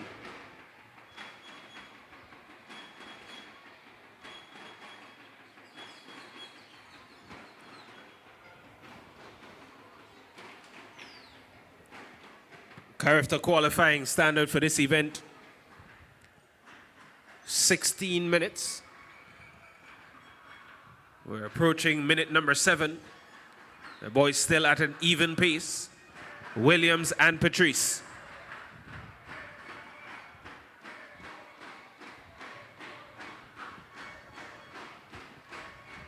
And it seems like our drum section have changed their chant. And this one I'm definitely in support of. They're going to give a lap count.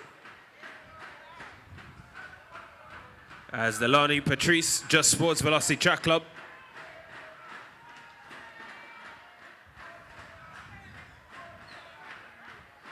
Moves into the leading position, 7.5 on the clock. The boys are chasing 16 minutes, sorry. Lord knows if we ever saw a 5,000 meter run completed in 16 seconds, we'd likely be dead. Less than 300 meters to go. On this lap, Patrice, Just Sports Velocity Track Club, now with a marginal lead over Williams, Classic Lighting, South City Rising Stars.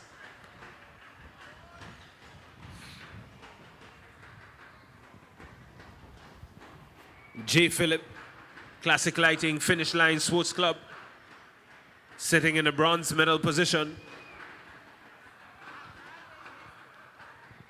The medalists have been decided. The only question is who's going to take home what caliber of medal. As the boy makes their way into the home straight. Patrice, Just Sports Velocity Track Club out front. Williams on his heels. Classic Lighting, South City Rising Stars.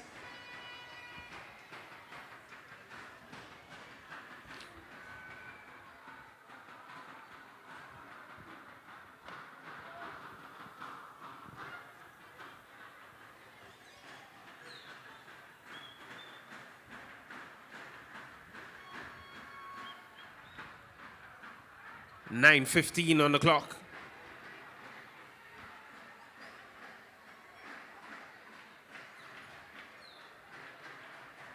Carifta qualifying time 16 minutes.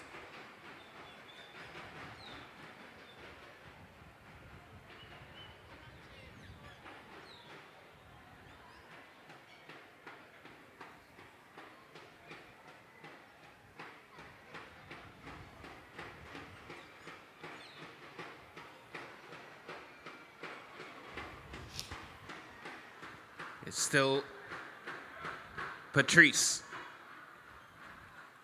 Delani Patrice, Just Sports Velocity Track Club.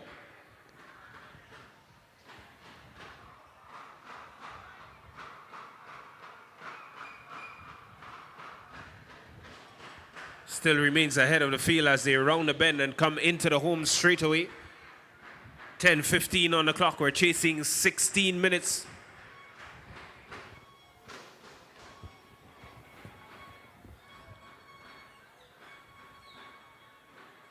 It's going to have to be 1 minute per lap if they're going to make the Carifta standard.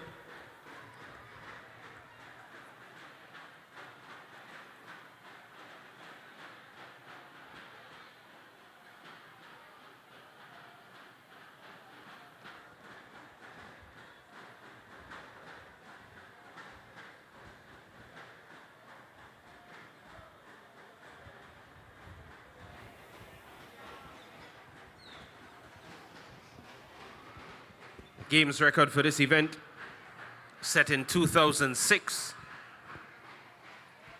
The games record 16 minutes, 6 seconds. And the record holder is actually in the stadium this evening. The record holder, one of the coaches at the St. David Track Blazer Club, Rion Radix.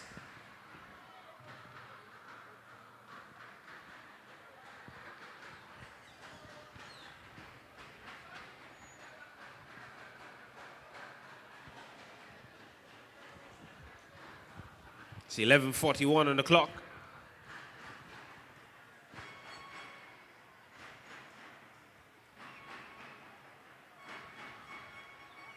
Just Sports Velocity Track Club, Delani Patrice.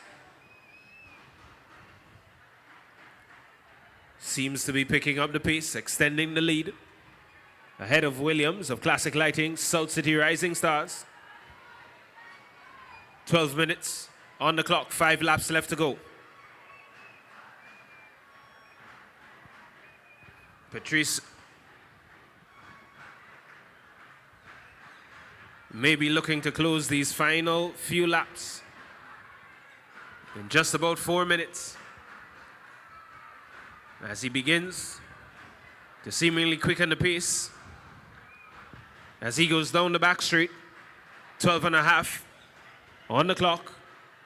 Patrice, Velocity Track Club, Williams, Classic Lighting, South City Rising Stars. Philip, Classic Lighting, Finish Line Sports Club.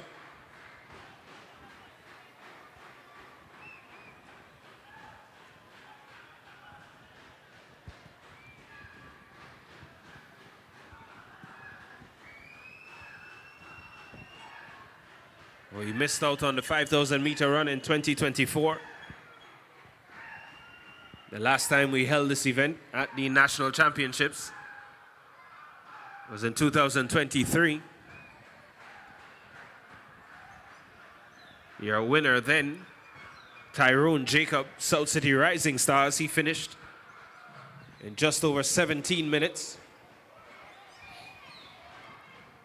We have one athlete representing South City Rising Stars. Shaquem Williams, he's currently sitting in the number 2 position. We'll see whether or not he'll be able to bring, or rather keep that championship within the South City camp. Or whether or not we're going to pass that off to the Just Sports Velocity Track Club, the Lonnie Patrice. J. Phillip, Classic Lighting, Finish Line Sports Club. He's run a measured first few laps. Finish line quickly emerging as a leader in the middle and long distance events.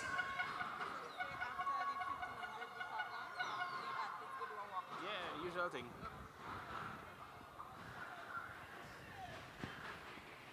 .45 on the clock as Patrice, Just Sports Velocity Track Club, makes his way into the home straightaway.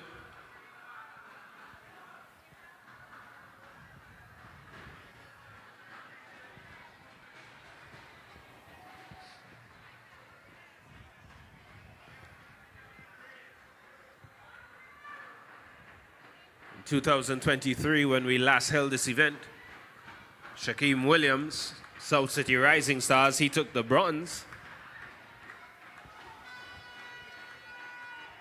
Certainly looking to upgrade that medal position here in 2025. Right now sitting in the silver medal position.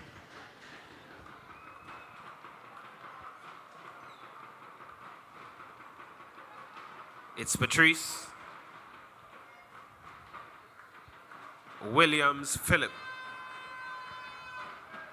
Just Sports Velocity Track Club, Classic Lighting, South City Rising Stars, Classic Lighting, Finish Line Sports Club.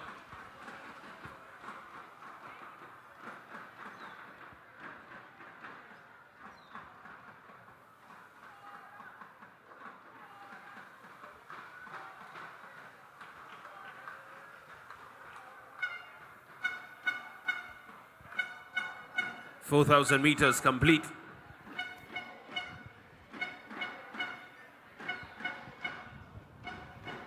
Just about 900 meters left in this event for our field leader, the Lonnie Patrice, Just Sports Velocity Track Club. He's into the straightaway.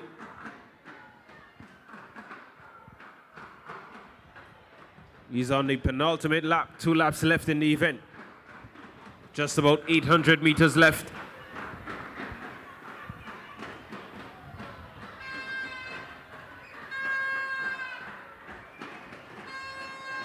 Shaquem Williams, South City Rising Stars, enters the straightaway.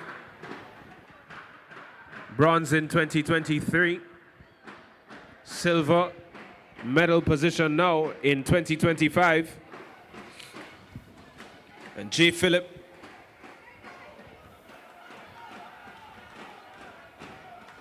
Classic Lighting Finish Line Sports Club. He finished in 5th in 2023. He's going to be ascending the podium as long as he completes this event here in 2025. Still has a shot at silver. And if he has something exceptional in him, he may have a shot for gold. Still about 500 meters left in this event. Patrice, Just Sports Velocity Track Club, makes his way into the straightaway, so it's just about 100 meters left on this lap. And he's gonna hear the sound that signals the final lap. We're gonna bring the curtains down on the 500-meter run. It's the Lonnie Patrice, Just Sports Velocity Track Club. Out front, a sizable lead.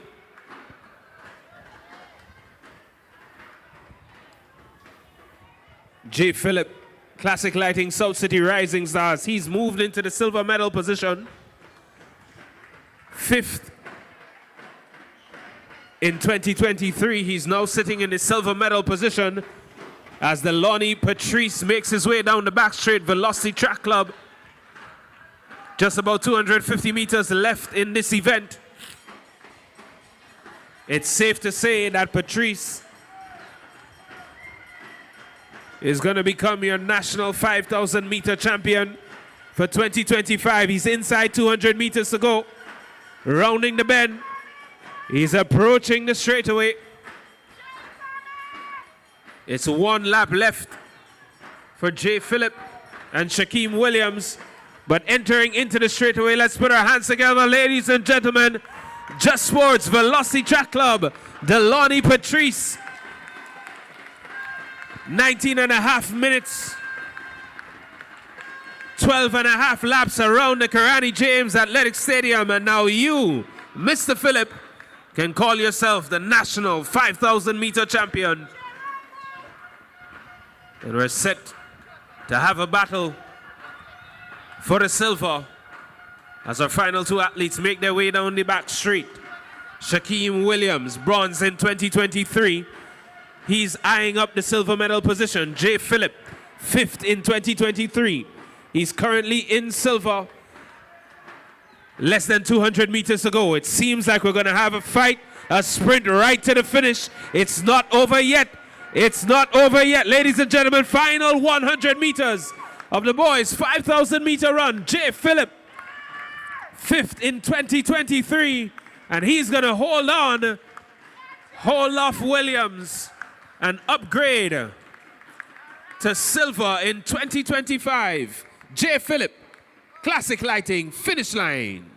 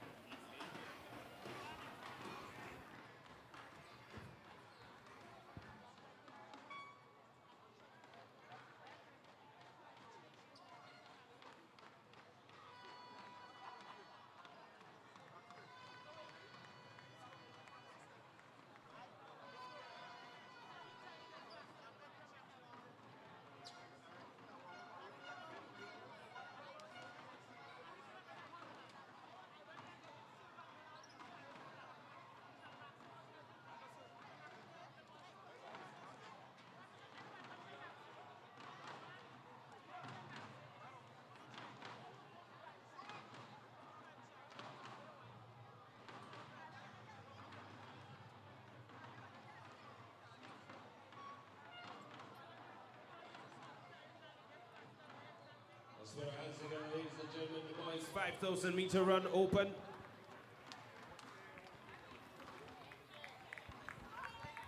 Thank you to the 6 people who clapped. You are the real MVPs. I appreciate you greatly.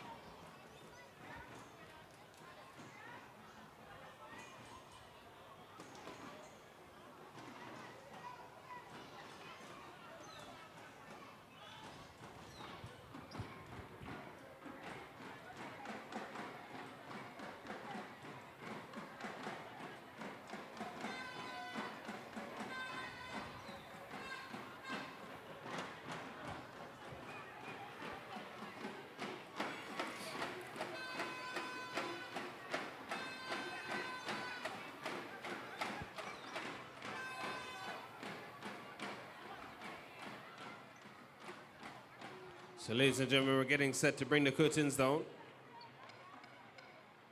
The 2025 National Championships, sponsored by Ariza Credit Union.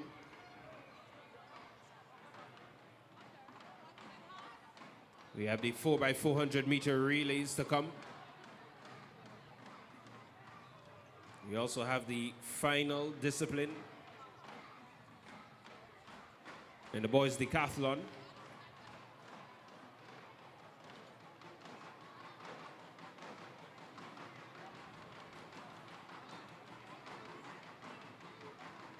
That's going to be a 1,500 meter run. You see our boys making their way.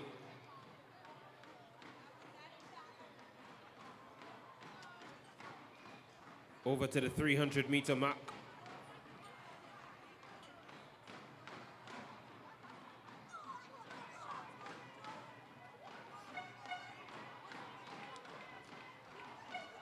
Their points standing as they make their way over, heading into the final discipline. The boys' decathlon. Currently in position number 8, 1,986 points. Kenton Mahon, St. David Catholic Secondary. Position number 7, 2,514 points. St. Andrew's Anglican Secondary, Kishon, Caliste. Position number 6, 3,531 points. St. Andrew's Anglican Secondary, Daniel Douglas. Position number 5, 3,570 points. St. Andrew's Anglican Secondary, Lyndon Archibald. Your top 4, 4,163 points. St. David Trackblazers, Acadon James. Position number 3, 4,254 points. Representing Ace Track Club, Aviel Williams Jr. And your top 2, 4,352 points. Second position, Fusion Athletics, Jermaine Donald. And ladies and gentlemen, out front, 4,375 points. St. David Trackblazers, Joshua Richard.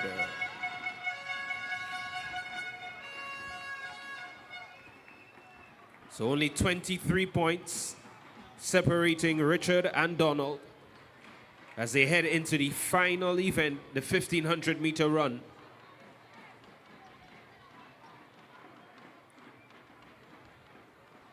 A reminder that the boys are chasing times. So the faster the time, the more points that will be allotted to them.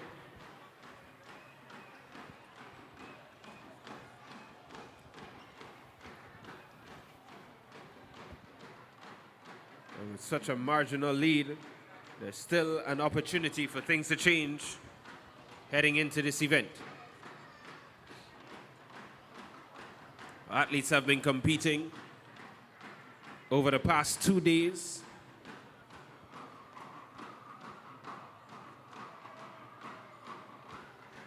The Octathlon, 8 events over 2 days. The Heptathlon for girls, 7 events over 2 days. the Decathlon for boys, 10 events over 2 days.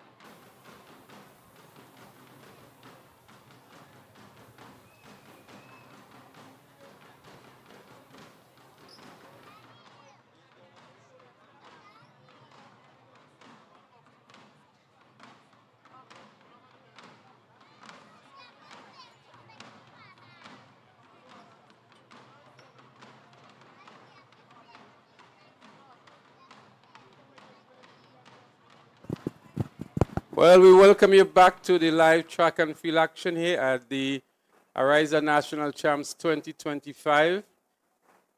We're actually into the final segment, and the athletes you see on the track there are the boys in the Decathlon. That's their final event, the 1500 meters. Clyde, 10 grueling events. Yes, These guys certainly. must be tired now. Certainly 10 grueling events over 2 days. The most they can do was to go home after day one, get their minds in tune to come back on day two to complete 5 events. They had 5 on the first day, and they're at number 9 looking to complete number 10. Well, just to give you the current point standing in the Decathlon, Joshua Richard of St. David's Track Blazers, he's in the lead with 4,375 points. Close to him is Jamin Donald of Fusion Athletics on 4,352 points. Aviel Junior Williams of Aces on 4,254 points in third position. Akido James of St. David's Track Blazers is in fourth on 4,163 points. Lyndon Archibald of SAS in fifth on 3,570 points. Daniel Douglas, also of SAS, he is in sixth position on 3,531. We have Kishan Callis, also of SAS, on 2,514. And Kenton Mahon of St. David's Track Blazers on 1,986. The events that they have completed so far, the 100 meters, the long jump, the short put, the high jump, the 400 meters, the 110 hurdles, and the discus throw. Also, they've completed the javelin.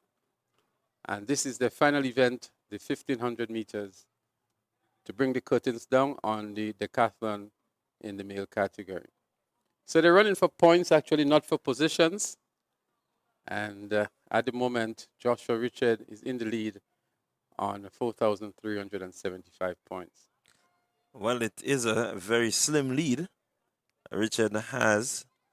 Donald is right there behind him, some 23 points behind. So this will be very important. The finish will be very, very important for Donald and Richard.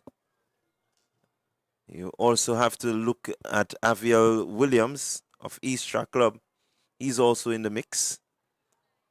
Well, Richards has won quite a number of the events. He won the 100 meters, the long jump, the shot put. He was second in the discus. He also won the javelin and didn't do too well in the 400 meters. He only picked up 664 points there. But he got a whooping 799 points in the 100 meters. There they go. They're ready to go. And so the race has started, the final event for the decathletes, as they compete in the 1,500 meters to bring the curtains down on the event. It's actually the Octathlon for boys under 17 that is going on. It's not the decathlon. The Octathlon for boys. So we have Javid Noel of MVP, Dante Oliver of SAS, Tafari Williams also of SAS, and Anthony Phillip of Fusion Athletics. We're going to try to give you the points for these boys as well.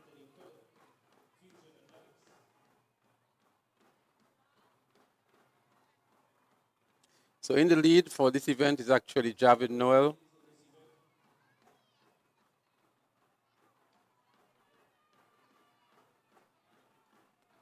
But Clyde, again, the final event, some of these octathletes, they specialize for the 1500 meters, but none of these seems to be going pretty much at a pedestrian pace. Yeah, after completing some 7 events and have to run a 1500 meter, more or less 3.5 laps. I mean, it could be a very, very tough assignment to finish a day or 2 days event. So they're all tightly bunched together, tightly grouped.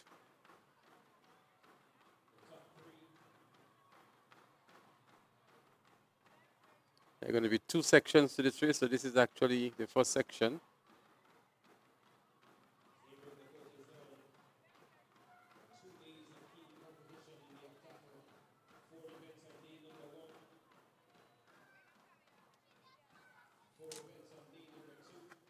So they not really moving too quickly. I think they're just looking to complete the event. At some point in time, the competitive nature in us, we will see somebody leaving that pack. I don't foresee that they're going to remain like this.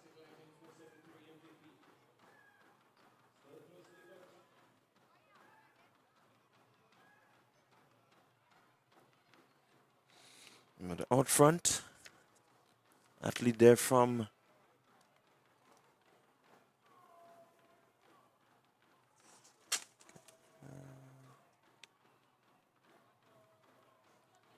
trying to get the numbers there for you.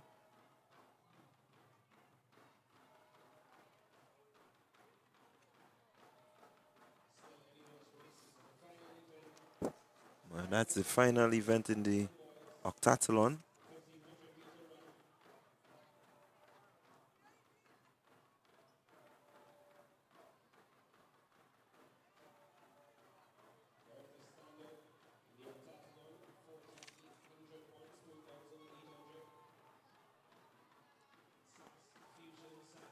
So there seems to be a breakaway now.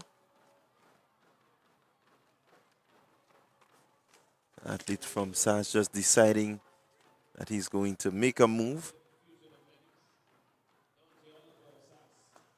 He's calculating his movements, not really trying to get away too early.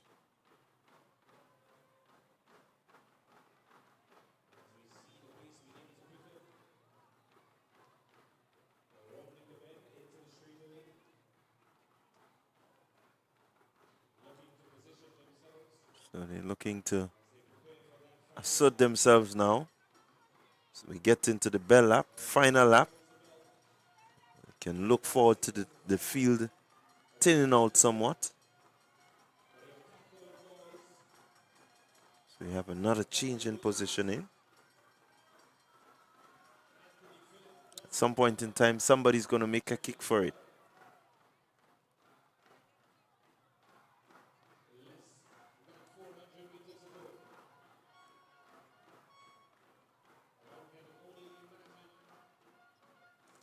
Still pretty close.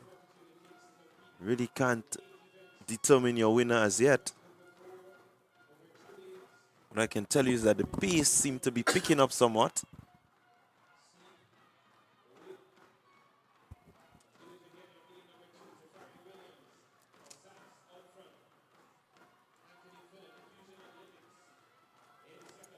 So it's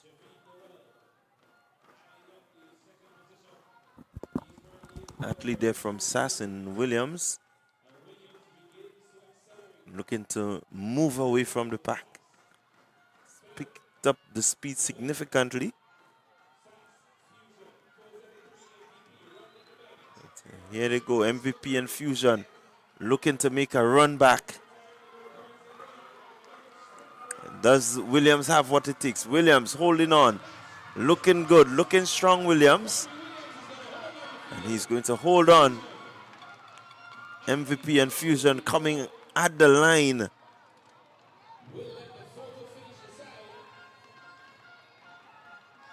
It's going to be very, very close on the line there between the athlete from Fusion and the MVP. And make it Fusion with the second position. But we surely will get the official time shortly.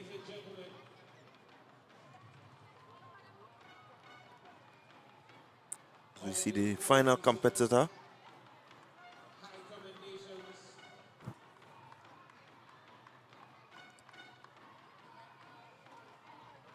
So there you have it on your screen, the winner, Williams of SAS.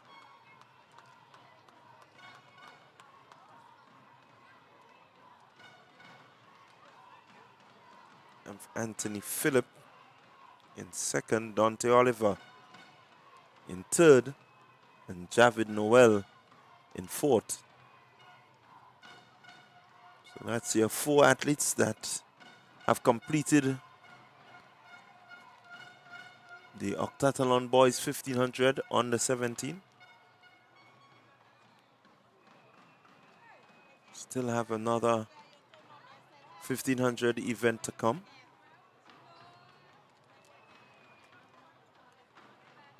And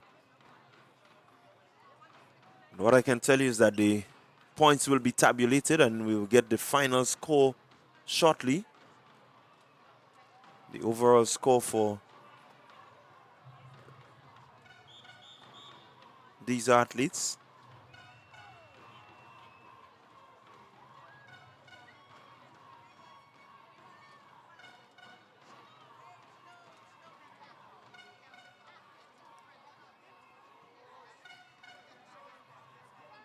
So we do have the results. It's Dante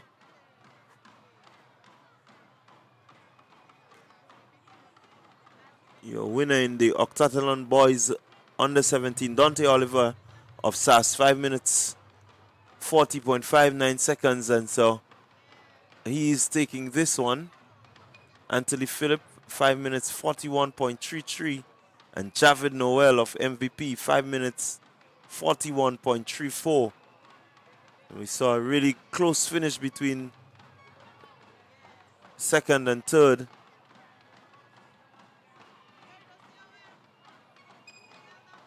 And so we're getting ready for the 1500 in the Decathlon. It will be the boys Decathlon 1500 open. They're already lined up.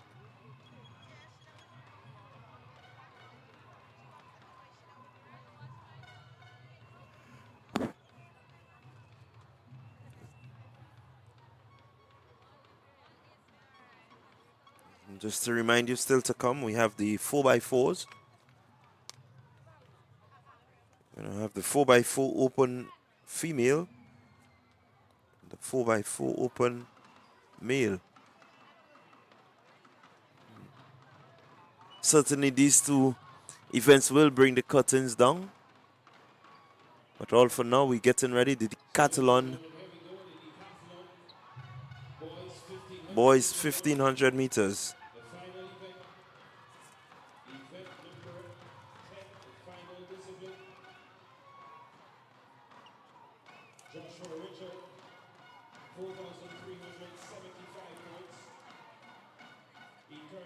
So the early lead, that will be Daniel Douglas of SAS. Taking a very early lead now. So we said earlier, the Decathlon, the finish of this event will be very important for the top 3 athletes.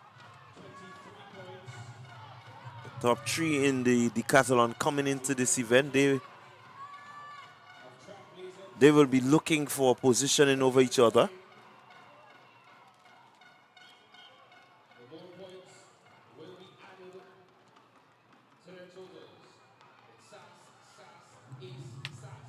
So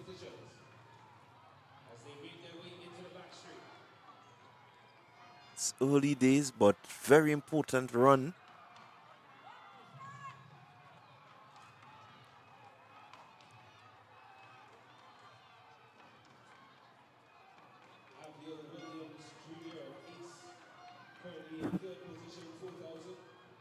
So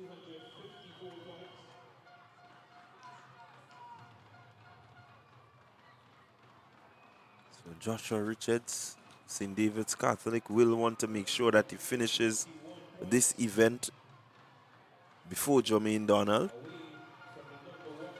So far, none of them are in the lead.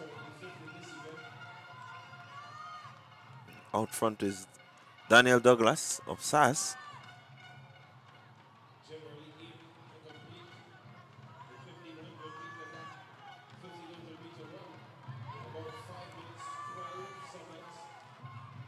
His best time. 2 laps left to go. 2:14 on the clock. So the leading pack, they do have a significant lead over the others.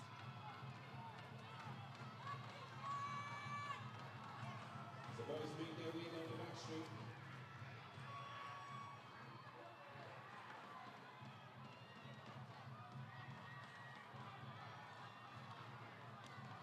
We're going to bring the coaches down on the Decathlon. 10 events over 2 days. So they're approaching just about 450.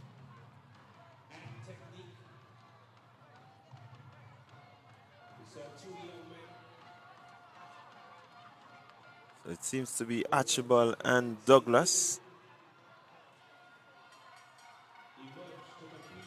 As they get to the bell lap, Archibald looking to move on Douglas, but Douglas still with a lead.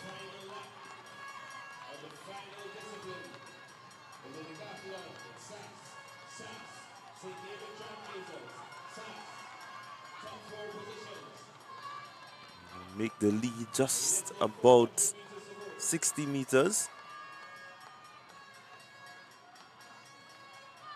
There you have the athlete there in Douglas looking to move away. Wants to finish strong.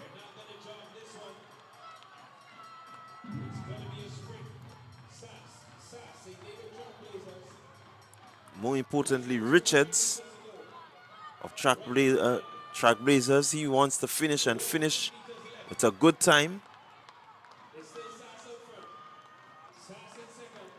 What will really aid him here is if he gets a personal best in this 1500 meters. And here comes your leader in the 1500. Daniel Douglas crossing the line, winning the 1500. Lyndon Archibald, more importantly, athlete there in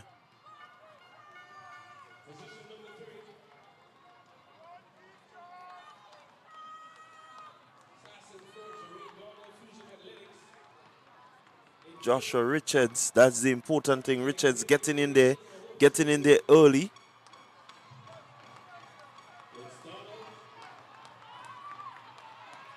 Donald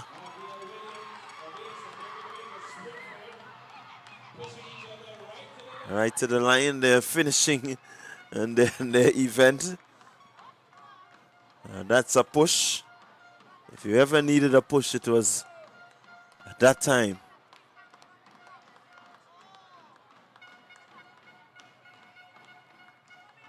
So the points will be tabulated and we will get a final update shortly as to your overall winner, but I think Richard has done just enough, Smith, to make sure that he has this one in the bag. Donald from Fusion Athletic, really nowhere in the picture in terms of the finish. The only surprise there is if Donald had a previously really poor 1500 and maybe drawing close to his personal best in this one, which is highly unlikely.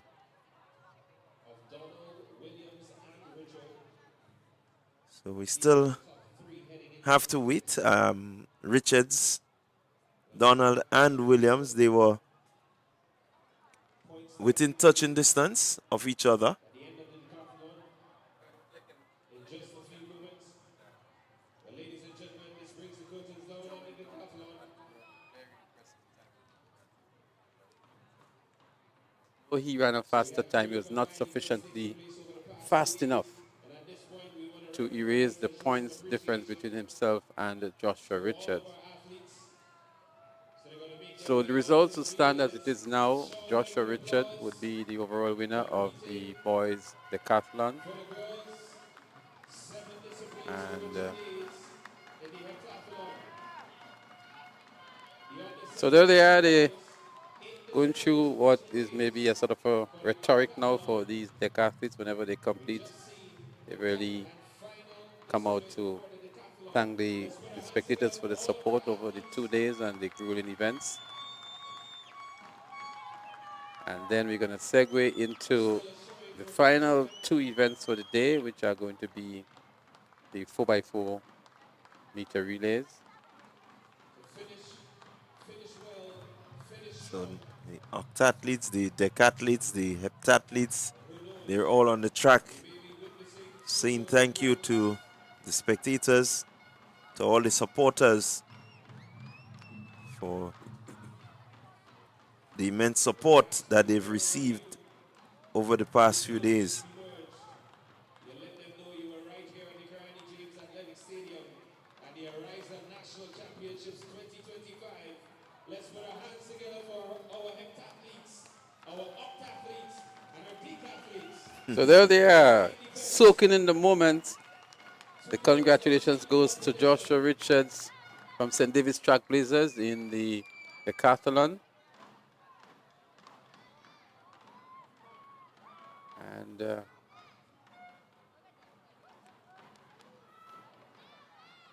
in the girls' heptathlon is Talia Descent from St. David's Track Blazers. She scored a total of 3,384 points. She won the 100 meters, the high jump. She also won the 200 meters. She was second in the 800, second in the javelin and the shot put, and placed fifth in the long jump. So that's the list of events that she competed in and the positions she took. Talia Descent of the St. David's Track Blazers. Yeah, really a good, powerful, standout performance from her. She led from the first event and she ensured that she continued to pick up much needed, very valuable points all the way through. In the case of Joshua Richards, without even tabulating the final event in the 1,500 meters, he had a total of 4,375 points. He was first in the 100 meters, first in the long jump, first in the short put, third in the high jump, fifth in the 400 meters, and third in the 110 hurdles, and also second in the discus. We saw him coming, I think, maybe eighth in the 1,500 meters, but nonetheless, enough points to give him the championship honors in the decathlon overall open for boys.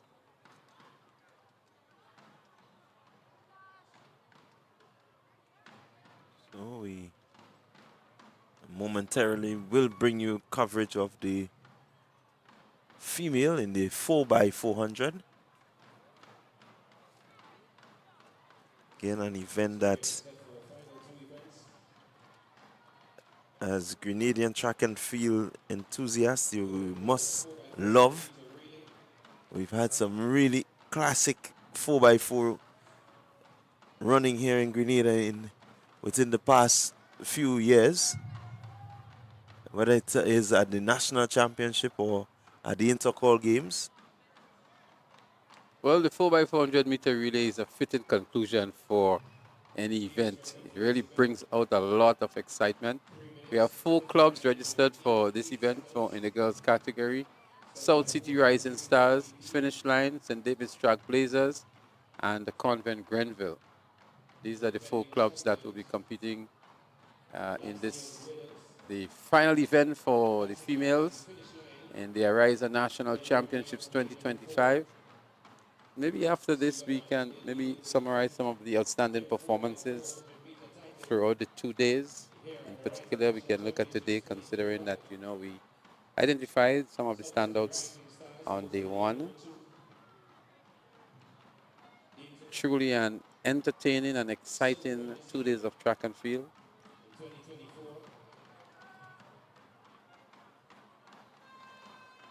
So there they are in lane 2, South City Rising Stars. Lane 4, finish line. In lane 7, St. David's Track Blazers. And in lane 8, Convent Grenville.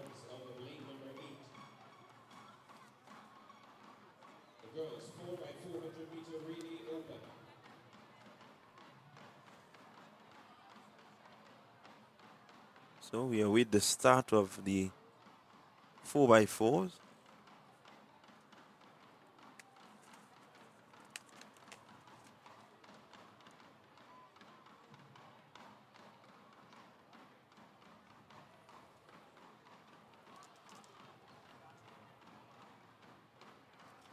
The fans are still here, I can tell you. The drums are still beating downstairs.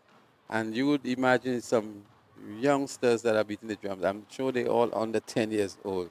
And they have their dads and so with them, encouraging them along. But it's a very young bunch of kids, less than 10 years old, that are beating these drums continuously for the entire afternoon.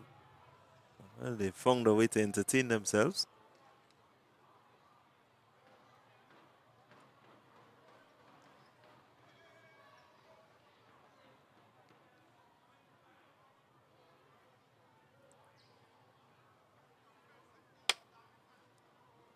So just the... We're not sure what the holdup is here, but they're about to start now. The race has actually started. The final event for the girls on the track is the 4x400 meter relay open. South City Rising Stars, finish line, St. David's Track Blazers and Convent Grenville. The 4 clubs participating in this event. St. David's Track Blazers out there looking good, going past Convent Grenville already. And it's the early one to call. It's just the first leg. And they would scratch after the first standover, after completing just about 100 meters on the first standover. But there they are, and looking good. It's St. David's Track Blazers. And on the inside is finish line. It's a good battle for the first standover.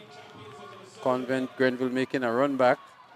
But it looks like so it's finish line that's going to hand over first. Indeed, it's finish line that's going to hand over first. And then we have St. David's Track Blazers tying up a little bit here for Convent to run back and almost meeting them on the changeover. Oh, there they go. Finish line. Followed by Track Blazers, followed by SJC Grenville. They're going to scratch towards the inner lane, just about the markers there.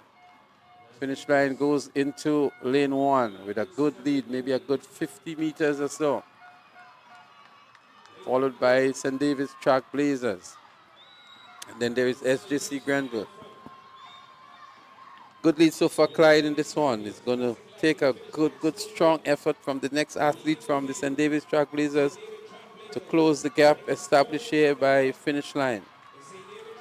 Well, it's Kiana Alexander for finish line, and you have Alian Gidhari of St. David's Track Blazers. As I can tell you, finish line has certainly garnered a significant lead. Track Blazers would want to erase a lot of that. They out in a flash and looking to close that gap. Convent Grenville is there. And that's the leader here of the race, finish line. She's looking good going down the back straight, but from what we know, St. David's Track Blazers are always very dominant in a 4x400. Look at how the gap has closed up a lot here now with about 200 meters to go on the split. Is she going to catch up with her? Does she have more in the tank to close that gap further? But finish line is holding on strongly indeed. But she has really narrowed the gap and brought the race back into good contention, giving Track Blazers a chance, but she's tiring up now. The lead begins to extend one more time. I think she really tried to close the gap and exert it too much. And that was Ziana Bean for the Finish Line Club. And has handed over to none other than Annalisa Brown.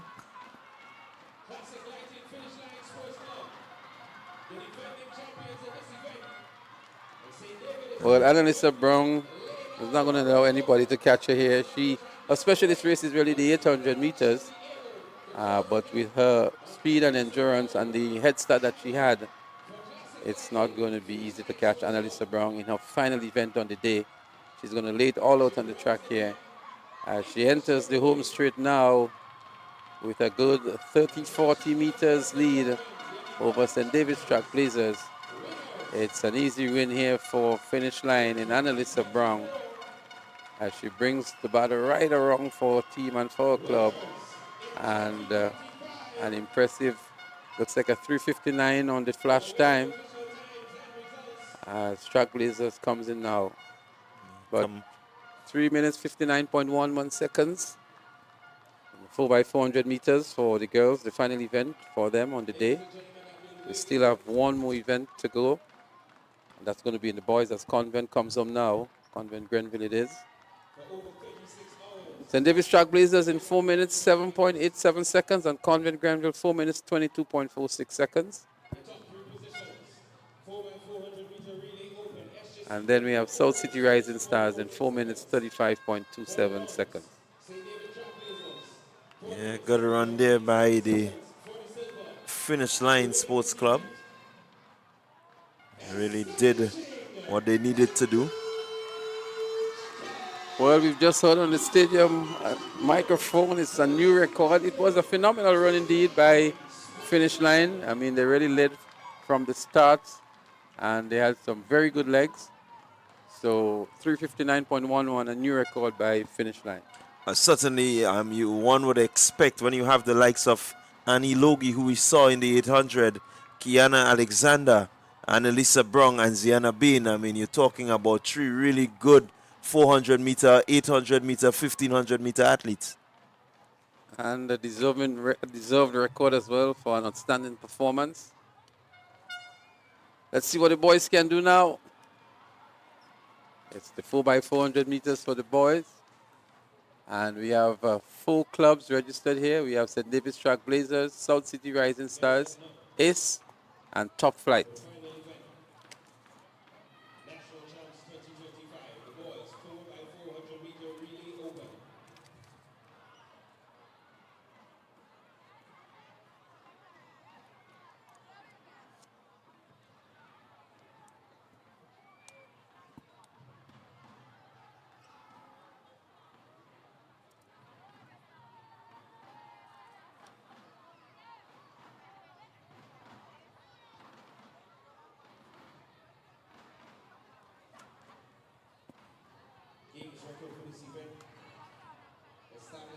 So the boys are on the track and I'm getting ready for their final event, 4x400 meters.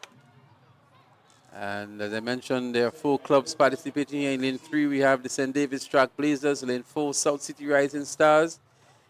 In lane 5 is Ace Track Club. And in lane 6, Top Flight Athletics. Ace Track Club has done very well in this event over the years. And from what we've seen from South City Rising Stars and St. David's Track Blazers, we can expect some good competition from them this year. We've just been notified that SJC Grenville has been disqualified in the previous relay. And so South City Rising Stars has been elevated to the bronze medal position.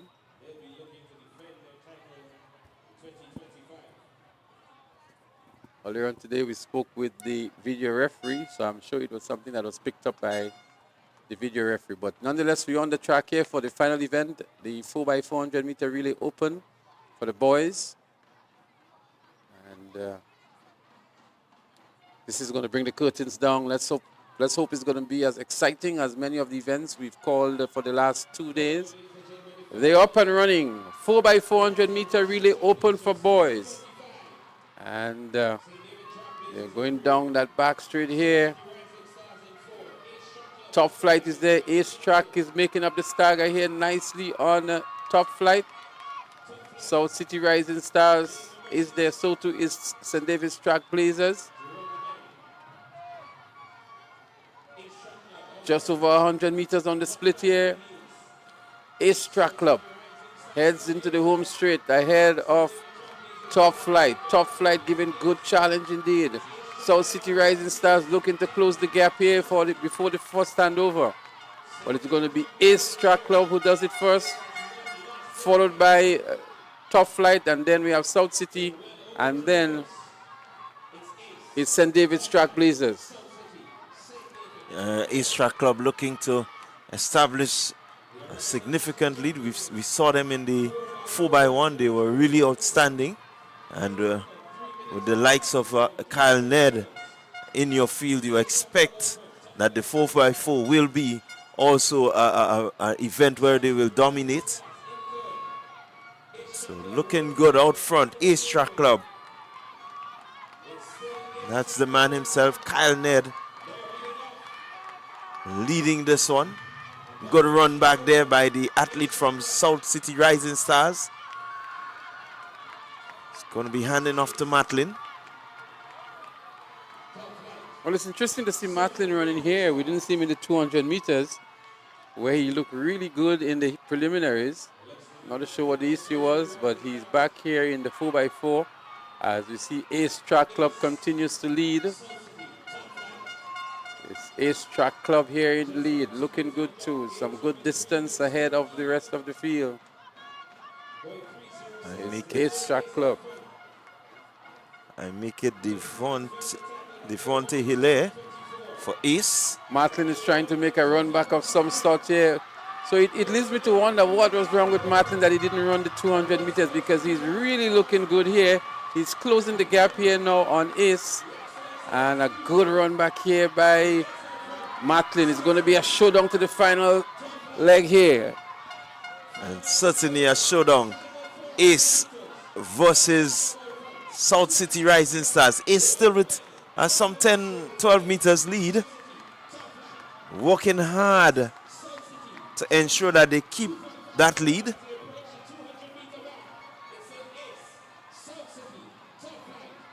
It's going to be Josh Thomas for South City chasing that athlete there from Ace. And here they go, Ace Track Club running away with this one. It's moving, he's motoring. Looking to complete this event. Ace winning the 4x1 for the 4x4 to bring the curtains down on what definitely everyone can, whether you on in the stadium or whether you are online, you can definitely see that it has been an awesome 2025 Ariza National Championship. Well, a fitting way to bring the curtains down with a spirited run from the athletes from the Ace Track Club, winning the 4x400 meters. And for many years, we've seen Ace Track Club win this final event. It's an event that they look forward to. A spirited run indeed by these athletes here. The full quartet celebrating, making that victory lap, deservedly so as well. But Clyde, it was 2 days of exciting competition, keen competition as well. And I made the point earlier that it was not just about returning great times, but the level of competitiveness that we saw in most of the categories here. So in the girls, there were some phenomenal performances as well, and we can maybe identify some of them quite easily. I think the likes of Leah Rose Charles in the under 13 girls category, she was the standout there for me. Decent in the HEP, she was good too, a commanding performance. And then there was also Kylie Williams. She ran a very good race in the, I think it was the under 15 girls. She was phenomenal as well. We didn't see her yesterday, but today she really ran a good 200 meters to win for, I think, South City Rising Stars. And one cannot, and Shade John, of course, Shade John from St. David's Trailblazers. But to me, the find of the 2 days in the female category was young 9-year-old Azaria Simon in the 3,000 meters. And many fans in the stadium, I'm telling you, would have preferred to see her win. She was clipped right on the tape. And, you know, it's one of the very few occasions an athlete would win a race and the fans are not happy. They would have preferred the second place person to win. And that is the emotions that she brought out. Only 9 years old in a 3,000 meters and really stretched the field and was in a good position to take the goal. I'm telling you, if I was the gold medal winner on the winner's rostrum, I would have handed that gold to Azaria Simon. I thought to me she was most impressive. I thought also she was a great find. She really brought out the emotions and everything else in the stand. She had the whole stands on their feet. Even when she went to receive a medal, people were still cheering for her. So that is my real standout performance in the girls category, actually. I quite agree with you there, Simon.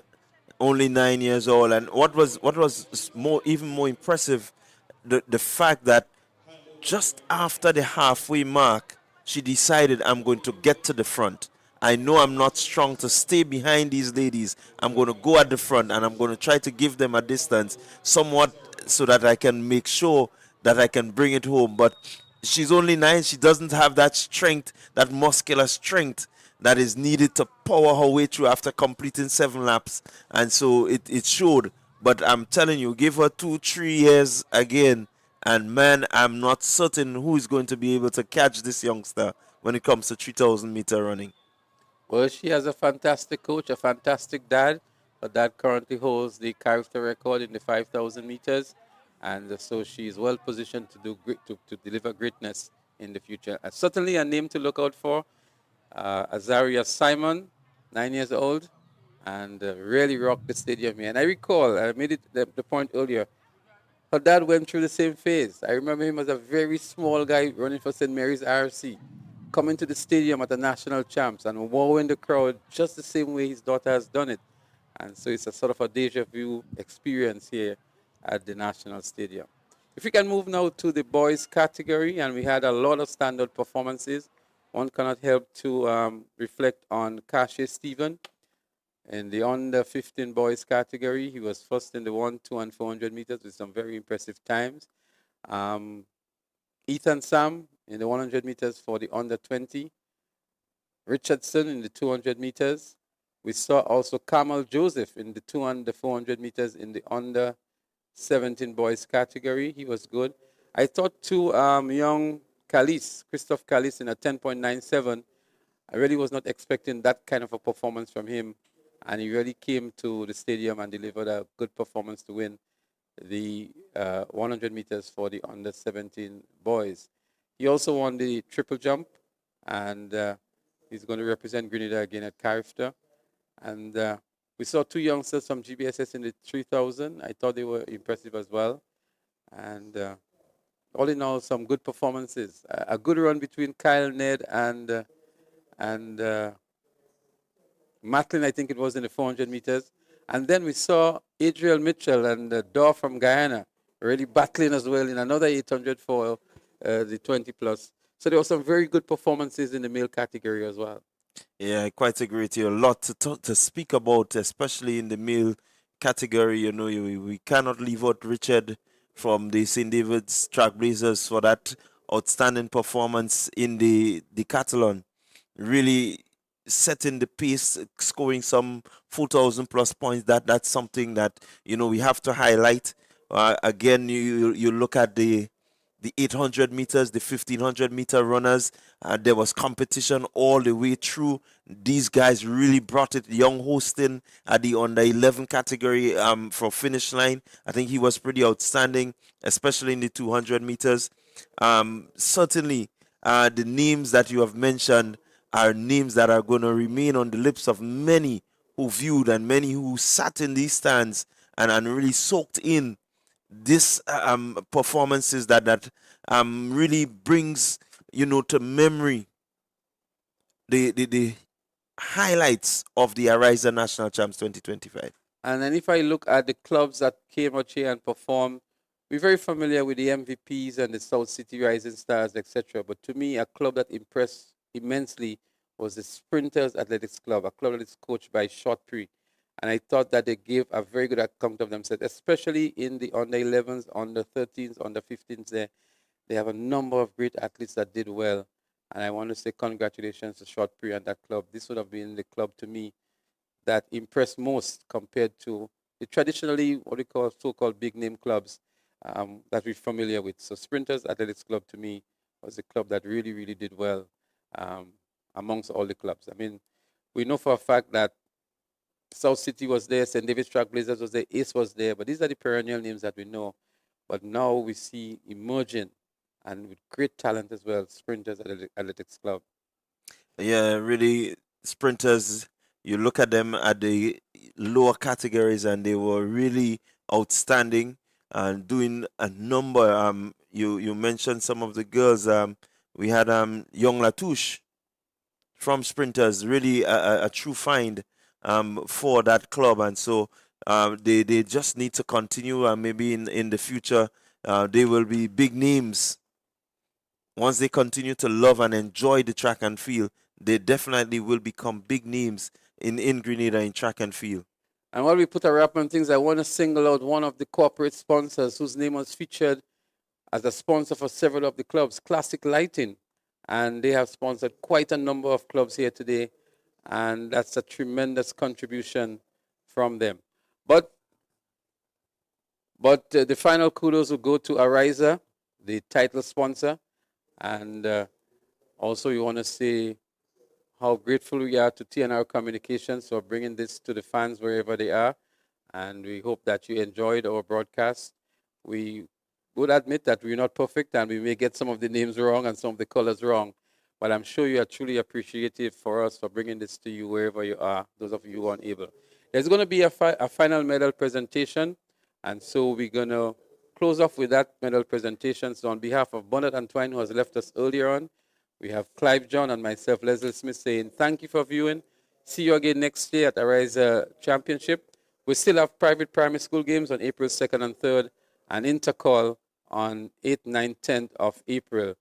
TNR Communications will be there to bring it to you. So on behalf of the entire production crew, Richie Olivier, Kirk Olivier, who was on the production side, Cullen Dragon, the guys who are doing the replays, and all of the cameramen, the entire crew, on behalf of us all, we say thank you and see you again next time.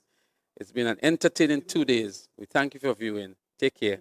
Get home safely, those of you who are here. 7 seconds. The winners of the boys' 5,000 meter run open.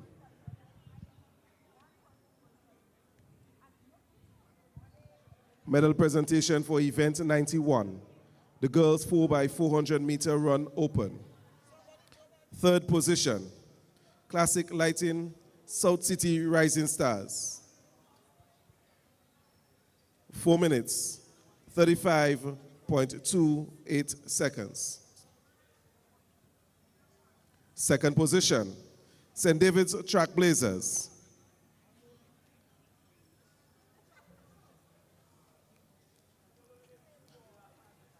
4 minutes, 7.87 seconds.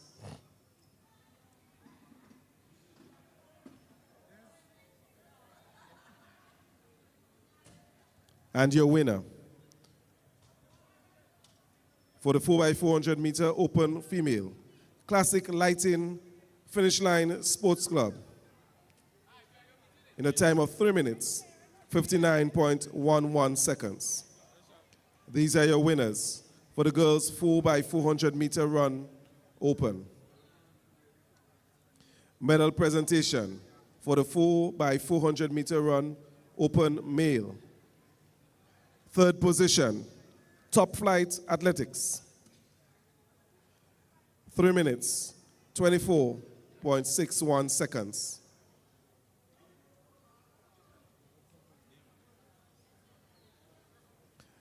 Second position, Classic Lighting, South City Rising Stars.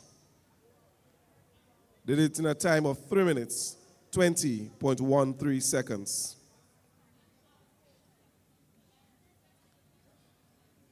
And your winners, Ace Track Club, 3 minutes, 17.82 seconds.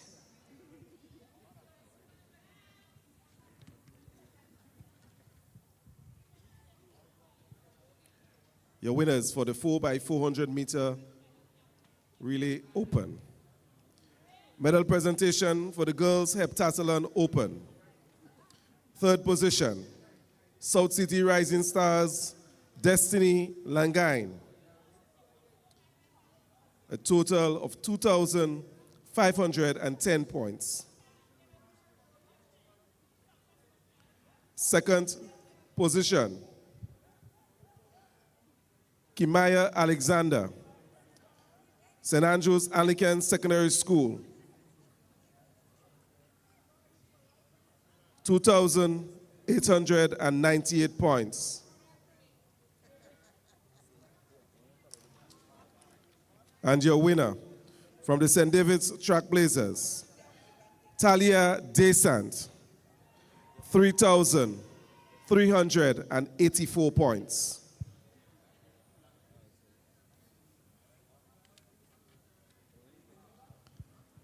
Your winners for the girls Heptathlon Open. Medal presentation for event 93, boys Octathlon under 17. Third position, Tafari Williams, St. Andrews Anglican Secondary School. Second position, from Fusion Athletics, Anthony Phillip, 3,756 points.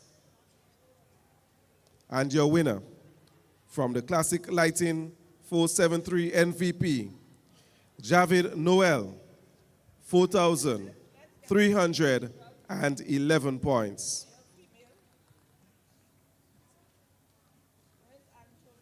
Your winners for the boys Octathlon under 17. Medal presentation for event 33, the boys Decathlon Open. Third position, scoring a total of 5,285 points. From Fusion Athletics, Jermaine Donald. Second position, with a total of 5,356 points, Akidon James, St. David's Trailblazers.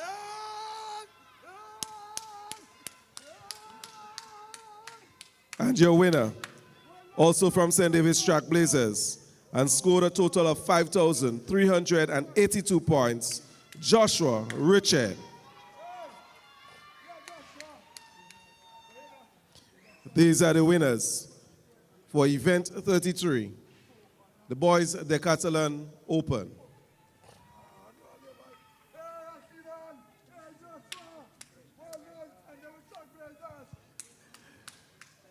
These are your winners, and this concludes the medal presentation for these relays and multi-events.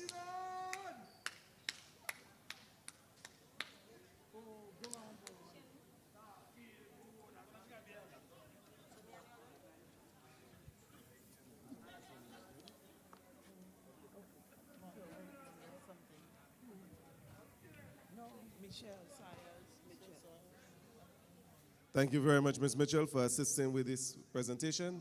And we congratulate you athletes on your outstanding performance throughout the last 2 days.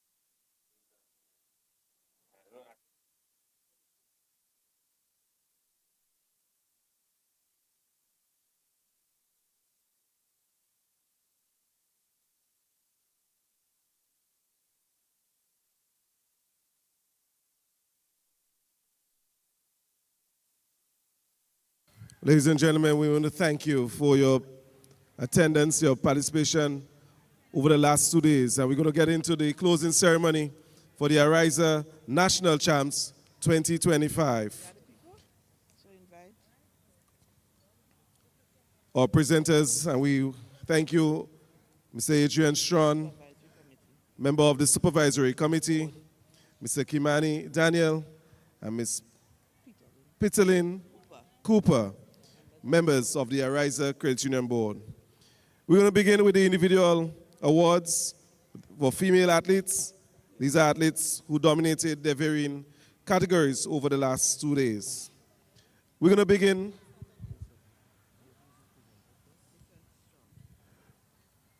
These awards will be presented by Mr. Strawn, the member of the Supervisory Committee. We're going to begin with the overall winner for the Under-9 division. This award goes to Tanya Gibbs Latouche, a member of the Sprinters Athletic Club.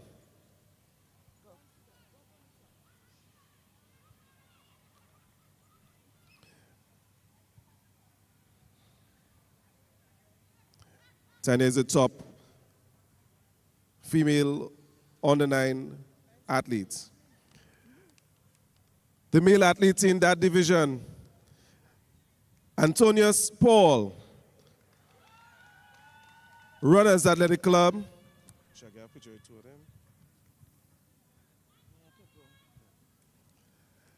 The winner of the under-9 male division.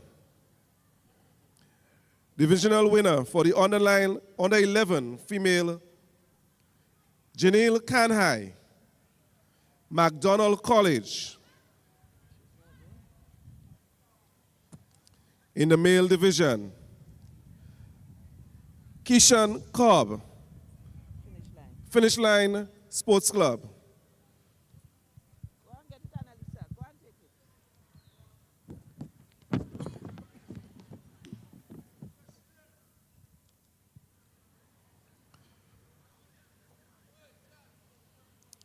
Divisional champ in the under-15 female category. Under-13 category. From the South St. George Government School, Leah Rose Charles.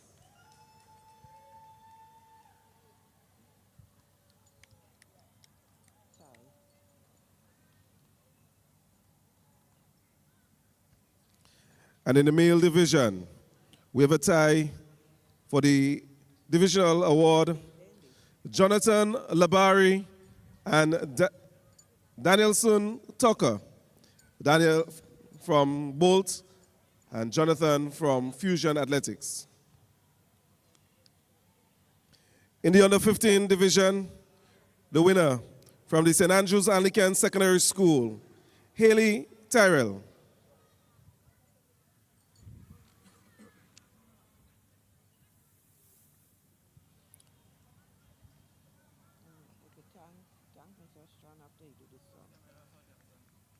And in the under-15 division, Kashe Stephen.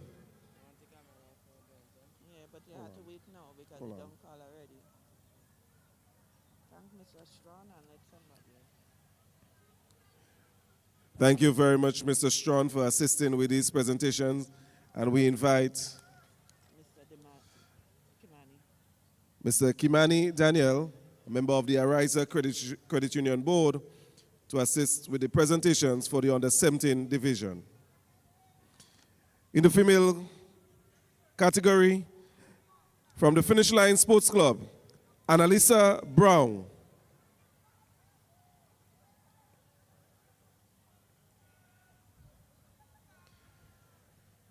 And in the male category, from the South City Rising Stars, Kamal Joseph.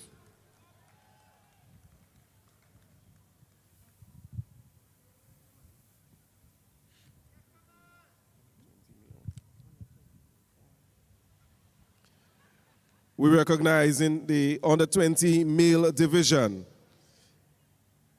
the top performing athletes, Kyle Ned, Ace Track Club.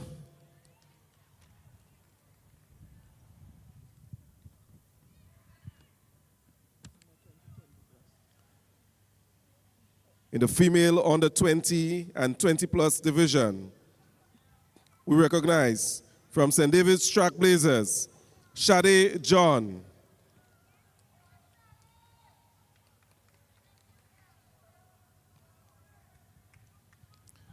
The male athlete in that division, Timothy Greenidge, Ace Track Club.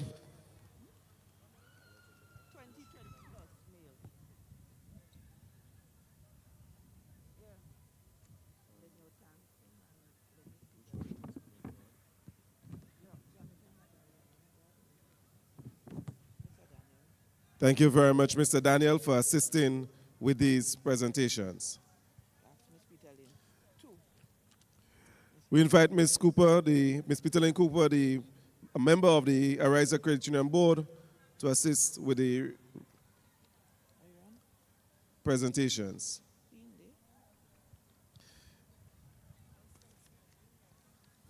Best performance of the championships goes to Ethan Sam.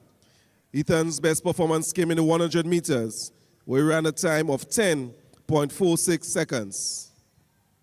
We recognize Ethan for his outstanding performance.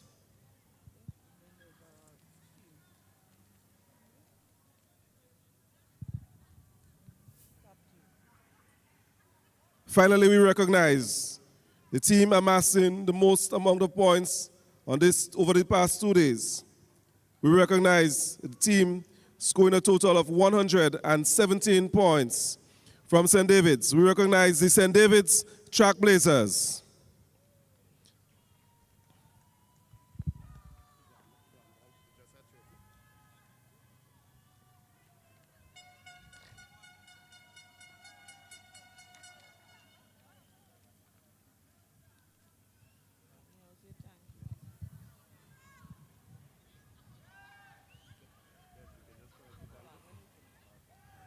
We recognize the St. David's Track Blazers as the top performer at these games.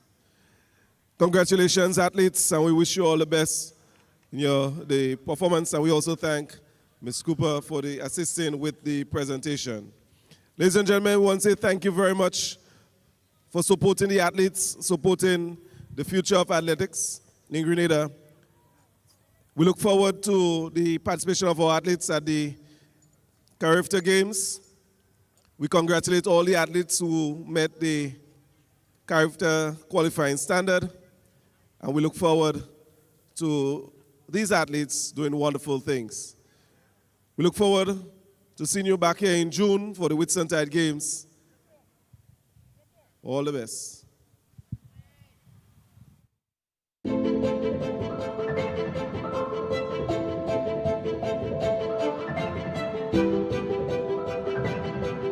Ridgeway Residences, a modern, exclusive residential community offered by Ariza.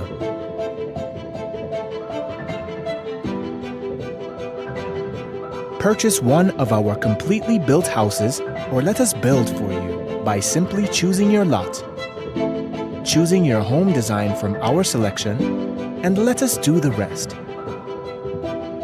Owning a home does not have to be a frustrating process.